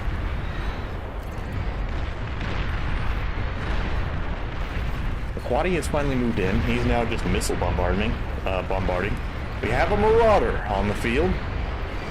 A few. Look, if you're just gonna walk them across land, build Razorbacks. I know they take longer, but these Marauders, not very effective. Or just direct combat. They're definitely an ambusher type unit, and they can be pretty easily taken down by groups of tier 2 units. I mean, look at this. They're not getting much done here. Two of them will get by, though. Blocked by the mountain. Those Starlights can't hit them now. So they will get 2 in. That's definitely a quantity thing. What in the fuck? What? The heavy transports come in. The heavy transports come in and completely stun these Marauders. They're not going to be stunned forever, so he's left. He's just left? What are you doing? The Marauders are still there. You should probably devote like 2 of these Marauders. They're unstunned. They're now shooting. What do you... Zarth, listen, buddy. At least Sandwich says nice. I'm not sure why exactly, but Zarth's... Now, these transports do have a heavy stun, but I just don't understand why he built them. I don't know why he's building the things that he builds. Does he even have nukes? He's not even building nukes. Why is he building transports? Why? You know how much better just a big-ass strategic bombing run would have been here. Even if it's just on the army, there's no damn anti-air in the middle here. You could just hit this friggin' army. There is some anti-air, but there's not a lot. There's only a few manticores. Oh, never mind. Hold it. Okay, there is a lot of anti-air. There's a bunch of shredders in the back, so never mind. Maybe that wouldn't work out. They're actually well prepared. Blue pushing through the beach finally. Now, Polarn still has a decent army. However, he's getting bombarded from offshore by Silver Hornet, who's finally built a capital ship after about 700 hours. And this is a problem. See, this is what you do with Marauders. You don't just walk them across the middle of the battlefield to die. You put them in the sea. Then you stack up 30 Marauders at the bottom of the fucking map where nobody can see them. I don't think anybody can see them, in fact. Nobody has vision on this, so those are just going to be undetected. In fact, the entire South Sea is blind. These guys can't see shit. Red does not know what the hell is happening out in that ocean right now. The water is dark, full of blue team. I want to send a couple of Marauders to their North Island. Come on, go do that. Now, Poldarn still has stuff out there, so this isn't the worst decision. In fact, nothing is defending this, so a couple of Marauders will clean that up quickly. If Elite Sandwich wants to kill anything, he should probably send the army in right now. Sending 40 Marauders to their south shore. I assume that's how much he's currently built. He's got 35, 36. Yeah, he does have 40. Air Scout. You want an Air Scout? You have 30 Marauders. You fucking just go, bro. What are you doing? Elite Sandwich, listen. You don't need an Air Scout, buddy. It looks like somebody is obliging, but you don't need it. You've got 30 Marauders, like... Fucked.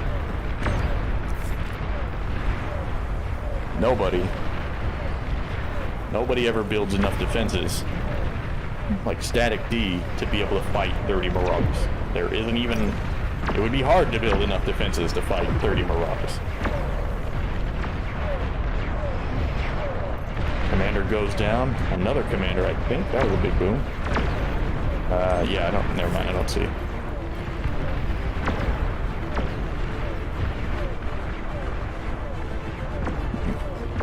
Now Hurricane is bombarding the shit out of this base. And I'm trying not to go to the bathroom right now, but I have to. Okay, I'm gonna leave it right here. You can watch this game. I'll be right back. Sorry. Cannot hold it any longer.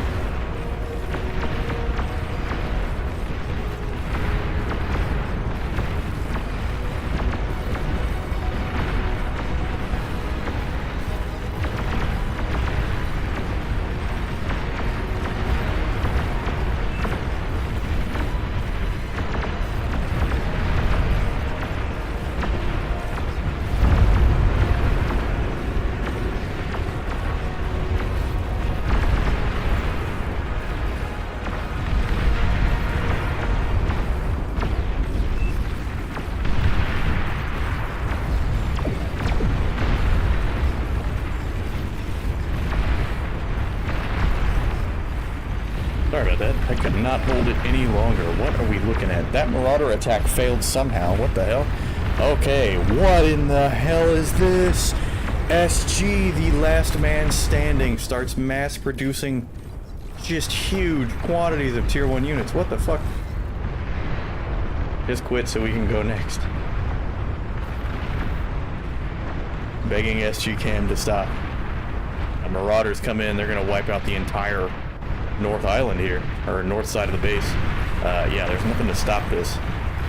Although it is neat that you're producing this many units at the same time.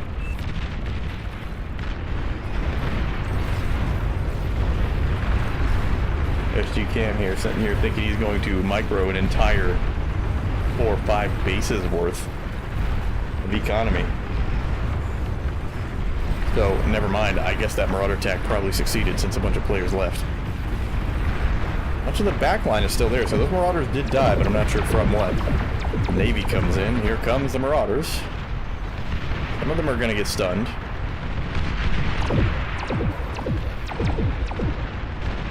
A bunch of them are going to get stunned and taken down, but there isn't really anything left to do damage, so the eco's gone. In the meantime, the Damsonite Mines and the Starlights, which sounds like a crazy ass like dream pop band name. There's bombardments on all fronts. He's dead.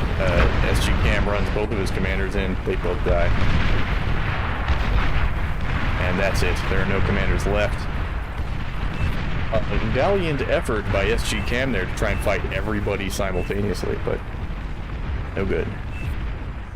No good. Now we come to the statistics. Red loses. Now, what do you know? Resource inefficiency. Now, part of that is from the harassment, right? Because it's like, well, you're not producing a lot of energy because, well, you couldn't, a bunch of your eco got blown up. But here's the thing. They produced half the energy, but had 3 times the energy excess. And had an abnormally high excess metal. Now that is partly due to Silva. And partly due to Poldarn. Poldarn, who ended up taking a whole bunch of bases, probably could not handle how much his eco had exploded, and unable to really utilize it effectively. That's totally fine. Silva, being basically a brand new player, totally fine. Good game all around, by the way. Silva didn't do turret defense, which is good, but I feel like could have contributed a little more. Didn't do bad for a new player. Not bad at all. Good job. Good job to everybody except Zarth. You and I have a bone to pick, Zarth. What the fuck was that transport shit?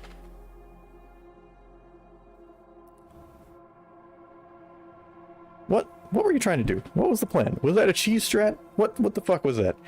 Because, let me tell you, stunned units are not dead ones, so why you kept producing transports that can stun? That's, like, it's fine. Just build shurikens. Just build fucking shurikens. They're way cheaper. They're way faster to build.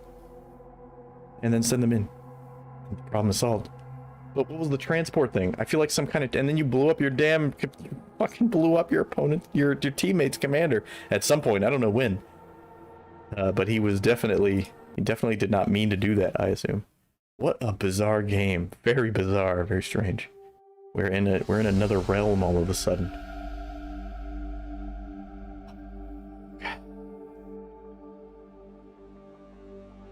Jesus.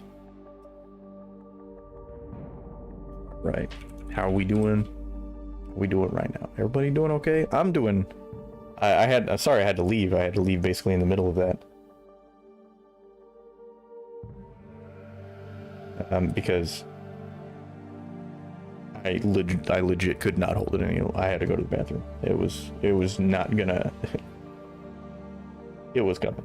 And there was nothing I was gonna be able to do about it. So, alright.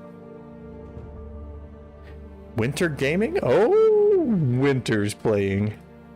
Winter's playing. Let's cast Winter gaming. Shall we? Oh, I'm excited. Oh, I'm excited for this. We have an 8v8. Right now, the map is set to Bismuth Valley. Winter over here. Now, if you don't know Winter gaming, Winter is known for his Starcraft 2 content. He does a lot of Starcraft 2 professional casting. He is my favorite caster, honestly. Him and Harston, dead tie. And he really likes Beyond All Reason. He's been playing that a lot lately. He's put up a bunch of videos about it on his Winter Gaming channel. And even though I have absolutely no rank in this game, because I don't play enough to actually have higher rank, I'm going to viciously mock Winter the entire time. No, I'm just kidding. But if he does something stupid, I'm going to laugh a little bit. It's going to be a little funny. He is ranked 24. I'm sure he's climbing. I'm not sure exactly. I don't know what these little symbols are. But he is... I mean, he was playing basically semi-pro StarCraft 2 at one point, so... Some of that skill carried over to Beyond All Reason. He's done reasonably good. Not beyond all reason, but reasonably good.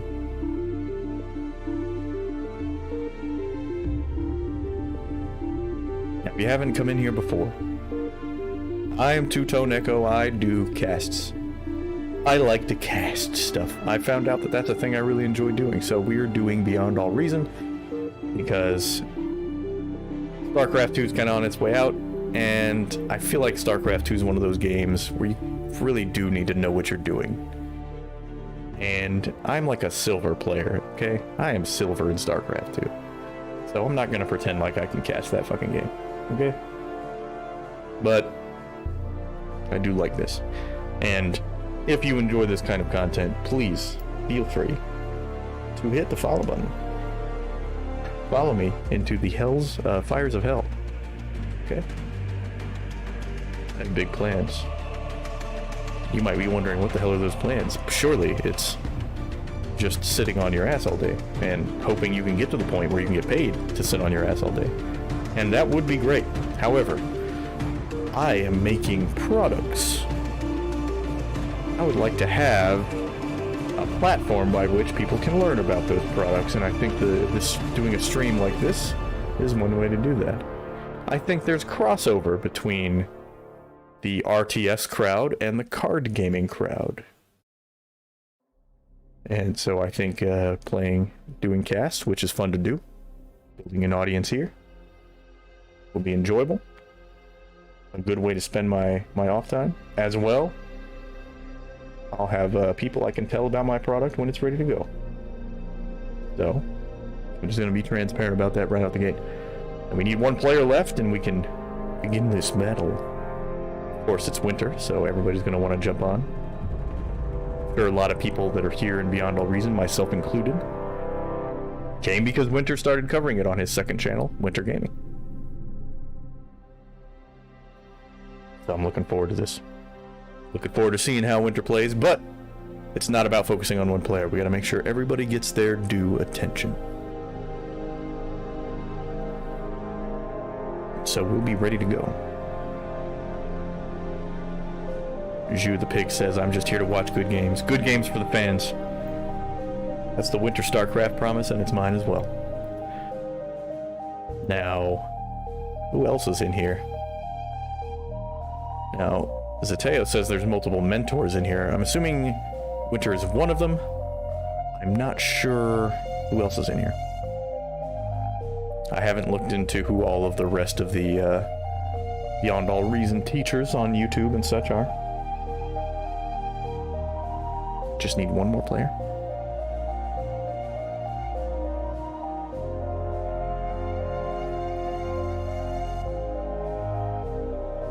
Everybody's ready. We're just down one.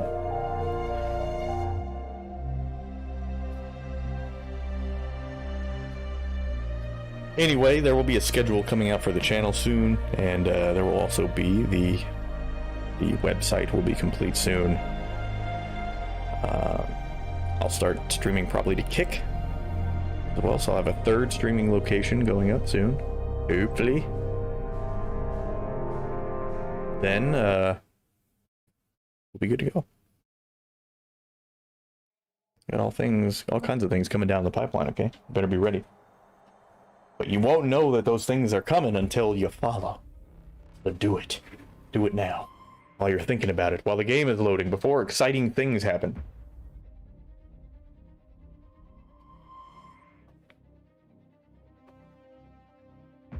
Gotta drink the old water, okay?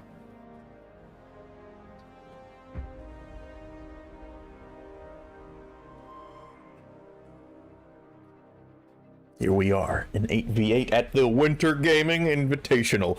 40,000 kudos are on the line, as it is not an official tournament, and there is no money to win by winning it. And it's not a tournament, it's just one game. Here we are, at Bismuth Valley. Blue team already almost entirely placed onto the map. Properties of the map, you have an high ground path along the upper side, which is quite narrow. You have a wider high ground path along the lower side. And of course, you have the middle ground, which is much wider, but there's a lot more cliffs down there. So we'll have to be ready. Blue team has placed their commanders, so we'll go ahead and introduce them. On the blue team at Bismuth Valley, on the front line, we have, top to bottom, Dillingers, Matu, Stiegel, Emma, the Iron Duke, and Jag Me Off. And no, I'm not asking you to do that. I'm telling you. And in the back line, Contra and Kodamo. And on the red team, somebody is loading quite slowly, apparently.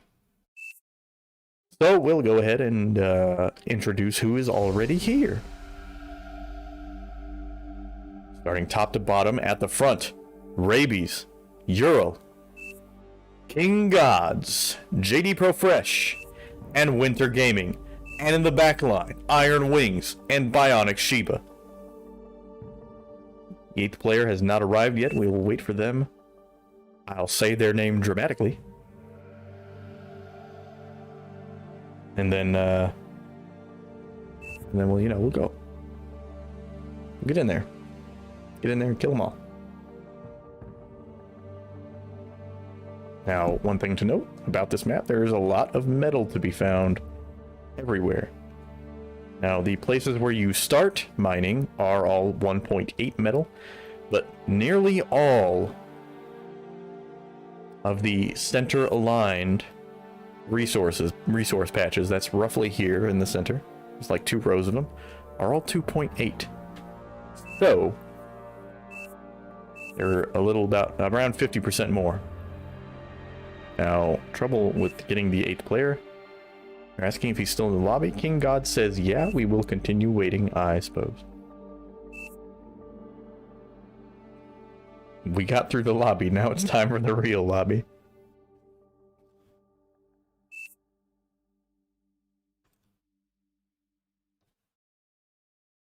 He's in, Caldra has joined.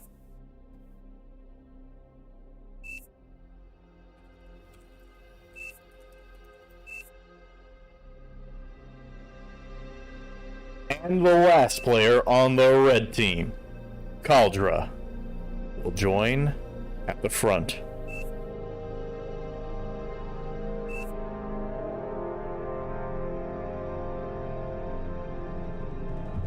I have told them to prepare for battle, so they should be prepared, now that I've said it. Like Sheba says in team chat, Caldra, gonna be solo holding, so I can rush T2. Caldra, also going T2, so I guess they're all just gonna die.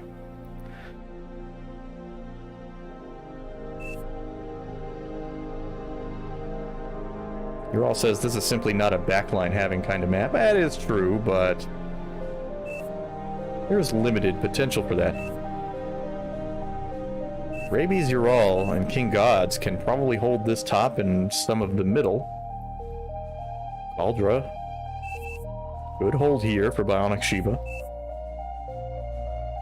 You still want at least one person going eco probably, and at least one person rushing for tier 2. Or maybe just one person doing eco in tier 2. One eco player can make the difference. Well, for or against you, I suppose. The commanders are in. Touchdown. And now, it begins.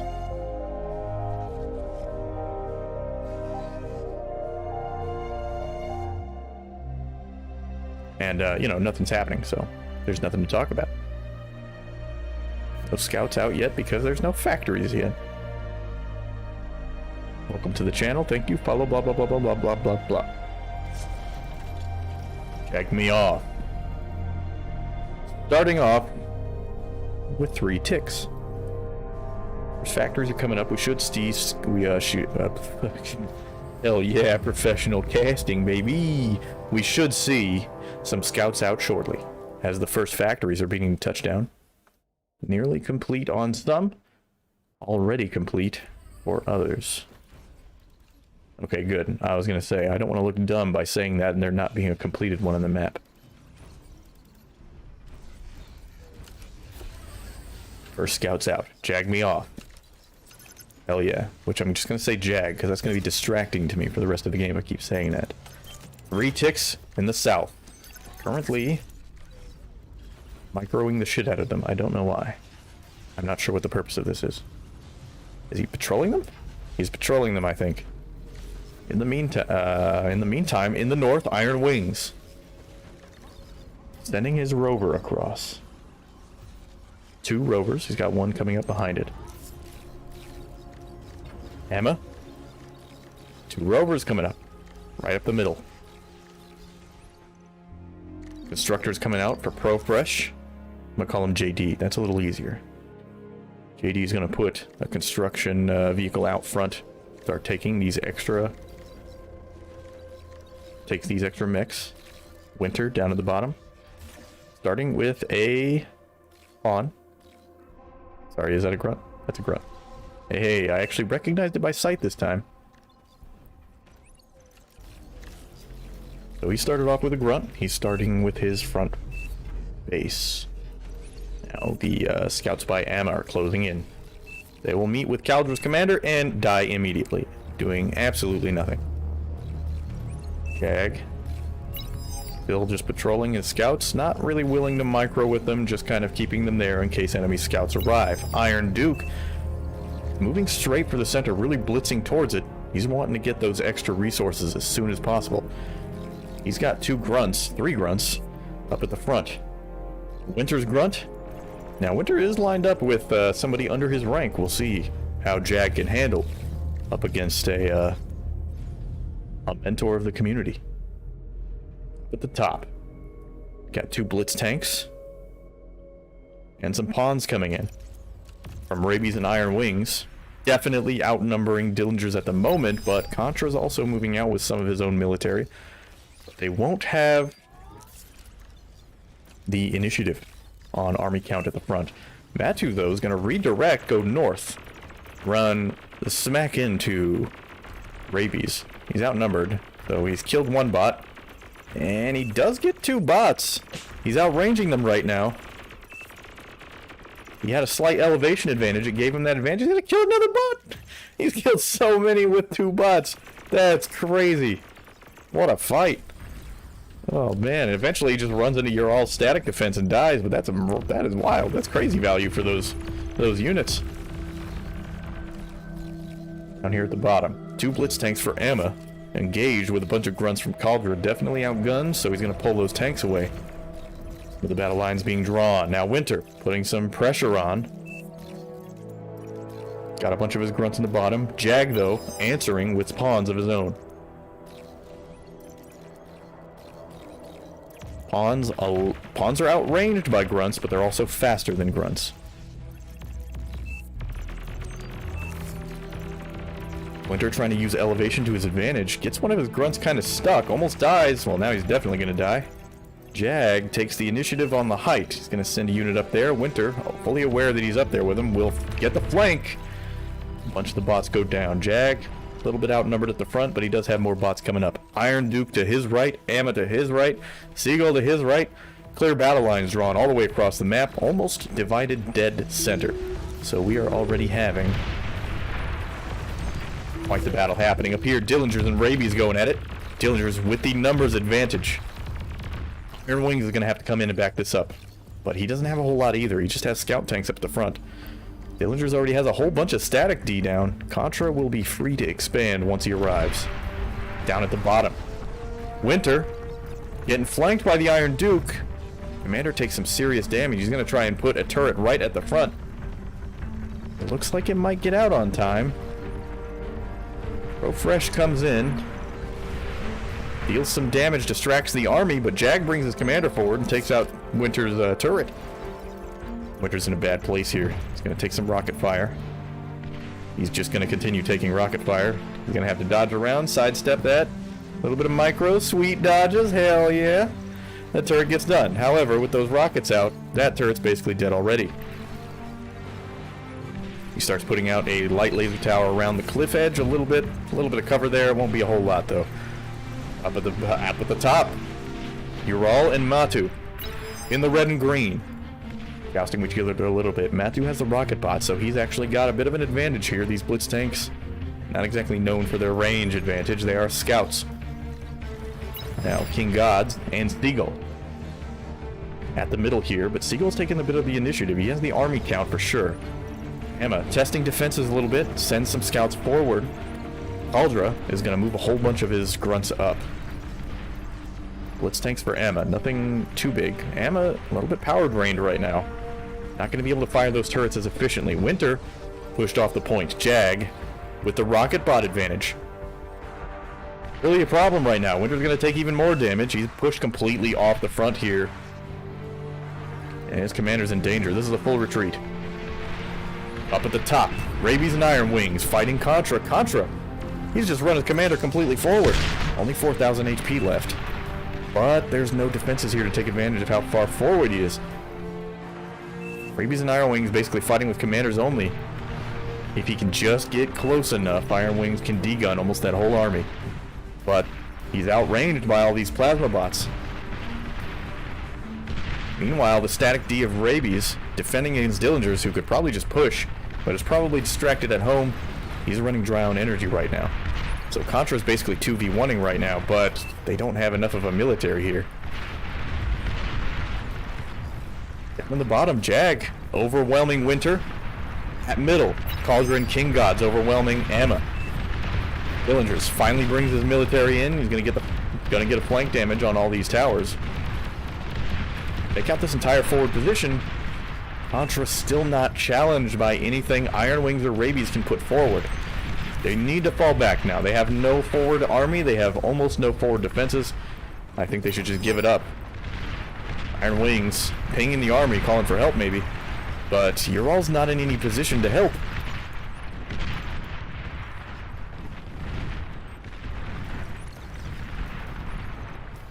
He's too busy squaring off with Matu right now. Winter, down at the bottom. Brings his force forward. He's got 4 rocket bots at the front. A whole bunch of grunts. He's got grave robbers for res. But he does not have the advantage in rocket bot count. There's a ton of rockets for Jag. This is going to be a moment where he's going to want to build a critical mass and kind of just run into the rockets, kill them all. They won't be able to fight well. Jag pushes forward with his commander. Winter's just going to run in. Just going to run in and do a bunch of damage. He gets it down to half, not quite enough. Movement brings in the army, the rocket bots of Jag. Winter's really struggling to deal with this. Further to the north though, Amma struggling against Caldra. The red team having success in the middle. Seagull in a position to help Amma, really needed to flank right now, but he doesn't want to leave his position because King Gods is still right there.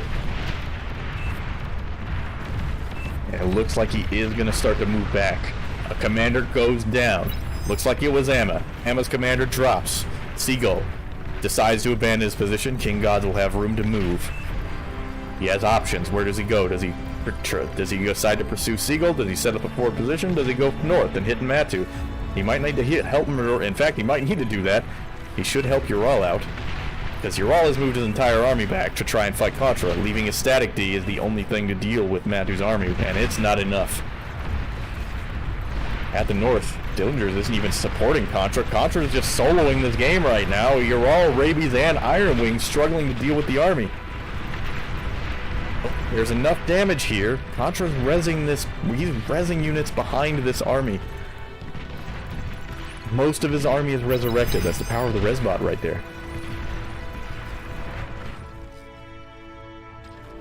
Bionic Shiva.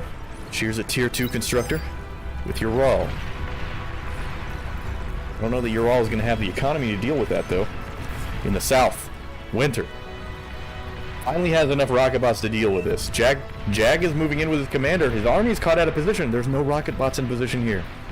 So he's going to lose a bunch of this forward static defense.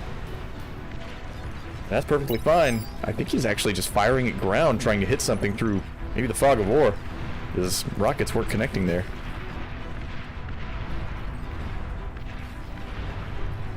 The Iron Duke and JD on the blue team and red team, respectively, not able to assist either Winter or Jag, so they're going to fight it out mano a mano right now. The Iron Duke redirects some of his forces, hitting Caldera. King Gods moved into the position that Seagull occupied earlier. Now with a few bots, it's not very many though, and Seagull's got tier 2. These hounds coming in are going to do crazy damage. They're definitely going to kill all these thugs, so he's definitely got the advantage there, but Ural was able to fight Matu off. He's pushed really far forward though, he has no support up there, he needs to pull back, just focus on retaking the position. However, Iron Wings still struggling. Contra just resurrecting everything. A huge army of Resbots following this army, claiming and resurrecting everything they can and claiming everything they can't. So Contra just has an endless army here. Dillinger's supporting by standing here. I mean, he has it, but he's not really doing anything at the moment. Contra's trying to prod him to attack. Jag versus Winter in the south. Jag does have an Overwatch Tower. Overwatch Towers slightly, or they outrange the Aggravators. So if the rocket bots get too close, that tower will be able to put it up. But it doesn't have. It's only the one tower, and he doesn't have. Well, he only has one of them, so it's not going to do a whole lot very quickly. King God is saying, "Hey," Ural says, "Please hold this." King God is like, "Okay, how?" He's trying to fend off hounds from Stigo. Meanwhile, rocket bots, a huge army of Matu's rocket bots, are in position to outrange him. Ural has to move his army north. Dillinger's building static behind the enemy. Why don't you move your commander in and degun a few things? Why don't you? Because this is bad. Contra is not running out of army because he keeps resurrecting. Now, we have a game pause. Looked like there was some serious lag there. Everybody catches up. We're good to go. Continuing. Contra's Resbot now working on repairing the commander. It looks like he overextended a little bit. Finally starts to deplete. Finally not enough carcasses to resupply his army, and he's going to have to pull back. Bringing his whole army back, but he's still mass-producing the armies he's mass-producing units in the back non-stop. Grave robbers and thugs coming in. Matu and King doing his best to follow the instructions. Hold here. Okay, I guess. Caldera struggling though against the tier 2 army. He has his own Sheldons in, but a big nuke. It looks like a commander died. That was Caldera's commander. Went down, took a whole bunch of units with him. Winter in the south has pushed Jag all the way back. But Iron Duke just down the hill. I don't think Winter can safely do this, but he is using the hill to his advantage. He's doing fiends. He's run some fiends and thugs right up over the hill. He's going to hold at the bottom, try to protect against Iron Duke. While his fiends and thugs run over the top, hunt down the commander. Jag's commander is dead. One of Winter's grunts got into Jag's base, but that's not even the worst of it. His fiends and thugs are on the way. They're going to do catastrophic damage. There's nothing to stop those. Seagull at the middle. Stunned to hell and back. Somebody must have hit him with a stun missile. Here comes the fiends. These hounds are dropping like flies. The combination Sheldon and Fiend run by, absolutely annihilating all of these hounds, completely stunned, unable to fight. Seagull forced to retreat. Now at the bottom, Winter decided not to go for Jag's base. Got run off by these hounds. Decided he's going to go to the south, but he got picked up by some tanks. He will do some damage, though. Kill a bunch of construction turrets. Oh, he's going to go for that. They're spread out just enough. They're not really chain reacting at all. However, he's still doing big damage. It's a lot of chaos caused by one fiend, and here come the 3 thugs. They're going to pull up in the back, start killing some of the economy of Iron Duke, which is good because he's depleted all of Winter's units at the front. Up at the north, you're all Matu duking it out, stuck in a no man's land. Both of them lobbing rockets at each other long distance, neither of them able to really gain a convincing foothold. Contra, somehow, still fighting, still rezzing. Half of his army composed of resurrected units, repairing his commander, using his commander in just open combat. He's gonna get the D-gun off, completely misses, but that's fine. Dillinger comes in. He'll mop those tanks up.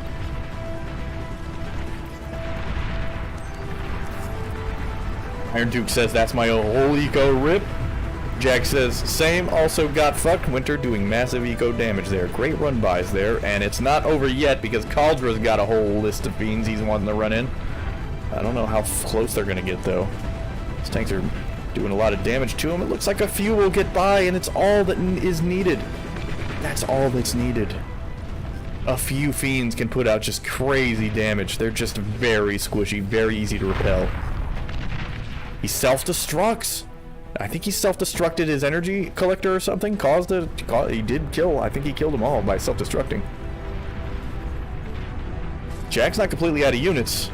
Winter is in a good position, but he's not like he's rolling in units at the moment. You're all calling for help at the mid. He's getting pushed back by Seagull. Seagull and Matu focusing their focuses on Ural. His 2 northern allies can't help him because Contra is soloing the game up there as usual. Look at all the corpses that have been left behind. He just keeps resurrecting whole armies. Amazing. That is the power of having the Resbots on standby, keeping them in the back line. Just keep resurrecting units. It's so useful. Here, Dillinger's over here, running to the south. Trying to do some damage to Red. He takes out one of the factories. That was his tier 2. His tier 2 is out now. Actually, he has no factory now. He has no ability to produce at this time. He's going to have to do a full retreat here. Just run back to base. You need tier 1, a tier 1 factory up. Oh, he's going to rebuild it so close. What makes you think you're going to finish that? I mean, yeah, you got construction turrets. What are you going to do? Produce 2 tier 1 units and then immediately die? Is he even going to be able to... Yeah, he's built it, but he's not going to be able to use it. He just needed to keep running back. King Gods is going to run forward as fast as possible. He's got some tier 2 units. Doing a fiend run by on this army would be big. Contra, though.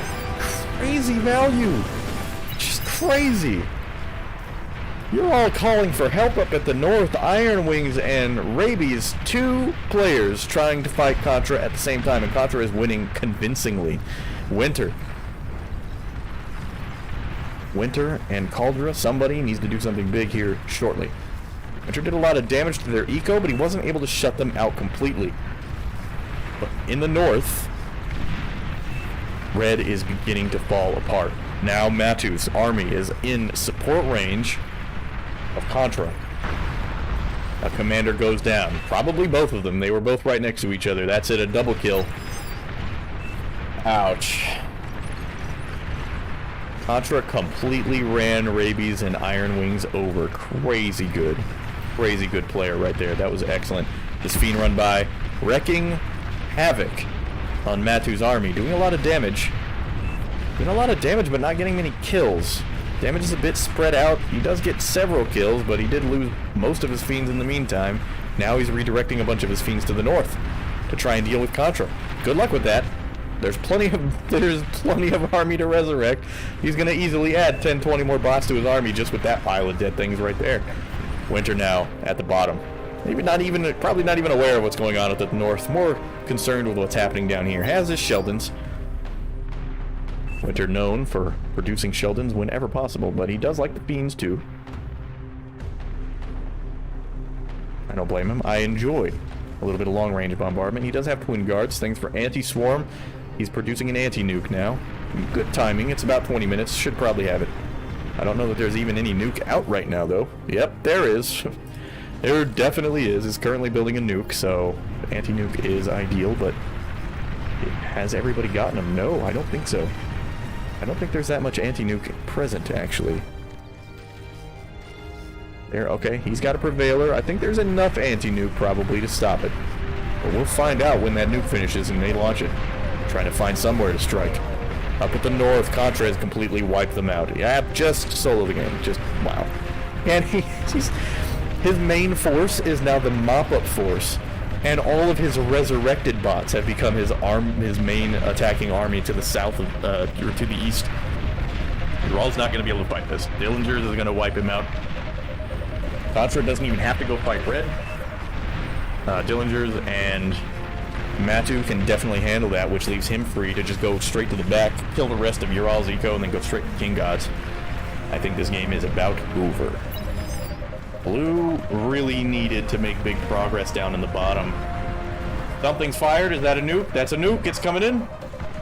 And it's going to strike just clean, completely knock out the rest of Red's eco. No hope of rebuilding, I don't think. He does have anti-nuke just outside of the anti-nuke's range, dude. Calculated. Oh, that sucks. King Gods takes, but what's the point? You're about to get wiped out yourself. I don't think he can see it, actually. Does he even know that that's there? He doesn't know that that's there. Oh my god, he has no idea he's about to get hit from this cliff. And the bots actually, well, I think the bots can walk down that. Here they come! Oh, fuck.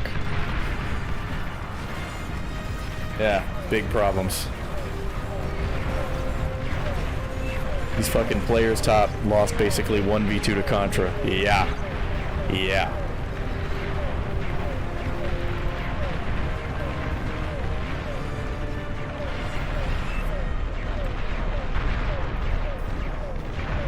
Uh-oh, how do I go back to... Oh, there we go.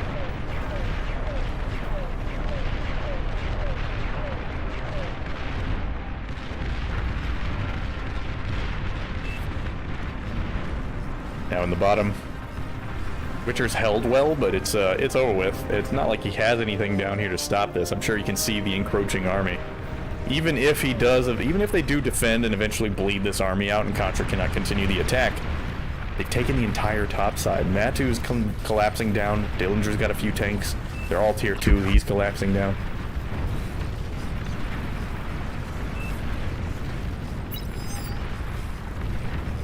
Contra up there at the top, completely dominating. Winter, rushing to try and make something happen, doing another Fiend run by, but... Thing is, these sprinters actually do sprinters outrange them, 220? 230. So the Fiend, yeah, no, the sprinters don't outrange the Fiends. And they don't outdamage the Fiends either. I think they just move faster than the Fiends. Well...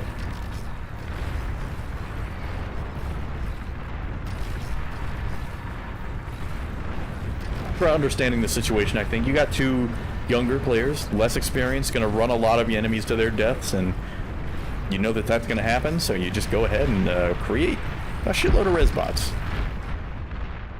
Now, Amma, now coming up the middle with a relatively strong tier 2 army. I feel like he could fight this with these Sheldons, but he's trying to decide what he wants to do. Has decided he's going to retreat back, collapse in. Winter set some of his units up.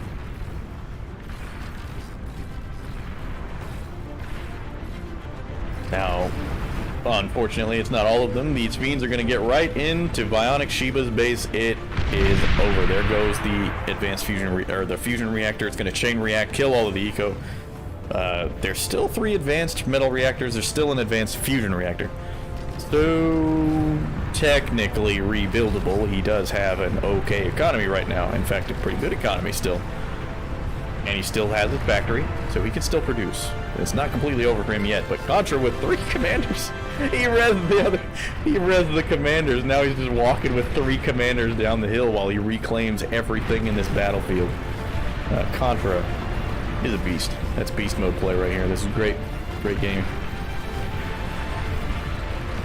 Winter down at the bottom is finally starting to take advantage, using these using this combination. Oh, but the Marauders are going to come in and start making... Well, I mean, they're not going to make short work of the Sheldons necessarily. They're going to take a lot of damage, but that's a problem for Winter. Nuke detonates overhead. Anti-nuke taking it out.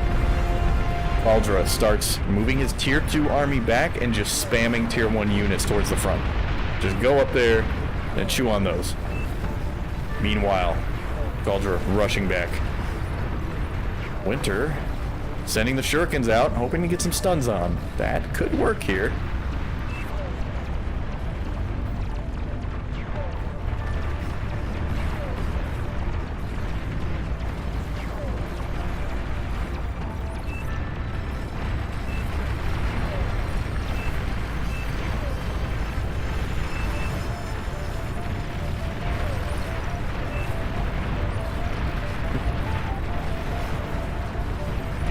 Well, the shurikens actually did put some work in, but I don't know, man. That's a lot of hounds. That's 52 hounds, bro. I don't think he has enough shurikens for all those. He is producing some more, it looks like. No, these might be just fighters. Yeah, he's producing some fighters. Doing some bombing runs. Gonna get some damage on this army a little bit. They get just a bit out of the way. He only kills 3 or 4. Not too bad.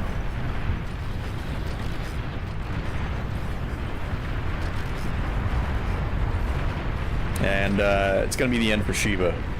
That's 52 hounds, man. Like, you're dead. He's going to go for Cauldron instead, though. Gonna pick out the rest. Simple. Just cleaning up at this point. This is basically GG. Winter's still holding out. A couple of Marauders just running by, dying to basic static defense. Nice. Well, that and Winter's bombardment from the Sheldons.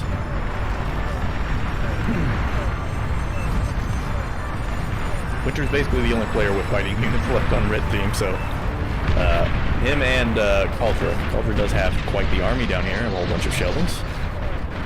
You're dead. You're dead. You're dead. Okay, you're dead. Look, pack it up. Stop. Get some help.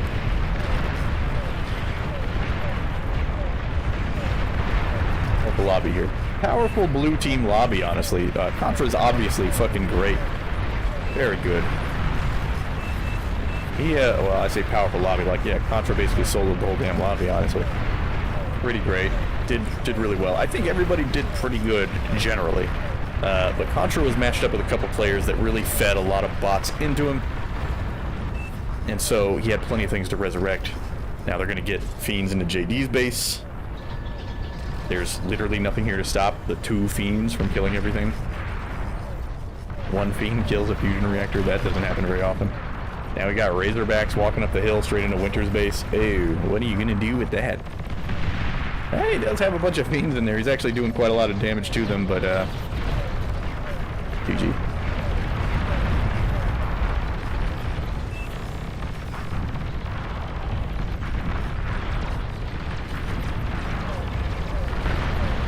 Winter fights desperately to the last man.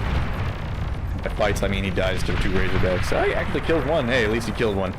Took 1 of them down. And that's going to be the end. Winter, GG's out. That's the end. Winter, no GG. You better put a goddamn GG right now, I swear to God. Wow, I'll show up wherever you're at. Anyway.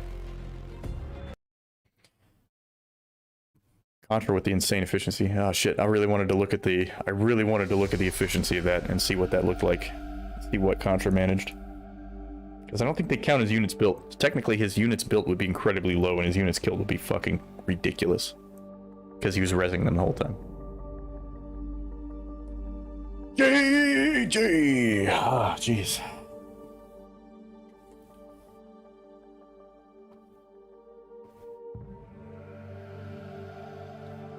Well, now I know why peak time is this time of night. Because this is when Winter's playing. I bet he's streaming right now. Let me look. Let's see. Fucking. Back to Twitch.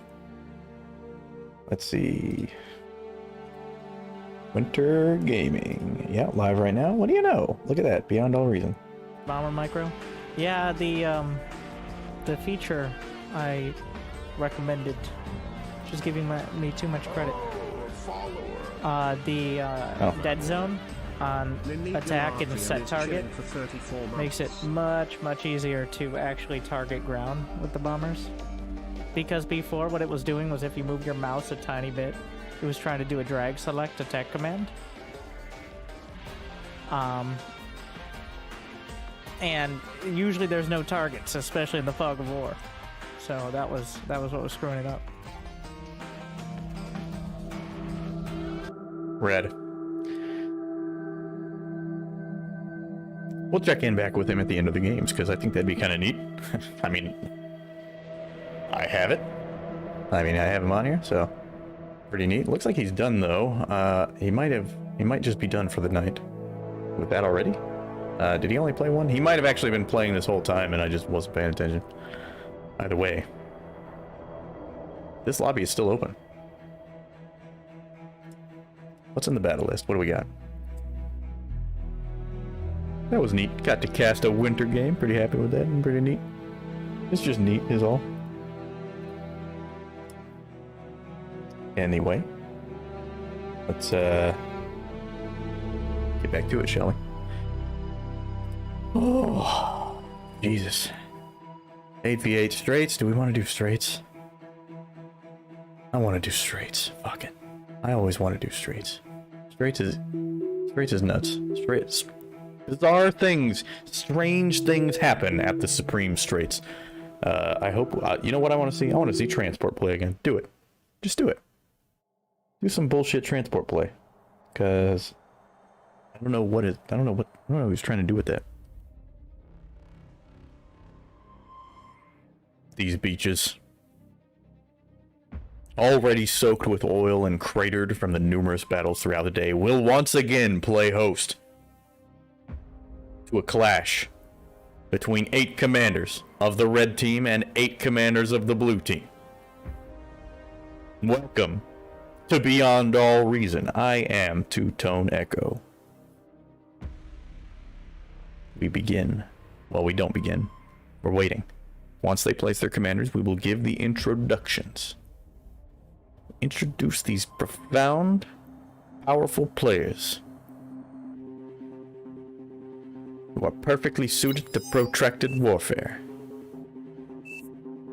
Now, looks like both teams are almost ready to get to the intro.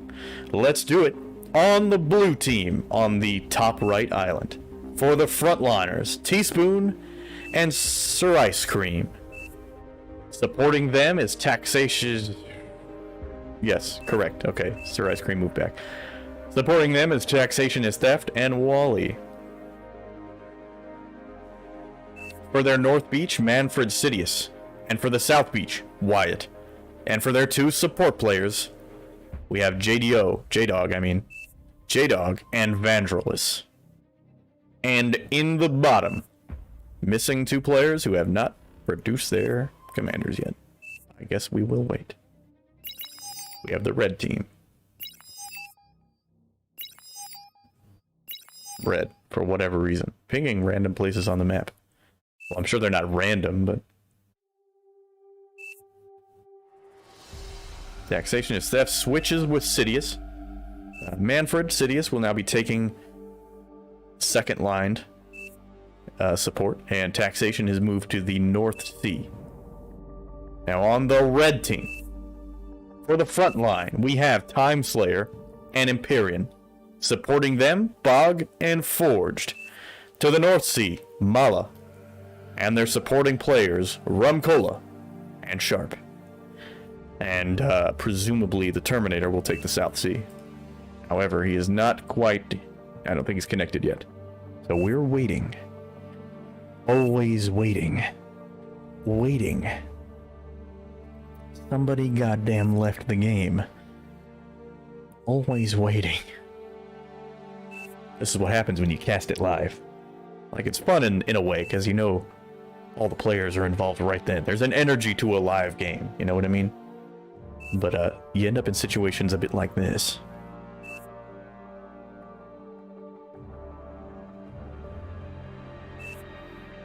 Chutapalooza has left the lobby. Maybe he'll come back. Still a stop vote up.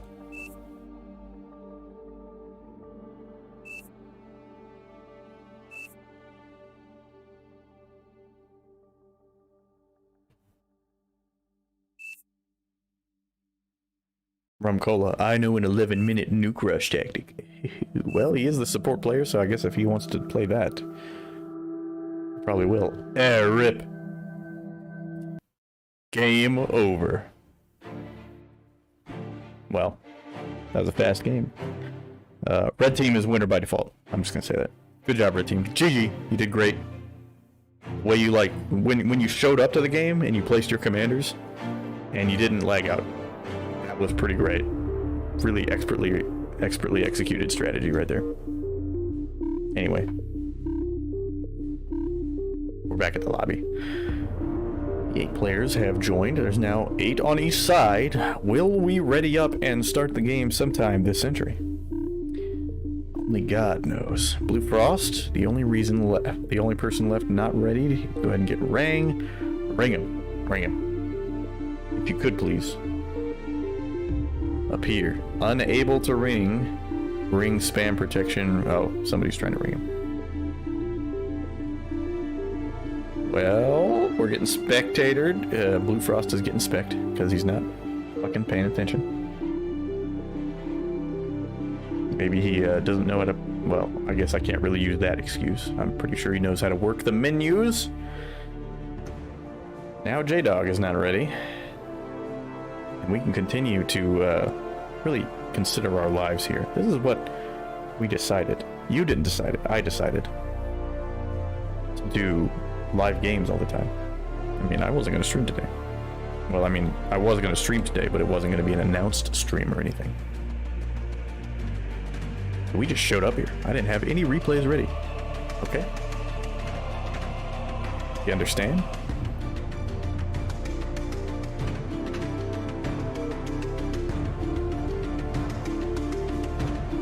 The tall baguette joins and then leaves. Bruh. Little baguette says 2 minutes. Wrong answer. We start without you. Yes, we're ready. Now vote for start, and we should start shortly. And I'll have to re-announce the names in the goddamn dramatic voice all over again. Jesus. Don't you guys want this professional caster to professionally cast your game, your video game, that has no stakes whatsoever, really? Except for rank, I guess? Yes, you do. Of course you do. So that's what we're doing. So you better goddamn start the game. And if anybody leaves, I will find you. I'm out of things to fill dead air with, so just stand by, please. I could just ramble on, but I'll just start repeating myself. Oh my god, here we go. Alright, jeez. All of red team has not loaded in yet. Okay, there we go. And, well, blue team's already good to go. Let's do it. Let's announce them again on the blue team. In the top right island. For the front line, Imperium and N8. Which it might be just Nate. I'm gonna call him Nate. Supporting them, Sir Ice Cream and Wally. Taxation is theft. We'll take the North Sea. While Manfred Sidious takes the South. Rumcola and Sharp are their support players. And on the red team, Ember Flame and Uncle Bad Touch will take the front. Oh, he'll take the front all right. Supporting them is T-Laughs and Forged. To the North Sea, Mala. To the South Sea, Time Slayer. And, supporting them in the back, the Terminator and Vandralis. Now, we wait. 75 seconds until game start. There's some discussion going on red team.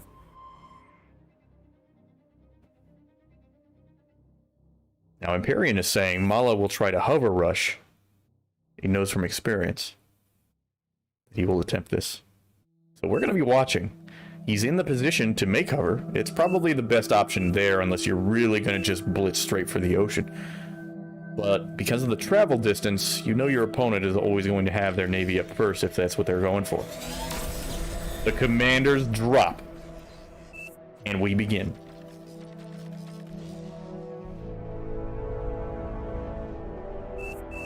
As usual, couple of mechs some energy production, then they'll go into their factories.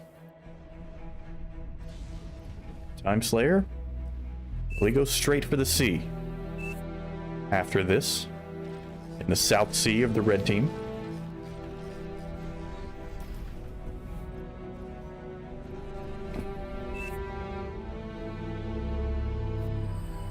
Up north, taxation is theft.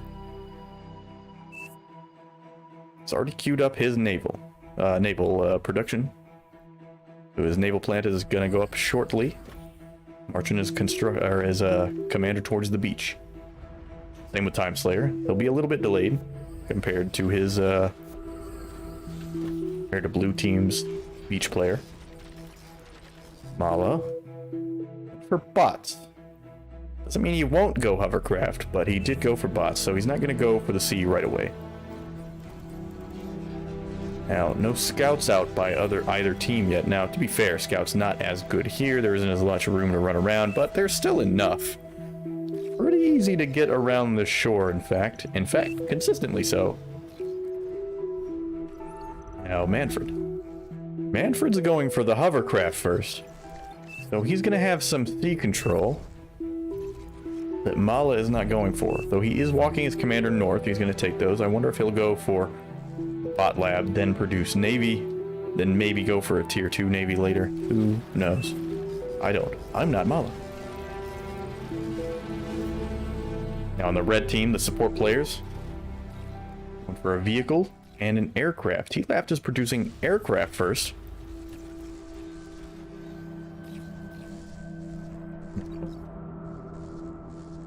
Terminator in the back. He's got the bot lab up. Vendralis, also aircraft. 2 aircraft starts on red. What do we have on blue? Blue will have 1 aircraft player in the back. The other support player, Sharp, is going for a bot lab. Now, as for their frontline supporters, it's going to be a bot lab on one side and a bot lab on the other. So we got bots. We got a lot of bots. Shots are fired in the beginning of the Supreme Straits battle starting at the beach. Now, right now, Nate's moved his commander all the way up. Red team has no commanders at front, but they do have a bunch of units. Nate's going to go ahead and pretty conventional start. Move the commander up with a unit, start with a turret, get that mechs down ASAP. He's got another tank following up behind him. Now, being that these should be medium tanks, correct? Yes. Stouts. Being that those are stouts, medium tanks, will put out decent damage, and in conjunction with the light laser towers should be pretty powerful. In the South Sea, Time Slayer is moving the commander across the field. I don't know if he's going to go all the way to the island or if he's just going to take these first mexes in the water. He's already got some fast attack corvettes up north. Stir Ice Cream has shared a unit. Tier 2 already? Maybe? No, a Tier 1. So he built another constructor, gave it to taxation as theft, so he'll have another constructor to mess with. Sharing Tier 1 units not as common. Now, 2 air constructors from Runcola already heading here, but T-Laughs is already there. And he's already got air defenses, so guess what? That shit's going down. Those 2 constructors go down easy. So T-Laughs will maintain control of that island. Rumcola also moved some constructors to the south. So we'll be taking the South Island. Right now, fast attack corvettes moving in on Manfred. In the South Sea, he has 1 torpedo launcher. I don't think that's enough.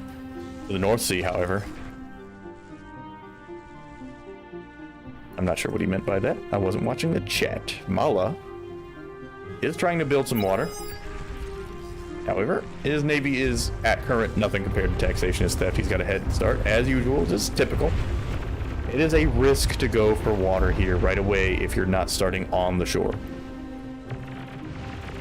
That commander's completely exposed. These corvettes are getting a lot of free shots off. There's nothing to stop this from happening. Hopefully he can move fast enough. He might also just kill them. He could degun them, I guess, too. I guess he's just deciding not to degun. He may not be able to fire, actually. He looks like he's out of energy.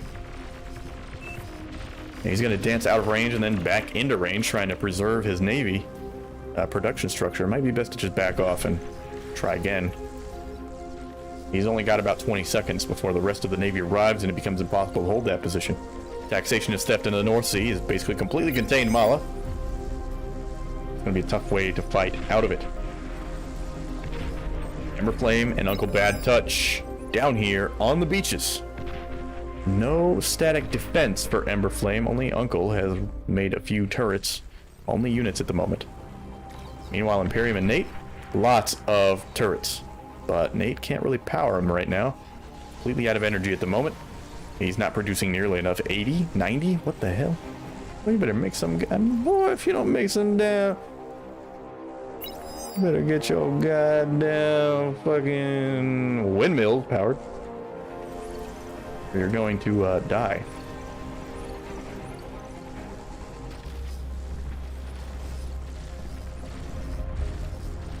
In the South Sea. Time Slayer moving his, as expected, moving his Navy back in. Yeah, I just don't... If you've lost the sea, you've lost the sea. Unless your opponent just decides not to do anything with you. And he fires a D-gun and completely misses. He whiffs the D-gun shot. How in the hell? He really flubbed that. He might not get to shore. He can pull those closer to the shore. He's going to let the commander get away and focus on the Navy, instead take out the production. I think he probably should have moved to shore originally, or maybe even just reclaimed it. Reclaim it, move to shore, build hovercraft, try to push back out that way. It's probably the best bet there. Up in the north. Got a naval battle going on, but it is no contest right now. Taxation absolutely running over Mala's Navy. But there are a few torpedo launchers here. That is a little bit of a problem. Almost all of the ships are destroyed, leaving only 3 torpedo launchers. He could probably just overwhelm that. Run in and kill them all at the moment.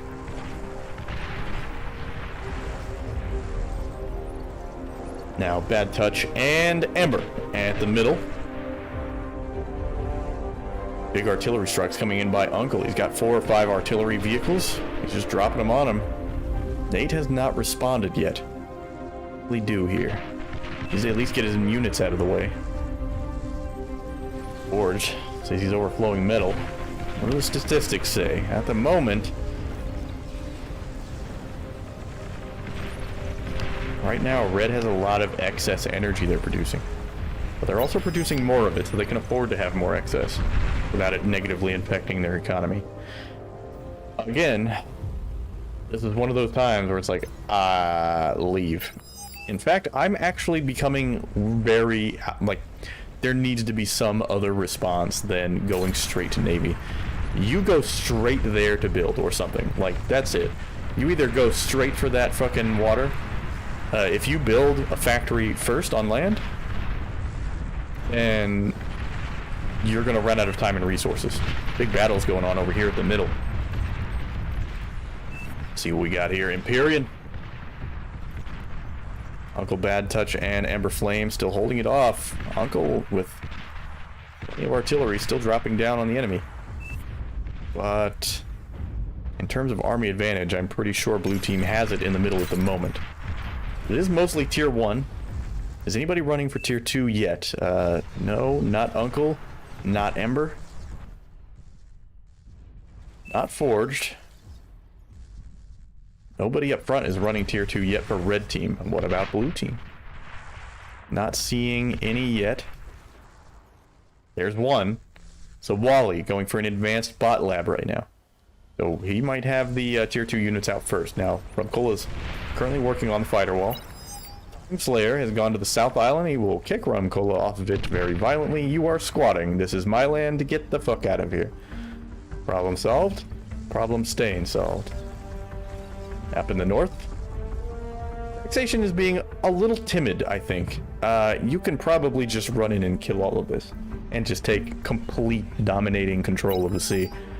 Before he starts actually producing energy out of these areas. I mean, he's already got some tidal energy generators here. He's building some construction turrets offshore. There he goes. I think he's going to move in now. Now the South Sea is pretty placid at the moment, but another battle might be on the horizon. Taxation gets timid again.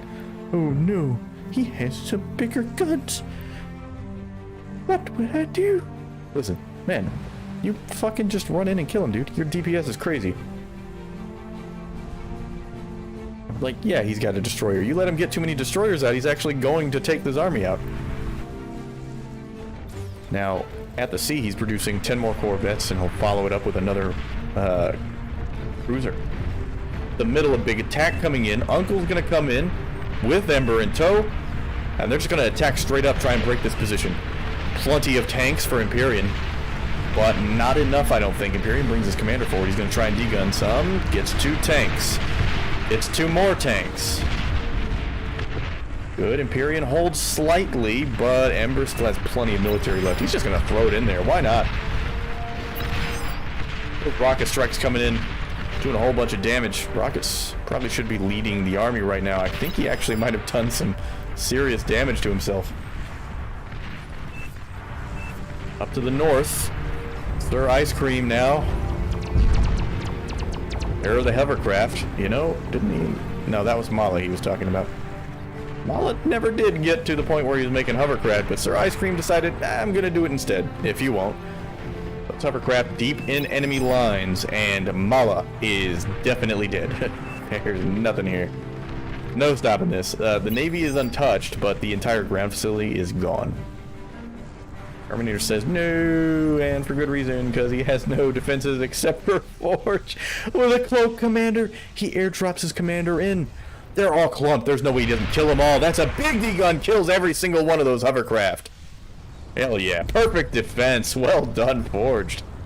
Expertly executed. He's going to fly his happy ass home with a whole bunch of kills. 8 kills in one shot.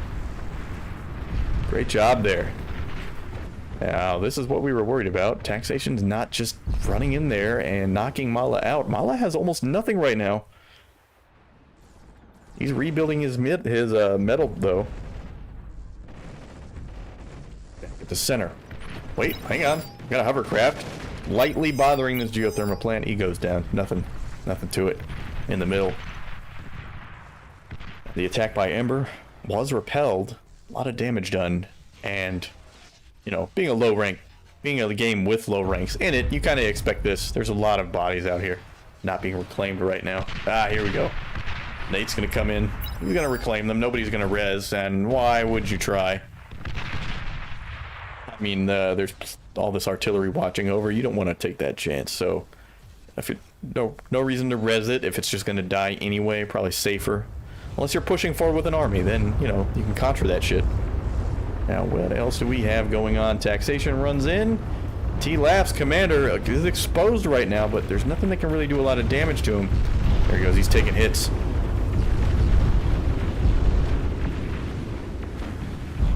Getting those torpedoes off. T-Laugh's really exposed right now. Why did he walk down?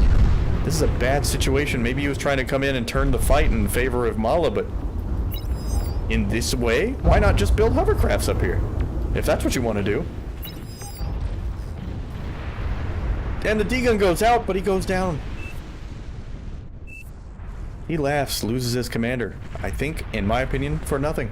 Now, Taxation did lose a lot of his major ships. His biggest ships are definitely gone. Mala still has his Corsairs. Each one of those Corsairs definitely kills the shit out of a Dolphin, but they will need more of them. Definitely need more Dolphins to fight that. At the middle, pretty much completely stable here at the moment, but Forge is coming in with some support. We're seeing some units from this support coming up, but it's about the same. 3 players on each team currently fighting over the center. In the South Sea, completely subsumed by Timeslayer, who is now simply ecoing up right now, building tidal generators, getting that energy. Soon to have those converters. Going very slowly with it. Probably needs more constructors. He does have construction. Never mind, he has construction turrets, so that's going to happen pretty quick. Just ignore me. Just ignore me when I say things. I say stupid shit, it's fine. Timeslayer has total control of the Navy. He's taking the island as well, which is where his commander is at. Manfred has no chance of getting out there without taking some serious heat. In the north, Rockola has moved his air force out there. Pyrian asks if we can get some bombers, maybe. Probably a good idea, but maybe you want to get fighters first because here comes a bombing run. I don't think anybody sees this. What's the Malakam? Oh, look at that. Oh, there's a few. Okay, that's not that bad. That's no big deal. Oh my god. Yep, now we're pinging. Definitely pinging now. There goes the geotherm. Oh my god. Once again, Mala's ground structures get annihilated. There's nothing to stop this except for a fighter squadron. In comes Vendralis. He's going to come in and do a whole bunch of damage. I don't think he can kill them fast enough. Yep, here comes the bombs. It's going to be a big chain reaction. A whole bunch of shit's going down. Terminator's not out. That hurt a lot, for sure. He's got a lot of energy production still. That is valuable. He's still producing plenty of metal as well. So at the moment, he's not in a terrible situation. Vandral says could have been worse, and I agree. That could have been much worse. That was a near-lethal bombing run. Luckily, all he lost was his construction turrets and windmills. Those are replaceable and quickly buildable with the kind of energy he's got. Problem, Forge has tremors. And they're dropping a lot of pain down here. Look at these beautiful fucking textures. God, they're pretty. This game looks good. This game was ugly as hell the first time I played it. I'm not even gonna lie. Very, very unattractive. It's become very competent. What do we have? Somebody lagging? Looks like Sharp might be lagging pretty bad right now. Look at this. Look at all that fucking artillery. Oh no. The silliest gun in the universe. Just this big fucking wheel cannon thing. How ridiculous. But effective in this universe, I guess. Now, what's the state of the game? Taxation is theft, controls the North Sea, but he hasn't really moved in to lethally damage Mala, who is slowly building a navy. Maybe he just thinks he can just, and he would be right, if he just keeps producing ships, he'll stay ahead of Mala, but you don't want it to get too big. He could have killed Mala a long time ago. Now, right now, Terminator still has quite a lot of production power, and he has a tier 2 constructor, which is great. He's gonna need more than that, though. Draulus over here, building anti-nuke. Now, he's got tier 1 air. He's entirely eco at the moment. Forged, supporting the front. Right now, though, he laughs was crushed.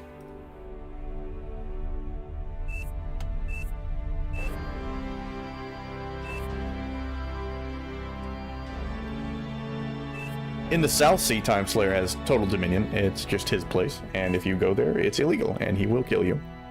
But what actually is out here? Now, what we've got is a huge line of dolphins. And this is why I'm kind of annoyed Manfred hasn't decided to go with hovercraft yet, because let me fucking tell you right now.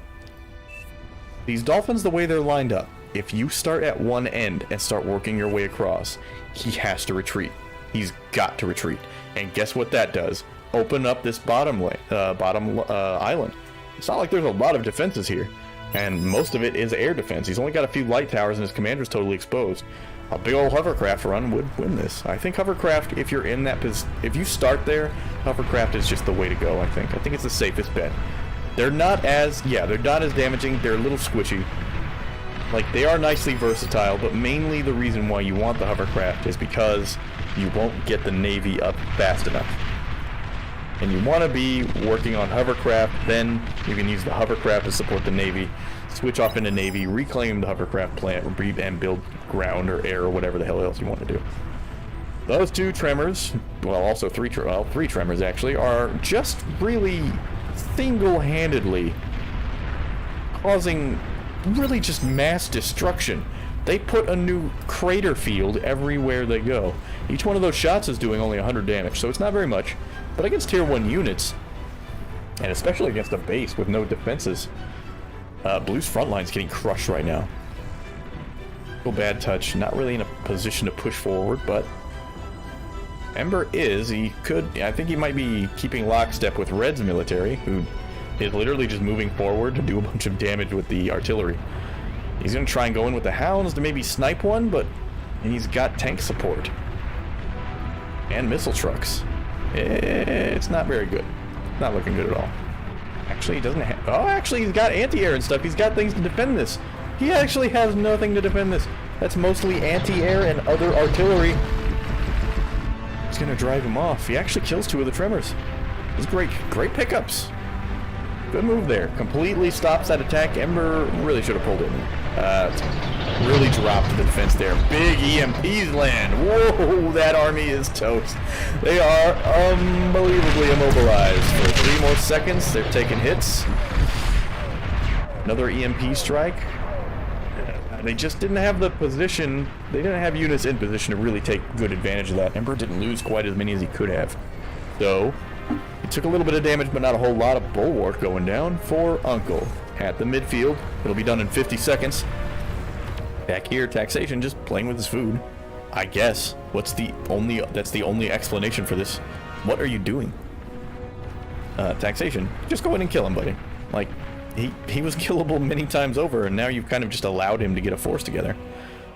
This is starting to become not a joke. I mean, he still outnumbers him, let's be real. It's 15 ships versus not 15, versus like 45. Okay, you do outnumber him 3-1, so maybe there's no fear, but while he has his ships here containing Mala, those ships aren't elsewhere doing something. Now, at the moment, strategic bomber is bounding. There's another bombing run incoming, but Vendralis, he's already in position. No, wait. They don't see them yet. Will he catch them in time? He sees them. There's no way you don't know. Yep, you have to know. Those are aircraft. He's gonna run in. I don't know if the fighters are gonna make it. All the bombs get loosed. The fighters coming in the rear, but the payload's released. Huge damage to Ember's base. He loses a factory and most of his eco. Those bombers are gone, but they traded a whole base in return. And the wreckage will actually do some damage. Some of the wreckage falls on Uncle's base. Doesn't take out a whole lot of anything. A pretty meaningless amount of damage, but ouch. Sharp says internet took a poop.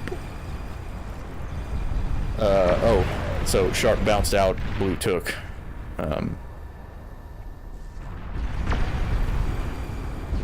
Blue is not passing back. He says, no, I got it. Finally, taxation is theft. Is like, I've had it. I've had it with this shit. We're gonna go in and I'm gonna kill your entire navy. Now, he will take a lot of damage, but I mean, the fight's over, you know? He could have done that maybe easily like 10 minutes ago, and it wouldn't have been a problem. Now, Vendralis is actually gonna chase. He's actually gonna chase out there. He's gonna chase out there and kill a whole bunch of bombers. I think there was another bombing run about to be set up, but Vendralis, he's privy to that now. From Kola, he's gonna need some more fighters. Commanders go down. At the middle, who was it? It was hard to see, actually. Looks like it's actually Ember's commander to go down here.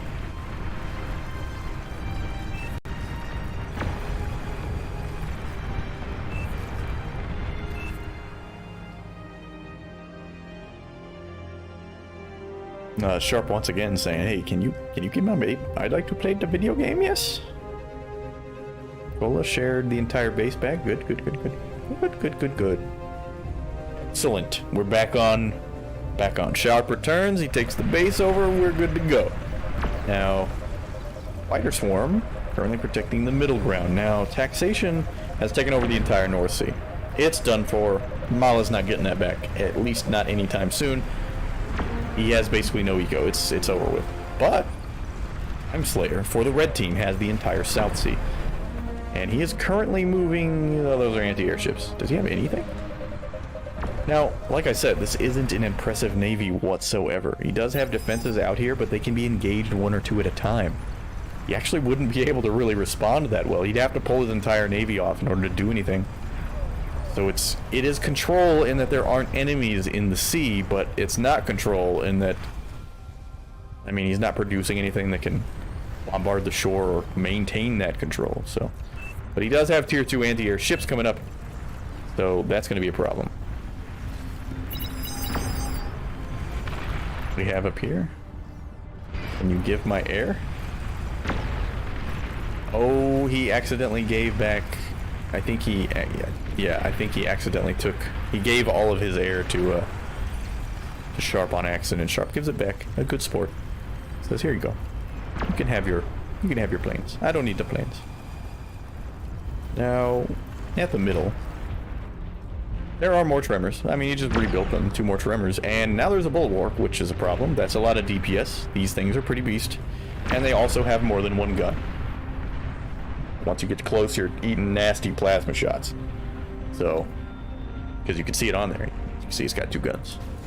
Got a little gun rotating underneath it. High energy, it's got a tachyon accelerator, it's got a ground-to-ground laser, and it's got a light close quarters ground-to-ground laser. So it's got 3 freaking guns. Yeah, okay, I see it. 3 guns. 4 guns, technically. The tremor is basically preventing any forward movement. Blue team to take the straight. Now, it looks like Wally is just going to go ahead and spam. We got an air battle going on over here. Vandralis spent all his fighters. What was the purpose of that? What did he go over there for? He ran them right over anti-air. Alright, he does have a lot of fighters left, so maybe it wasn't that big a deal. He's probably trying to chase the air down. He knows he has enough. Now, what in the hell is this? We have massive bot spam.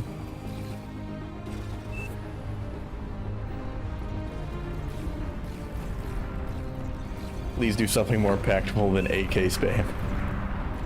Time Slayer says, how do I use this lead? Terminator says, make flagship. Yes, you should make flagship. Get long-range ships, blow up the whole coast. Yes. Oh, so he actually just doesn't know what to do.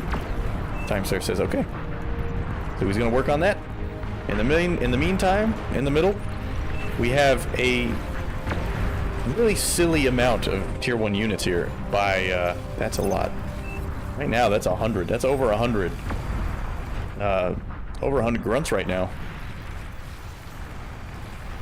Now, Wally's been trying to also tier 1 spam, but it's not really getting anywhere at the moment. He could probably just target the ground, honestly, and they would just run into constant artillery strikes. He moves the tanks forward, doing some friendly fire here a little bit. Okay, all good there.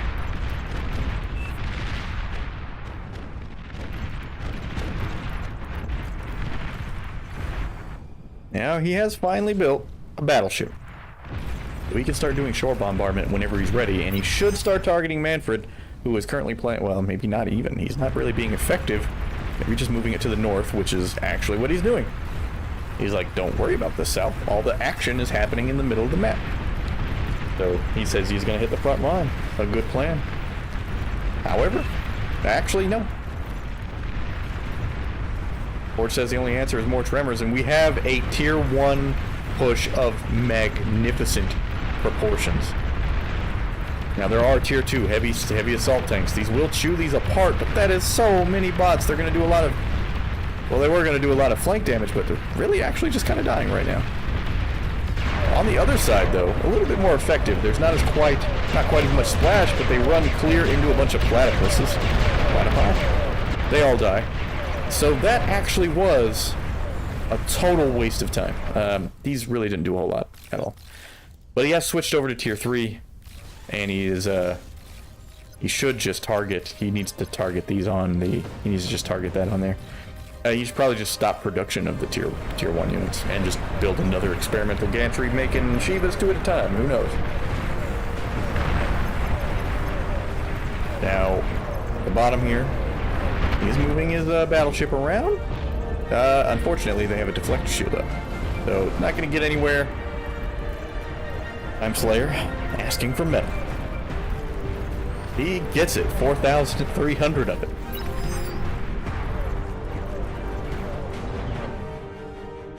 And he will spend pretty much all of it. I mean, these cost a lot. 17,000 metal per ship. In the meantime, red. There are some bombs being dropped from somewhere. Not sure where. My buddy is doing a bombing run. Here. Oh my, here we go.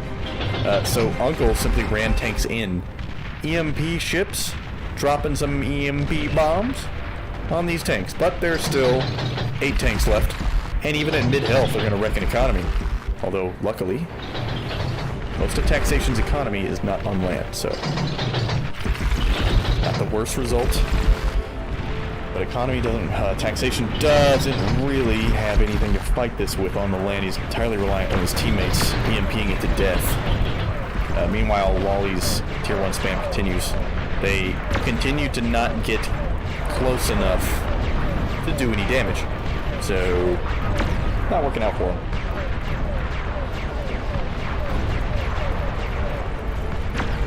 Still got Tremors. The Terminator building a enormous army, once again, of tier 1 spam. It's 159 units. It worked well last time by not doing anything, so it will work better this time by not doing anything. In the meantime, Uncle's just like, this is boring. I'm just gonna move forward. Look at this blasted, craterous wasteland. The beach blown completely to hell. What in the hell was that? Something big hit. Big missile strike. Hits a whole bunch of shit from offshore. Those missiles are doing a hell of a lot of damage. Was it? Oh no, it was friendly fire. Bruh. Ember Flame. You're killing your own teammate stuff. That was a big, nasty hit on... That was really bad on those tanks. That did a lot of damage. I think that was not good. Not paying much attention there. Fighter spam continues. He's still building them consistently. Now, there are a bunch of Shivas on the map. And he is walking across. I would walk maybe just those 4 across while they're in the water. Take the others, move them down. Simple as that. Move them to the center and support the map. There's now 6 Tremors dropping comical amounts of artillery. They're just targeting ground. It's... Why? Why are we doing this? Why even do this? He's discovered that the secret to tier 1 spam is to saturate the area with explosives, to turn this, to make this beach resemble how it did when it was formed at the beginning of the planet's fucking formation. There is actually almost more molten sand in this area than there is regular sand because of this. And he finally pulls him back. Oh, well, we launched him in one group. We're gonna just send him back through. Oh, wow, he's lucky he stopped firing at that moment. He's gonna focus the Tremors elsewhere. That's a big fucking swarm of tier 1. They're actually gonna get in range and start doing some damage. So this tier 1 wave, about to slap. They're about to slap some ass. He stopped firing those Tremors. Unfortunately, that completely crippled the line. He stopped firing the Tremors. Wally moved his units back to build them up in a line.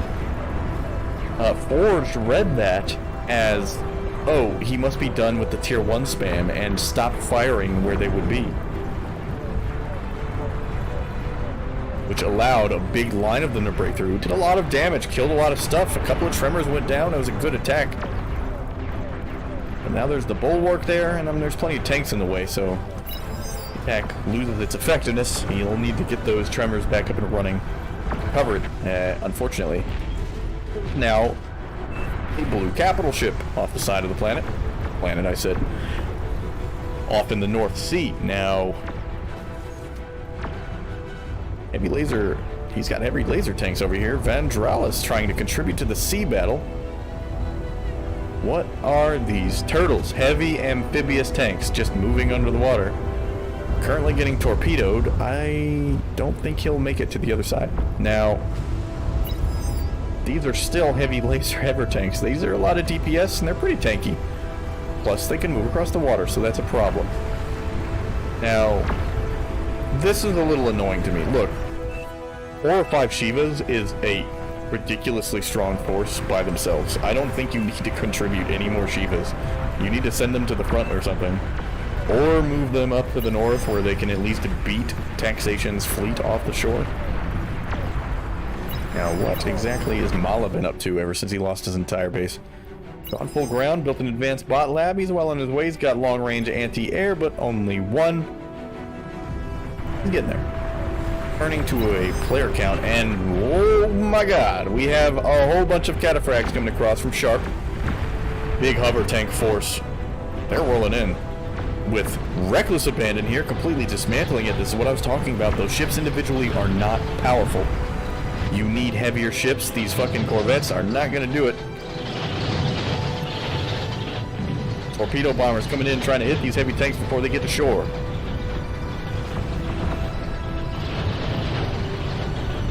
The Shiva force. 13 goddamn Shivas moving across moving under the sea right now, heading towards the north shore. And they'll just be the cleanup force, because there's also all these heavy tanks coming ashore. Now, there is actually a decent ground force here. There's a lot of starlights, so these hover tanks will struggle. The rest of these tanks are going to move in, but those Shivas are going to do a hell of a lot more than these hover tanks will. Being definitely tankier, and also having the missile launcher as well as the big cannons.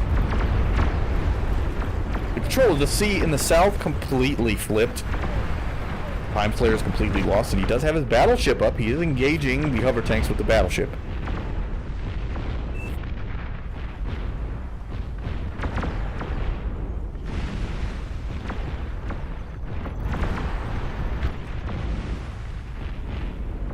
The battleship is putting in work. A lot of those heavy tanks have actually died, but I don't know how much longer the heavy tanks will live. But does it matter anyway, because the Shivas have come to shore. He says Q. I'm pretty sure doesn't mean... Ooh, watch that friendly fire. He walked into his own missiles. Friendly fire there. If even a few of these Shivas get by, that's a ton of damage. And it's looking like they will. These heavy tanks did a good job, put up a good fight. Killed about half the Shivas, probably. So good, but not great. And there is basically nothing to stop this. Except his own missile-friendly fire, probably. But that's a doable fight. The rest of the Shivas now walking up into the base. They may have lost control of the sea, but it doesn't matter if you just walk Shivas under the boats and do it that way. And these hover tanks here continuously jousting now with Red. It has a whole bunch of gunships. Tier 2 gunships. Doing a whole bunch of damage out there. Ember Flame calling for some help. He's got some assault hover tanks out here dealing. There's an aircraft carrier out there, along with a flagship. Oh no! A hellish wave of torpedo bombers comes in, drops absolute hellfire on them. Here comes the fighters. They're going to come in and try and provide some air support for the Shivas. Mostly they're just fighting with the other fighters, clearing out the anti-air. Is there a bomber wave? No. Well, I'm not sure what the point of this is. In the north, there's complete pandemonium. Rumcola moves his entire anti-air force to the entire North Sea. Spreads them out.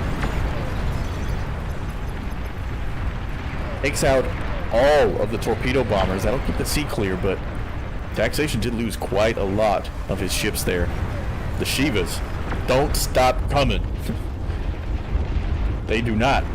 There are many Shivas.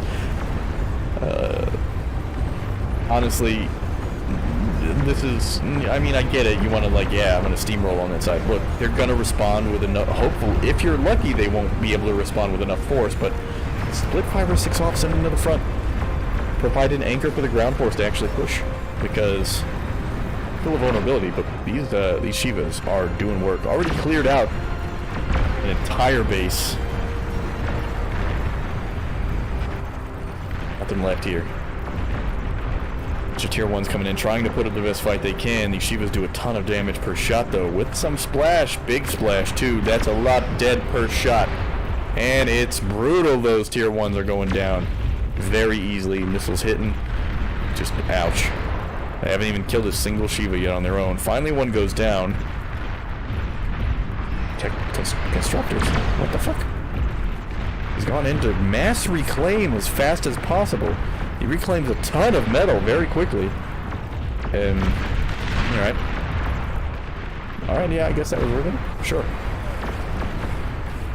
It will eventually clear out all the Shivas. There are a lot of heavy laser hover tanks, and this is why I was saying you should probably redirect some of those, go towards north.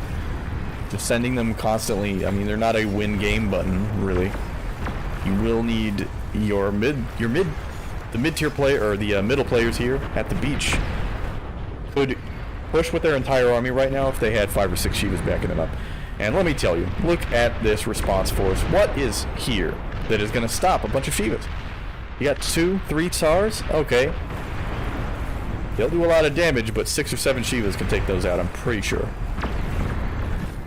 Matt, just comical amounts of tier 1 spam. Here we go again. Terminator's like, yes. It will work this time. I will be sure of it. Heavy strategic bomber starting up. Getting ready to launch a big bombing run here. 35 have been built so far. Whew, Jesus. Now this is a battle. Terminator waiting for all of his Shivas to collect in the South Sea. The hover tanks have gone out to meet them. They have depth charges. Those Shivas are taking hits from the laser tanks. They're unable to respond. They can't even fire the missiles. Those Shivas are doomed. That is a lot of DPS that's going to hit them under the water. And then when they get up there,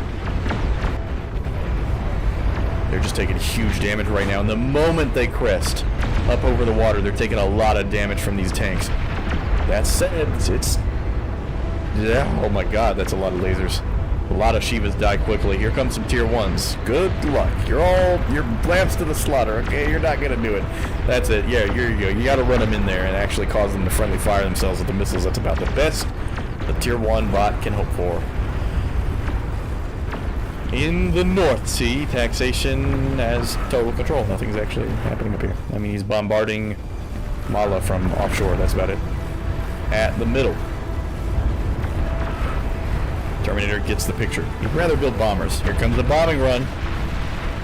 Do any of them even get their bombs off? They don't. They will fall on it, though. That's, I mean, I don't think he kills anything. He did a little bit of damage. But those construction turrets will repair themselves, so not a big deal. Need some fucking music. Crank that shit. Hell yeah. I don't even know why you're still going with this plan. The last Shiva in the north, 2 Shivas left, they're gonna go down. Say goodnight. They're just getting claimed instantly. So not really helping them at all.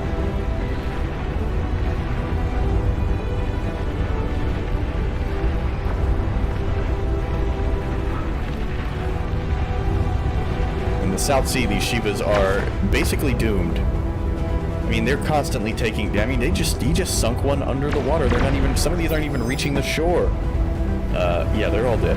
I don't think any of them are going to get to shore. And that's what I was talking about. You know how much better these would be if they were. Look at that. Now there's a Juggernaut up there. A Juggernaut, 12 Shivas, the entire combined armies of every front faction. Look at this shit. Shivas could have been better spent at the front. But Terminator's going to move in with his massive tier 1 force, supporting the Juggernaut. It's a huge tier 1 war here, firing indiscriminately. Unending laser fire. There's a whole line of them that gets immediately beamed out of existence.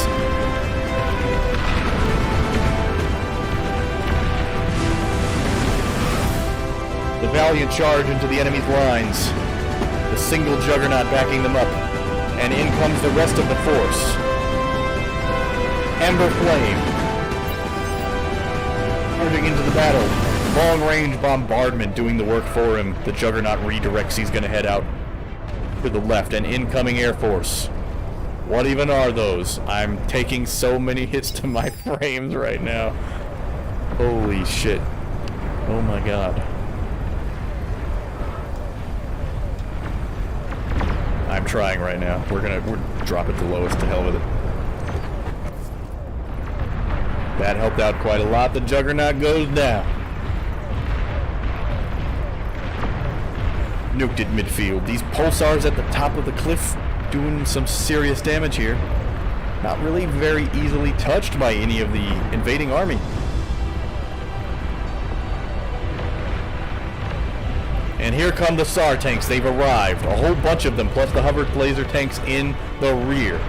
Way in the back, there's a behemoth on the way. We've seen how much damage those things can take. Stars at the front, putting in so much pain. I got that entire invading army. What is Terminator producing? We've got another Juggernaut heading towards the front. Another one nearly done, 15 seconds out. One of his Juggernauts is walking across the sea. Why? Just walk straight there. Why are we They know you're there, okay? They know you walked by the laser tanks. They know you're there. Laser tank force in the south completely cleared out the Navy. Why is this taking so much? What the heck? Is this alive? What is happening right now? Why are they... That should be dead, right? I think there might be a bug or something here. Yeah, I don't know why they're fighting that. I don't think he meant them to be standing there. No, that fucking building is still alive. What the fuck? I'm confused. The Juggernaut actually returns. He's going to fight the laser tanks over the sea. Towards the north. We swoop up here, the bulwark, getting punished. Their biggest defensive emplacement in danger of falling to this constant wave. Other tanks redirecting over the ocean. Flank around and hit red. In the North Sea, bombardment from this battleship. A flagship resurrected from the dead.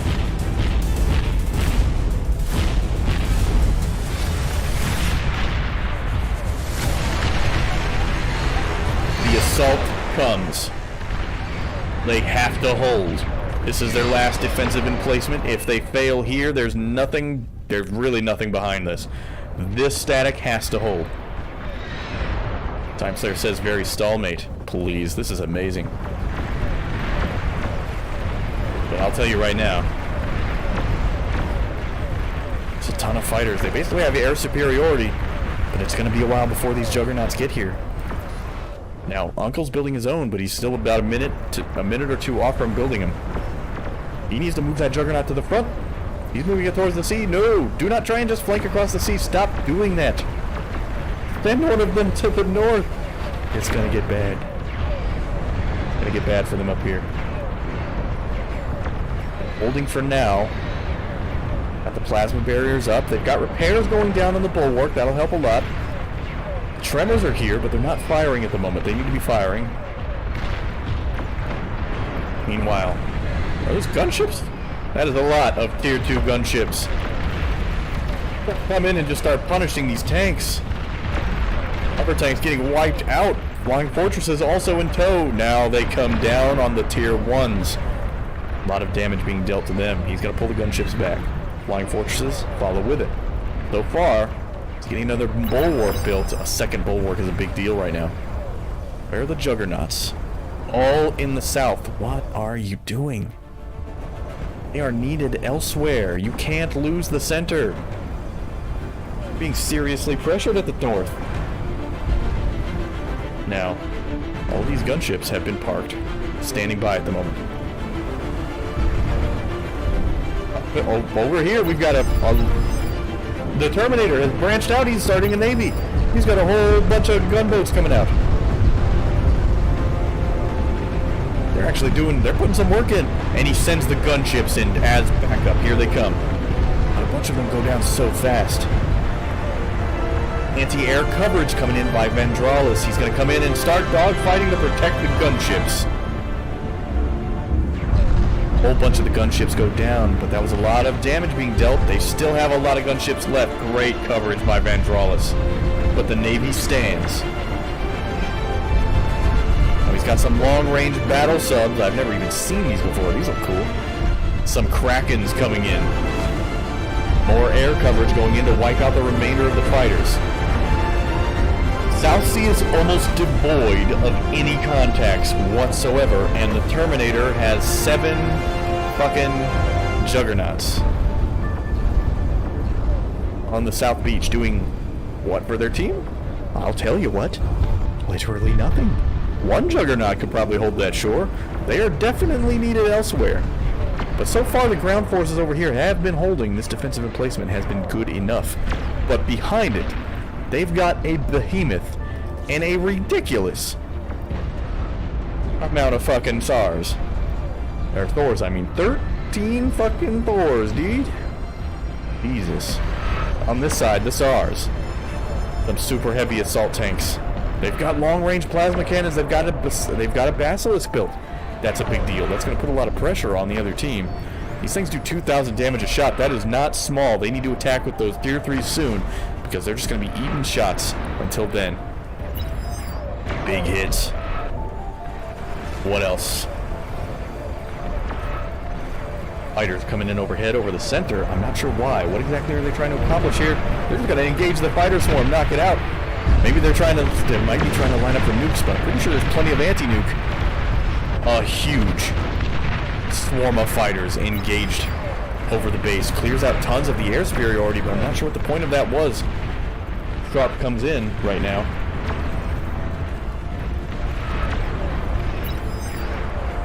And don't worry, I can see it. I see that it's having a hard time right now. I know that the stream doesn't look very good. Just bear with me. Keep listening to the sultry town sound.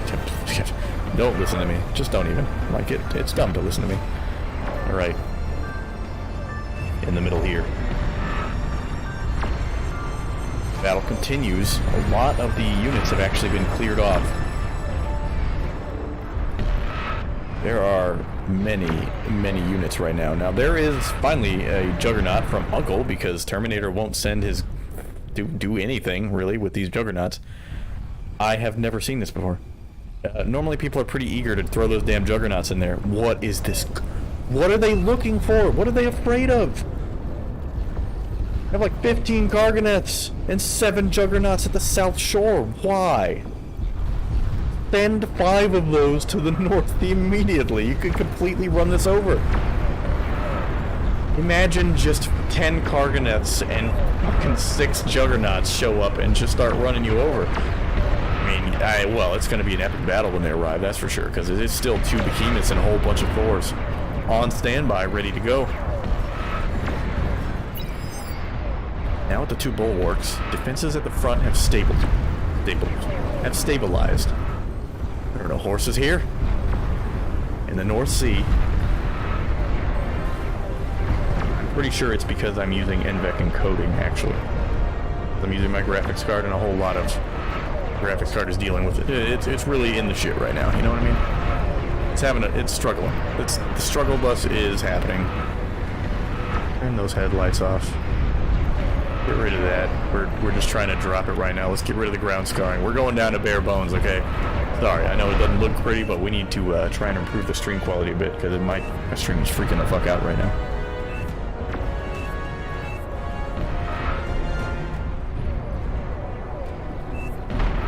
Big hits there. I mean, there's no breaking this with a conventional Tier 1 force, and I'm not sure what the purpose is in maintaining this.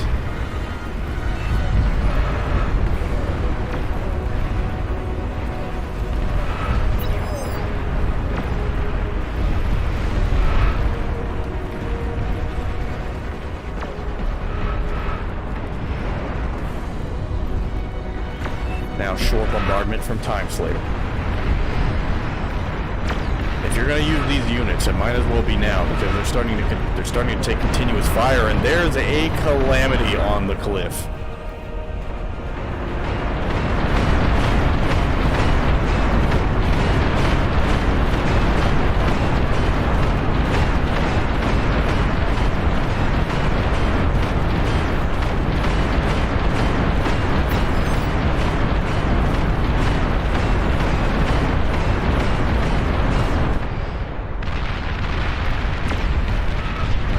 Feeling it right now. Oh, they're deflecting off! They're deflecting off. The barriers are deflecting it straight into Sir Ice Cream's base. Massive damage done to the economy back there. Empyrean also took a whole bunch of damage. They didn't put any plasma in the back, so there was a bunch of deflection damage. Are they gonna attack? My stream can barely fucking pay attention to what's happening right now. Bear with me. I know it sucks. It looks like ass. Just we gotta see this through. We have to know. Blue team running out of resources now. 600 less. Terminator with his comically large navy resurrecting dead ships has pushed taxation completely out of the North Sea. This silly army over here. Look at the fucking bottom down here. What is all this? We got every make and model of unit down there.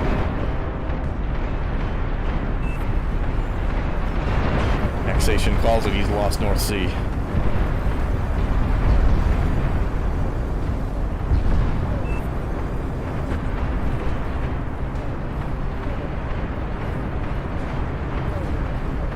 try and restart the stream and see if that helps.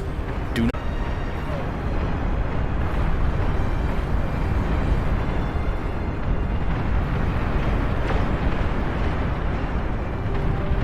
Alright, we're back, and it didn't do shit.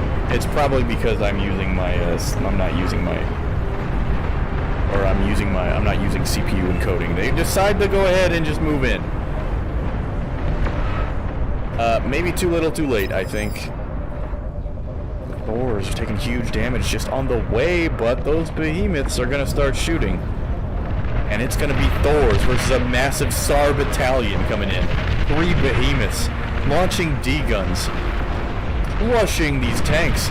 Not gonna lie, they're actually doing an amazing job. This is why they should have attacked in way earlier. But with all these bulwarks, look at all this. Look at all this shit. What's my GPU load at? Jesus Christ.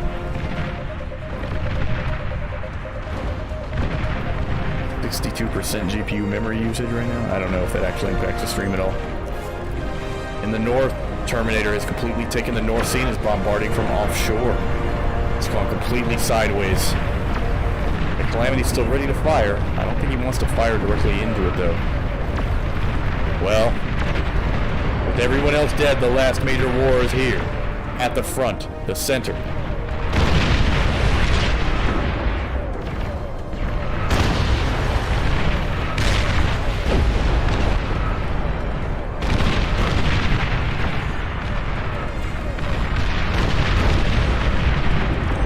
Rampaging into the line. These Thors and Behemoths are actually tearing it up, but these Juggernauts will not go down easy.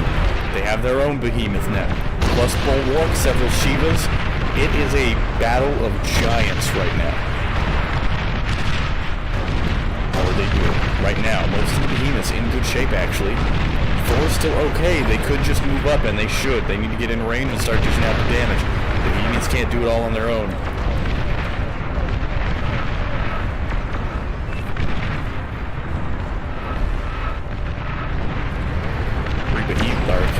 Three Juggernauts out here dumping as much damage as possible, but they're taking big hits from Behemoths. But most of the Thors are going down. There's nothing here to resurrect anything that dies. Resbots up here could be a game changer, but looks like a Juggernaut's got to go down. Those detonate with fury when they are destroyed. A lot of the static and a whole bunch of units are dead. That's a lot of DPS gone. But there aren't enough units left. Still with the 2 Juggernauts, they just start pushing out. They're just going to walk into the enemy at this point. Terminator's battleships coming in from the sea. More detonations. More destruction. 4 Behemoths remain. All the Thors but 2 are dead. There's a third and a fourth. 4 Thors still remain. Those catapults are dumping missile after missile into the Behemoths. It won't be long until they fall. They can't fight forever. Well, okay, maybe it will be long until they fall. Look at that fucking HP. This is ridiculous. Behemoths are insane. Ember Flame has actually gone camo trying to do something, but another Juggernaut goes down. They've really taken big hits here. These Behemoths are single-handedly walking just straight into the enemy right now. They're about to meet the toughest turret around. It's starting to show wear and some damage finally. It's Behemoths. Really struggling. And we have gone back to Shiva spam in the North Shore, but at least it makes sense this time. He has complete control of the shore. And those Juggernauts in the South Sea are on the move. 7 Juggernauts walking across the water right now. Meanwhile, is that a lone Titan? 1 Titan walking under the ocean. You have no idea. Trying to flank, I presume. Caught out by torpedo bombers. That Titan won't even make it to shore. Sink into the sea with the rest of the dead fleets. And the Behemoths are falling. 2 of them already down. Sharp says, jokingly, we can win this. Yeah, well. I'll tell you, those Behemoths put in work. Maybe an earlier attack would have been a good idea.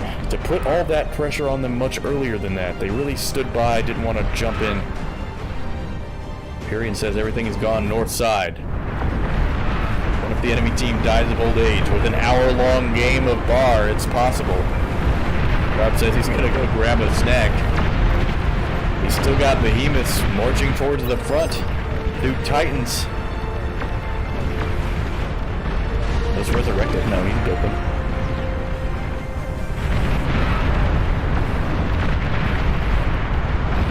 Drop Resda a whole bunch of units.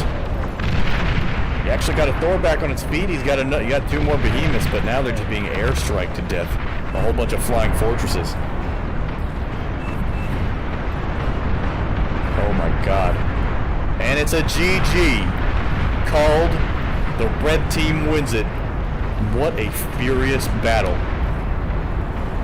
Absolutely torching my stream. But I'll tell you what, that was bad fucking ass. Amazing. What? Look at the numbers. 9,000 units died this game. 9,000 units. Over 20,000 units were produced. 7 million or more damage taken on each side. Energy excess in the millions for blue. 164 million energy produced, 242 million energy produced, just comical amounts. Amazing. What a game. A perfect game, I think, to end this stream on. Sorry about the stream quality, I know. That tends to happen during these really long, drawn-out games, I hope. It will not look too bad. I was recording. I'm going to check the recording. If the recording is in good shape, I will upload this as its own game. That way it'll be nice and clean. You can rewatch it, get all the fancy graphics. And with that, we're going to put this stream to bed. God, I've been talking for so long, my throat hurts. So, thank you for watching. It has been a long damn day. We have been streaming forever. We're going to stop here. I don't even know if I want to stream tomorrow. I think I want to let my voice recover tomorrow, so I may not be on. But if I am, it'll probably be just for something casual. I may not even play RTS games, you know, man, just do something else. Do a little bit of variety. I definitely don't want to cast. I need to let my voice recover, so. We'll be back. I'm off Wednesday. We'll probably be back Wednesday.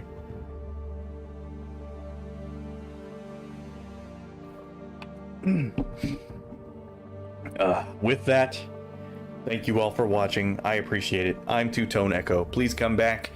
Keep an eye on the stream. We'll definitely be back on at least Wednesday and maybe tomorrow if I'm feeling up to it. As well, schedule starts up soon. Remember, schedule by the end of this week or beginning of next week. As well as a website that is coming up. Gonna clean the stream up. Gonna get the descriptions all corrected. We're gonna do all the fancy shit so that it looks good. Okay? Then we'll be good to go. Thank you guys very much. I appreciate everybody that stopped in today. We'll see you on the next stream.